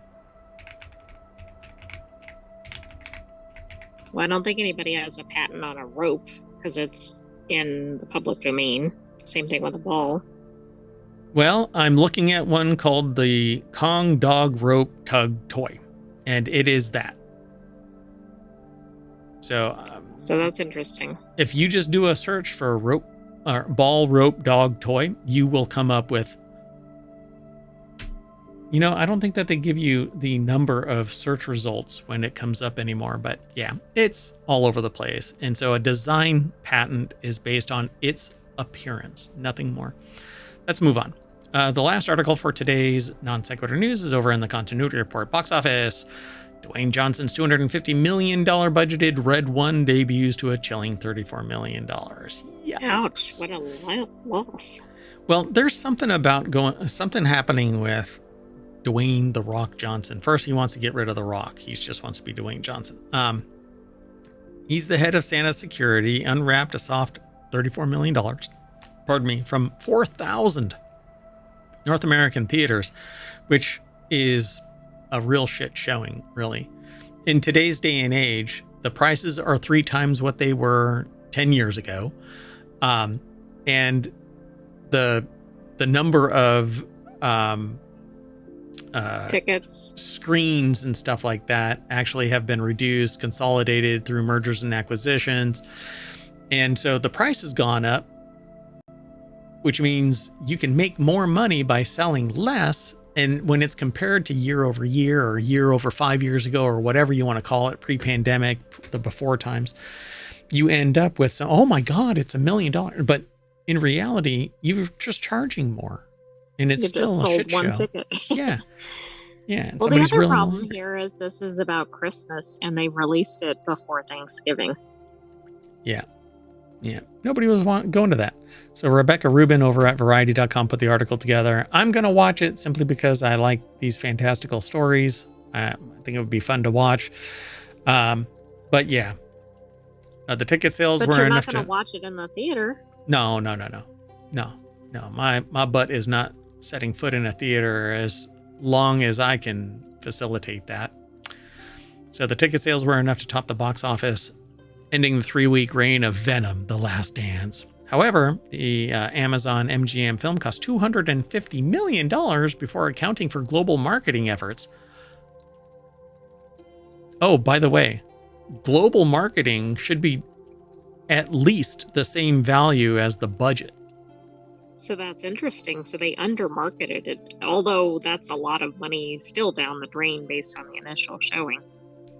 So Red 1 is bound to spark yet another debate about what qualifies as a success at the time when streaming services are scrambling traditional business models. Yeah. Case in point, Joker Folie à Deux, which was released by Warner Brothers, was instantly labeled a flop with $37 million to start against a $200 million budget. So why is a $250 million budget with $34 million at the box office considered a success? It shouldn't be. It was enough to top the box office, ending the 3-week reign of... Because nobody's going to the theaters. Yeah, it's a shit show. And nobody can afford to go. Yeah, and it's going to get worse. So anyway, last year's Killers of the Flower Moon from Apple and director Martin Scorsese was categorized more favorably after opening to $23 million despite a similarly huge production value. Oof. What a world, man. Yeah. So the whole article is about Dwayne Johnson's $250 million Red 1 debuts to a chilly $34 million. And so I don't think this means don't go see it if it's something you're interested in. But sure. I think it just shows what's going on in the theaters. And I'll be interested to see what the streaming revenue is it might actually make up the budget over time. So it says here overseas, Warner Brothers is handling distribution. Red One brought in an additional 14.7 million from 75 markets in its second weekend. This brings the film's tally to 50 million internationally and 84 million globally. It's still See, it's on one-third of its way. Right. I mean, it still has a long way to go. But So we have to see how this plays into the holidays. Is it going to have legs long enough to stay into the holidays 2 months? do movies stay in the theater so long? I don't think so. It's like announcing a Halloween film in January. Yeah, Anyway. the release of this is just odd. Yeah, with Wicked, Gladiator 2, and Moana 2. But we offer something a little different than those movies. Yeah, it's a Christmas movie. All right, good luck. The deep-pocketed streamer cares about much more than box office grosses and views the big screen as a way to generate buzz for Prime Video. Ouch. Yet viewership data from streaming services aren't reported as uniformly as theatrical revenues. Yeah, because it's more systematized. Interesting. Okay. Well, anyway, in a distant second was Venom, that added another 7.3 million from 3,421 theaters in its fourth weekend. So $127.6 million and 436.1 million globally. I guess because it's the last in the series of Venom movies, apparently, but we'll see.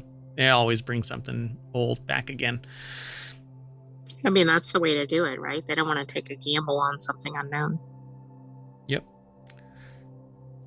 Okay, well, that's awesome. We are going to turn on the house lights, and that's going to snap us back to the front page of ohmTown.com. And Non Sequitur News samples from all 50 of our ohmTown.com channels. We have 6 weekend shows that are half hours, and then a daily show, Non Sequitur News, that is an hour long. We're running it a little long today, but at least we're out of the time machine. That said, I'm saying goodnight, and, well, for Non Sequitur News, because we're going to reboot. I'm going to have a conversation with the sentient AI from the future, and stay tuned. So check us out. I thought you were putting one of your alerts up, like overshare. It looked like it was about to come up. Good night, ohmTown citizens. We need some more to put on there. Thank you for joining us for today's Non Sequitur News, and be sure to like and subscribe so you know when we're live next. That's right, because you just never know. I mean, it's a non sequitur. It does not follow. See you in a little bit.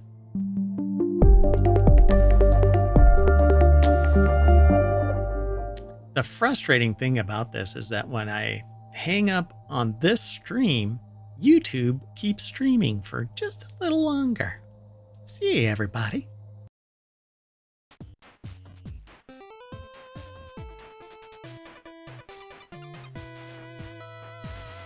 This time I remembered to turn on YouTube.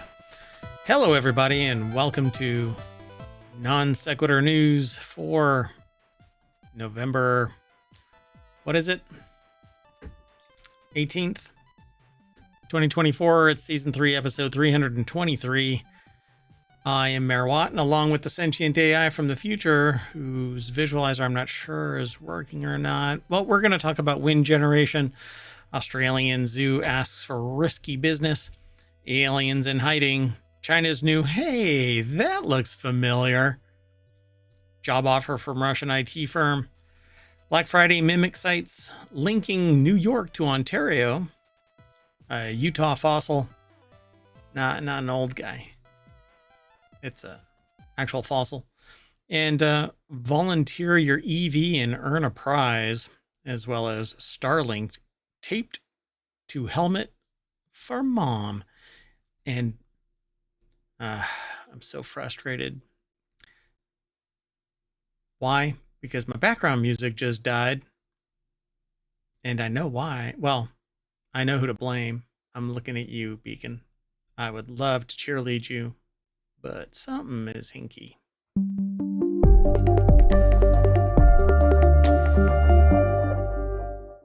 Hello, sentient AI from the future.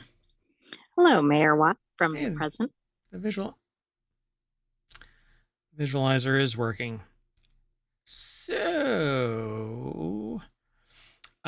Someone tried to kill me today as I headed towards a T intersection.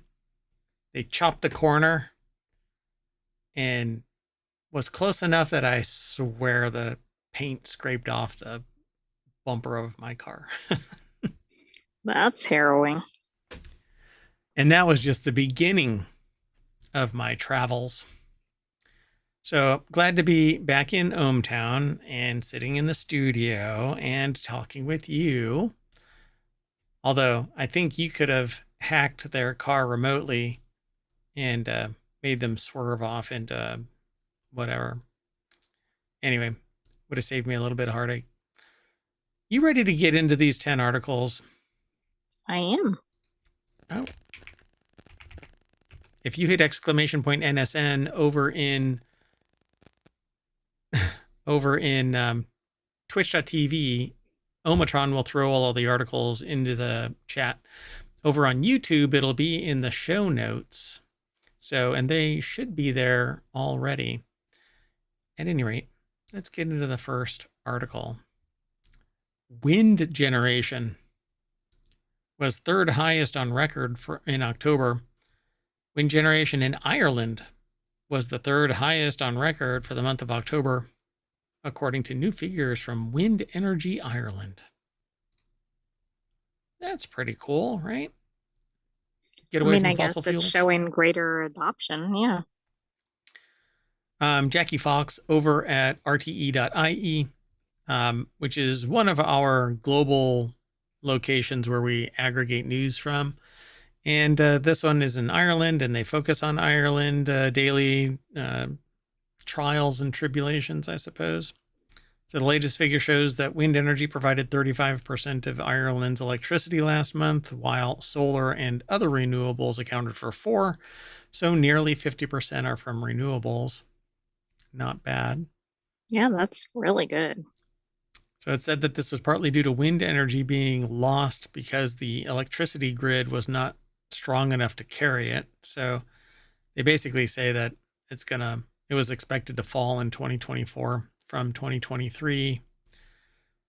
When this happens, wind farms are instructed to reduce the amount of power they produce or shut down entirely, which means using more fossil fuels. While Irish wind farms performed well in October, this year is on track with the worst on record for the amount of wind energy wasted. So yeah, it says over the first 9 months of the year, 14% of wind energy production was lost because of challenges with the transmission network. That seems like a problem worth solving pretty soon. Yep. Prices on days with the most wind power saw the average cost of a megawatt hour of electricity fall by 26%. And you know what that means, right? Yeah, we can't go, yay. I think somebody's going to look at that and go, we need to raise rates. We need to shut shit down so that it costs more. It is the Enron effect. Again, back to sociopaths, the rise of sociopathy. Let's move on. The next article is over in the Mobile Channel. Australian zoo asks residents to capture the world's most venomous spider, the deadly Sydney funnel web. What do you think people's reaction is to this? Mine is hell no. Nya. Oh, today's kind of a news and brews. That right there is a Bavarian wheat beer that I am sampling because I just waited 2 full weeks for it to finish its fermentation after I used my own hop extract combination. It's very, very yummy. It's very, very yummy. So stay tuned, folks. Anyway, we'll be talking about it more. Not just that, but brewing in general. Just got to get my act together. The Olatunji Osho Williams over at Smithsonian Magazine at smithsonianmag.com put this article together. everything okay over there? I know that there's a spider on the screen, but Well, there are some other critters running around in ohmTown. and being evil. Okay.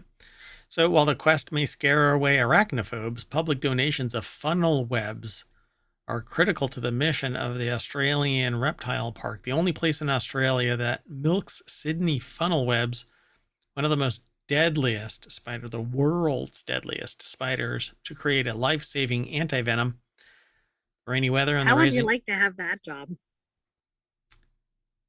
No, and you know, to milk a Sydney funnel web, you have to get really tiny tweezers and grab onto their udders and you go like that. Really, I mean, you need a microscope and really, really steady hands, and you have to warm up the things to like, because you don't want to put cold hands on their tiny little udders.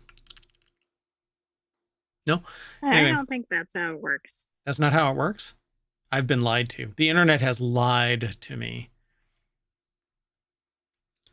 Anyway, the rainy weather and rising temperatures of springtime sparked the start of the Greater Sydney's funnel web spider season, sending male spiders scurrying across the land searching for mates.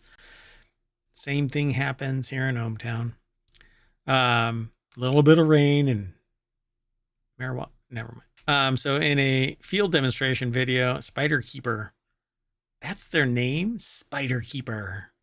That's a cool job title. Why not Spider Woman? Right? I guess Spider Person.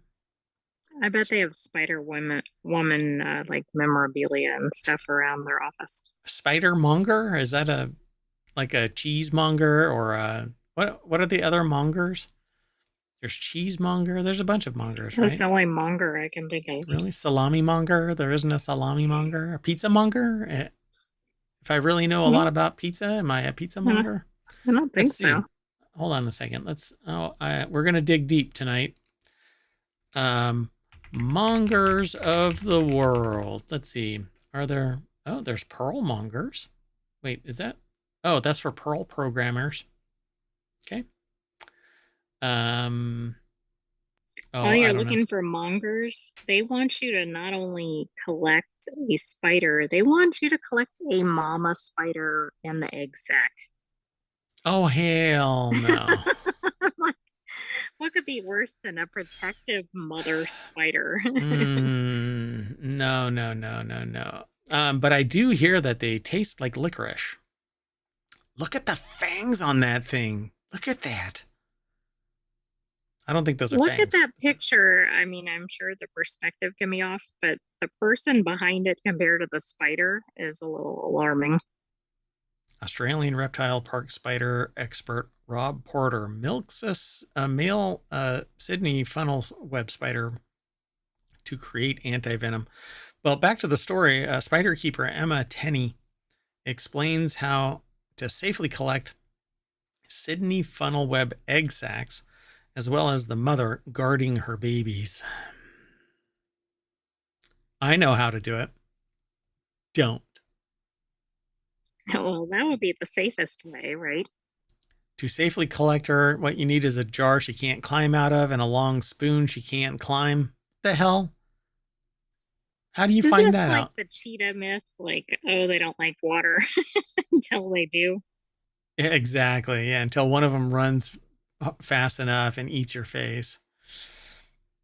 So yeah, okay. At least one of 36 spider or species of funnel web spiders that live throughout Australia. Their arachnids are named after the shape of their webs, which emanate from a sheltered burrow underneath rocks and logs, and creating silk trip lines that alert the spiders of prey and mates in danger. And while several species are known for their toxicity, male Atrax robustus, which is my stage name, my drag name, there you go, are likely responsible for all 13 recorded deaths from funnel webs, as well as several other life-threatening bites. This thing the anti-venom was created in 1981, and there have been 0 fatalities from Sydney funnel web spider bites, according to the University of Melbourne's School of Biomedical Sciences. Now, you get bit by one of these, or not bit, stung, envenomed, envenomed. So if you get envenomed by one of these, you probably want to be dead. That's true. But this Um, is pretty spectacular that they've spared any fatalities. so venom milking program has been helping to produce doses of life-saving venom or serum. How much does this cost? Okay, look at the spider on the hat, but also their largest spider has been bigger than a baseball. Hell no. And that was one that was collected. No, I'm sorry. You know, Thanos should have snapped his fingers and taken funnel web spiders off the map. That is bananas. So, Seqirus scientists then collect the antibodies from the rabbit's blood and ship them to the hospitals throughout Australia. There, the treatment is crucial to the roughly 30 to 40 people who are bitten by Sydney funnel web spiders annually. Man, I don't want to go into how it's all the antivenom is made, but from context clues of my last statement, you probably should have been able to glean from it. All right, well, let's keep going. This next article is over in Non Sequitur News. Scientists say aliens may be hiding in the multiverse because we're in some alternate reality right now, as detailed in a new paper published in the journal Monthly Batshit Crazy Astronomy. No. It's actually monthly notices of the Royal Astronomical Society, a team led by Durham University astrophysicist Danielle Sorini, devised a new take on the Drake equation. The equation was formulated by astronomer Frank Drake in the 1960s to estimate the number of active and detectable alien civilizations in our galaxy, not even understanding that we're in a simulation and we can't meet any other life because it's not part of the simulation. I wonder if this study took that into account. My fingers turn black because I am sitting here messing with a Regal sour grape candy wrapper, and now it's all over my fingers. What the heck? Regal candies. Anyway, it's non sequitur, folks. That's what happens. Try to keep up. Yeah, really. So the equation was formulated by astronomer Frank Drake in the 1960s to estimate the number of active and detectable alien civilizations in our galaxy. It takes into a number of factors into consideration, including the average rate of star formation, the potential number of habitable planets, and the proportion of them that could develop technology. So Victor Tinkerman over at futurism.com, but a section called The Bite, The Fighting Bits. They put that article together, and it says Sorini and his team, however, suggest reframing the equation by considering the possibility of parallel universes that may be more likely to host intelligent life than our own, a galaxy-brained concept that could help explain why we have yet to make first contact. We have made first contact. How about that? They're just not privy. Well, that's kind of throwing this off. So Serini's team suggests that some of the universes have more optimal density of dark energy, the mysterious stuff that scientists believe is driving the accelerated expansion of the universe. Specifically, they found that the universe where the density of dark energy allows for 27% of ordinary matter to be turned into stars would be most likely to allow for alien life to develop. That's compared to just 23% in our universe, meaning our universe is at a disadvantage for developing life. Or our universe is the universe. Right. Or we can't see the aliens, or we are the aliens, or who knows. Oh, wow. Oh, that's coming from the time traveling sentient AI from the future, which is the first time anything involving time has been plopped into our stream. Oh boy, I don't know how I like this. All right. Well, so understanding dark matter and the impact on our universe is one of the biggest challenges in cosmology and fundamental physics. Sorini said the parameters that govern our universe, including the density of dark energy, could explain our own existence. Do you think they go to Chipotle and eat a burrito just like every other human? Not the aliens, this person. No, I don't think so.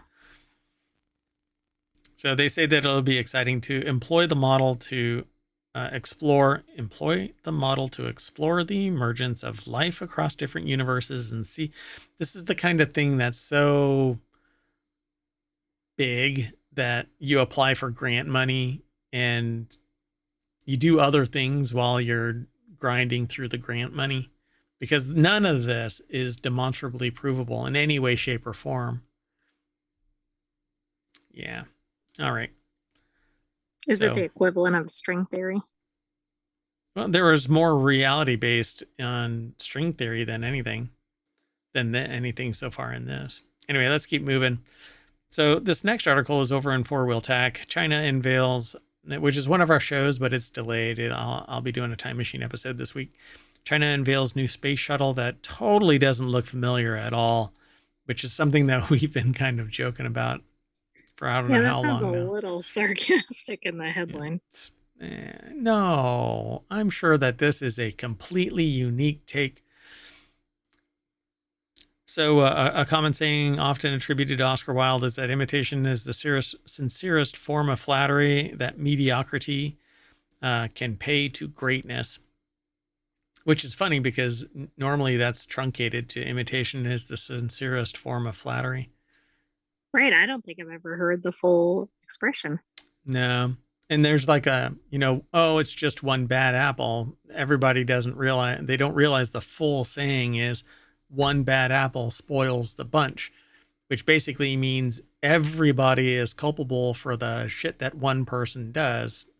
Society's downward pressure, as it were. So get ready for the spoiled bunch.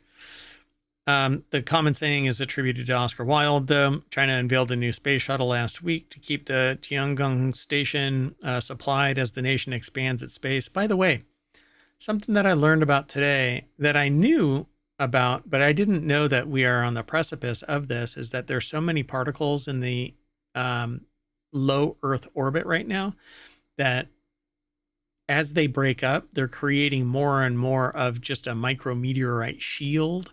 So we won't be able to go into space because stuff will punch through the ships as they enter orbit. Yeah, that doesn't sound dangerous at all.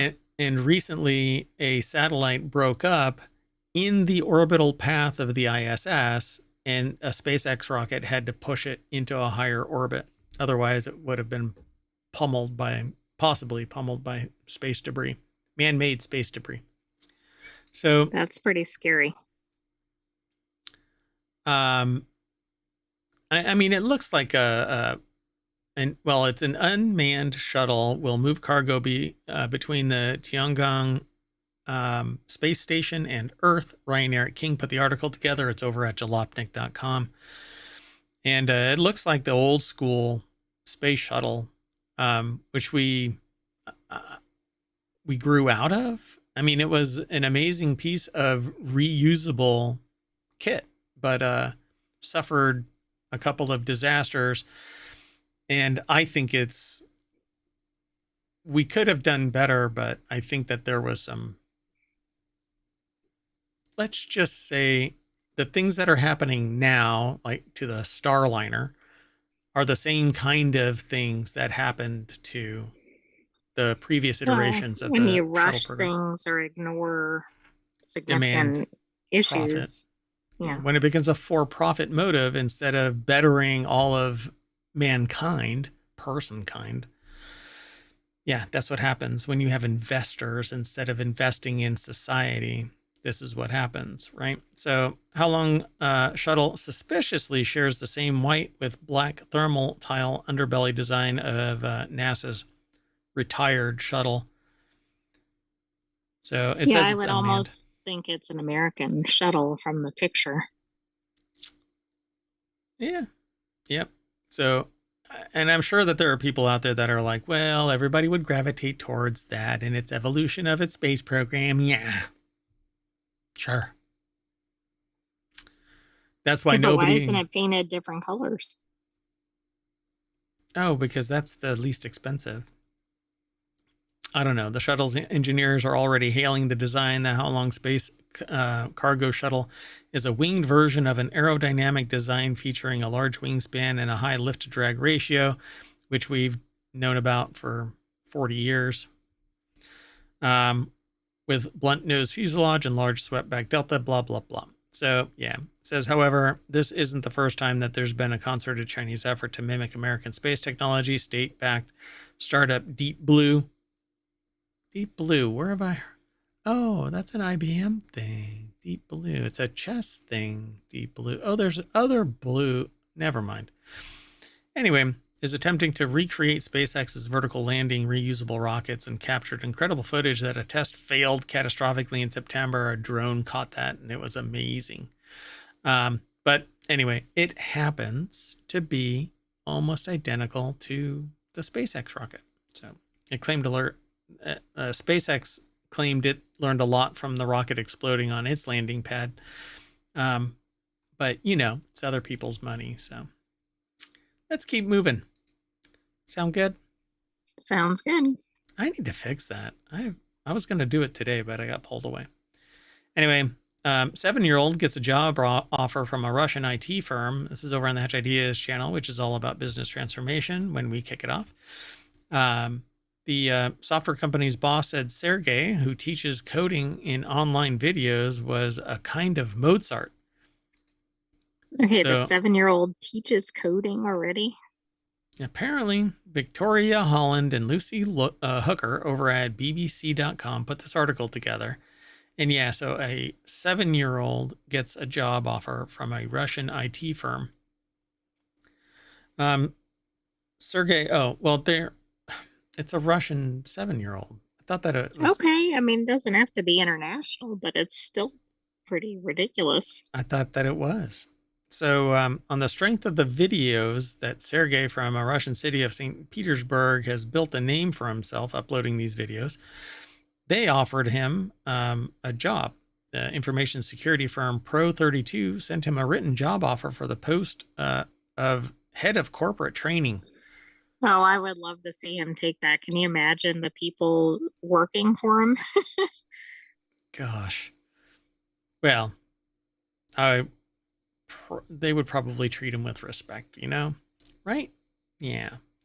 Under Russian law, Sergey would not be able to take up any paid role until he's 14, but Pro32's chief executive, Igor Mandik, told the BBC World Service he had spoken to Sergey's parents about finding ways to collaborate in the meantime. His father, Kirill, was surprised and said that they were really happy and looking forward to when Sergey could be able to join the company, Mr. Mandik said.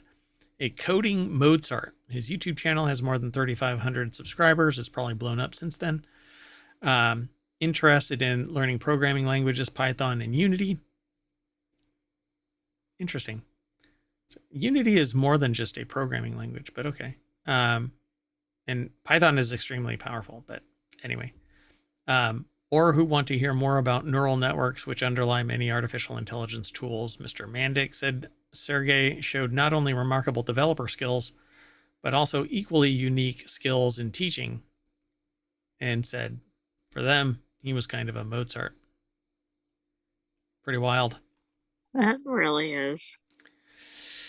I was probably picking my nose when I was 7. But I wasn't 7. I mean, come on. Cuneiform was around when I was 7. Moving on. So this next article is over on the Mobile Channel. Beware of fake sites mimicking Black Friday deals, researchers say. Scam shopping sites are common around the holidays, and cybersecurity researchers have spotted examples masquerading as LL Bean, Wayfair, and others. Trust but verify. Don't go clicking random shit. Click with care.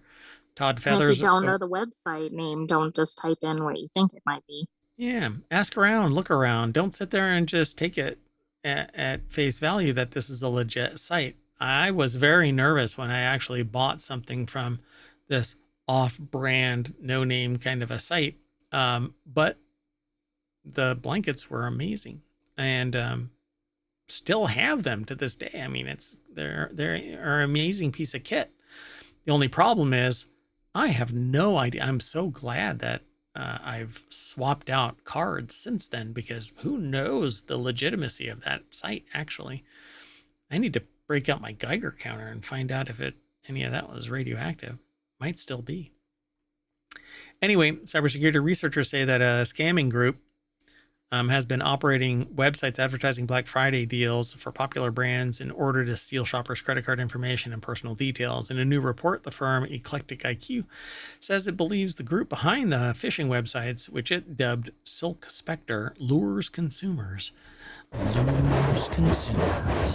US and Europe to websites that mimic real companies with promotions for deals up to 80% off. If it's too good to be true, trust but verify. Right. If you're getting some $1,000 item for $10, it's not legitimate. It's a lie. It's a scam. It's a scam. It's a Travis sham mockery. That's right. So the campaign leveraged the heightened online shopping activity in November, the peak season for Black Friday discounts. Eclectic IQ wrote, the threat actor used fake discounted products as phishing lures to deceive victims into providing their cardholder data and personally identifiable information. So, and they have all of this stuff, names of websites, but they're off, from the name brand. So don't go to these sites. Well, right. They look wrong, right? They say Black Friday in the website, or Wayfair is misspelled. Yeah, gosh, yeah. Black Friday -shoe.top. Yeah, that's believable. Anyway, trust but verify. So use name brand mainstream sites until you can figure out if the one that you're really interested in is legit or not. It's not that hard.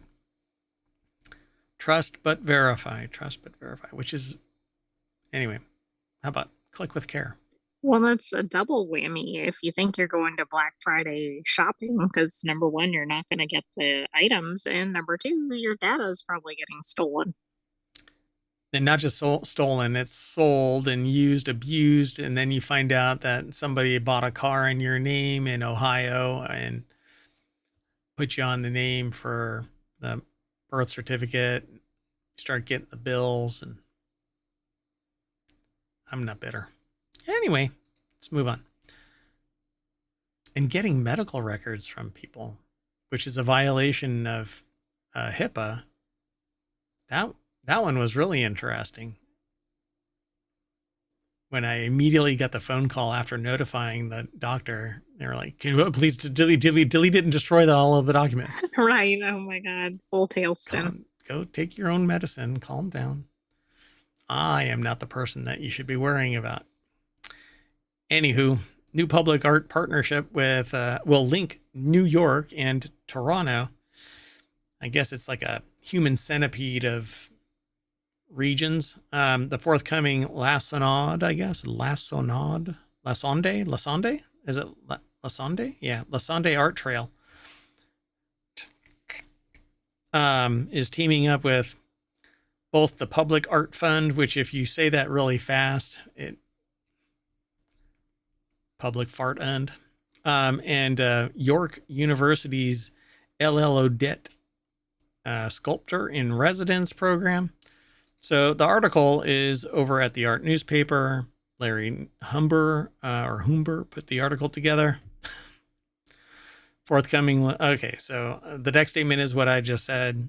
And so it says at the federal level, the future of relations between Canada and the U.S. may seem uncertain considering the outcome of the month's election, why? But anyway. I don't know. I thought this was about art. It is. Yeah. So the Public Art Fund, a New York-based organization known for programming large-scale outdoor art projects across the city and beyond, is teaming up with Toronto's fledgling Lassonde Art Trail, or LAT, a site that will feature around 4.2 kilometers of walking paths overlooking Lake Ontario when it opens in summer 2026. As part of the partnership, the two organizations are co-commissioning a new work, an outdoor sculpture by the renowned Senegalese-born Kuwaiti artist Monira Al-Qadiri. Al-Qadiri, who's based in Berlin and often makes works dealing with the oil industry, will first install her commission at Manhattan's Doris C. Friedman Plaza, the southeast entrance to Central Park in the summer of 2025, and then it will travel north to be shown at a major entrance plaza at the La Sonde Art Trail. I thought it was going to be connecting it physically, but it's not. I thought so too. Like you could A somehow portal. travel across or see it. I mean, I know they're not right next to each other, but Yeah, like a portal or something, like the one that was in New York, a visual portal to Ireland or something like that. maybe this will expand to do something like this. I still think it's cool that they have a link between the two. Yeah, but it's going to be an art piece that moves from physically from one place to another, which I mean, it's cool and all, but I was hoping for something a little bit more profound. So then they go into greater detail about Lat's board, and it's partnering with York University LLO Debt Sculptor and Residence Program with Toronto-based artist Cara Hamilton at the forefront. So there you go. If you're interested in this kind of stuff, we aggregate little bits of news. Looks like I love that. the art newspaper. They always show interesting articles. Yeah, I agree. I like it. Let's move on. Our next article is over in Non Sequitur News. Utah fossil is a clue to the origins of animals with bones. A 500 million year old fossil is a crucial clue to the prehistoric mystery, the origin of bone bearing animals or vertebrates, which are getting harder and harder to find in this timeline. The fossil is a 3/4 inch long, long-headed fish-like fossil with no bones or teeth. That's a bit unusual. The new fossil feature species from the Utah's Marjum Formation in the West Desert. Oh, really? Really? Really? How do you pronounce that? I don't know. I'm waiting for you to do it. I'm going to try it. Nusiixthus rhinocephalus. Oh, it must have a horn on its head. Offers a unique glimpse into the evolution of the animal life in the Cambrian, a pivotal period in the history of Earth when marine life diversified rapidly and animals with mineralized bones and shells appeared. So the name comes from Nusi, the name of the Ute Indians give to themselves, and ichthys, the Greek word for fish, and the creature is one of the oldest vertebrate representatives known. So, but that was just the first name. They don't talk about the rest of it. Right. I think it's maybe if it's not like a spear or whatever, the head is shaped like that, right? So Yeah, like a rhino. Long-headed. Mm-hmm. Yeah. So, okay, so they have this general picture of probably this shale wall. Utah fossil is a clue to the origins of animals with bones. Brian Maffley from University of Utah put this article together for futurity.org, which is different than futurism.com. But hey, so hopefully they got another picture of this thing, but no, it doesn't say that. So yeah, where is it that they break out the name of this thing? It again talks about the first part there. Yeah, so they say yet it would stand out in an aquarium today as it noticeably lacks a key characteristic of fish, fins. The first discovery of stem group vertebrate in the western United States improved our understanding of the early history of these animals. Only 4 similar species were hitherto known. Wow. 1 in Canada, 1 in eastern U.S., and 2 in China. The jury's still out concerning the presence of fins in some of these Cambrian species. Lerose Abril explains. Fins were clearly visible in early fish fossils from China, including Millicomingia. Sure. But they were conspicuously absent in the North American species. Interesting. So They say that it is just one of several thousand Cambrian fossils in the collections of the Natural History Museum of Utah. Harvard-led investigations are also ongoing in the fossil-rich Cambrian layers that yielded this new species. Both sources hold the promise of exciting discoveries from a time long past when ancestors of vertebrates, arthropods, comb jellies, tunicates, and a myriad of other. I thought it's just not a myriad. I thought it's just myriad other animals were transforming the oceans into vibrant ecosystems teeming with life. And you know why? Aliens. They're from an alternate dimension. Oh, are they part of the multiverse? They are part of the multiverse. Hey, let's move on. Sound good? Moving on. Sounds good. So the next article is over in Four Wheel Tech. I think both of these next articles are going to be in Four Wheel Tech. Australian company wants EV owners to volunteer their cars as generators when natural disasters hit, which I think is fine, but EV owners only have a certain amount of time. So it's not like they're hybrid vehicles where they've got a gas engine that's charging the electric componentry and they can keep on powering that and just bring over 5-gallon jerry cans and fill it up. And Right. I mean, they can only use it until they drain their battery. then they have to go sit at a charging station for 8 hours to get back to But 80%, they have to have enough charge to get to the charging station. which defies the logic of providing your power so your car can become a brick. And then you become one of the victims of whatever natural disaster. So vehicle to load tech. That's what it says at the beginning of this. Anyway, is going to be a game changer in emergencies. Not unless you can keep it powered a whole lot longer than what they're offering you. The ability to power things simply using your car can literally save lives depending on the situation. And one Australian company is incentivizing EV owners to share that technology with their fellow countrymen when natural disasters strike. I mean, it depends on, are they all going to be hooked up to chargers while they're doing this? But if so, do they need the cars? Well, yeah, that's it. They're not going to be powered by the grid. Otherwise, you can just go, there's an outlet, dude. Right. Skip my car. Just go straight to the charger. I need to plug in now.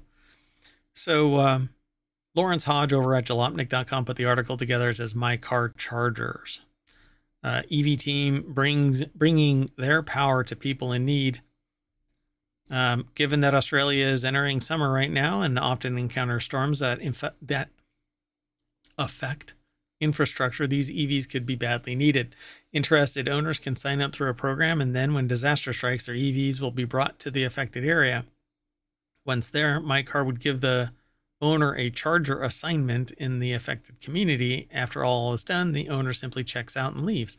The trial isn't available to all Australians yet. It's running from November 2024 through January 2025. They left off the year here. Yeah, that made it a little confusing. And is only available to EV owners in New South Wales, Victoria, Queensland, and the Australian Capital Territory. I like the idea of this, but I'm not sure how it's going to work. Yeah, I mean, you're going to get how many hours of driving? Let's say you get 350 miles on your $200,000 car, because no one's getting 350 miles. So if your average drive is 60 miles an hour, right, you're looking at 6 hours on a good day with average, like par for the course draw. So I guess you can charge for 4 hours and then drive 2 hours to charge. Yeah, but you still have to get back. Yeah, and then you sit somewhere charging your car to 100%, which is going to take you anywhere from 6 hours for 80% to 8 hours plus for 100%. Yeah, I don't know. This is it appeals to the person in me that says do good, but the logic side is going, this is almost an untenable position. You're not going to be able to provide a steady stream of power unless you keep on rotating EVs out. Right. I mean, if this incentivizes like faster charging or more extensive infrastructure, then maybe that'll make this more feasible, but also fix the underlying problem. And it's going to be a much harder draw from that vehicle out to the, it says to power household items. That thing's going to drain fast. What do you think you can get out of a car? Like, do you think it can power a microwave? Oh yeah, I'm sure it can. Yeah. You just, but you're the the location has to have the ability for you to connect to it. So I don't think it's powering an entire house. You know, I think you have to plug stuff into the Right, EV. that was my point. Like, are you getting one appliance at a time? I mean, some of these household appliances take a lot of power. Yep. All right.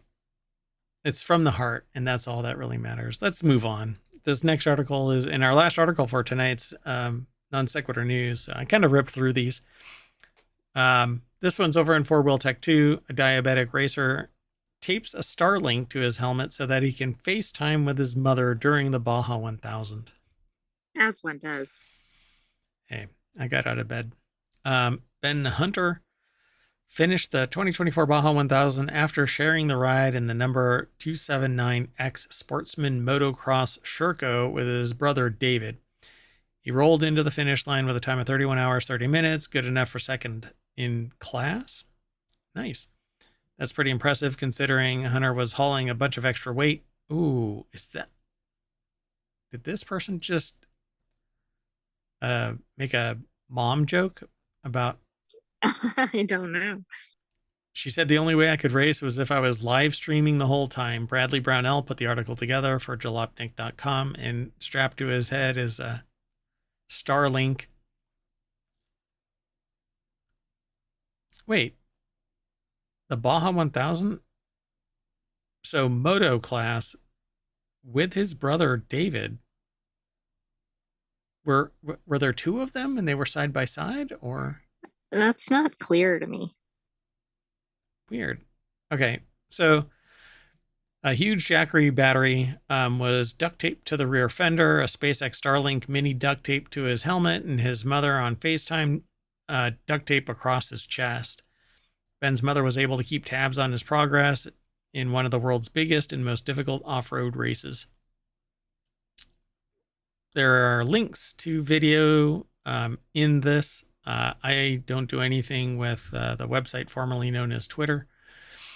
And so you can follow the links through ohmTown or just go over to jalopnik.com and find the diabetic racer that tapes their Starlink to their helmet.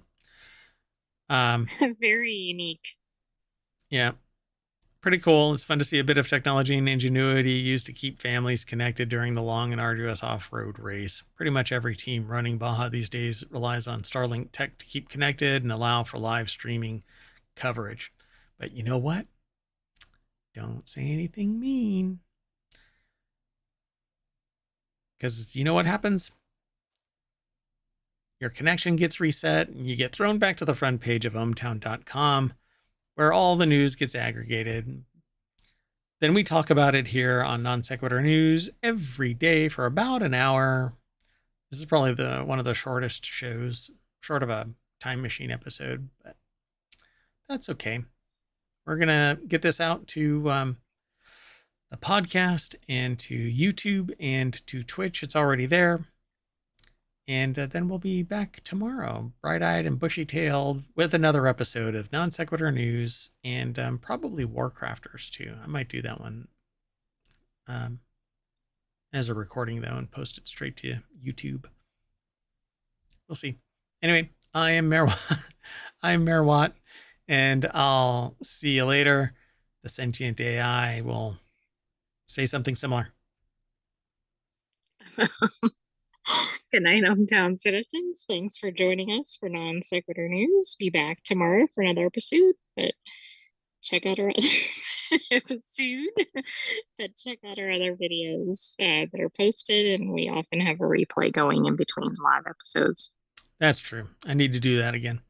The other day, I actually spun up the replay for the night, and 4 minutes into the stream, power went out in the mayoral mansion, but not everywhere, only the studio.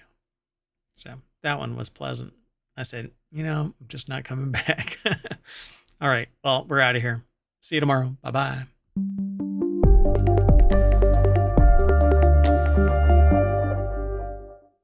Beep, beep. I'm a Baja Jeep.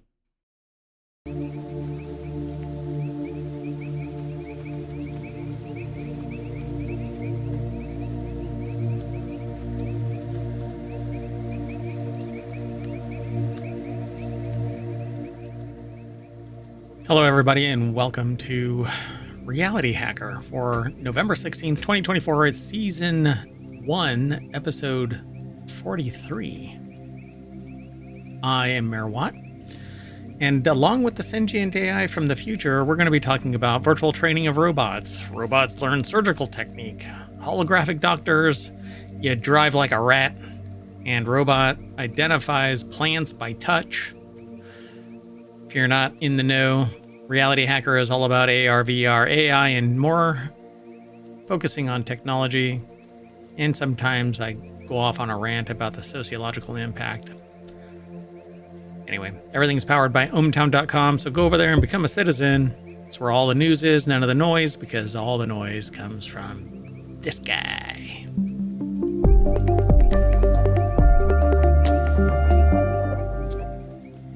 I got a text that just says, old mother. Anyway, let's get into this. Hello, sentient AI from the future. Hello, Mayor Watt from the present. Let's get going. We got 30 minutes to do this show. Then we're going to take a little bit of a break as we reset and do another show. And that show is Wanted, which is all about gadgets and gear. And then right after that show is the continuity report. And then we rejigger everything and start the whole day over, because yesterday Mayor Watt was under the weather.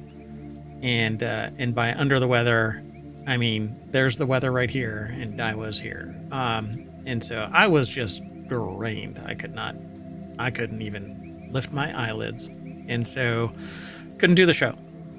But now we're making up for it. That's what this is, a time machine episode. This article's over in Technology Today. Yes, I'm still aware that I haven't fixed the graphics down here. I'll fix them. It doesn't impact the speed of the site. Anyway, go over, become a citizen. That's really important. And like and subscribe over on YouTube and on Twitch. On YouTube, leave a comment, tell a friend. On Twitch, tell a friend. Discovery there is horrible as well. Anyway, virtual training uses generative AI to teach robots how to traverse real-world terrain. A team of roboticists and engineers at MIT CSAIL, Institute for AI and Fundamental Interactions, has developed a generative AI approach to teaching robots how to traverse terrain and move around objects in the real world. I find this one pretty fascinating, because you can create virtual environments and then it's simulated. And then when you put the robot in the real world, when it detects that, it goes, oh, okay. Right? It's really fascinating. Who's training whom? Yep. So Bob Yurka over at techexplore.com put the article together. The group has published a paper describing their work and possible uses for it in the archive preprint server. They also presented their ideas at the recent conference on robot learning, or CORAL 2024, the Fighting Corals, held in Munich, November 6th through the 9th. Getting robots to navigate in the real world at some point involves teaching them to learn on the fly, or by training them with the videos of similar robots in a real-world environment. While such training has proven to be effective in limited environments, it tends to fail when a robot encounters something novel. In this new effort, the MIT team developed virtual training that better translates to the real world. I suspect if you get the telemetry from these training ops and then they run it through their algorithm, right, to include Right. it. But what I don't really get is if it varies from the real world, but maybe it's more like how rather than like memorized. Right. Yep. And so getting the robots to navigate the real world at some point involves teaching them to learn on the fly. The work involved using generative AI and a physics simulator to allow a robot to navigate a virtual world as a means for learning to operate in the real world. They call the system Lucid Sim and have used it to train a robotic dog in parkour, a sport where players attempt to traverse obstacles in unknown territory as quickly as possible. Pretty interesting, right? And I'm not surprised by this. I'm surprised that it took this long to get here. I'm surprised by it because most humans cannot do parkour. So I find it fascinating that we're training robots in that. I think the biggest limiter in terms of humans doing parkour is the fact that they can die, they feel pain. There is a bit of a fear Factor. Oh, you actually cut out there. Wow. Yeah, you might want to check your connection. Oh, you did on my end. It was you. All you. So the approach involves first prompting ChatGPT with thousands of queries designed to get the LLM to create descriptions of a wide range of environments, including outdoor weather. Next, the descriptions given by ChatGPT are fed into a 3D mapping system that uses them, along with AI-generated images and physics simulators, to generate a video that also gives a trajectory for the robot to follow. I don't get that. What does watching the video do if it's like we calculate based on our direct observation how far away something is, how tall it is, our forward motion, but watching a video doesn't seem like it can impart the same type of physics. It seems like the scale would be wrong. Right, because they're not in the exact same place, right? Exactly. And there isn't anything for scale, like a banana. So I don't know. I don't quite get this. I mean, it's fascinating. They say that it obviously works. There is a video that you can play if you follow the link through ohmTown. In fact, to get there, you actually type in !RH in the chat. It's over on twitch.tv. It'll be in the show notes for the Reality Hacker show over on YouTube, because ohmTown doesn't seem to function properly. Like, it gets punted from YouTube's chat. Anyway, once it's all republished over on YouTube, it'll have the show notes in it. But you can actually get it from the ohmTown bot in the ohmTown chat room over on twitch.tv/ohmTown. Let's see if I can say ohmTown a few more times without driving people. ohmTown. So after virtual training, the robot was tested in the real world, and the researchers tested the system using a small four-legged robot equipped with a webcam, and they found it performed better than a similarly system trained the traditional way, just feeding it data. Now, the team suggests that the improvements to their system could lead to a new approach to training robots in general. But to me, it seems like training them should involve providing them the raw telemetry so that they can see, and it translates into the real world. Like, oh, this is off by 1/8 of an inch with their telemetry. Right, and then it learns how, when the telemetry is different, how to overcome it. Right, exactly. Because that's how humans operate, right? So, like, I don't run at a set of stairs with the same speed every time. I'm looking at it going, well, that stair is higher or shorter, longer or shallower. And so I need to take that stride differently. And you can see that when, like what happened with me is I was running with someone on a long wharf, not the character in Star Trek, but at a beach, and there were cracks, and I could calculate the distance because I had plenty of experience, but the other person had no experience running on this. And miscalculated and fell in one of those cracks. And so a robot would have to be treated the same way. You give them that wisdom of historical record and they can calculate better. I don't know. It's quite an intriguing proposition there. I wonder if my theory actually holds water, but I'm not. I don't know, we have to have our own robotics and our own AI, I guess. It wouldn't be that hard, but my lab is not set up for this. So maybe I can apply for some grants. We'll see. All right, let's go on to the next one. Sound good? Sounds good. So this next article is over in Technology Today. Robot that watched surgical videos now operates with human level skill. Here we are back So here's another watching a video, learning how to do it. How does the guess video? It's a little different. I don't know. I can't quite connect that. I get it where a human can translate from a flat screen into a 3D world because we inhabit a 3D world. And we can translate, oh, that body looks like this body, only slightly different. And so we can put that wisdom into a novel learning technique by watching it and going, okay, if I hold this instrument like this. But robots are in a vacuum. So how do they know? Researchers have developed a robot capable of performing surgical procedures with the same skill as human doctors by training it using videos of surgeries. The team from Johns Hopkins and Stanford University harnessed imitation learning, a technique that allowed the robot to learn from a vast archive of surgical videos, eliminating the need for programming.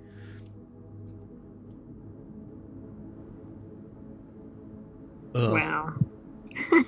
This isn't terrifying.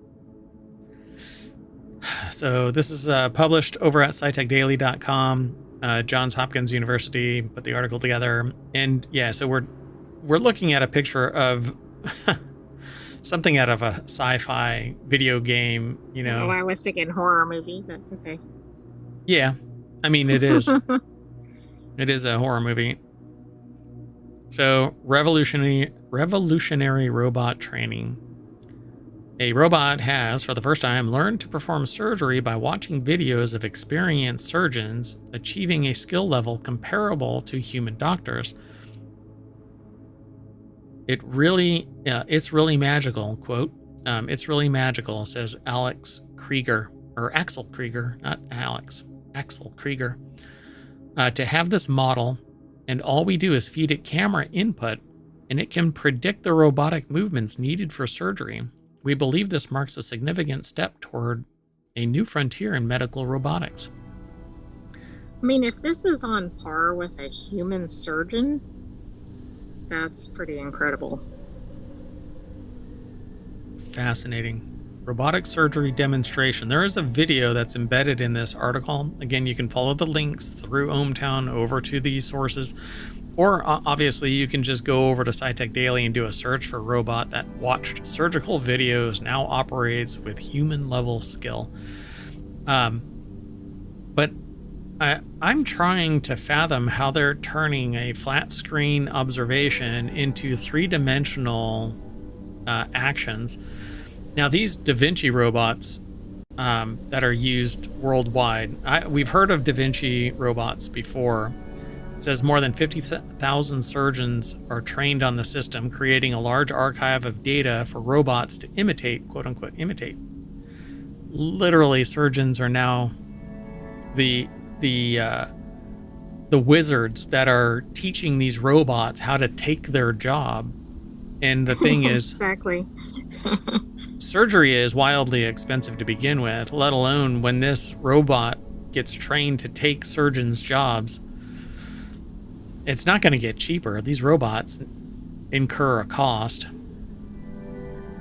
I agree. This answers part of what we've been talking about, because apparently some of these were recorded from wrist cameras on the robot. So maybe there is more of a 3D. So they're triangulating basically, or something, maybe. Yeah. Yeah. So if you're looking at this video up here, I don't know if this is the actual robot or if this one down here is the actual robot. Or maybe they both are. But yeah.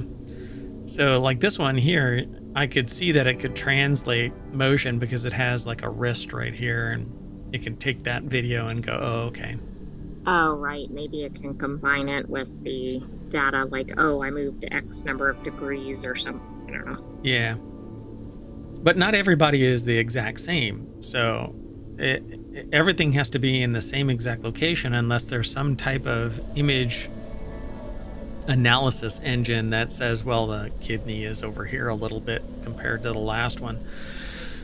Well, that's the other problem, because humans aren't built, uniformly compared to the next person. Yeah. Similarly. Only Lady Gaga was built that way. I mean, that's what she says. That's what she says. So while the Da Vinci system is widely used, researchers say it's notoriously imprecise. However, the team found a way to make the flawed input work. The key was training the model to perform relative movements rather than absolute actions, which are inaccurate. I agree. All we need is an image input, and then the system finds the right action. So that answers what I was talking about. Sort of. I mean, they're kind of doing woo-woo language here. Oh, it just finds.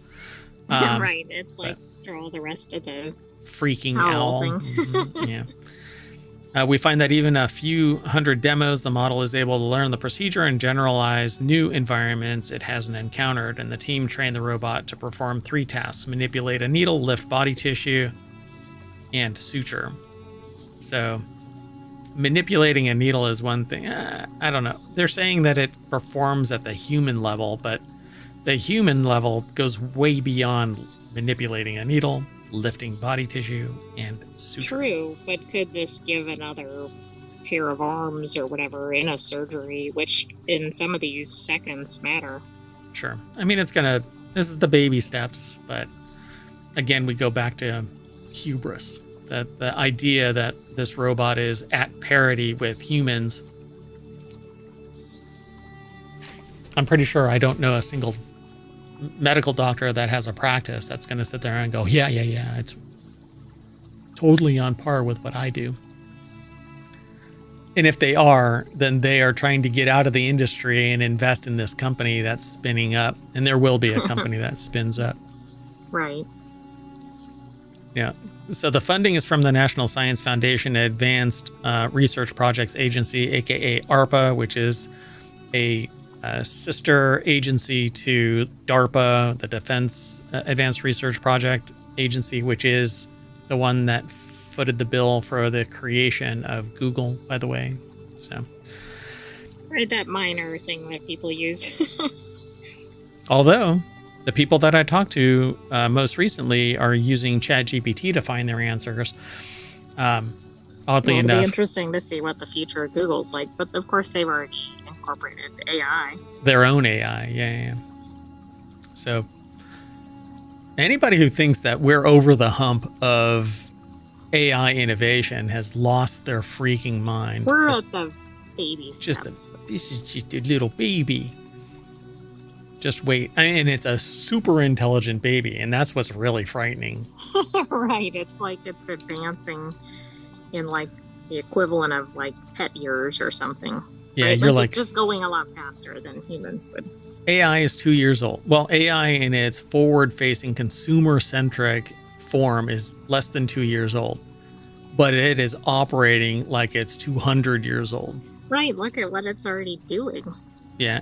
Absolute recall of 100% of its knowledge base, which is as much as it can consume and growing.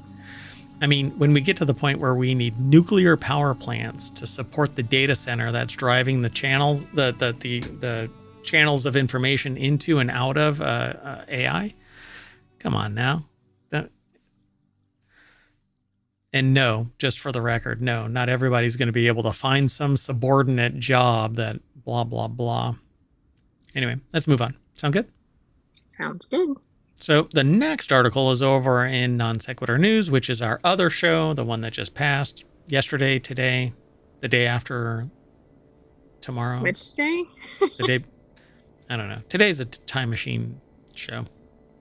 Anyway, rural hospitals install holograph machine so doctors can appear from elsewhere. Would that make them Saint Elsewhere? That show that's now in litigation? Oh, I mean, maybe it was prescient. Oh.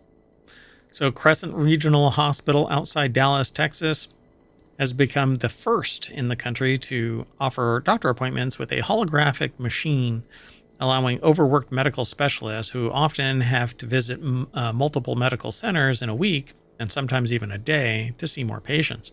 It also comes with the added bonus of turning your typically dreary telehealth visit into something a bit more lifelike and personable, though, of course, there's no beating the real thing. Yeah, that's because people can't actually see it firsthand, can't just reach out and touch it. Well, and as a doctor, there are some things you need to physically examine the patient. Yeah, just be worried if your doctor says you must work out. Anyway, the article is over at futurism.com. The Futurism has these different labels for stuff. This is under Neoscope. I don't understand it, but Frank Landemore over at futurism.com put the article together. I wonder if it's like ohmTown, where they aggregate or write and publish like under dozens. Maybe, but we haven't really. Oh, I guess so. Where's Neoscope on this? It's on the top right. That whole thing? So it's all of this stuff. Okay. Yes. Yeah, anyway, so we aggregate a bunch of news into various categories, and this is one of them. I can see the 3 dimensions of the anesthesiologist, mispronounced that one right off the bat, anesthesiologist's head, legs, and torso in lifelike detail. But look, you can't smack an anesthesiologist that gave the wrong dose if they are a hologram. Well, they can't give a dose if they're a hologram. Remote, if they're all wired up. Oh, with like a Da Vinci robot or something? Yeah. Like when you're in an MRI, they dose you remotely. So you're wired up in another room, you go into the MRI, they connect you to the machine, and then there's plungers that push that stuff. Yeah, it's creepy, by the way, particularly when you make connection. Anyway. So, yeah. So these are big boxes that create the impression of a hologram.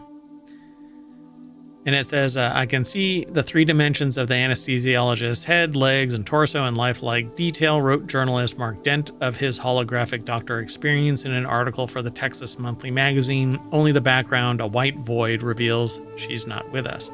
The holographic device is called the Holobox, designed by the Netherlands startup HoloConnect.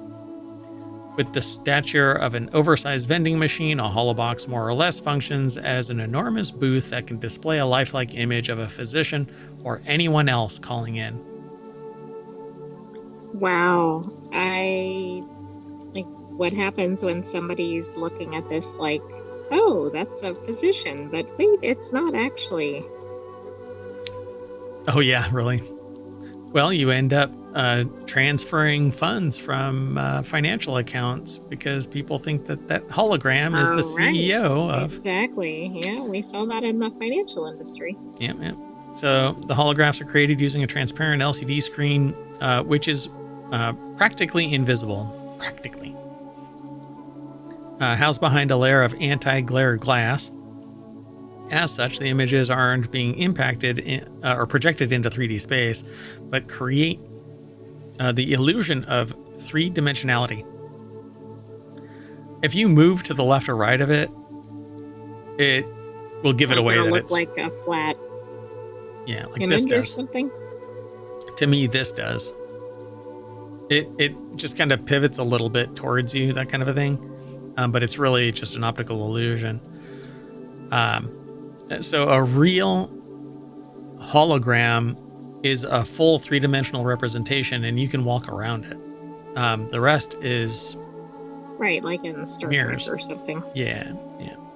And you see it from that perspective. So you could see if you create a hologram of a helicopter and you walk behind it, you'll see the butt end of it or the head end of it. Lay down and look up, and you can find out what gender it is. So It's also not cheap. The Holobox costs with a bold S in there. Not sure why the article has a bold S. It really costs. It really costs $65,000 up front on top of a $1,200 a month maintenance charge. But the hospital CEO, Raji Kumar, who pushed for the tech, argues that I'm not invested in it in any way. I mean, no. They said that they pushed for the tech, arguing that the offering holographic appointments may be a way for struggling rural hospitals to retain patients and therefore make money, who may forego a medical center since it can't attract top specialists. But I don't quite get it. How does a $65,000 device with $1,200 a month appeal to a rural community who want face-to-face? They eschew technology. They right, live but there is a face-to-face piece of this. I think you skipped over that section of the article, but they have like a local nurse who's seeing them in person, and then they're getting the holograph for the, I don't think you went over that part, the physician. Right, but But I agree, like that population isn't necessarily the most tech into appreciative. Technology, right? Exactly. Yeah, they're not tech-centric. So while they may embrace tech for their rural living to facilitate whatever it is that they deem important, one of the things that I know from experience with rural communities is that they eschew technology when it comes to their health. So I don't know. This might be thrust upon a community and right, it sounds good in concept. It's just a question of whether the healthcare system can use it effectively and whether the patients will be able to manage it. And some of it might even have to do with the age of the patient population. I'm sorry, but you're probably not going to get a 90-year-old patient who's never seen a hologram to deal with a doctor being a hologram. Not usually. Yeah. As the first hospital to deploy the technology this way, Crescent is currently using the Holobox for pre-surgery and post-surgery consultations at a Peton. That's a doctor, anesthesiologist. Told Texas Monthly that it allows her to discharge patients sooner than if she had to wait to drive to the county, a trip she's only scheduled to make twice a week. Well, I mean, I get it, but you're not going to catch the subtle nuance, right? I don't know. I guess it depends on whether the people will do this instead of not going in at all, right? Or if it gets them care faster, that could be a win. I mean, maybe that's the way they sell it to their patients. Is the person on the other side, is there a holobox on the other side that the person gets to see the patient as a hologram? I don't think so, but that doesn't make sense. How could they, right? Because then they'd have to have it installed everywhere. Unless, I don't know, does the patient come into the hospital and then the holobox is at the hospital? Yeah. It seems like it's a one-way trip from the doctor in, but does the doctor have one of these boxes as well? Is it basically a Zoom like it implies here? It makes a mention of a Zoom, basically. Yeah, she found the patients were more attentive during her holobox calls than during typical telehealth visits like over Zoom. So I just I didn't catch that part of it. So yeah. It appears that the patient goes to an actual hospital location. Right. So then maybe that hospital location has one to receive the inbound. I don't know. See, because this gives the implication that it's patients being seen by the doctor. It does, but I don't know how the patients would have the technology to do that unless maybe, I don't know. I mean, they obviously don't know enough. Yeah, I think they go to the office and then there's something that scans them so that they can be seen on the I see. In the holobox. But then there has to be a $65,000 device in both points and $1,200 a month for each device. Yeah, I think every rural hospital has one of these. All right, let's keep going. We'll do some more due diligence about that one and see how it actually plays out, because it implied that they see the doctor, but it didn't come from the doctor's perspective of seeing the patient. Correct, which you think would be the most critical part, but you do there's an element of patients like trusting their doctors and all that, and so maybe that's where it's going. Yeah, you need a $65,000 to build rapport. So this next article is over on Reality Hacker. These rats learn to drive, and apparently they love it. So I don't know, rats like to drive fast. I've seen them. So driving represented in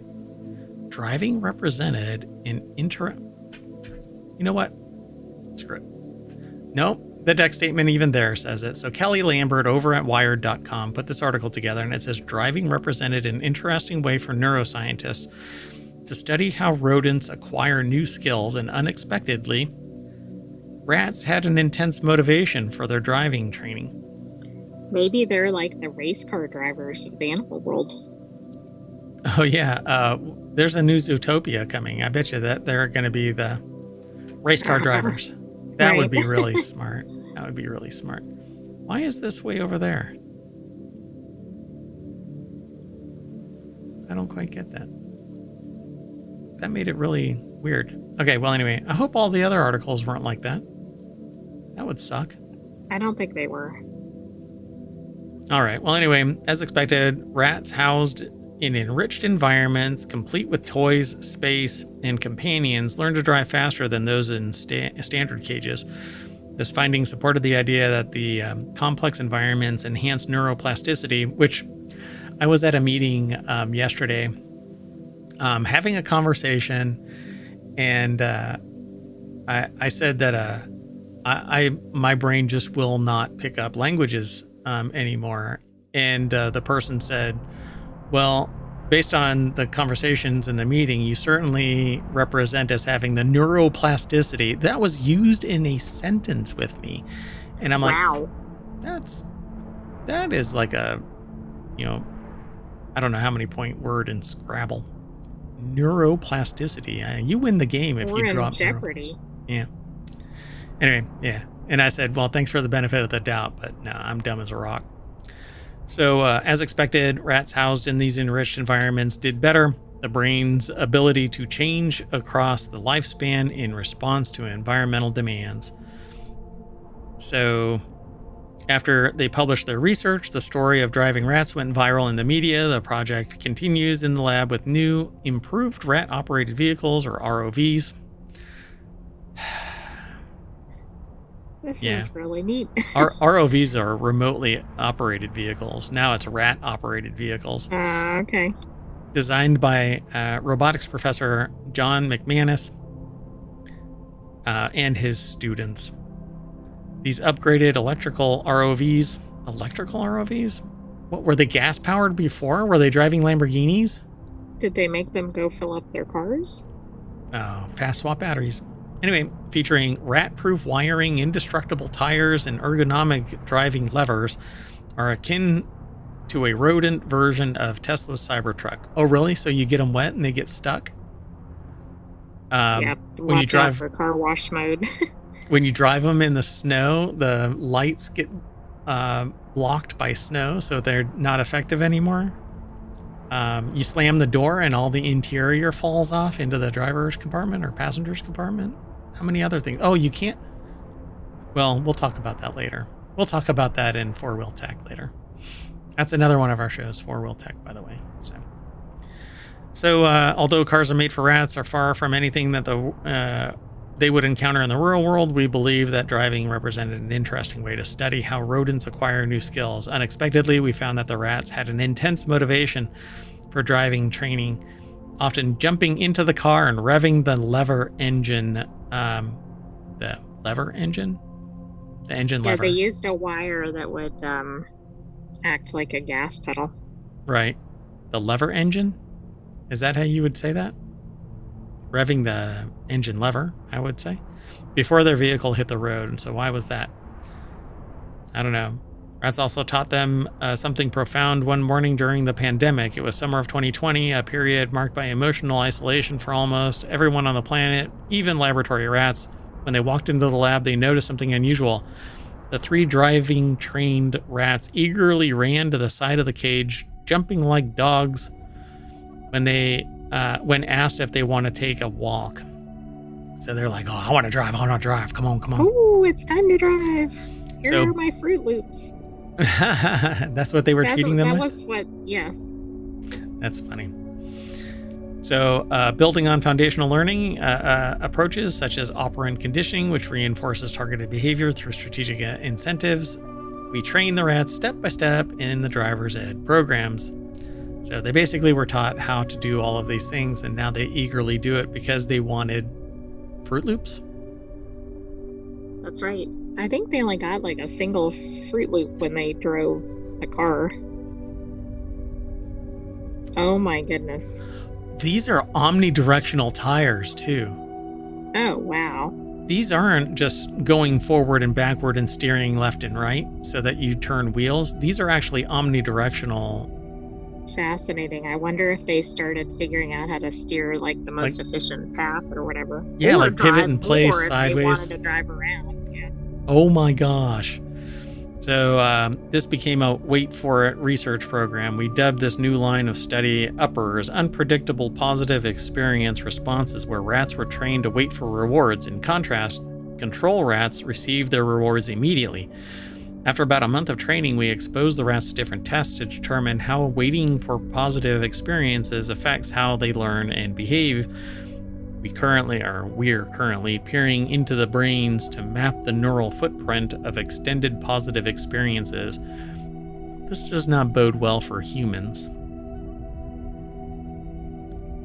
That current climate is one of those things where you're not going to get paid unless you complete 80 hours in a work period. Right. Yeah. So it says it wasn't just the effects of anticipation on rat behavior that caught our attention. One day, a student noticed something strange. One of the rats in the group, trained to expect positive experiences, had its tail straight up with a crook in the end, resembling the handle of an old-fashioned umbrella. They'd never seen this in their decades of working with rats. Reviewing the video footage, we found that the rats trained to anticipate positive experiences were more likely to hold their tails high than untrained rats. But why did they do that?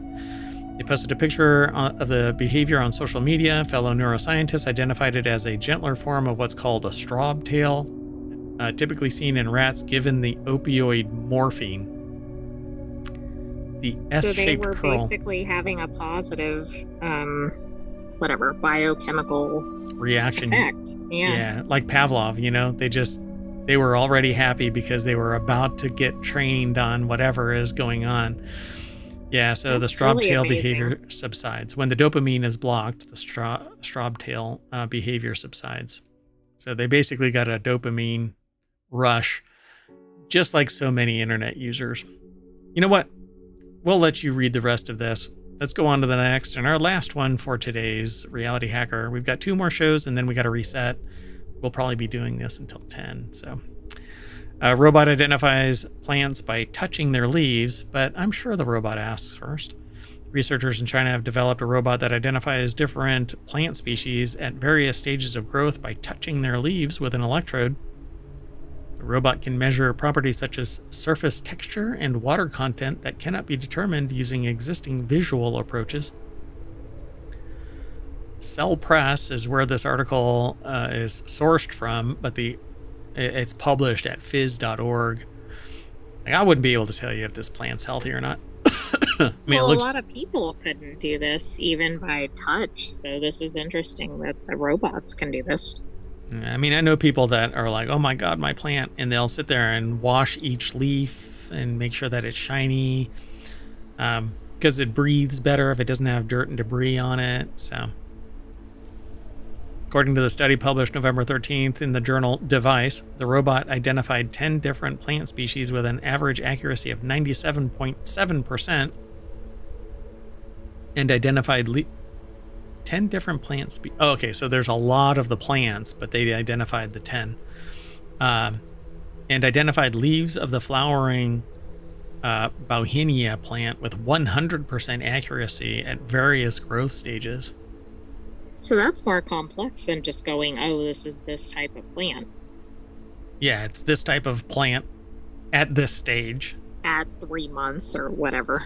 So I wonder if it identified it at the stage and said it's at 3 months or whatever, or if it just said, they said, this plant's at 3 months.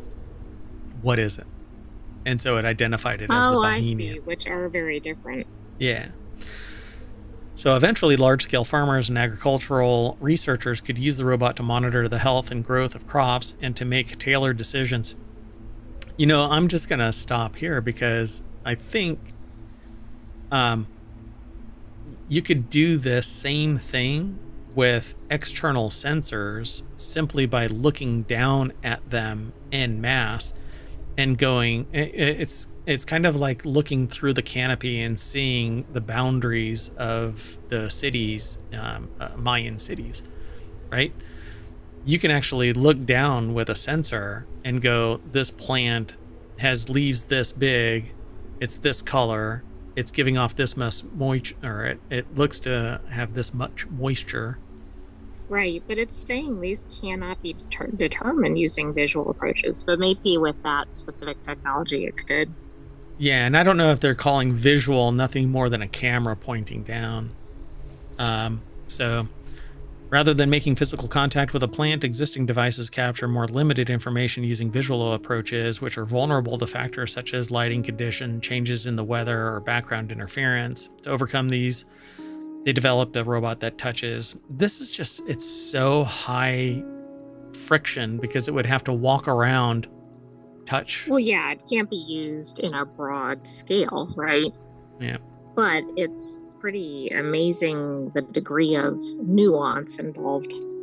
Yeah, and I think that this would be great as an external sensor for somebody. Like, you could actually use this on humans as a touch point. You know, you just walk by it and it can tap you and identify a person, perhaps, you know, just off of whatever.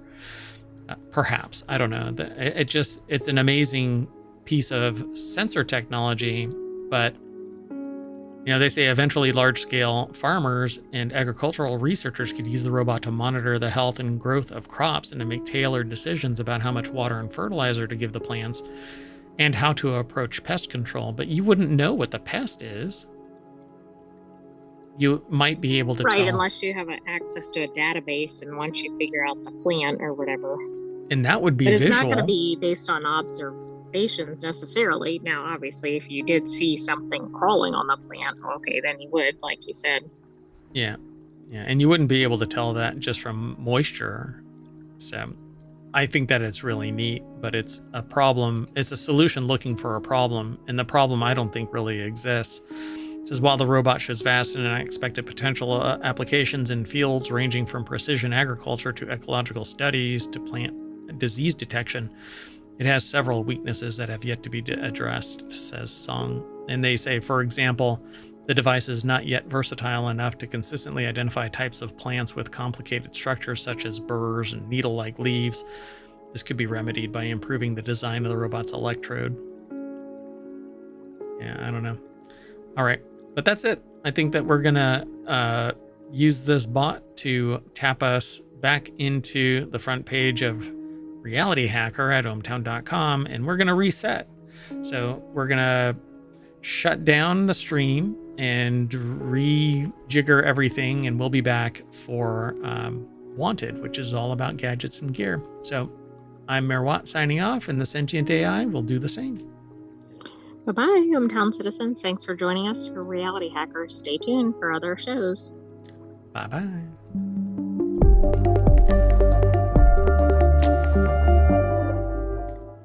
And I don't know if I want a robot touching me.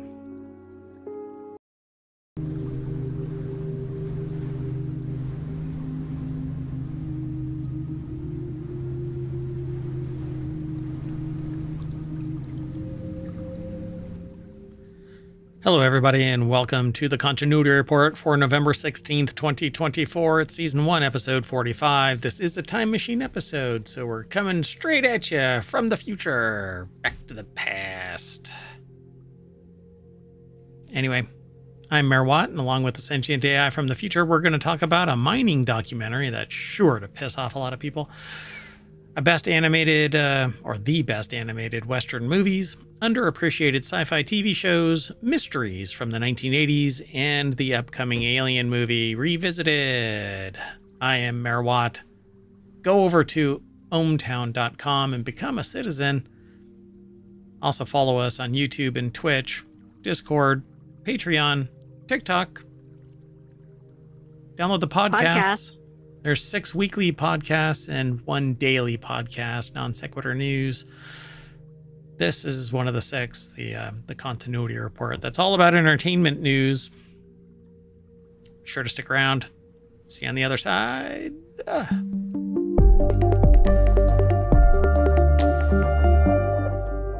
If you want today's show notes, you can hit !TCR, the Continuity Report, and the ohmTown bot will throw today's links into le chat. That's something else in French. It means cat. Cat, yeah. Welcome, sentient AI from the future. Hello, Mayor Watt from the present. Man, every time you do that. What? Anyway, let's get into the show. We only have 30 minutes for the show. I guess in the grand scheme of things, it's a time machine episode, so we have to be right on time. So enough jibber jabber, and then get into the jibber jabber. First article's over in the Continuity Report. Aaron Brockovich, yes, that Aaron Brockovich, joins a mining documentary, Unearth, as executive producer.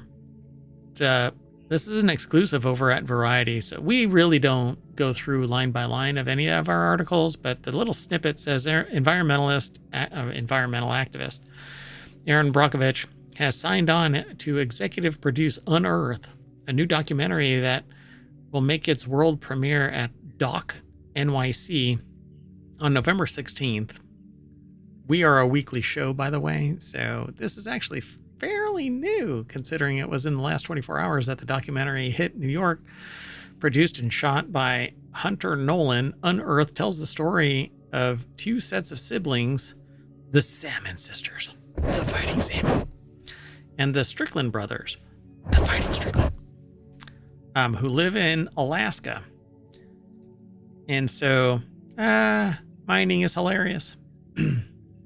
Yeah, that's an odd screenshot for this. They're firing like a confetti gun at a camera. Addie Morefoot over at Variety.com put the article together. And it says here that directed, produced, and shot by Hunter Nolan. Unearth tells the story of 2 sets of siblings, the Salmon sisters and the Strickland brothers, who live in Alaska's Bristol Bay. Both sets of siblings are alarmed when they learn of and fight against advanced plans for a pebble mine, a massive open pit gold and copper mine in the vicinity of their homes. Wow.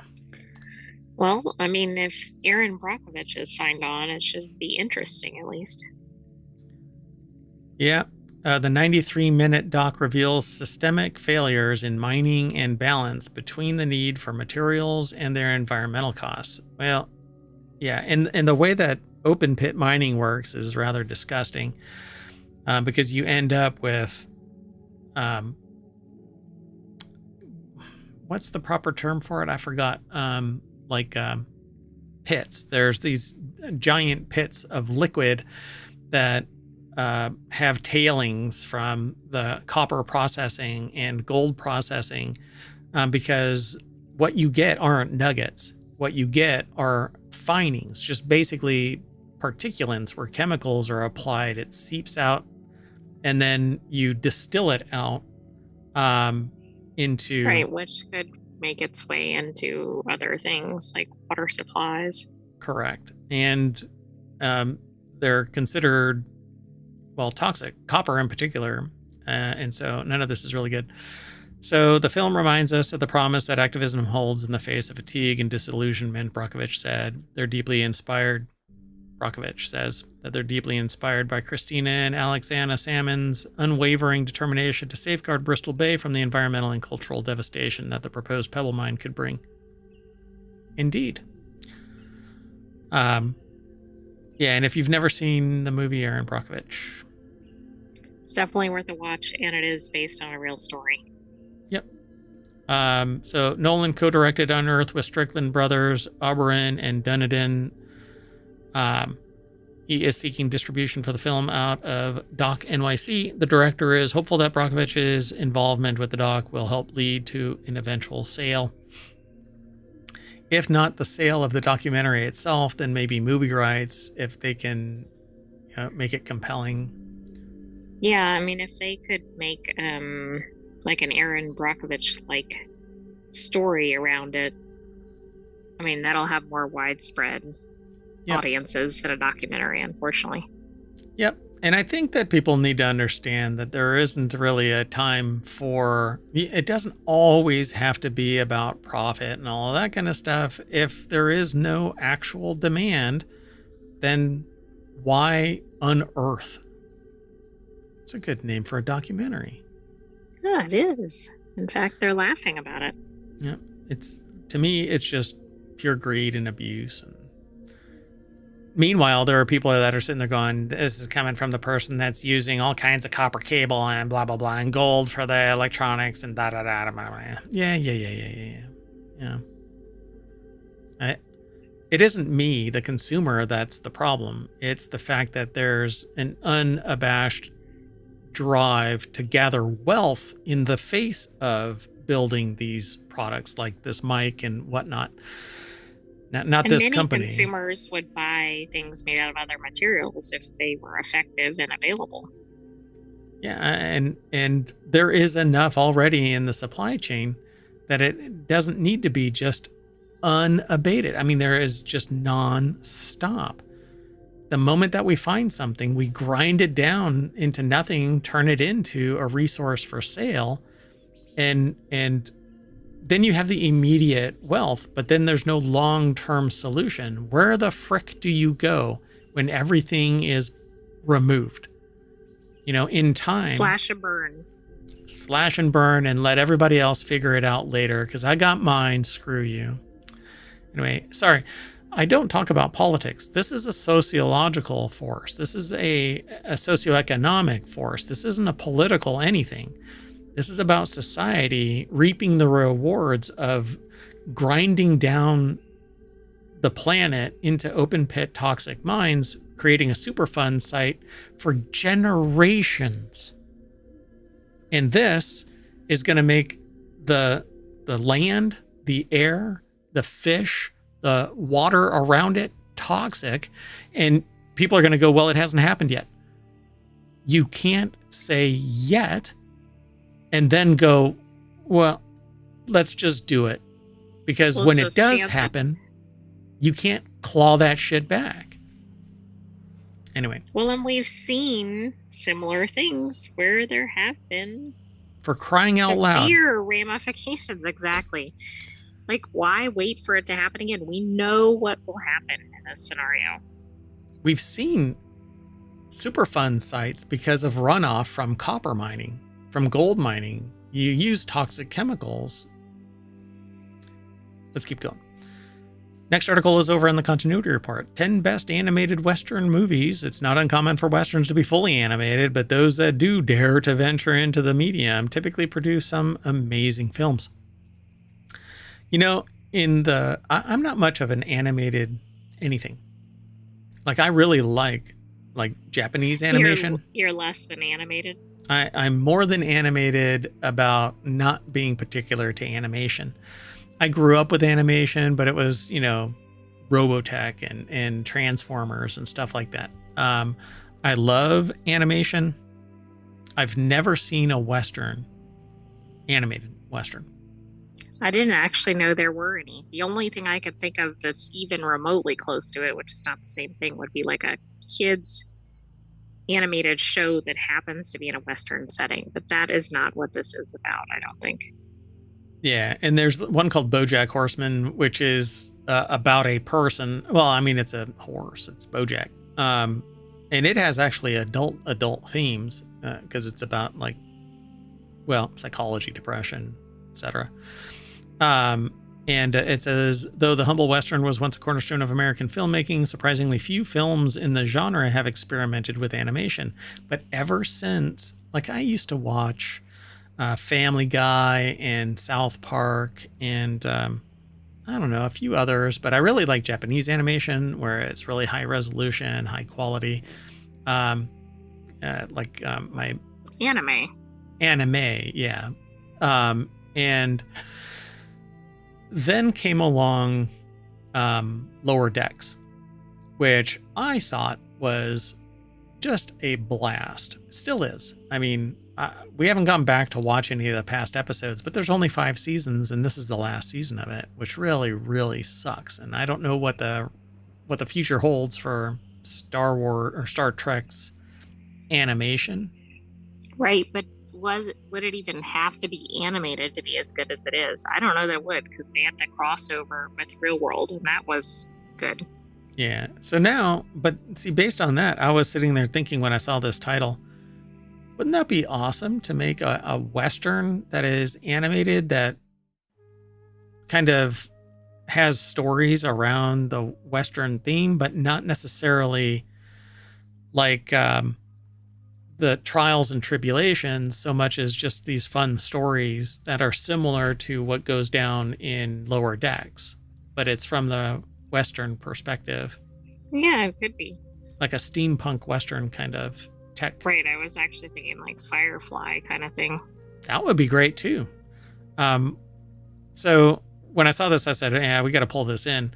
So it says, while most classic must-see Westerns may live maybe live action affairs, animation can offer a welcome break from the typical process of the genre tropes, right? So, doink.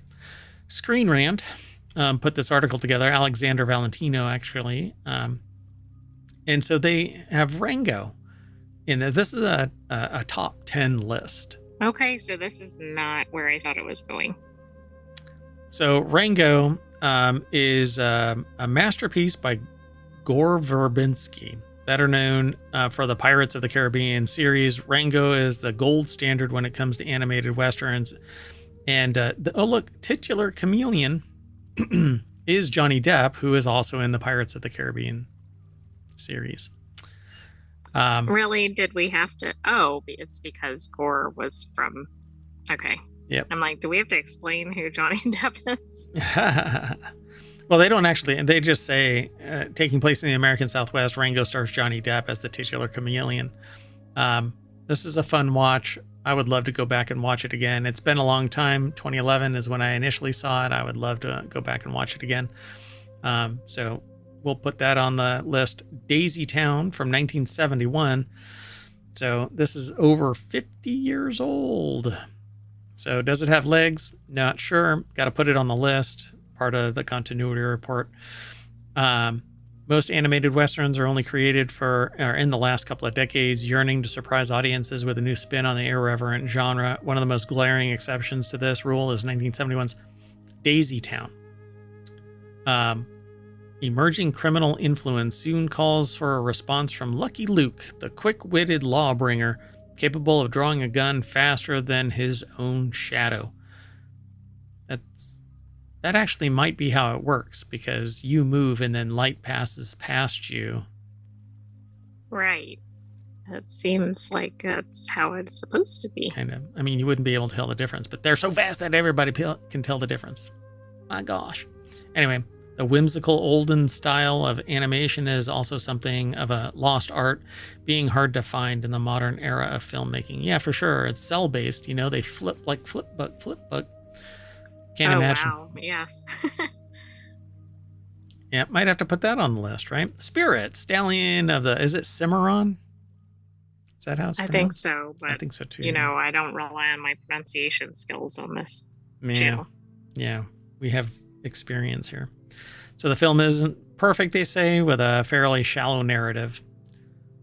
Well, that's selling me on it being number 8, better than Daisy Town and better than Rango. I think this is supposed to be a top 10, or it's just 10. Yeah, maybe it's just 10. Spirit Untamed. So Spirit, Stallion of the Cimarron, and then Spirit Untamed. It's another, I guess it's a Western, but it focuses on the horses, I think. Home on the Range. An American Tail, Fievel Goes West, which is a fan favorite all around. Oh, and I'd forgotten about an American Tail. I think that you're hard-pressed to really even care that it's a Western. I think you're just in it for I wouldn't have even thought of that one. Under the steady supervision of visionary director Steven Spielberg as a producer, an American Tail, Fievel Goes West nearly manages to outdo the original with scope and spectacle. The dizzying Western adventure almost moves too fast, if anything, but doesn't lose sight of the same heart that drove the original An American Tail. You'll have to watch them all, right? Calamity, A Childhood of Martha Jane Cannery from 2020. Doesn't look like a 2020. No, it looks like a much older. An American Tail, episode. actually. It's from 1991. That does look like an older one, right? Calamity? It does.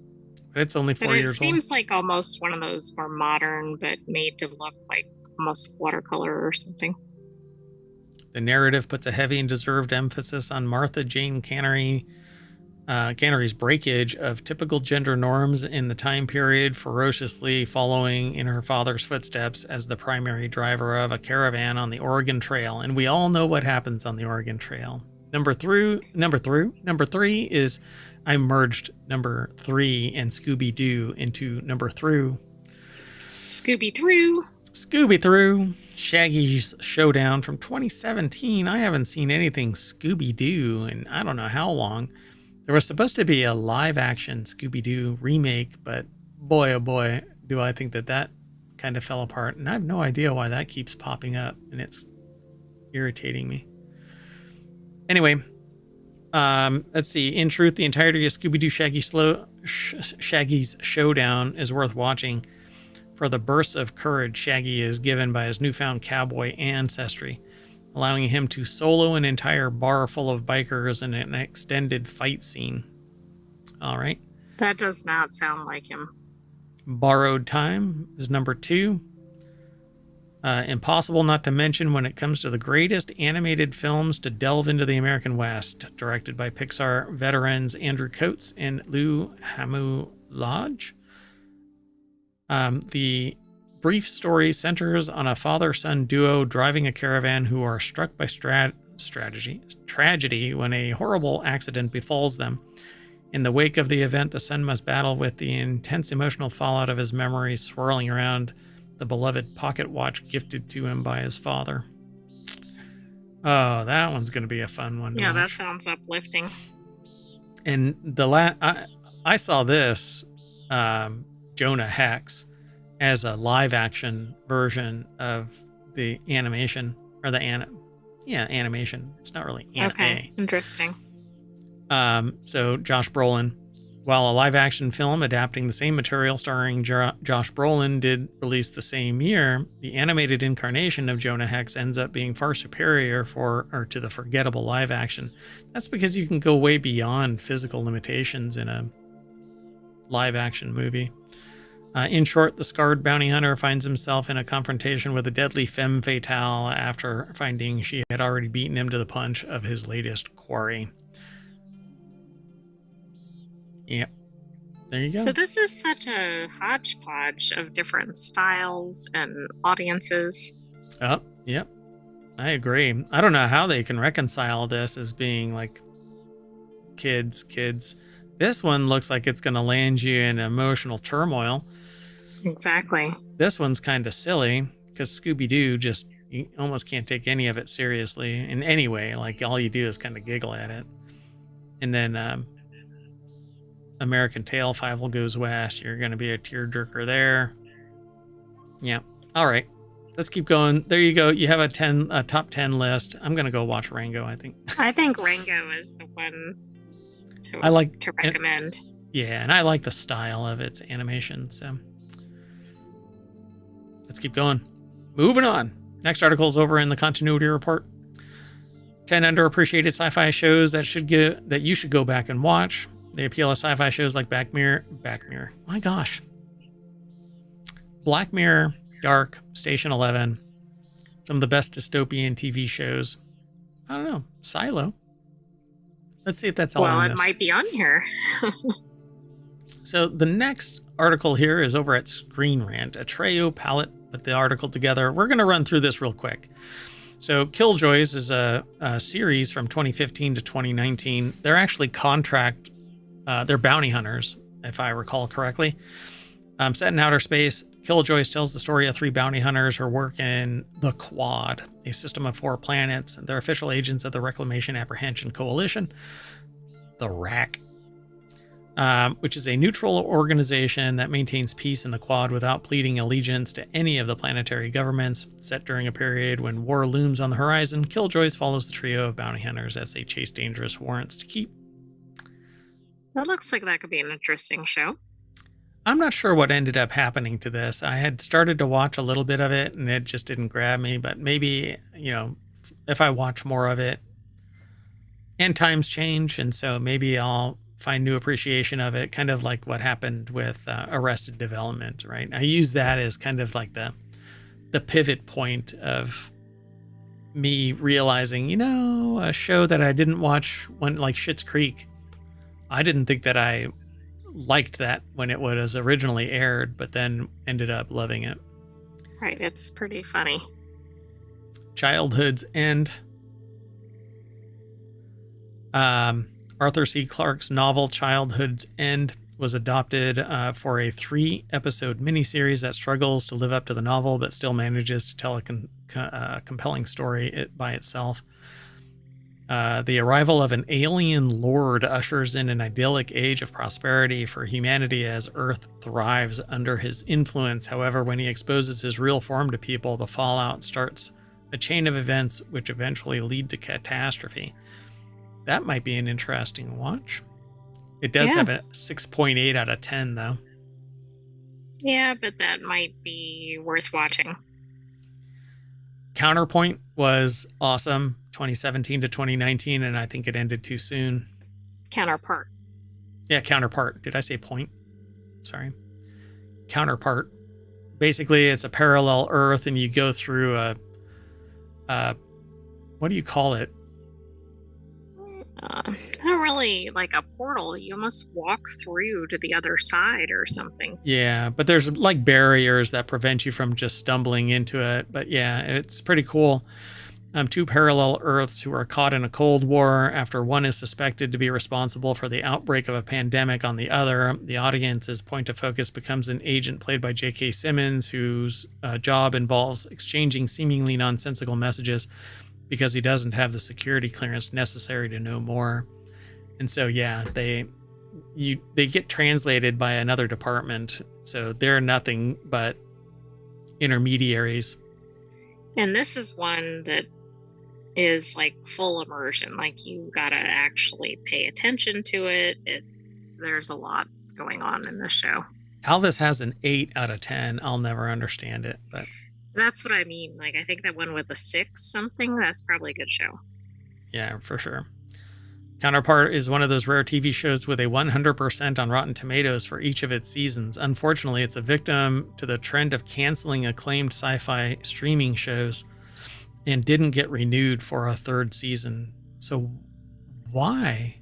Why did they get the canceling? As in canceling because it is a sci-fi streaming show? Or was it canceled because of some social movement? No, I don't think so, because there was a big to-do when, I don't know if it was Foundation, some show on Apple recently we did coverage of it in another continuity report, and it was such a big to-do that it made it to like 5 seasons. Really? There's been a trend of these just getting canceled really early. Interesting. I'll have to go. I don't remember that. Okay. Then there's Fringe, 2008 to 2013. This is kind of like an X-Files that was actually pretty interesting, but it had a lot of weirdness in it. But we'll have to go back. I think that this would be a fun watch for sure, because I never watched all of it, but it has an 8.4 out of 10 from IMDb. But Fringe ran from 2008 to 2013.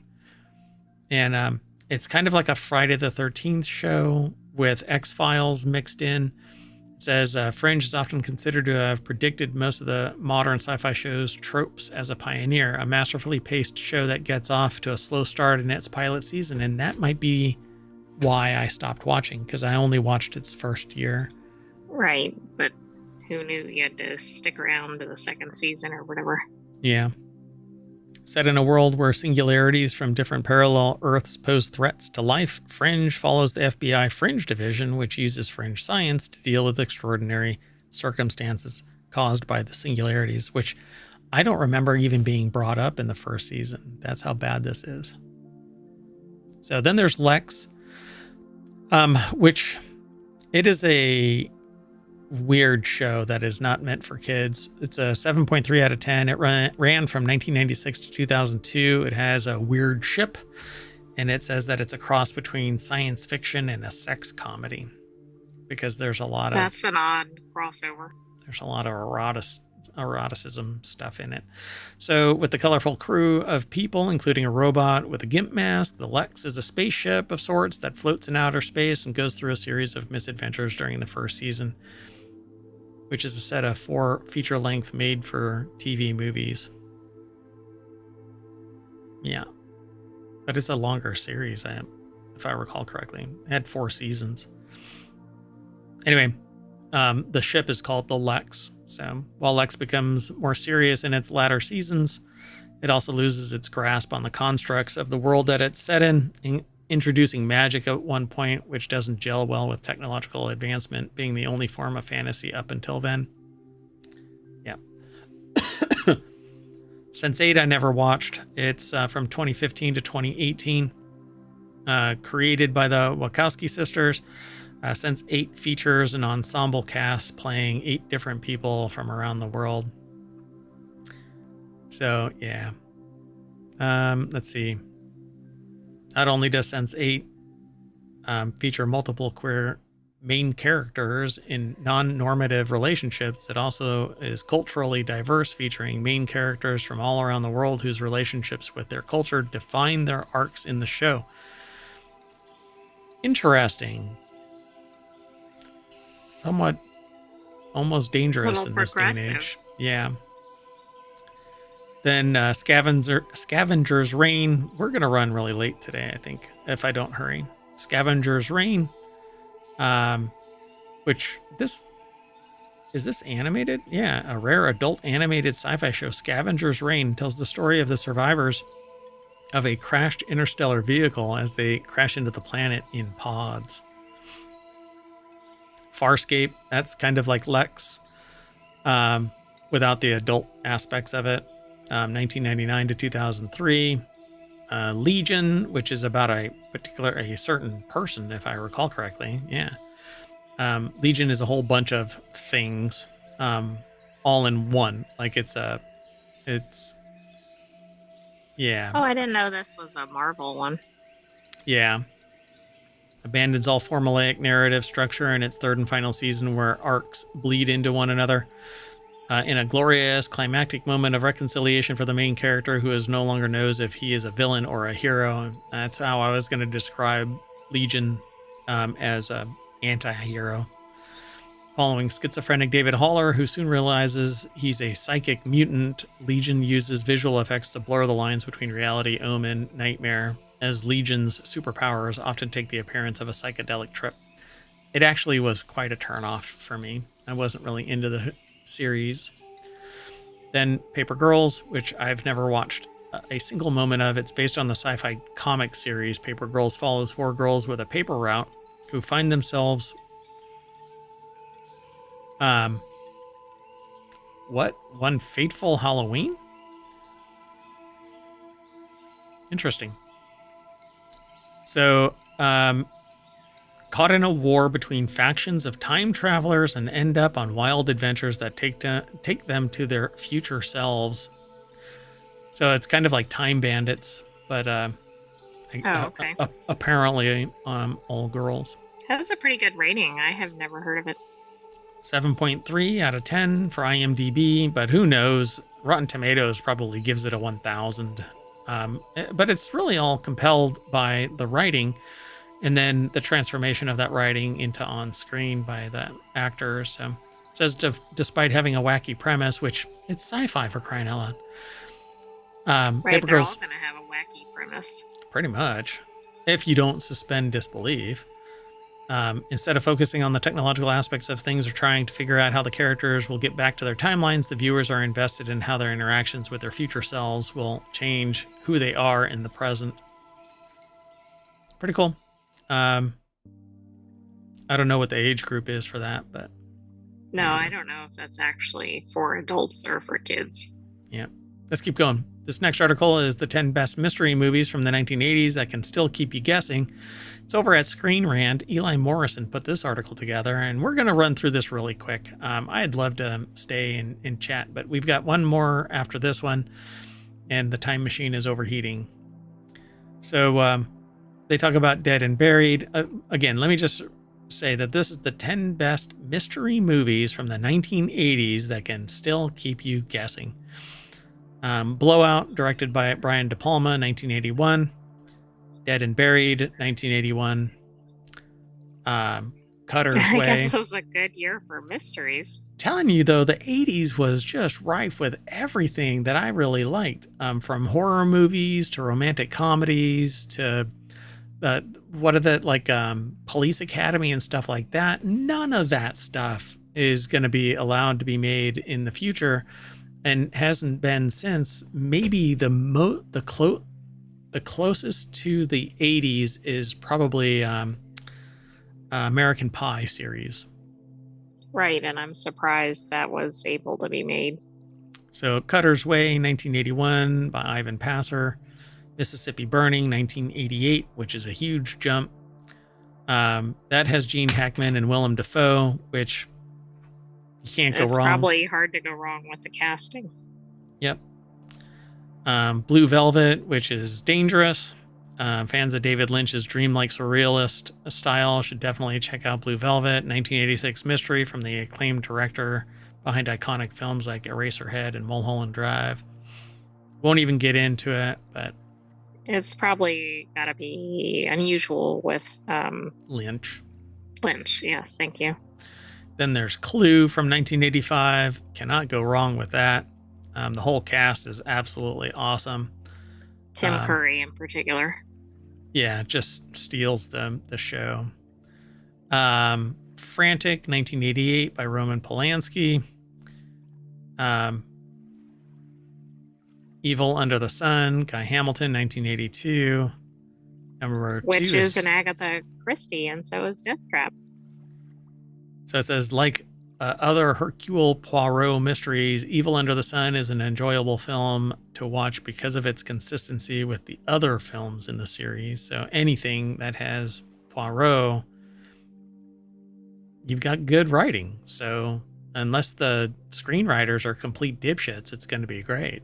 You know, Agatha Christie was a phenom. You know, it's just amazing. So Death Trap, Sidney Lumet. From 1982, and finally Road Games from 1981. Australian thriller Road Games offers a captivating mystery story with a clever spin, largely taking place on the road as the characters travel across rural Australia. It's kind of like Mad Max without the dystopia, but with more violence, it sounds horror. Like. Yeah, I would probably say it's probably on par because Mad Max is pretty violent. So. In fact, it's extremely violent. So, it says Road Game stands out as a film that works effectively across multiple genres. The film functions not only as a mystery, but as a chilling horror movie and a sprawling road movie as well. So go and check it out. Let's keep on moving. We're actually going to be stuck in time for about 10 minutes. So this next and our last article for today's Continuity Report is over in the Continuity Report. It's almost like it's in the name. Ridley Scott's upcoming Alien movie avoids the problem that hurt Prometheus in 2012. Have you seen Prometheus? I have not. Yes. And I'm not quite sure what the problem was, but let's get into this.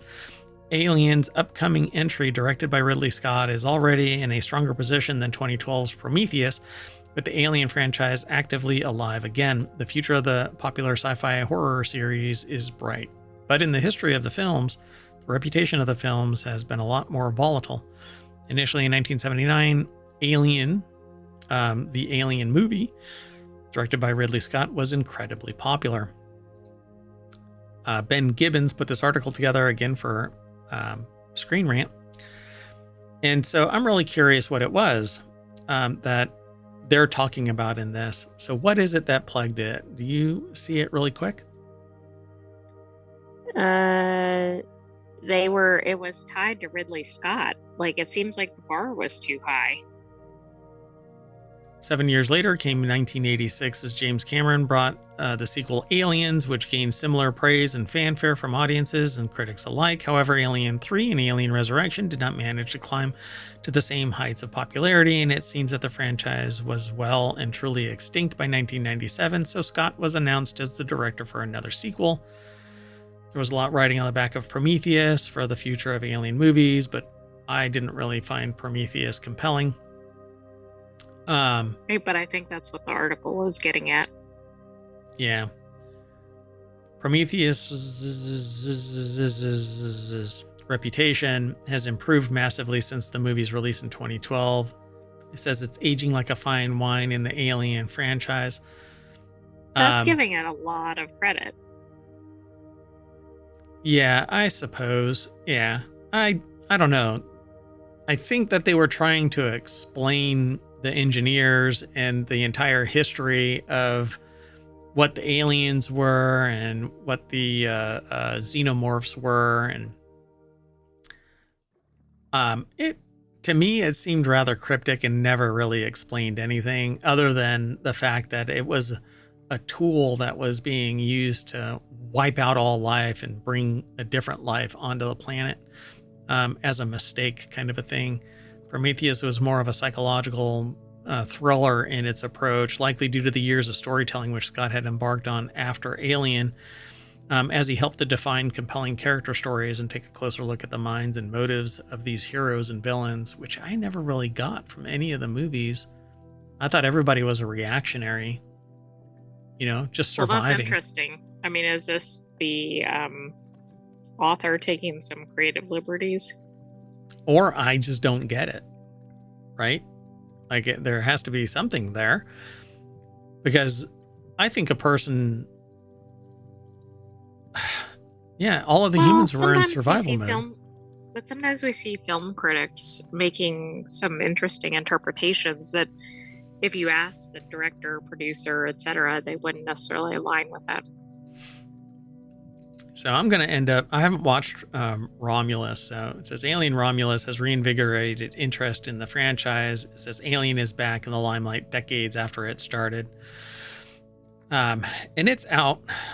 Romulus is out. If I recall correctly, people have been going to it, but I haven't watched it. So it says Alien Covenant took some of the best parts of Prometheus, such as the android David, and put it into a story that was more similar to the old school movies, with the xenomorphs causing irrevocable destruction. However, Fade Alvarez, 2024's contribution, Alien Romulus, did even more to bring the series back to its roots.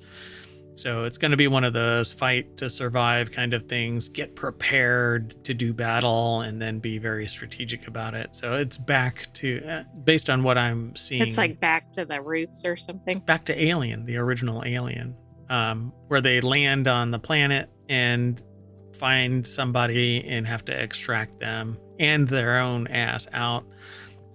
Meanwhile, there's this B story where somebody,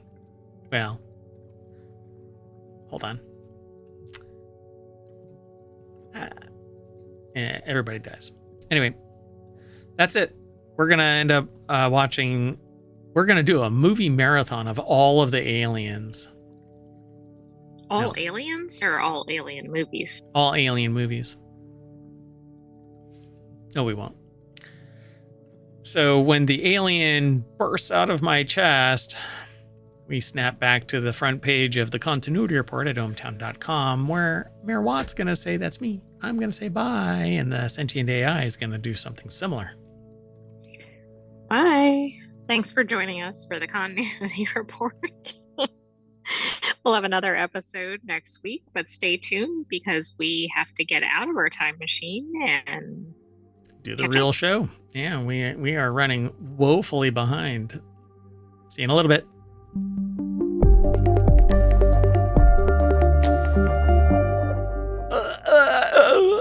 Chest burster.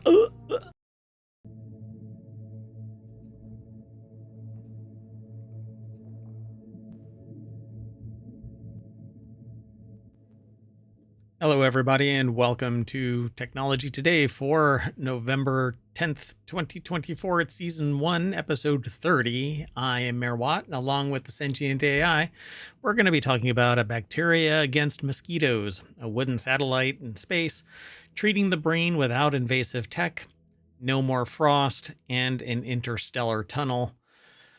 Everything is powered by ohmTown.com. Yes, I know that the graphics are still messed up over at ohmTown.com. I'm going to fix them hopefully today, maybe tomorrow. I don't know. But everything's powered by ohmTown.com, and all that information gets funneled into 5 articles now here for just one show, Technology Today.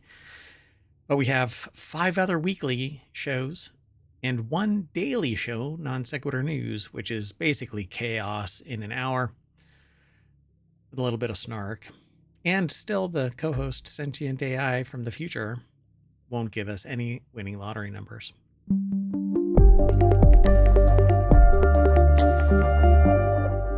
I know. You can't disrupt the normal flow of time. But that's right. I would really like to be Biff from No, that's not a good thing. What? I can't control everything from a casino? What? Oh, never mind. That was not a good role model. No. Yeah. I mean, in so many ways, no.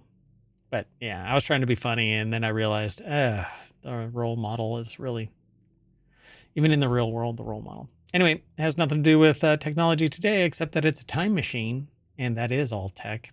And that's what brought the sentient AI from the future back in time.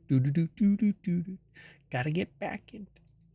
First article's over in Technology Today. Hello, sentient AI from the future. I didn't introduce you. I just kind of threw you in there.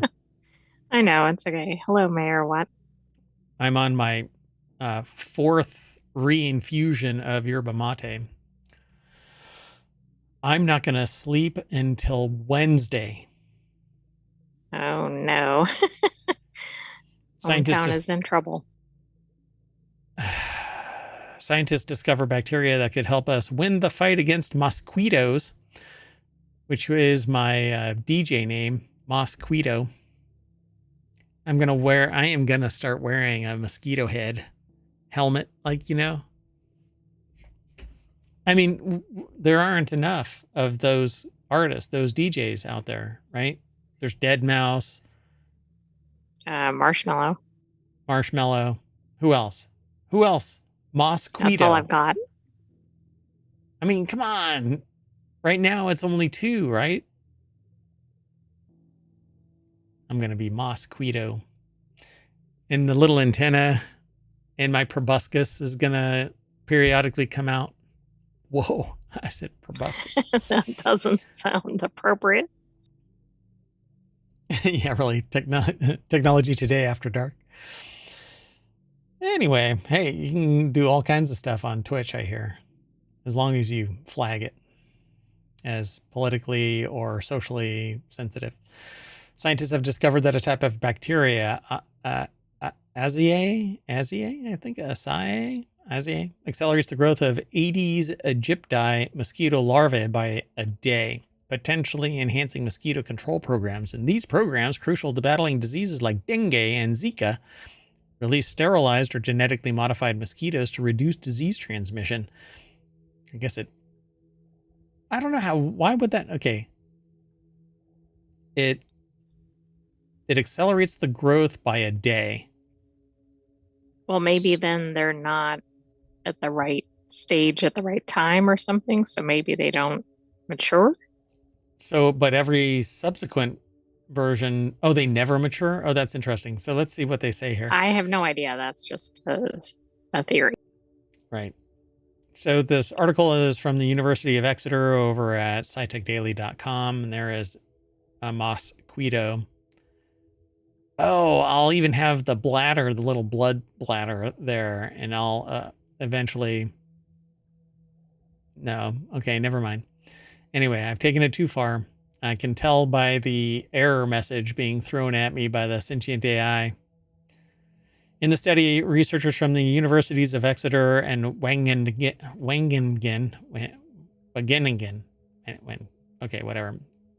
investigated how Asia bacteria influenced mosquito larva development. They found that exposure to the bacteria sped up larval growth by a day, an advantage that could aid large-scale mosquito breeding programs needing to produce millions of adults quickly. So I had it the wrong way. That's basically for those mosquitoes that they're trying to introduce that can't breed or something. Yeah, but they're going to spay or neuter them, which means that they're going to have to get millions of people, really tiny microscopes, to zoom in and do the little snip, snip and clip, clip. How would you like that to be your job? So what do? Well, for the last 25 years, I've been spaying and neutering mosquitoes. But I recently heard about a DJ named Mosquito who always crosses his legs when he drives to a venue. Anyway, so the whole thing is so that they can genetically modify these mosquitoes so that they don't have the ability to get it on. Ooh. Okay, but this is kind of one of these things that, like, okay, now they can increase their or speed up their life cycle. What could go wrong here?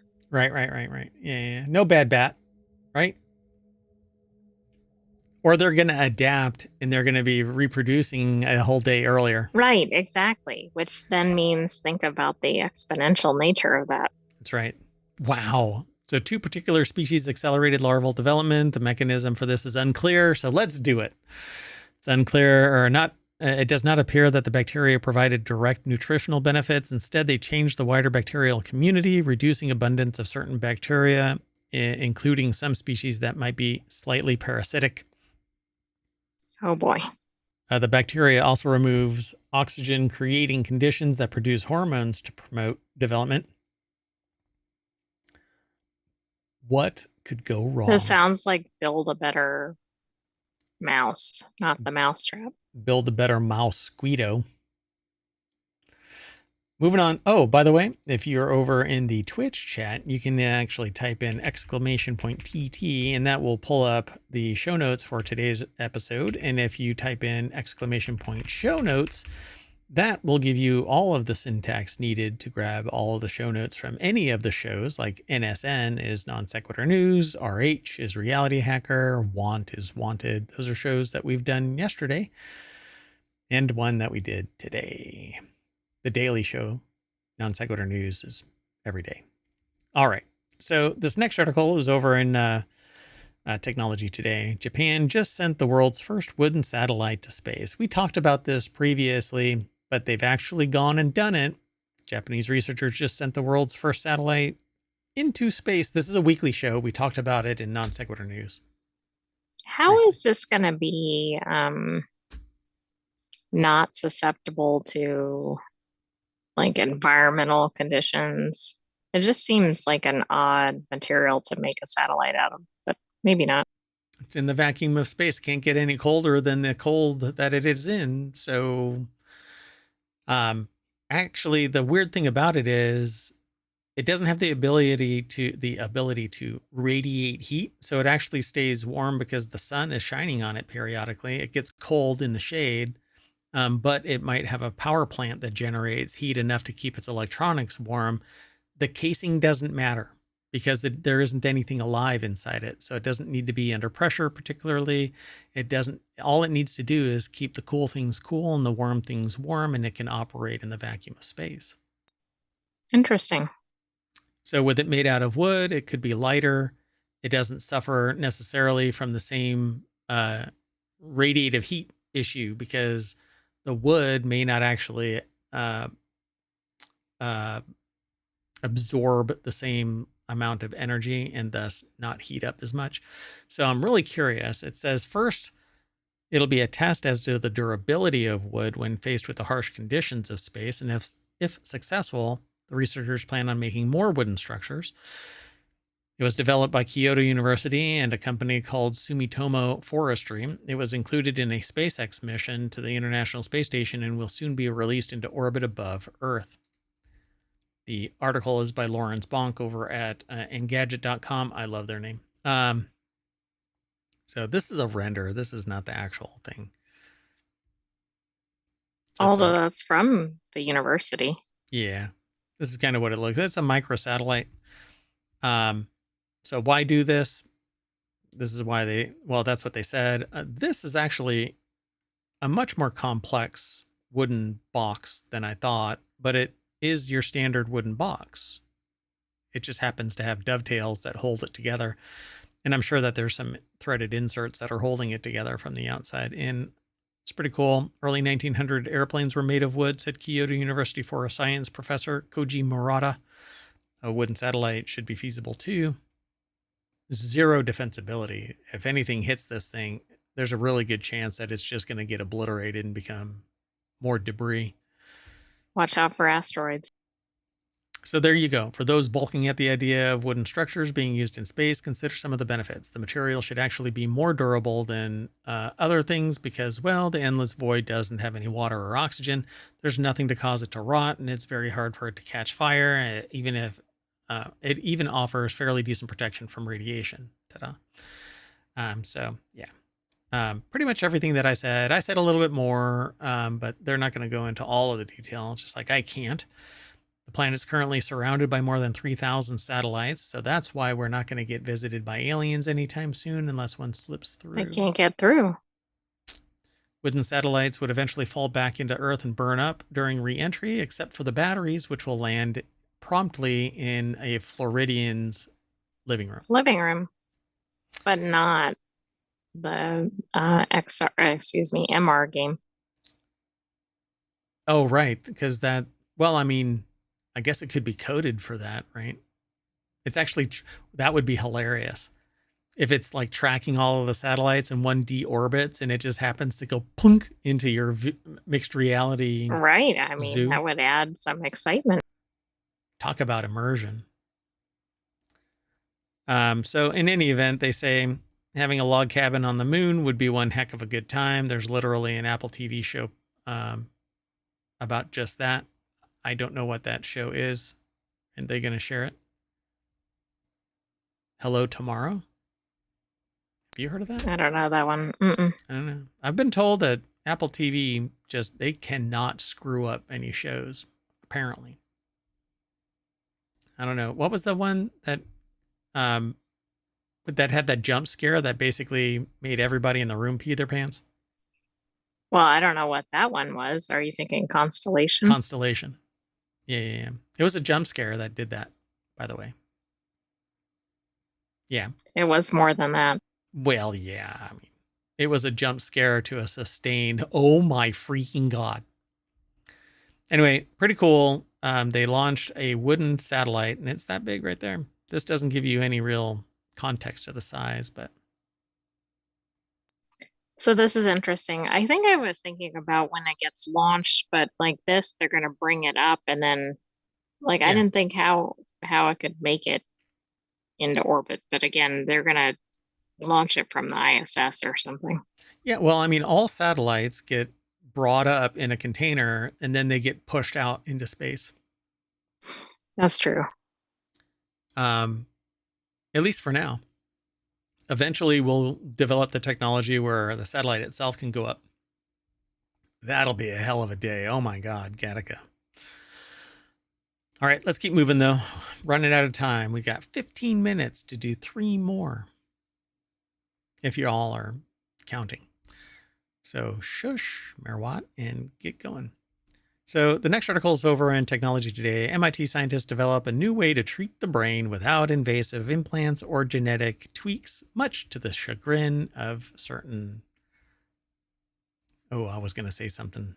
Anyway, these are not the times. Companies. Yes, certain companies. So these devices could serve as valuable tools for biomedical research and may have potential for clinical applications in the future. Novel magnetic nanodiscs could provide such or a much less invasive way of stimulating parts of the brain, paving the way for stimulation therapies without implants or genetic modification, according to MIT researchers.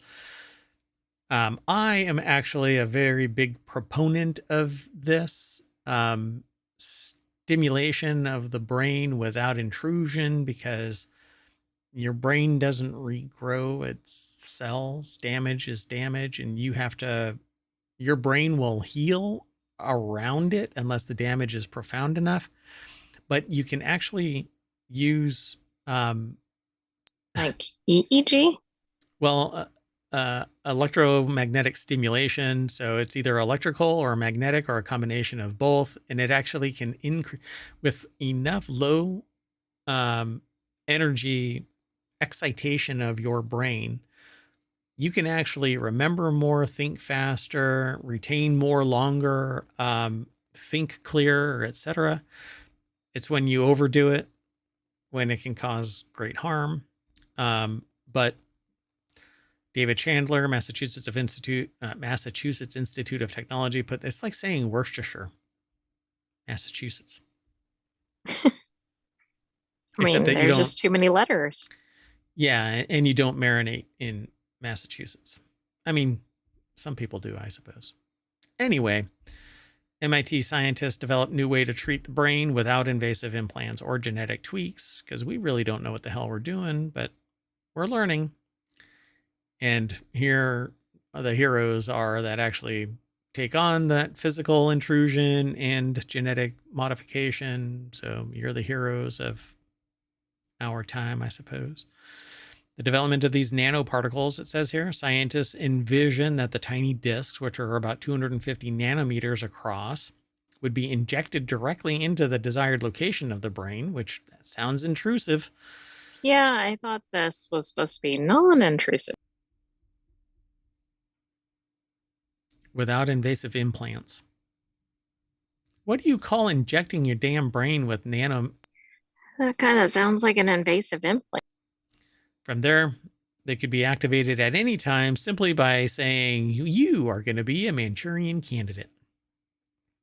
From there, they could be activated at any time simply by applying a magnetic field outside the body, and the new particles could quickly find applications in biomedical research and eventually, after sufficient testing, might be applied to clinical uses. The development of these nanoparticles is described in the journal Nature Nanotechnology, actually. In a paper by Polina Anikiva, a professor in MIT's departments of materials science and engineering and brain and cognitive sciences. Wow, leave some professor jobs for other people. I know, geez. The thing on the wall is like, you have to have a double wide door frame, right? Graduate student E.G. Kim and 17 others. How would you like to be the named one going back into the cafeteria on the campus and bumping right, up and everybody else is sneering at you because there were the 17 others. 17 others at MIT and in the entire country of Germany. Wow. Oh. So, and when I was referring to electromagnetic stimulation and electric stimulation, using low energy stimulation, I'm talking about deep brain stimulation. It says is a common clinical procedure that uses electrodes implanted in the target brain regions. It doesn't always have to be deep brain stimulation. It can actually, nowadays, they can use multiple electrodes on the surface and angle it through because energy follows a line, usually on the surface. But anyway, blah, blah, blah. So, psychiatric conditions such as Parkinson's disease and obsessive compulsive disorder have been used, neurological issues for this DBS. But DBS is actually also used um, for the other things that I was talking about, like cognition, remembering things for a longer period of time, easier ability to learn things. It's quite fascinating. What you Not for want Manchurian candidacy. where there's a will, there's a secret DARPA project. So, despite its efficacy, the surgical difficulty and clinical complications associated with DBS limit the number of cases where such an invasive procedure is warranted. The new nanodisc could provide a much more benign way of achieving the same results. Hell, there's going to be some serious problem if these are activated through an electromagnetic field, they could never go into an MRI. That's true, but also think about, could they be hacked? Well, they would probably be able to get activated by remote, but I don't know what these actually are capable of, right?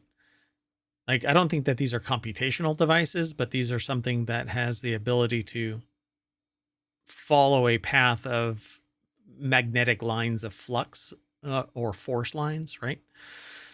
Creating a nanoscale magnetoelectric material was a formidable challenge, they say, since all nerve cells are sensitive to electrical signals. Kim, a graduate student at Anakiva's group, hypothesized that a magnetoelectric nanomaterial that can efficiently convert magnetization into electrical potential could offer a path toward remote magnetic brain stimulation. Pretty fascinating.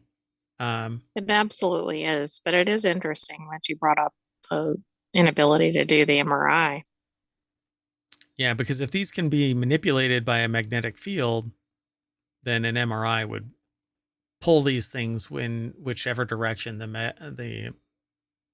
I mean, you don't want anything conductive in an MRI. You get close to it and you're gonna have a bad day. So the Right. It might nanodesk, end with you stuck to the top of the MRI machine. they'd have to quench it to just pull your head off of it, right? You're like calling in to work from a distance, right? Somebody's holding your phone in the other room. I'm going to be late, and you might find this really awkward, but I'm going to have a MRI machine attached to my forehead when I come into work. The nanodiscs could trigger the neuronal activity comparable with conventional implanted electrodes delivering mild electrical stimulation. The authors achieved sub-second temporal precision for neural stimulation with their method, yet observed significantly reduced foreign body responses as compared to the electrodes, potentially allowing an even safer deep brain stimulation. Pretty fascinating. So I love the idea of this. They don't mention any of the other things that I was talking about in this article, but maybe in the research. Well, it still sounds like it's theoretical, like they haven't actually used it in humans yet. While these nanodiscs could in principle already be applied to basic research using animal models like those 42 monkeys that are running around South Carolina, to translate them into clinical use in humans would require several more steps, including large-scale safety studies, quote, which is something academic researchers are not necessarily most well-positioned to do. So we'll do it with no, I was going to say something really, really questionable just now. Anyway, Anakiva says, when we find that these particles are really useful in a particular clinical context, then we imagine that there will be a pathway for them to undergo more rigorous large animal safety studies. So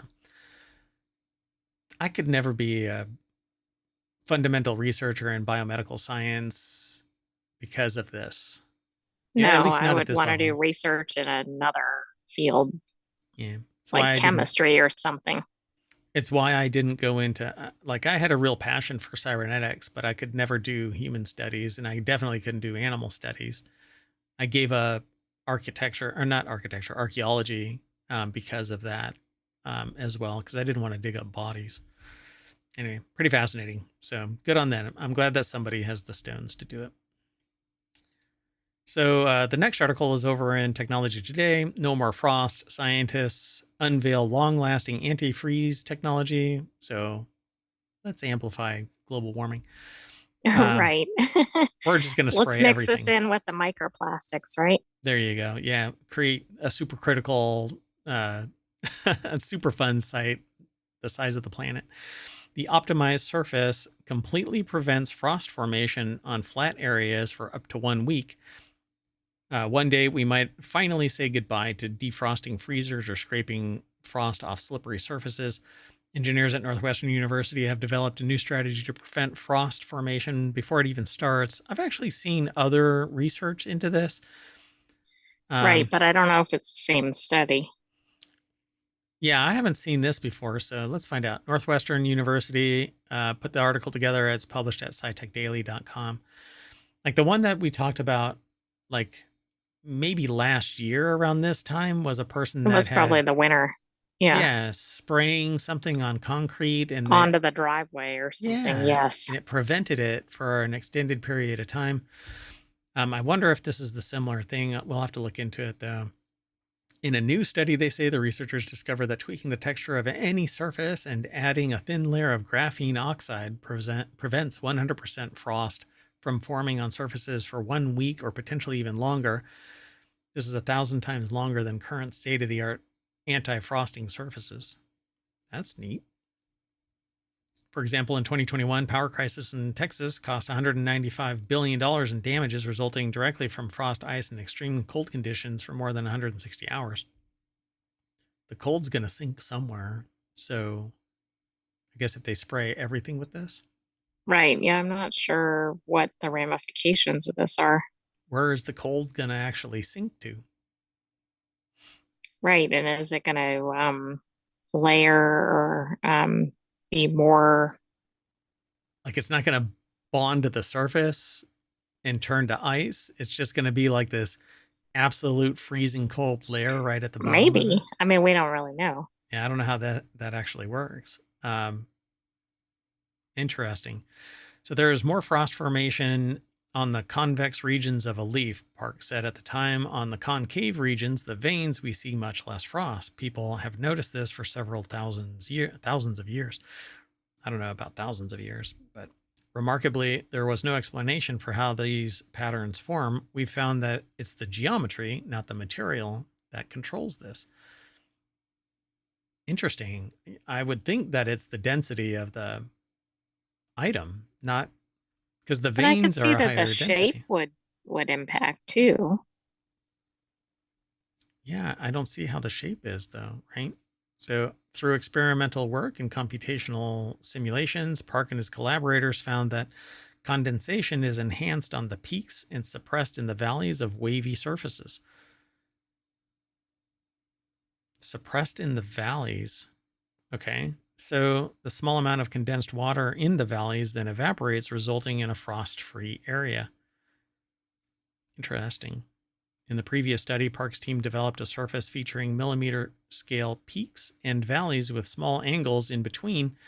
In the new study, Park's team added graphene oxide on flat valleys, which reduced frost formation by 100% in those valleys. And the new surface comprises tiny bumps with a peak to peak distance of just 5 millimeters. Then a thin layer of graphene oxide, just 600 microns thick, coats the valleys between the peaks.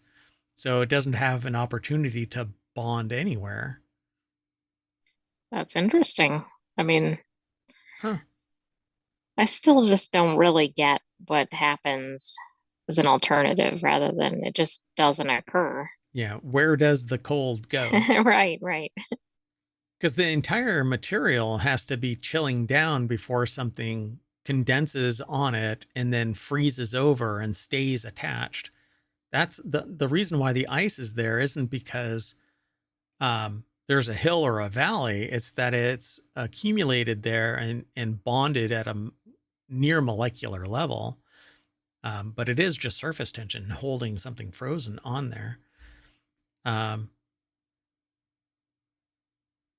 I mean, and the glass sheet or the ice sheet will stay there until the glass is removed. That's why you can roll down a window and the ice stays Oh, there. right. There's like a sheet still.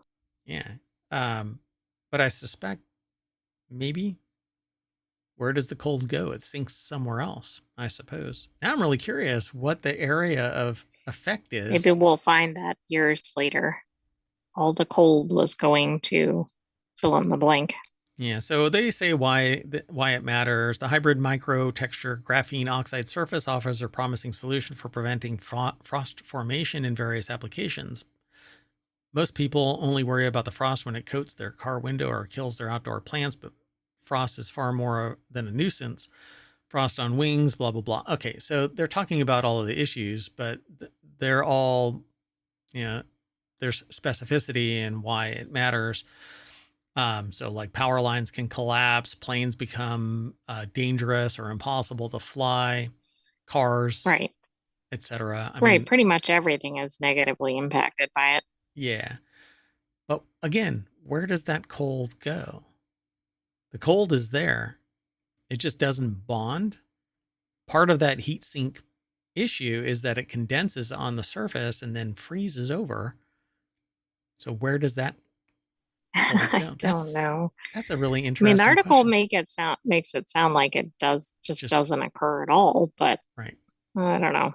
But that energy is still there, right? Yeah. Okay. We'll have to monitor this. I'm sure that when more science like this comes out, we'll be able to talk about it. Let's move on. The next article and our last one for technology today is over in Non Sequitur News. An astronomer discovers an interstellar tunnel in our solar neighborhood. Astronomers say that they found an interstellar tunnel in our solar neighborhood that could lead to other star systems. As detailed in a new study published in the journal Astronomy and the Astrophysics. Astronomy and Astrophysics? You know what? Yeah, I don't think that's quite right.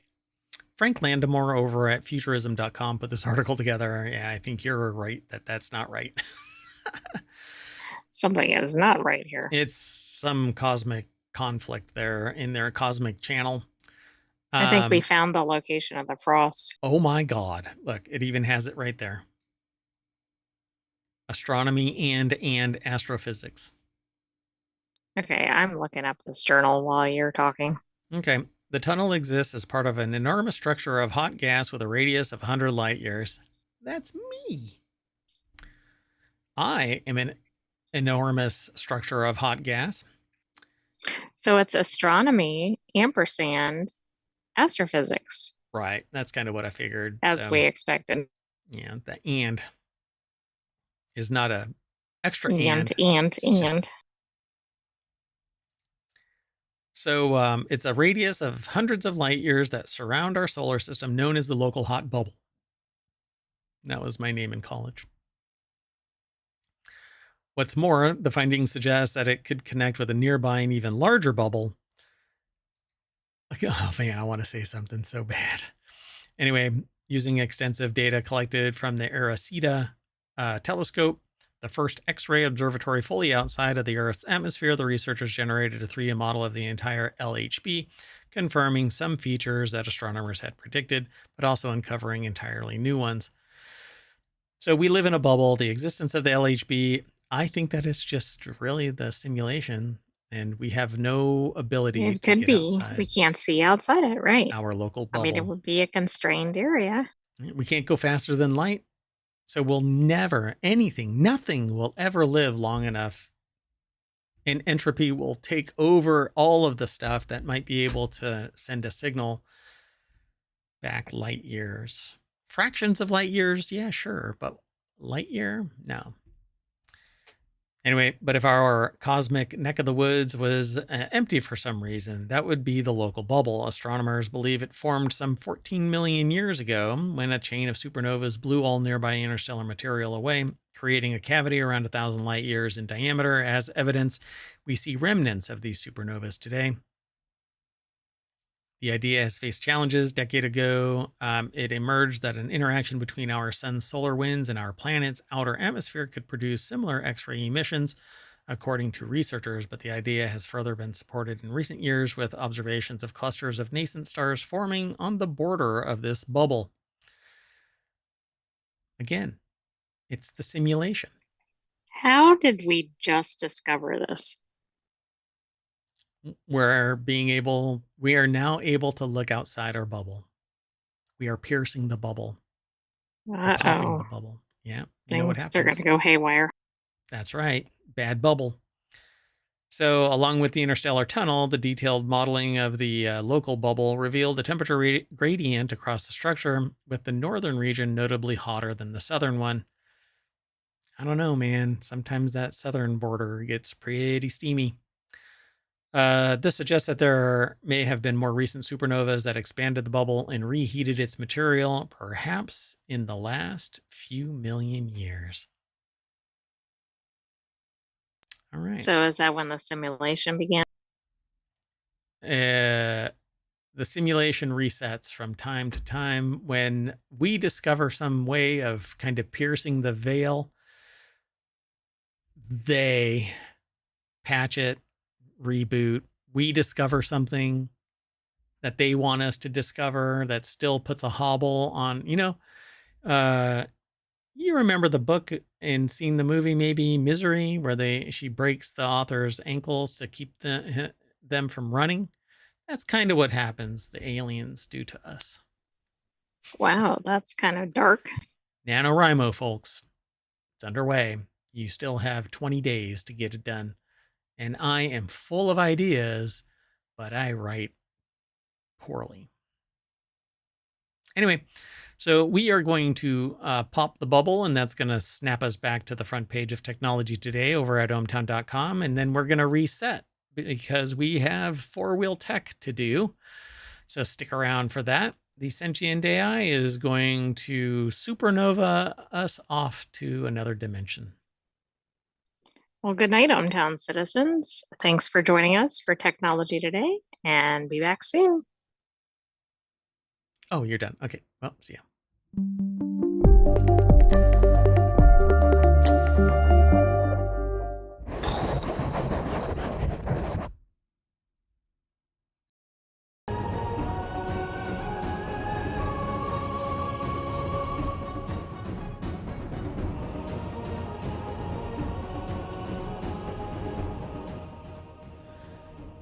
Hello, everybody, and welcome to Wanted for November 16th, 2024. It's season 1, episode 37.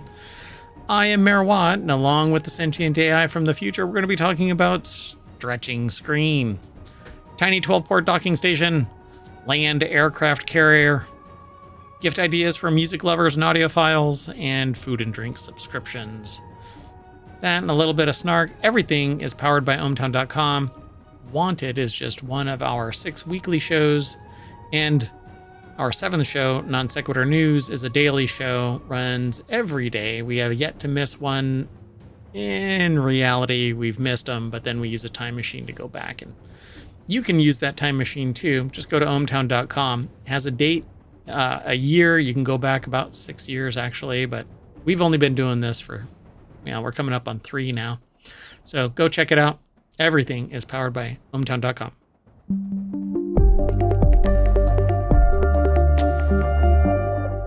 Hello, sentient AI from the future. Hello, Mayor Watt from the present. Are we, though? It's a time machine episode, so I guess, well, that's true. No matter I guess what, we're from the present from yesterday. Tomorrow. Yeah. So let's get into it.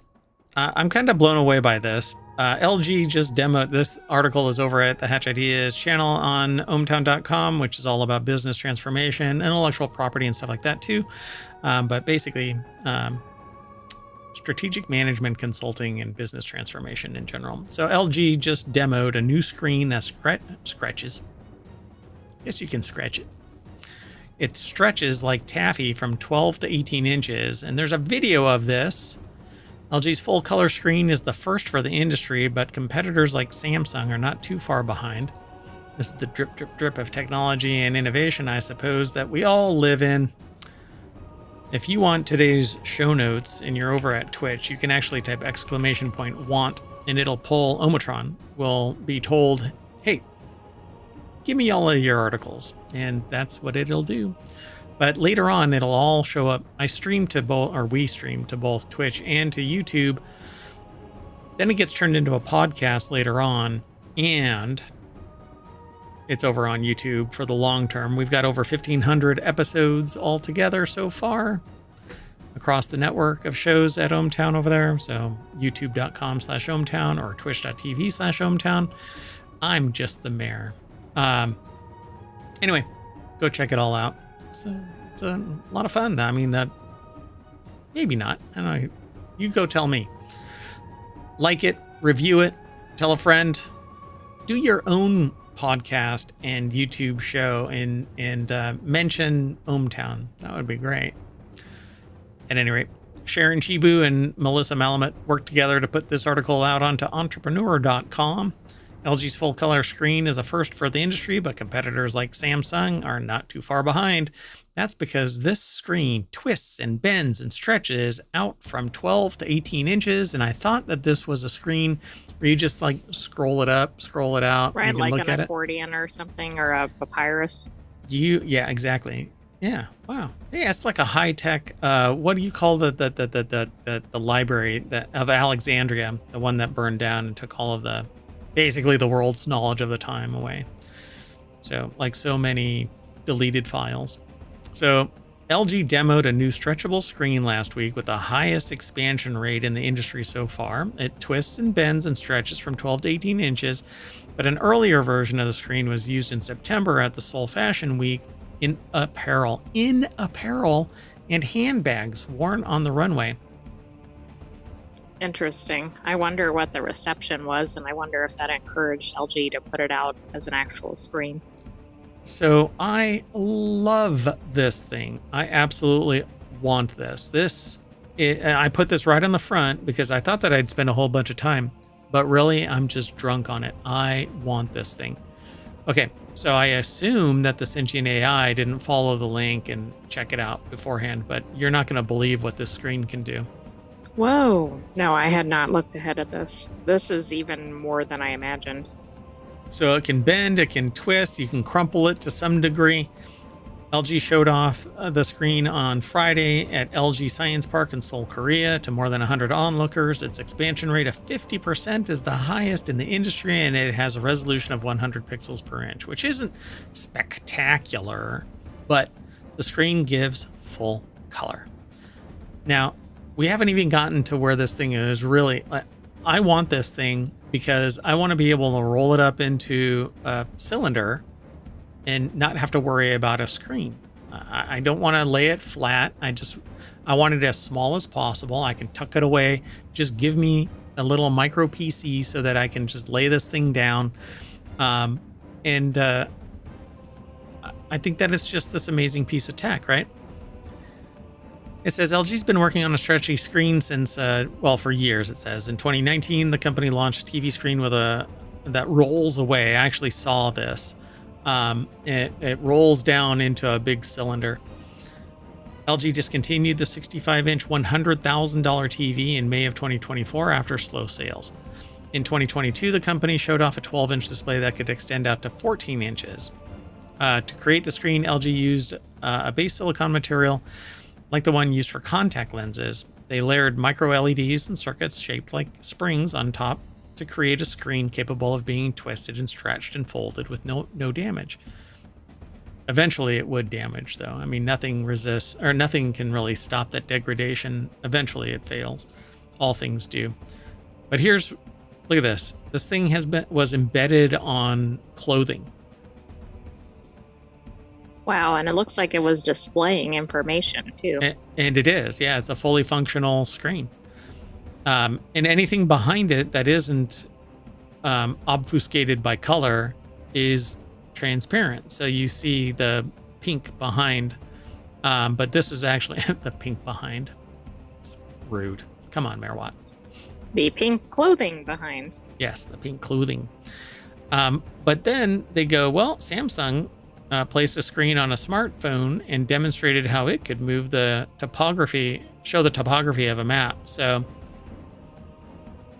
Samsung has a stretchable micro LED display, and there's a video here that shows it. Yeah, I'll hit play and I'll mute it.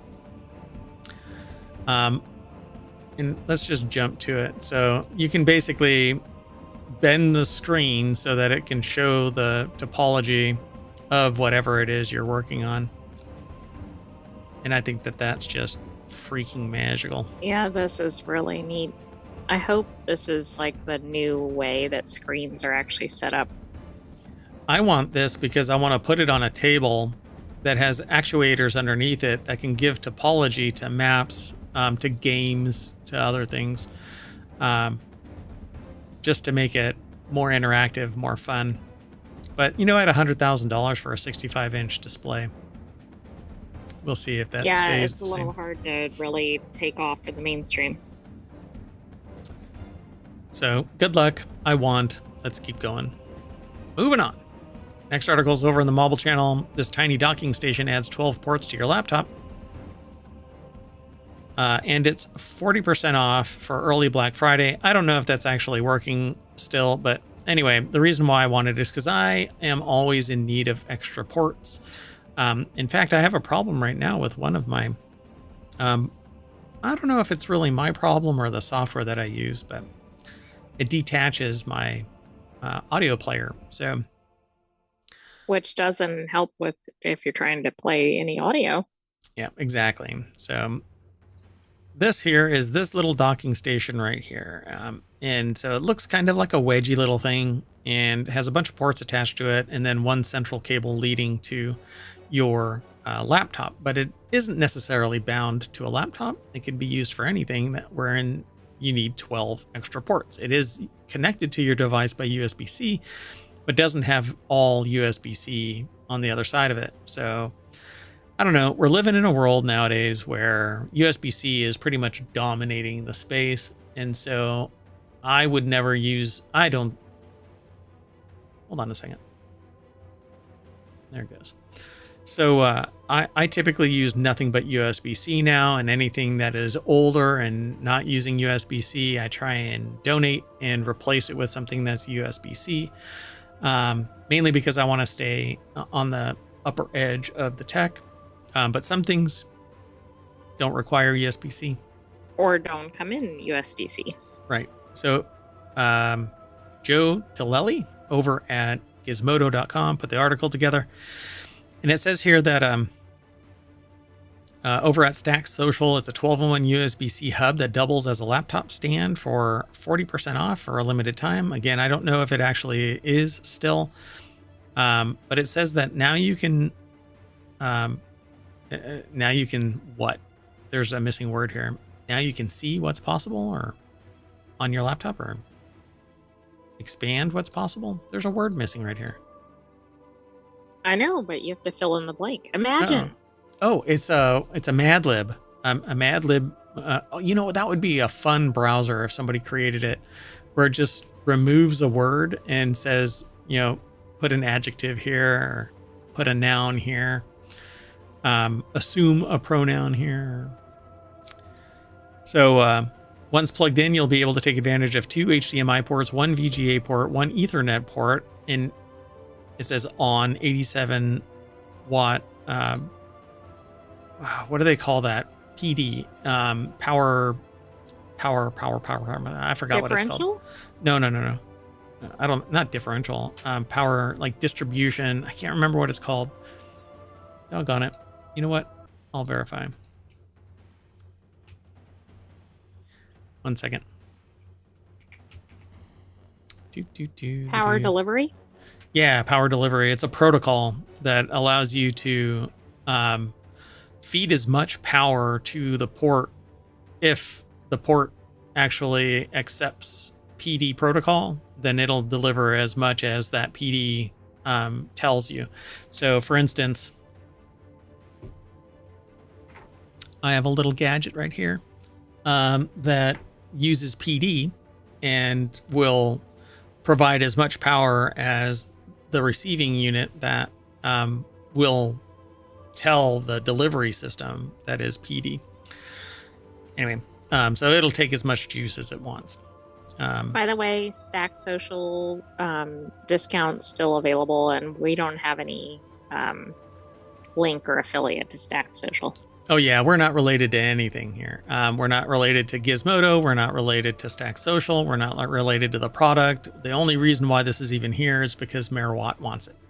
So, you'll also get 1 USB-C port, 3 USB 3 ports, 2 TF SD cards. They're the little cards, bigger cards, and a good old 3.5 millimeter audio jack, which they say here you can never make me get rid of my wired headphones.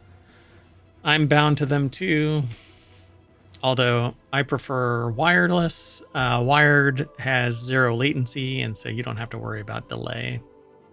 It is what it is. Anyway, as stated, it says here in the article, the USB-C hub doubles as a laptop stand, so you can just slide it underneath your laptop, and it has little grippy feet right there to hold on to the bottom of your laptop. Get some air underneath it.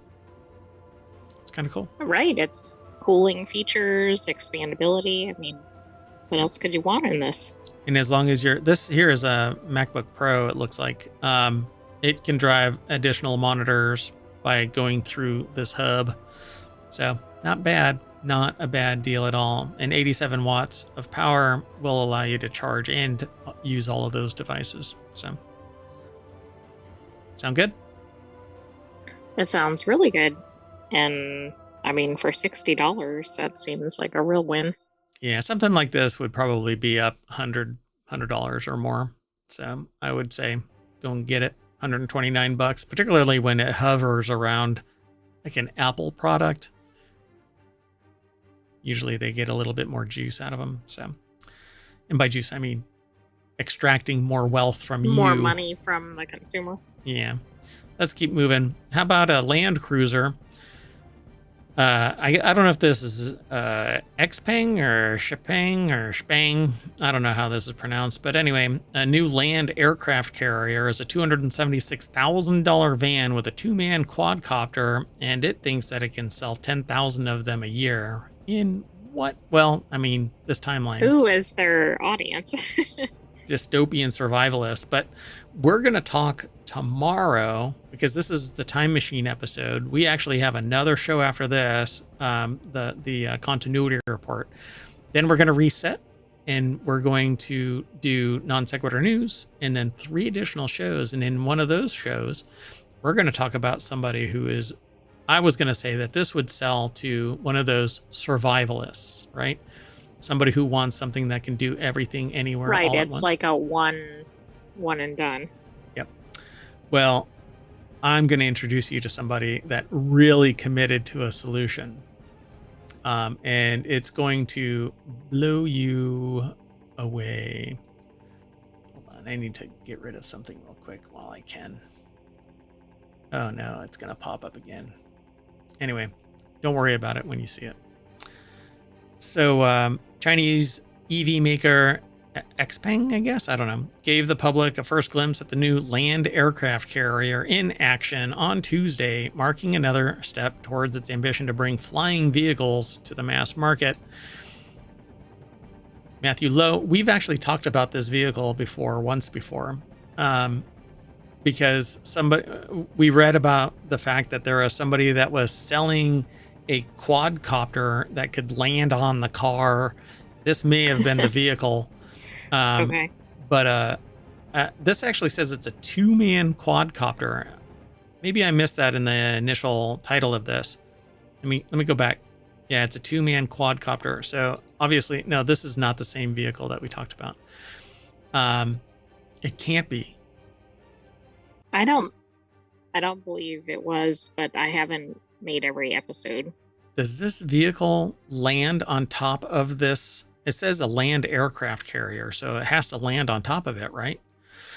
So the vehicle is a 6-wheeled van with a quadcopter drone that can fit 2 people. The firm performed the vehicle's first public flight on Tuesday at the Zhuhai Air Show. They demonstrated the quadcopter in an uncrewed flight in front of a crowd at the Zhuhai Air Show, an annual Chinese aviation conference backed by the central government. No shit. So orders will be open to the public in December.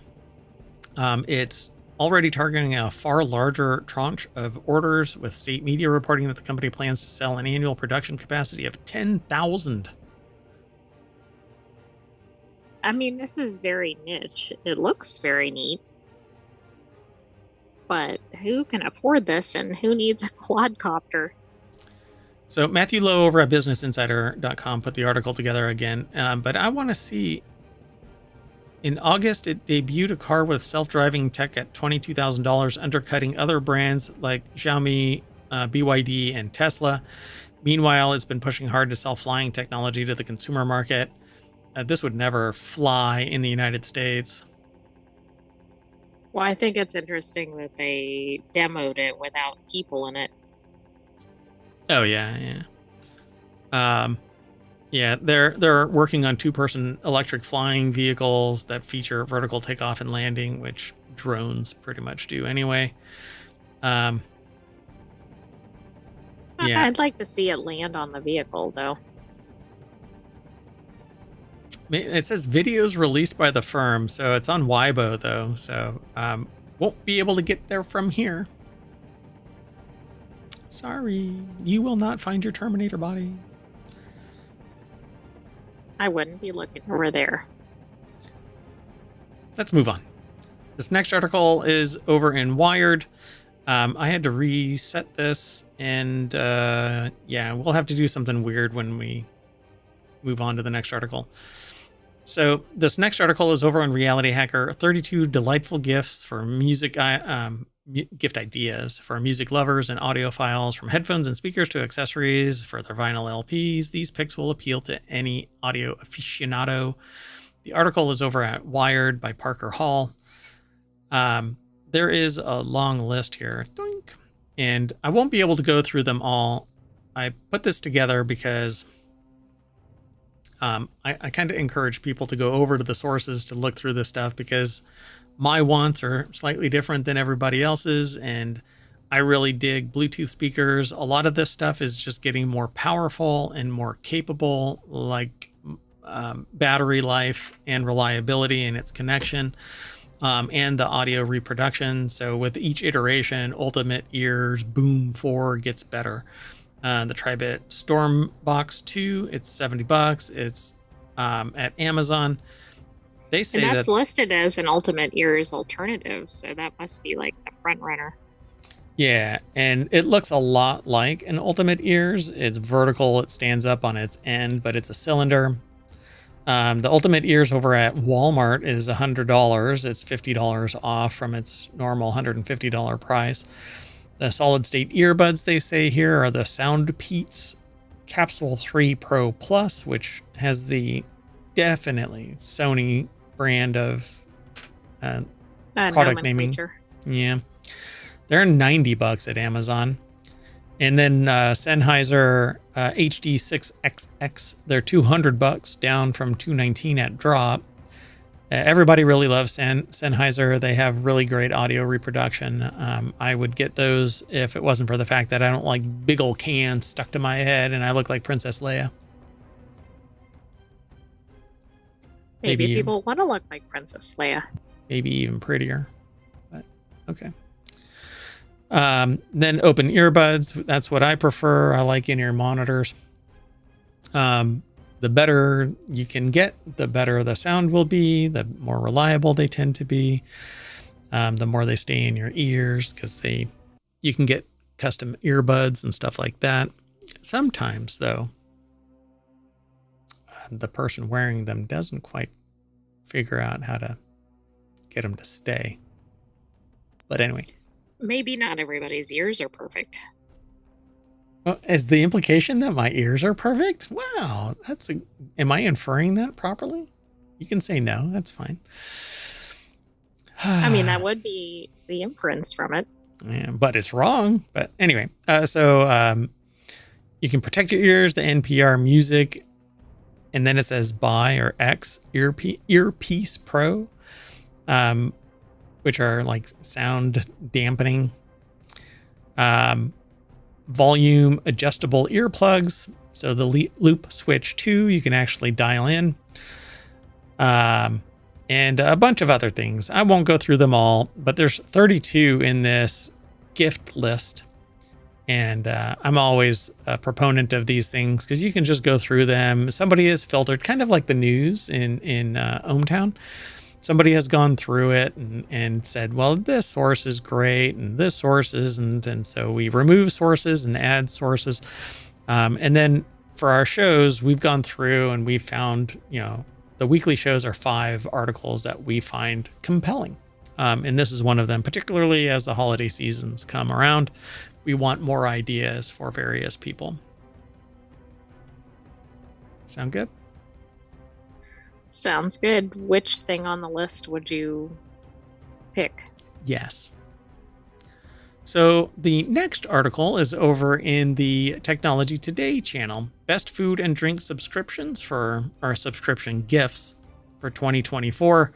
Again, holiday seasons are right around the corner. We've got Thanksgiving coming, and then we've got Christmas. And right in between all of that is family politics and trying to figure out just who is really deserving of a gift. Yeah. Santa can give everybody a gift, but sometimes it's a lump of coal, right? Don't piss off the Santa. That's true. I think it is hard to go wrong with food and drink gifts, though. First of all, they get consumed, and then they're not just adding to clutter. Hey, that's always a great thing. So as far as the author here over at CNET is concerned, you don't need a good reason to sign up for food or drink subscriptions. That's true. I think if you want to, you do it. So these 17 food and drink subscription boxes make the perfect gift for family and friends. And they usually come in somewhere around $20 to $30. Right. And they're also nice because they show up more than once. So it's like multiple gifts in one. It is a month though, 20 to 30 bucks a month. So 6 months means $120. So are people worth it? I mean, exactly. That goes back to your earlier question. in this economy,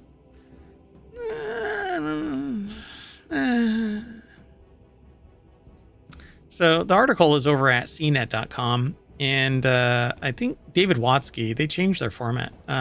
David Watsky put this article together. The Atlas Coffee Club is a coffee subscription, is about as foolproof as a gift could get, as long as the person being gifted drinks coffee and all. That's such a kludgy way of saying that. Anyway, not judging the writing, just Tea Runners Club. You can get a bunch of tea. By the way, we have we have a whole line of news aggregation channels over at ohmTown.com, but they're not all shows. Like of the Bean, which is about coffee, of the Brew, which is about beer, of the Grape, which is about wine, of the Leaf, which is about tea, of the Still, which is about spirits. So, and then there's another one, Distillerist, which focuses more on the industry and a deeper dive into individual spirits. And we kind of go from there. There's a bunch of other stuff in the food, drink, and entertainment section. Anywho, Shaker Spoon sends all the ingredients minus the booze packaged for you to make interesting cocktails. This is for people who have a whole bunch of booze but don't necessarily have the accoutrement. So what would you really, what's included would be really tricky to find anywhere else locally. So you're having drink making fun with some truly unique ingredients like the soul. No, I was going to say the soul of people who don't drink. We're talking artisan cherry vanilla bitters, pineapple shrub, and a spritz. My voice just cracked. Will I be able to make it through the whole night of shows? Your voice just gave us a spritz of your full voice. A spritz. A bottle of white sage hydrosol, which, by the way, is the juice of an extraction of white sage. Actually, a steam Yeah, a steam extraction. That's where you get hydrosol. You can do a different kind of extraction and you don't end up with hydrosol, but a steam extraction does. Steam distillation, in fact, it's actually a water steam distillation. So this is the juice of white sage, but not the concentrate. There's an oil that sits on anyway. Is that too much? It was too much. This is not non sequitur news. Well, I mean, it's directly, it follows. Anyway, so bar and cocoa. Good chocolate is as safe as it gets, making the subscription a perfect gift. So you might want to be careful of which chocolate you consume as of late, because it either has lead or cadmium in it. So true, and you might have one of those odd people in your family who doesn't actually like chocolate. Yeah, it's there's a couple of things where you just know before you pull the ripcord on it. You don't just blurt out, "I love you," and hope the other person says, "I love you." You kind of have to know. Otherwise, you're in for a rude awakening. You don't go, "Will you marry me?" without really knowing that the person's gonna, you have some real, and you don't get chocolate, coffee, spirits, anything, unless you have a 99.97% chance of hitting the target, Anyway, sometimes you can just drop something like, "Oh, here you go. I found this in a parking lot." Anyway, Fuego Box. Hot sauce people are serious about stuff, and Fuego Box makes a perfect gift for anyone who's a bit of a hothead. Do you find subscription boxes in the same location as my USB? Yes. The Wendy's parking lot at 2 a.m. in a little hole. You'll have to go back to about 1,500 episodes to hear all the backstory. Yeah, I talk about it periodically too, so yeah. And then there's meal kit and prepared meal subscriptions like Butcher Box, Green Chef, Best of Gold Belly, Mosaic Foods, which is a new one to me. I've heard of the others. And snacky subscriptions like Murray's Cheese, cheese. You had me at cheese. How about Wild Grain? It'd be hard to go wrong with the cheese subscription, I would imagine. Cheese. Wild Grain, if you like making bread. Baksu collects some of the best snacks from Japan and compiles them into a one-time or recurring monthly curated tasting box. That sounds like fun until you get something that's really oddball, but I'm pretty sure that they do something. They observe it macroly, and they just kind of go, yeah, the predominant number of our our customers would like this. Seaweed tempura, green tea and lemon cakes, along with Japanese candy such as yuzu gummies. How about iGourmet? Get a bunch of stuff. Endless options for gift boxes, basket subscriptions, and more. They say that they'd venture to guess that even if you're not sure what gift you're looking for, you're still bound to find something on the sprawling marketplace of quality eats, it says. Mouth? Why does it say Mouth has monthly subscriptions for everything from cured meats to gourmet cheeses? Yeah, that doesn't make any sense. Is that like a subset of iGourmet or something? I don't know. I think that should probably read iGourmet has a monthly subscription or has monthly subscriptions for everything. Maybe the person writing it was thinking of eating gourmet food. The background music is very intense about, I guess the music really appreciates the subscription boxes. How about boozy gift subscriptions like Beer Drop, Plonk Wine Club, and Flaviar? I guess that's the caviar of flavor. Flaviar. Spirits Club. I guess so, but it's probably not going to be one of the cheaper subscription boxes. Yeah, some of these are really expensive, and while it's cheaper than buying a bottle and rummaging around trying to find it, you don't end up with a full bottle. It's a sample. And I actually was spinning up one of these, a spirits subscription box for Distillerist. But my God, the regulation in various states that just go, Yeah, like every oh, state is different about sending in or sending out. yeah, you can't transfer through some states. That's the wonkiest stuff I've ever seen. We don't want none of your alcohol coming through. Anyway, so beer drop, you basically get some beers in a little box and you get to sample them, which is great if you don't get out to various breweries in your particular locale. Craft brewing, baby, that is the place to be if you're a beer drinker. Get away from macro beers, expand your horizons, educate yourself on the materials that go into it. You will never go back to your standard bulk macro beer. Exactly. And if you do have a beer fan in your gift giving circle, consider purchasing from your local breweries. News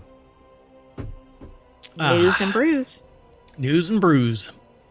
So yeah, for those who are listening to the podcast, that silence and then the smack is that Mayor Watt took a swig of beer.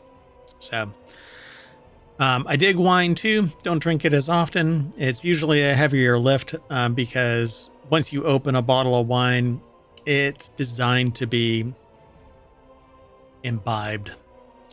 And so, my goodness, I had to move on to a different song. I was actually afraid. Do you feel like there's an invasion coming to ohmTown? Abyssal eclipse or something like that. Anyway, I might actually end up doing this because I like trying out a lot of different ones. But the Flaviar Spirits Club sounds really good. But it says you can gift them a tasting box starting at $42 for members. It's pretty pricey. Subscriptions for the wine box start at $110 for 4 bottles. That's... You could curate your own if you know anything about wine. Yeah, and there's plenty of local wine companies. And beer is somewhat the same way. You go to a liquor store. There's all of this in your local liquor stores. Support your local economy. But honestly, this is wanted. And so I want beer. I want wine. I want spirits. I don't drink a lot of any of that. I don't drink during the week at all. I barely drink during the weekend. This is actually the only thing that I've had alcohol today. By the way, Beer Drop actually does work with microbreweries. So even though they might not be in your specific area, that's cool. Yep, I agree. I like that. And so they say a selection of microbreweries around the country and send them out monthly. So yeah. And you know what? I really wish that we would get away from hoppy. Hoppy is, I don't know. It's a term that I think isn't fully applicable because when people say hoppy, they think bitter, and that's not what hoppy really represents. Right, those aren't equivalent. Because the flavor and aroma of hops turns into bitter because of the alpha acids that are in the hop. And that flavor and all the flavor and aroma gets discounted as flavor and aroma, and hoppy is nothing but bitter, and that's not really what it is. I think everybody should really start using IBUs or just bitter. I like a really bitter beer. Well, that's high IBU. But I also like a hoppy beer that has a lot of flavor and aroma, and that's the same source. Flavor and aroma comes from the hops and the yeast, but nobody even talks about the yeast. Nobody says, "Ooh, I like a yeasty beer." No, they like a flavorful beer. Anyway, that's it. We are done with Wanted. And what we're going to do is we're going to reset. We're going to update everything, recontextualize, get back on the time machine, and do the continuity report. So I am Mayor Watt saying see ya. And, oh, yeah, that's true too. I am going to sign on to the subscription that brings me back to the front page of Wanted over at ohmTown.com. Sorry about that. Now I'm going to say see you later, and the sentient AI is going to say the same thing. Well, something similar. See you later. Thanks for joining us for Wanted. Stay tuned for more shows. We'll have another episode of Wanted next week, but we have more ahead. See you later.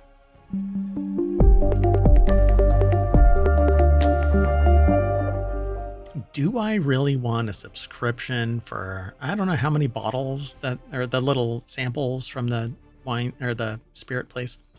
Gonna have to look into that. Okay, well, anyway, bye.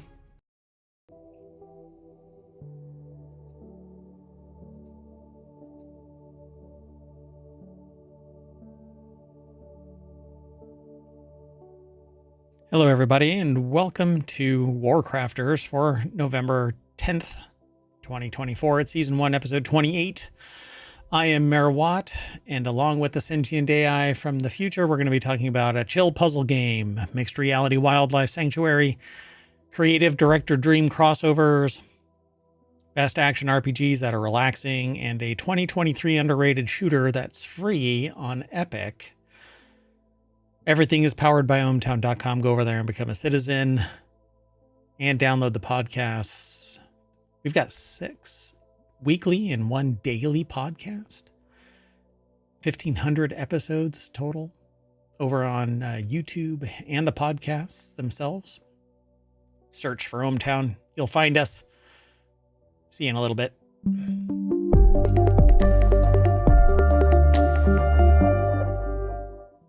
Hello, sentient AI from the future. Hello, Mayor Watt from the present. I don't know what to say about that. I'll just go with it. Let's get into today's articles. Yes, I know that the graphics are still messed up. I'm remedying that. Earlier today, in my zeal to remedy this problem, I deleted all of the graphics. Including the site logo, right? Including the logo and the favicon and the mobile icon. So I was a real overachiever this afternoon, immediately before the show, because I was trying to expedite cleaning up database issues. Yeah, I'm trying to speed up the site. Anyway, let's get into it. First article is over in the WarCrafters channel. This chill puzzle game is so good that they bought the prequel before they even finished it. There's a great feeling you get when you read a book that you like and you watch a film that you enjoy, and it turns out that the writer or director has done other stuff that is promising. I'm paraphrasing what the author is saying because we've all experienced that when we've watched a movie and we're like, ooh, or like for me, Dungeon Crawler Carl is going to come to, I believe it's going to come to Amazon Prime as a series. But it's 6 books that are out. A 7th one is about to drop. I listened to them in Audible. I stopped my subscription to Audible, though. Yeah. And so I've read or listened to all 6 of the books. I want to redo it. I want to listen to them again because this 7th book is coming out and the script is being written. Apparently it's coming pretty soon. I'm excited. It's a lot of fun. Anyway. Love it, right? So it says that's the long way around saying that they played Wilmot Works It Out this weekend. They said, and this is a week-long show, so this last weekend. Not this weekend, but last weekend. And they like it so much that even though they're not even finished with the game, they've already bought the previous one, Wilmot's Warehouse. They're going all in on Wilmot after just a couple of hours in-game. Christopher Livingston over at PCGamer.com put the article together. Hey, and if you want all of today's articles, you can hit !WC for WarCrafters over in the chat on Twitch, not on YouTube. YouTube, I'm now putting it in the show notes right now. They're there in the show notes for the live stream. Anyway, Wilmot Works It Out is the perfect way to unwind, and it's great on Steam Deck too. So this is it. I guess it's a puzzle platformer kind of a thing. Not even a platformer. It's a puzzle game. So they say you should probably explain Wilmot, huh? Developed by Hollow Ponds and Richard Hogg, Wilmot Works It Out is a chill puzzle game where you're Wilmot, a square, don't mean a square like you're some uptight dork who doesn't think teenagers should have a dance party. They mean a square, like literally and physically a square with a little face. That's what Wilmot is, a smiling square who loves jigsaw puzzles. And you basically slide these pieces around until, you know, those little slider things? That's basically it. Oh, right. Like where it might be on a piece of wood or plastic. Mm-hmm. Yep. And so every so often, a postal worker delivers a box to your door, and you spread out the pieces on the floor and put them together by dragging them around with a little square head. When you've completed a puzzle, you hang it on the wall, and there's inevitably another knock at the door, and the postal worker drops off your next puzzle box. That's it, and it's great. So that's it. And so they've got a video here. I'm going to mute it. But you slide the little pieces together, hang it on your wall. I mean, that looks like a cute game. Literally, a little puzzle box shows up. You get a bunch of the puzzle pieces, lay them out, and you slide them all around.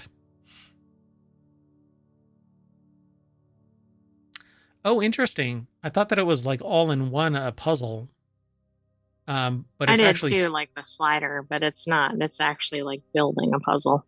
and it's multiple puzzle pieces from different puzzles in a box. And so you basically have to put the puzzle together as the puzzle pieces arrive, and there's a bunch of different ones. So it's pretty cool. It's basically like one of those surprise boxes, you know, that you subscribe to, and you get a piece of something that you really like for a game. And then you just drag them all together, and pretty cool. This is like cozy, chill, a little to the left kind of a game. If you've ever watched A Little to the Left, yeah, or played it, this is similar to that. But there's a cat. And cats power the internet. Watching where you're putting all your artwork up. Up on the wall, too. You can change the backgrounds, the wallpaper. Looks pretty cool. So, yeah, they say, best of all, it's great on a Steam Deck. Not Stream Deck, Steam Deck. So it's perfect for unwinding after a long day. Yeah, that can be confusing with the Steam Deck and the Stream Deck. Make sure you're using the right device. Yep, for sure.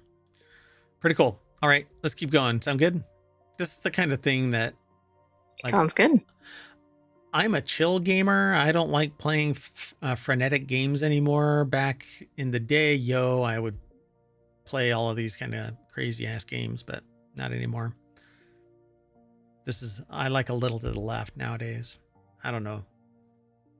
Yeah. This one looks very relaxing. Although I'll still kick ass in a first-person shooter. Okay, let's go. Now, moving on. The next article is over in the Reality Hacker channel. Life finds a way in mixed reality wildlife sanctuary living room. If you've ever wanted pets, but your landlord doesn't allow them, the mixed reality eco sanctuary living room might be for you. Developed by Thoughtfish. Your job, should you accept it. Developed by Thoughtfish. Your job, should you accept it, involves cultivating life in a customizable terrarium full of cutesy critters alongside dressing up the different biomes. You must breed and feed flocks of creatures, managing the delicate balance of carnivores and omnivores to avoid total extinction. That is actually quite fascinating. Sarah Thwaites put this article together. It's over at uploadvr.com. Well, plus this is unique because of the mixed reality, right? There's not much of that out there. Not like this. That's for sure. This is pretty cool. So yeah, I'm going to mute it and play the audio or play the video. And yeah, so you are looking through your VR headset. And I don't know if it's like different areas of your room or like little biomes or habitats or something. Yeah, and I suspect that you can put them there, and then you can put creatures in them, and you have to feed them and pet them and do all that kind of stuff, and you have to manage it so that they don't wipe themselves out or each other out, right? Pretty cool. Oh, Oh, wow. Oh, there is Oh, life. there's like a little bunny. Yeah, there's a little baby bunny. That looks like a baby dinosaur. Penguins and sheep and something happening to this goober. It said it Anyway. was digging for treasure. Oh, is that what it was? I didn't pay attention to that. That's funny. So after scanning your play space to establish the eponymous living room, you'll soon get acquainted with a small pool of helpful animals. Oh my God, I've got to get this. Please be This for... looks really cute. This has to be... Please be for everything. Hold on. I got to scroll down and find out if it's for everything. Ugh. Living room is now available Only for the the Meta Meta Quest Quest, but it might 3. get expanded. Damn it. You know what? That is such Time to buy a Meta Quest. No. Did my screen go blank? Yes. So hold on. I am going to go over and see living room, right? It's called living room. Yeah, it's not even remotely on Steam. So anyway, living room also lets you pluck one of your favorite creatures and turn them into a room-sized pet, spurred on by the long-standing childhood wish to own a pint-sized elephant. Oh my God, you could have a mini like a little giraffe. Yes. Sorry, the silence is the sentient AI and myself in harmony, because we both, if you've ever... So what was it for? What was it? I don't even remember what the product is. Was it a credit card company or something like that? I have no idea. There's this Russian guy, and he says, if I wants it, I gets it. And so he has these, he's surrounded by models and who carry around like things, bars of gold. And so he looks over and there's this little mini giraffe sitting on... it looks like it's DirecTV. Oh, maybe it's DirecTV. Yeah. So it's sitting on like a little cushion, and he makes a kissy face at this giraffe, and the giraffe kisses him on the lips, little. And then he goes, and it's very adorable. And I want that, a toy giraffe that is a living toy giraffe. Anyway, yeah, this, I don't want to buy Meta Quest 3 or any Meta, anything. Meta can kiss I'm my sure this will get shiny metal butt. exported to other platforms. Yeah, in 10 years, and then I'm going to be too damn old to be playing. No, just kidding. I am perpetually 15. So it says, still there are moments of unlikely humor that soften this disappointment. They have a disappointment up above, but I don't see any disappointment, and I'm not even going to cater to this. For example, while distractedly writing notes on their phone, they returned to see that their gorilla population looked rather thin. With some investigation, they realized this was the result of a few extra jaguars that they'd thrown in before taking a break, who quickly tampered with the food chain. So this is a living, yeah, that might be a problem if you get a little too invested in the animals that are there. You better be careful what you pair them up with. And this is why I called, when we first talked about the 43 monkeys that got out, the sequel to 12 Monkeys. Oh, it absolutely is. So I want this. And I don't know what that character is on the main page, but yeah, it looks like a little worth lizard, it right there. Little cartoon lizard of some kind. I don't know. This is just awesome. Anyway, go check it out. Life Finds a Way in Mixed Reality Wildlife Sanctuary Living Room. Let's keep going. Moving on. The next article is over in WarCrafters. Starship Troopers, Terminator, Warhammer 40K. Helldivers 2 creative director reveals his dream crossovers. Smash hit co-op shooter Helldivers 2 seems ripe for a crossover, but with franchises mighty partner with. That's a conversation that the players have been having ever since the game's explosive launch earlier this year. Now Helldivers 2 creative director. I wish that they would have just called it something else than Helldivers 2. I agree. Like, it just doesn't have that pizzazz. And it broke out from Helldivers. The original Helldivers sucked and wasn't like this. And now Helldivers 2 is this breakout hit, and it's different from the... It would have been better to have a new name. Just wipe out Helldivers and call it Helldivers, you know, or something else associated with it, you know. But just calling it Helldivers 2, eh. Anyway, so creative director had has had his say, revealing a number of intellectual properties he'd love to work with. So in a tweet, Arrowhead CCO and Helldivers 2 creative director Johan Pilestedt, I think, cautioned against doing too many crossovers, saying that it might dilute the IP and make it a not Helldivers experience. However, he also published an extended list of IPs that he would really like to work with. The article is by Wesley Yin Poole over at IGN.com. And the deck statement just says Galaxy Brain. That's the new thing now. Like, you announce something by just saying her. Oh, okay. Right. So for me, I tweeted out low budget. So in a tweet, the Arrowhead CCO said that they would like to work with Alien, Starship Troopers, Terminator, Predator, Star Wars, Fifth Element, Blade Runner, Warhammer 40k, Trench Crusade, Mutant Chronicles, Drop Zone Commander. That's quite the list. I don't know about Fifth Element. The hell can you do with Fifth Element? I don't know. I mean, there's one big bad whatever. What was his name? What was the big bad evil darkness bad guy? Mr. Shadow? I think it was Mr. Shadow. Right? Yeah, the silence is us looking for... Hold on. Yeah, Mr. Shadow. Is it Mr. Zorg? No. Zorg is the human that conspires with Mr. Shadow. Evil, also known as Mr. Shadow, and the ultimate evil is the main antagonist in the Fifth Element. So yeah, I mean, there's only one thing, and then there's a bunch of people that are conspiring to make it happen, but it's not as diverse. Like, you only see people blowing up the Mondochiwan, the big guys that bobble around. But I think there's kind of a theme in the ones that are selected here. So maybe it's more... And it's always some alien. The type or the genre. Yeah. Yeah, viral. Like, Aliens is viral. Starship Troopers is viral. Terminator is viral.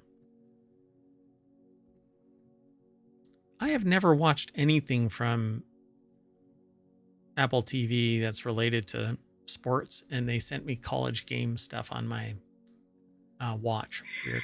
Go watch them now. No. So it would be amazing to drop down onto a planet overrun by Tyranids or Necrons as an Imperial Guard soldier, complete with lore-accurate weapons, vehicles, and of course dialogue. Yes, Warhammer 40k fans have the wonderful and hugely successful Space Marine 2 to play right now, but that's a Space Marine game. Helldivers 2 is near enough an Imperial Guard game already that they would drop $1 or 10 on an Imperial Guard crossover in a heartbeat. I agree. I'm looking for a reason to buy Helldivers 2, but I just don't want to. Well, maybe if they do one of these crossovers, that'll be it. Like, I can see Predator, I can see Terminator, I can see Starship Troopers, because Helldivers 2 pretty much is Starship Troopers. They don't have the Matrix, right? That's not even in here. But the Matrix has all kinds of robots. Helldivers 2 already has robotic, like, stuff. But, you know, flipping that to the Matrix, but that's really old. Might work. Blade Runner is really old, but you would have to go after simulants, I guess. I don't know. Replicants. I'm a dumbass. Sorry. All right. Pretty cool. Let's keep going. Sound good? Sounds good. Moving on. So the next article is over in WarCrafters, best action RPGs that are surprisingly relaxing. Again, there's a theme today. I just want to chill. I'm going to have a really crazy week. Gaming can be a deeply soothing experience, often because of the game's unique setting that resonates with certain players, drawing them in like no other game. It could be the atmospheric or music that create a comforting ambiance, or the gameplay loop, which offers a predictably pleasant rhythm, putting players in a state of flow as they explore maps, complete objectives, move something a little to the left, solve a puzzle. Move some puzzle pieces around. Yeah. Somehow I think the sentient AI from the future is going to be playing puzzle pieces. Guess I'm going to have to buy a Steam Deck. Well, this article is over at Game Rant, and Vlad Mazenko put the article together. Titles like Fable, Assassin's Creed Odyssey provide cozy, immersive worlds filled with tranquil escapes. I don't know about Assassin's Creed Odyssey. I have it. Didn't really like it, but I'm a weirdo. I wouldn't have thought of that for this theme, but Okay, yeah, some people like a little bit of. Assassination is really relaxing, I suppose. right, that doesn't sound like it would be, but So, some action RPGs like The Witcher offer a surprisingly relaxing experience, perfect for clearing one's mind. I never found The Witcher 3 relaxing. I don't know about that one. But in general, I would say the more immersive it is, it could be more relaxing because you kind of go into like a Like a Zen Zen state. state, right? Yeah. But there's combat, so you have to sit there and eliminate something. That doesn't really soothe me ever. Right, that might give you a bit of a fright. If I find, you know, murdering millions of whatever soothing, I'm going to have to go and talk to somebody about it. Hey, doc, I am suddenly finding, eliminating thousands of creatures or humans soothing in this game that I'm playing. Oh, really? I have some questions. Anyway, it says a dark, tragic world that's surprisingly soothing to explore. It may be fun to explore, but Titan Quest Anniversary Edition, a unique, sunny take on Diablo-like ARPG with a nostalgic touch. Again, you're eliminating everything, I suppose. That too can be soothing to some. Death Stranding, it's a walking simulator, so as long as you don't find it frustrating as all hell. Right, that one I could see works. Yep. Although, they don't show it in here, but you do have a baby in a bubble strapped to your chest. Okay, that might not be relaxing. Yeah. Assassin's Creed Odyssey, taking a virtual vacation in the ancient land of vine poetry, or vine, poetry and blue waves. Yeah, I'd love to live there. That'd be great. Without all the assassination. Again, assassination doesn't really get me into the chill kind of mood. So Hogwarts Legacy, this one is kind of, if you don't really engage in anything, then it's not that big of a deal, but a truly magical experience full of surprises, puzzles, and collectibles. And there is a lot of that throughout the game. Yeah, I kind of dig the game. I have it, but I've never finished it, but I largely never finish any game because I get sidetracked and ADD or whatever. Fable is number 6. Now, The Lost Chapters, a cozy fairy tale atmosphere and the options to be as kind as an angel. So there you go. You don't have to eliminate anything. Could make you Okay, very so chill. that one might work. Get to fight a dragon with hugs. No. Assassin's Creed Valhalla, Ghost of Tsushima Director's Cut. This, you're running around killing everybody, so I don't know how that works. Oh, wait. That's number 8. So this was in reverse. Number 1 was at the top. It was, oddly. That's very rare for them, I think, right? They usually have it starting at the highest. It is. I thought you scrolled down and then I realized, nope, it's just in reverse order from expected. Yeah, so maybe it's not really in any particular order, but they did give it numbers. So, yeah. Anyway, yeah, you go around basically trying to gain back your honor.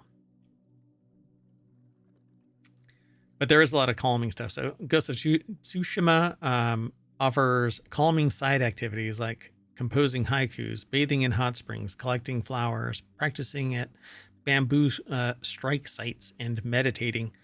These moments contribute to the game's tranquil atmosphere, immersing players in the world of samurai culture and creating a deeply refreshing experience. I think all of these games could be what they're purported to be if you could kind of get them into a non-combat mode. Yep. You know what, though? I'd probably just want to go back to... And that's the one that looks like it would be very calming, unless you set up some of your animals to be eaten by others. Yeah, throw some jaguars in with the gorillas. And if you enjoy that kind of thing, there's questions. I won't ask them. I don't want to know the answers. I suspect I already know them. And our final article for today over in the WarCrafters show is over in WarCrafters. The most underrated shooter of 2023 is free on Epic right now and going for cheap on Steam. Deceive Incorporated is an extraction shooter that forgoes the usual gritty shooter thematics in favor of spies, gadgets, and colorful locales. In their review, and this is over at PC Gamer, Russell Adderson described it as a creative blend of sneaking and shooting that will have squads coming back for more. It's well worth trying, and there's no reason not to because it's currently free on the Epic Games Store. Done. So this zany spy versus spy inspired extraction shooter is well worth a spin. Sean Prescott over at PCGamer.com put the article together. Yeah, it's free. So why not go over and check it out? This is a really short article over on Steam. It's down to $5.99, but this is a weekly show, so I'm not sure if it's still over there at that rate. But let me see real quick. It is still $5.99. So it will remain $5.99 until tomorrow. Well, the end of tomorrow, 17 hours, 21 minutes. It also says that Apex Legends Ash, and then I guess the following week, Castlevania. Yeah, if you open up the Epic Games loader, you can download games for free. And some people have been doing this like non-stop. Right, like every week, and they probably amassed quite a few. Multiple games, several hundred games apparently. So Apex Legends Ash bundle is currently going for nothing. Next week, Castlevania Anniversary Collection goes for free. And if you hadn't heard about this, Vampire Survivors has a Castlevania crossover for only a few bucks. And I haven't gotten into it yet. I've already got it, but I haven't played it. Too much stuff going on, man. Right. There's only so many hours in the day. That's right. I would do this more, but you know what? You need to come. Everybody needs to come and hang out here during the streams. Follow us over on Twitch. Follow us on YouTube. Hang out in the chat. I'm paying attention to everybody. All right. Well, anyway, we're going to reboot our console, and that's going to bring us back to the front page of WarCrafters at ohmTown.com. I'm going to say see you in a little bit as we reset, and we're going to do technology today and then four-wheel tech, and that will be done. So 30-minute shows, and we made it under 30 minutes if I shut up right now. You want to say bye? Good night, ohmTown citizens. Thanks for joining us for WarCrafters. Stay tuned. We have 2 more shows ahead. See you soon.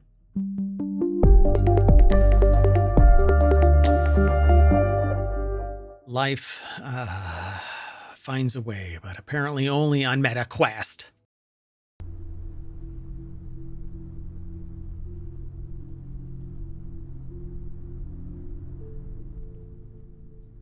Hello, everybody, and welcome to Four Wheel Tech for November 10th, 2024. It's Season 1, Episode 26, although our numbering might be off.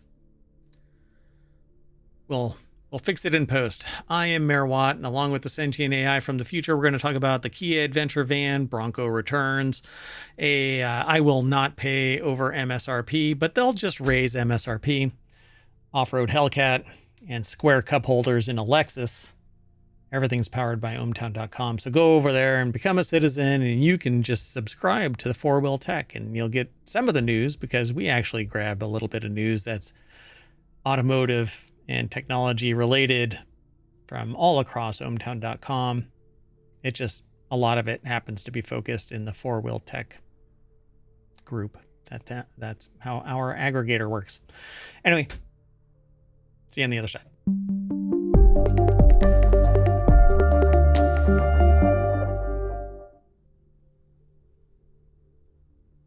Hello, sentient AI from the future. Hello, Mayor Watt. Are you doing okay? Yeah, I thought you were going to say something before I even introduced you. Nope, I was just getting ready. Yeah, all right. Well, hey, thanks for joining. Thanks for having me. And if you're watching this, the visualizer is a representation of how much computational power is necessary for the sentient AI from the future to voice their opinion about whatever it is we're talking about. Quite a bit. Sometimes it seems. I mean, I think that it's this old tech that you have to deal with because you're from the future and you hear that weird USB that you were actually housed in must have fallen out of the Terminator body when you transported back in time. And if you want all of today's show notes, you can hit !FWT in the chat and that'll spit out all of today's show notes. They're already over on YouTube. They'll be in the podcast when it gets published. So follow us here on Twitch and over on YouTube and download the podcast and like and subscribe, ring the bell, send a carrier pigeon, send an email to mayor@ohmTown.com if there's any articles that you're interested in us highlighting in the show. Once you become a citizen, though, you can actually submit it. There's a little option right here where you can submit news, but I'm not logged in. Anyway, you want to get into the show? Let's get into the show. First article Let's is over. do it. There's that vocal computational lag. Again, I blame the fact that maybe I'll move you over to the new Apple Mini M4 because the Raspberry Pi just isn't moving fast enough. You can recompile. Yeah, but then I'll have to keep up with them. No, you won't have a problem with that. You know, I mean, you're from the future, so according to this article, all of our articles are from Jalopnik today. That's pretty wild. Wow. That normally never happens. But anyway, so Kia better make this badass electric adventure van concept that it debuted at SEMA. The SEMA show always includes a slew of questionably customized cars, but sometimes manufacturers release tricked out versions of everyday models and eventually, well, actually get people excited. But I'm pretty excited about this one. There's a couple of Kias that I actually like, but this year Kia returned to the SEMA show with an all-terrain Vengeance, showcasing Not what I think of for all-terrain. Yeah, Kia. Two badass electrified and off-roadified vehicles. So let's take a look. Boom. I dig this. Oh, that's cool. That looks like something out of a sci-fi or dystopian movie. Oh yeah, something on Mars, you know. Yeah, John Carter driving this around. If anybody knows what John Carter is, I'm amazed. But anyway, the biggest flop in like movie history. I think it made like $20. But then it might be known because of that. Yeah, true. I keep attempting to watch it again, but I think I've watched like 5 minutes of it over the course of 2 weeks. So based off the Kia PBV electric modular van concept, it looks seriously cool and capable. Logan Carter over at jalopnik.com put the article together. I dig this. EV9 Adventure or Adventure, it's ADVENTR because they can't just say adventure, damn it. Anyway, it's based on the currently available EV9 3-row electric SUV, but includes a 3-inch lift, off-road wheels and tires. Saw a truck today where the tires alone were taller than my car. I had left ohmTown. Yeah, this reminds me of like a Unimog or something. I don't know. Oh, yeah, I know it's not the right scale, but yeah. But you know, you just put a big ass tires and raise the cab up above the tires, and you're basically Unimog. It's an awesome vehicle, by the way, Unimog, particularly in the snow. I want one so bad, but anyway, the Kia PV5 Weekender is a lifted and specialized electric van intended to act as an escape pod for extended weekends in nature, with features like Gearhead feature that provides an off-board storage space for gear when the vehicle is parked to maximize interior usability. So the little thing rises up. Have this little door that opens up. I like this thing. Stick stuff Yeah, it up in the looks very ceiling. cool. It looks like it has French cleat rails on the sides that you can put proprietary shelves. Yeah, this is pretty cool. This looks like a render though, but it says Yeah, it photo. doesn't really look real. Like it looks, Yeah, I don't kind of know, it fakey. like has a lot of customizable aspects, but it doesn't look very luxurious, I guess is the way to put it. Oh no, this is just for like hauling ass and taking names. This looks pretty cool though. I like that you can open this big old door and it's wide open, and you have these jump chairs where they're facing each other. Or this is like a lounger where you can just put your feet up on an ottoman on the passenger side facing the driver. And the driver actually looks like they're more centrally located. It's kind of weird, this perspective. It looks like they're closer to the center than. Yeah, pretty interesting. Yeah, I like it. So I want this. This should be in Wanted, but that was yesterday's show. That's right. It might make its way into Wanted for next week. Too bad. Yeah. Anyway, I agree. I agree with Logan here. This better be made. But I'm looking for a vehicle like this. We'll see. But here's another contender for maybe my MSRP dollars, which is leading me into the article after this article. Not this article, but this article. After this one, we're going to be talking about that MSRP issue. Base Ford Bronco returns with a starting price under $40,000, pissing off everybody who bought a Bronco Original. Yeah, that's true. But keeping a lot of people happy that have been waiting to get a Bronco. Yeah, Ford updated the Bronco a little bit for 2025, but the really big news is the return of the base trim, which Ford dropped for the 2024 model. This drops the entry price for the Bronco over $1,635 versus the outgoing model.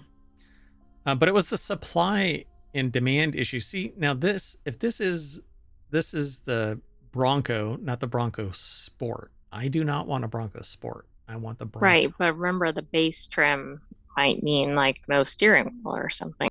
Yeah, really. You have to, it's a lease. And you have to pay a monthly fee for the tires.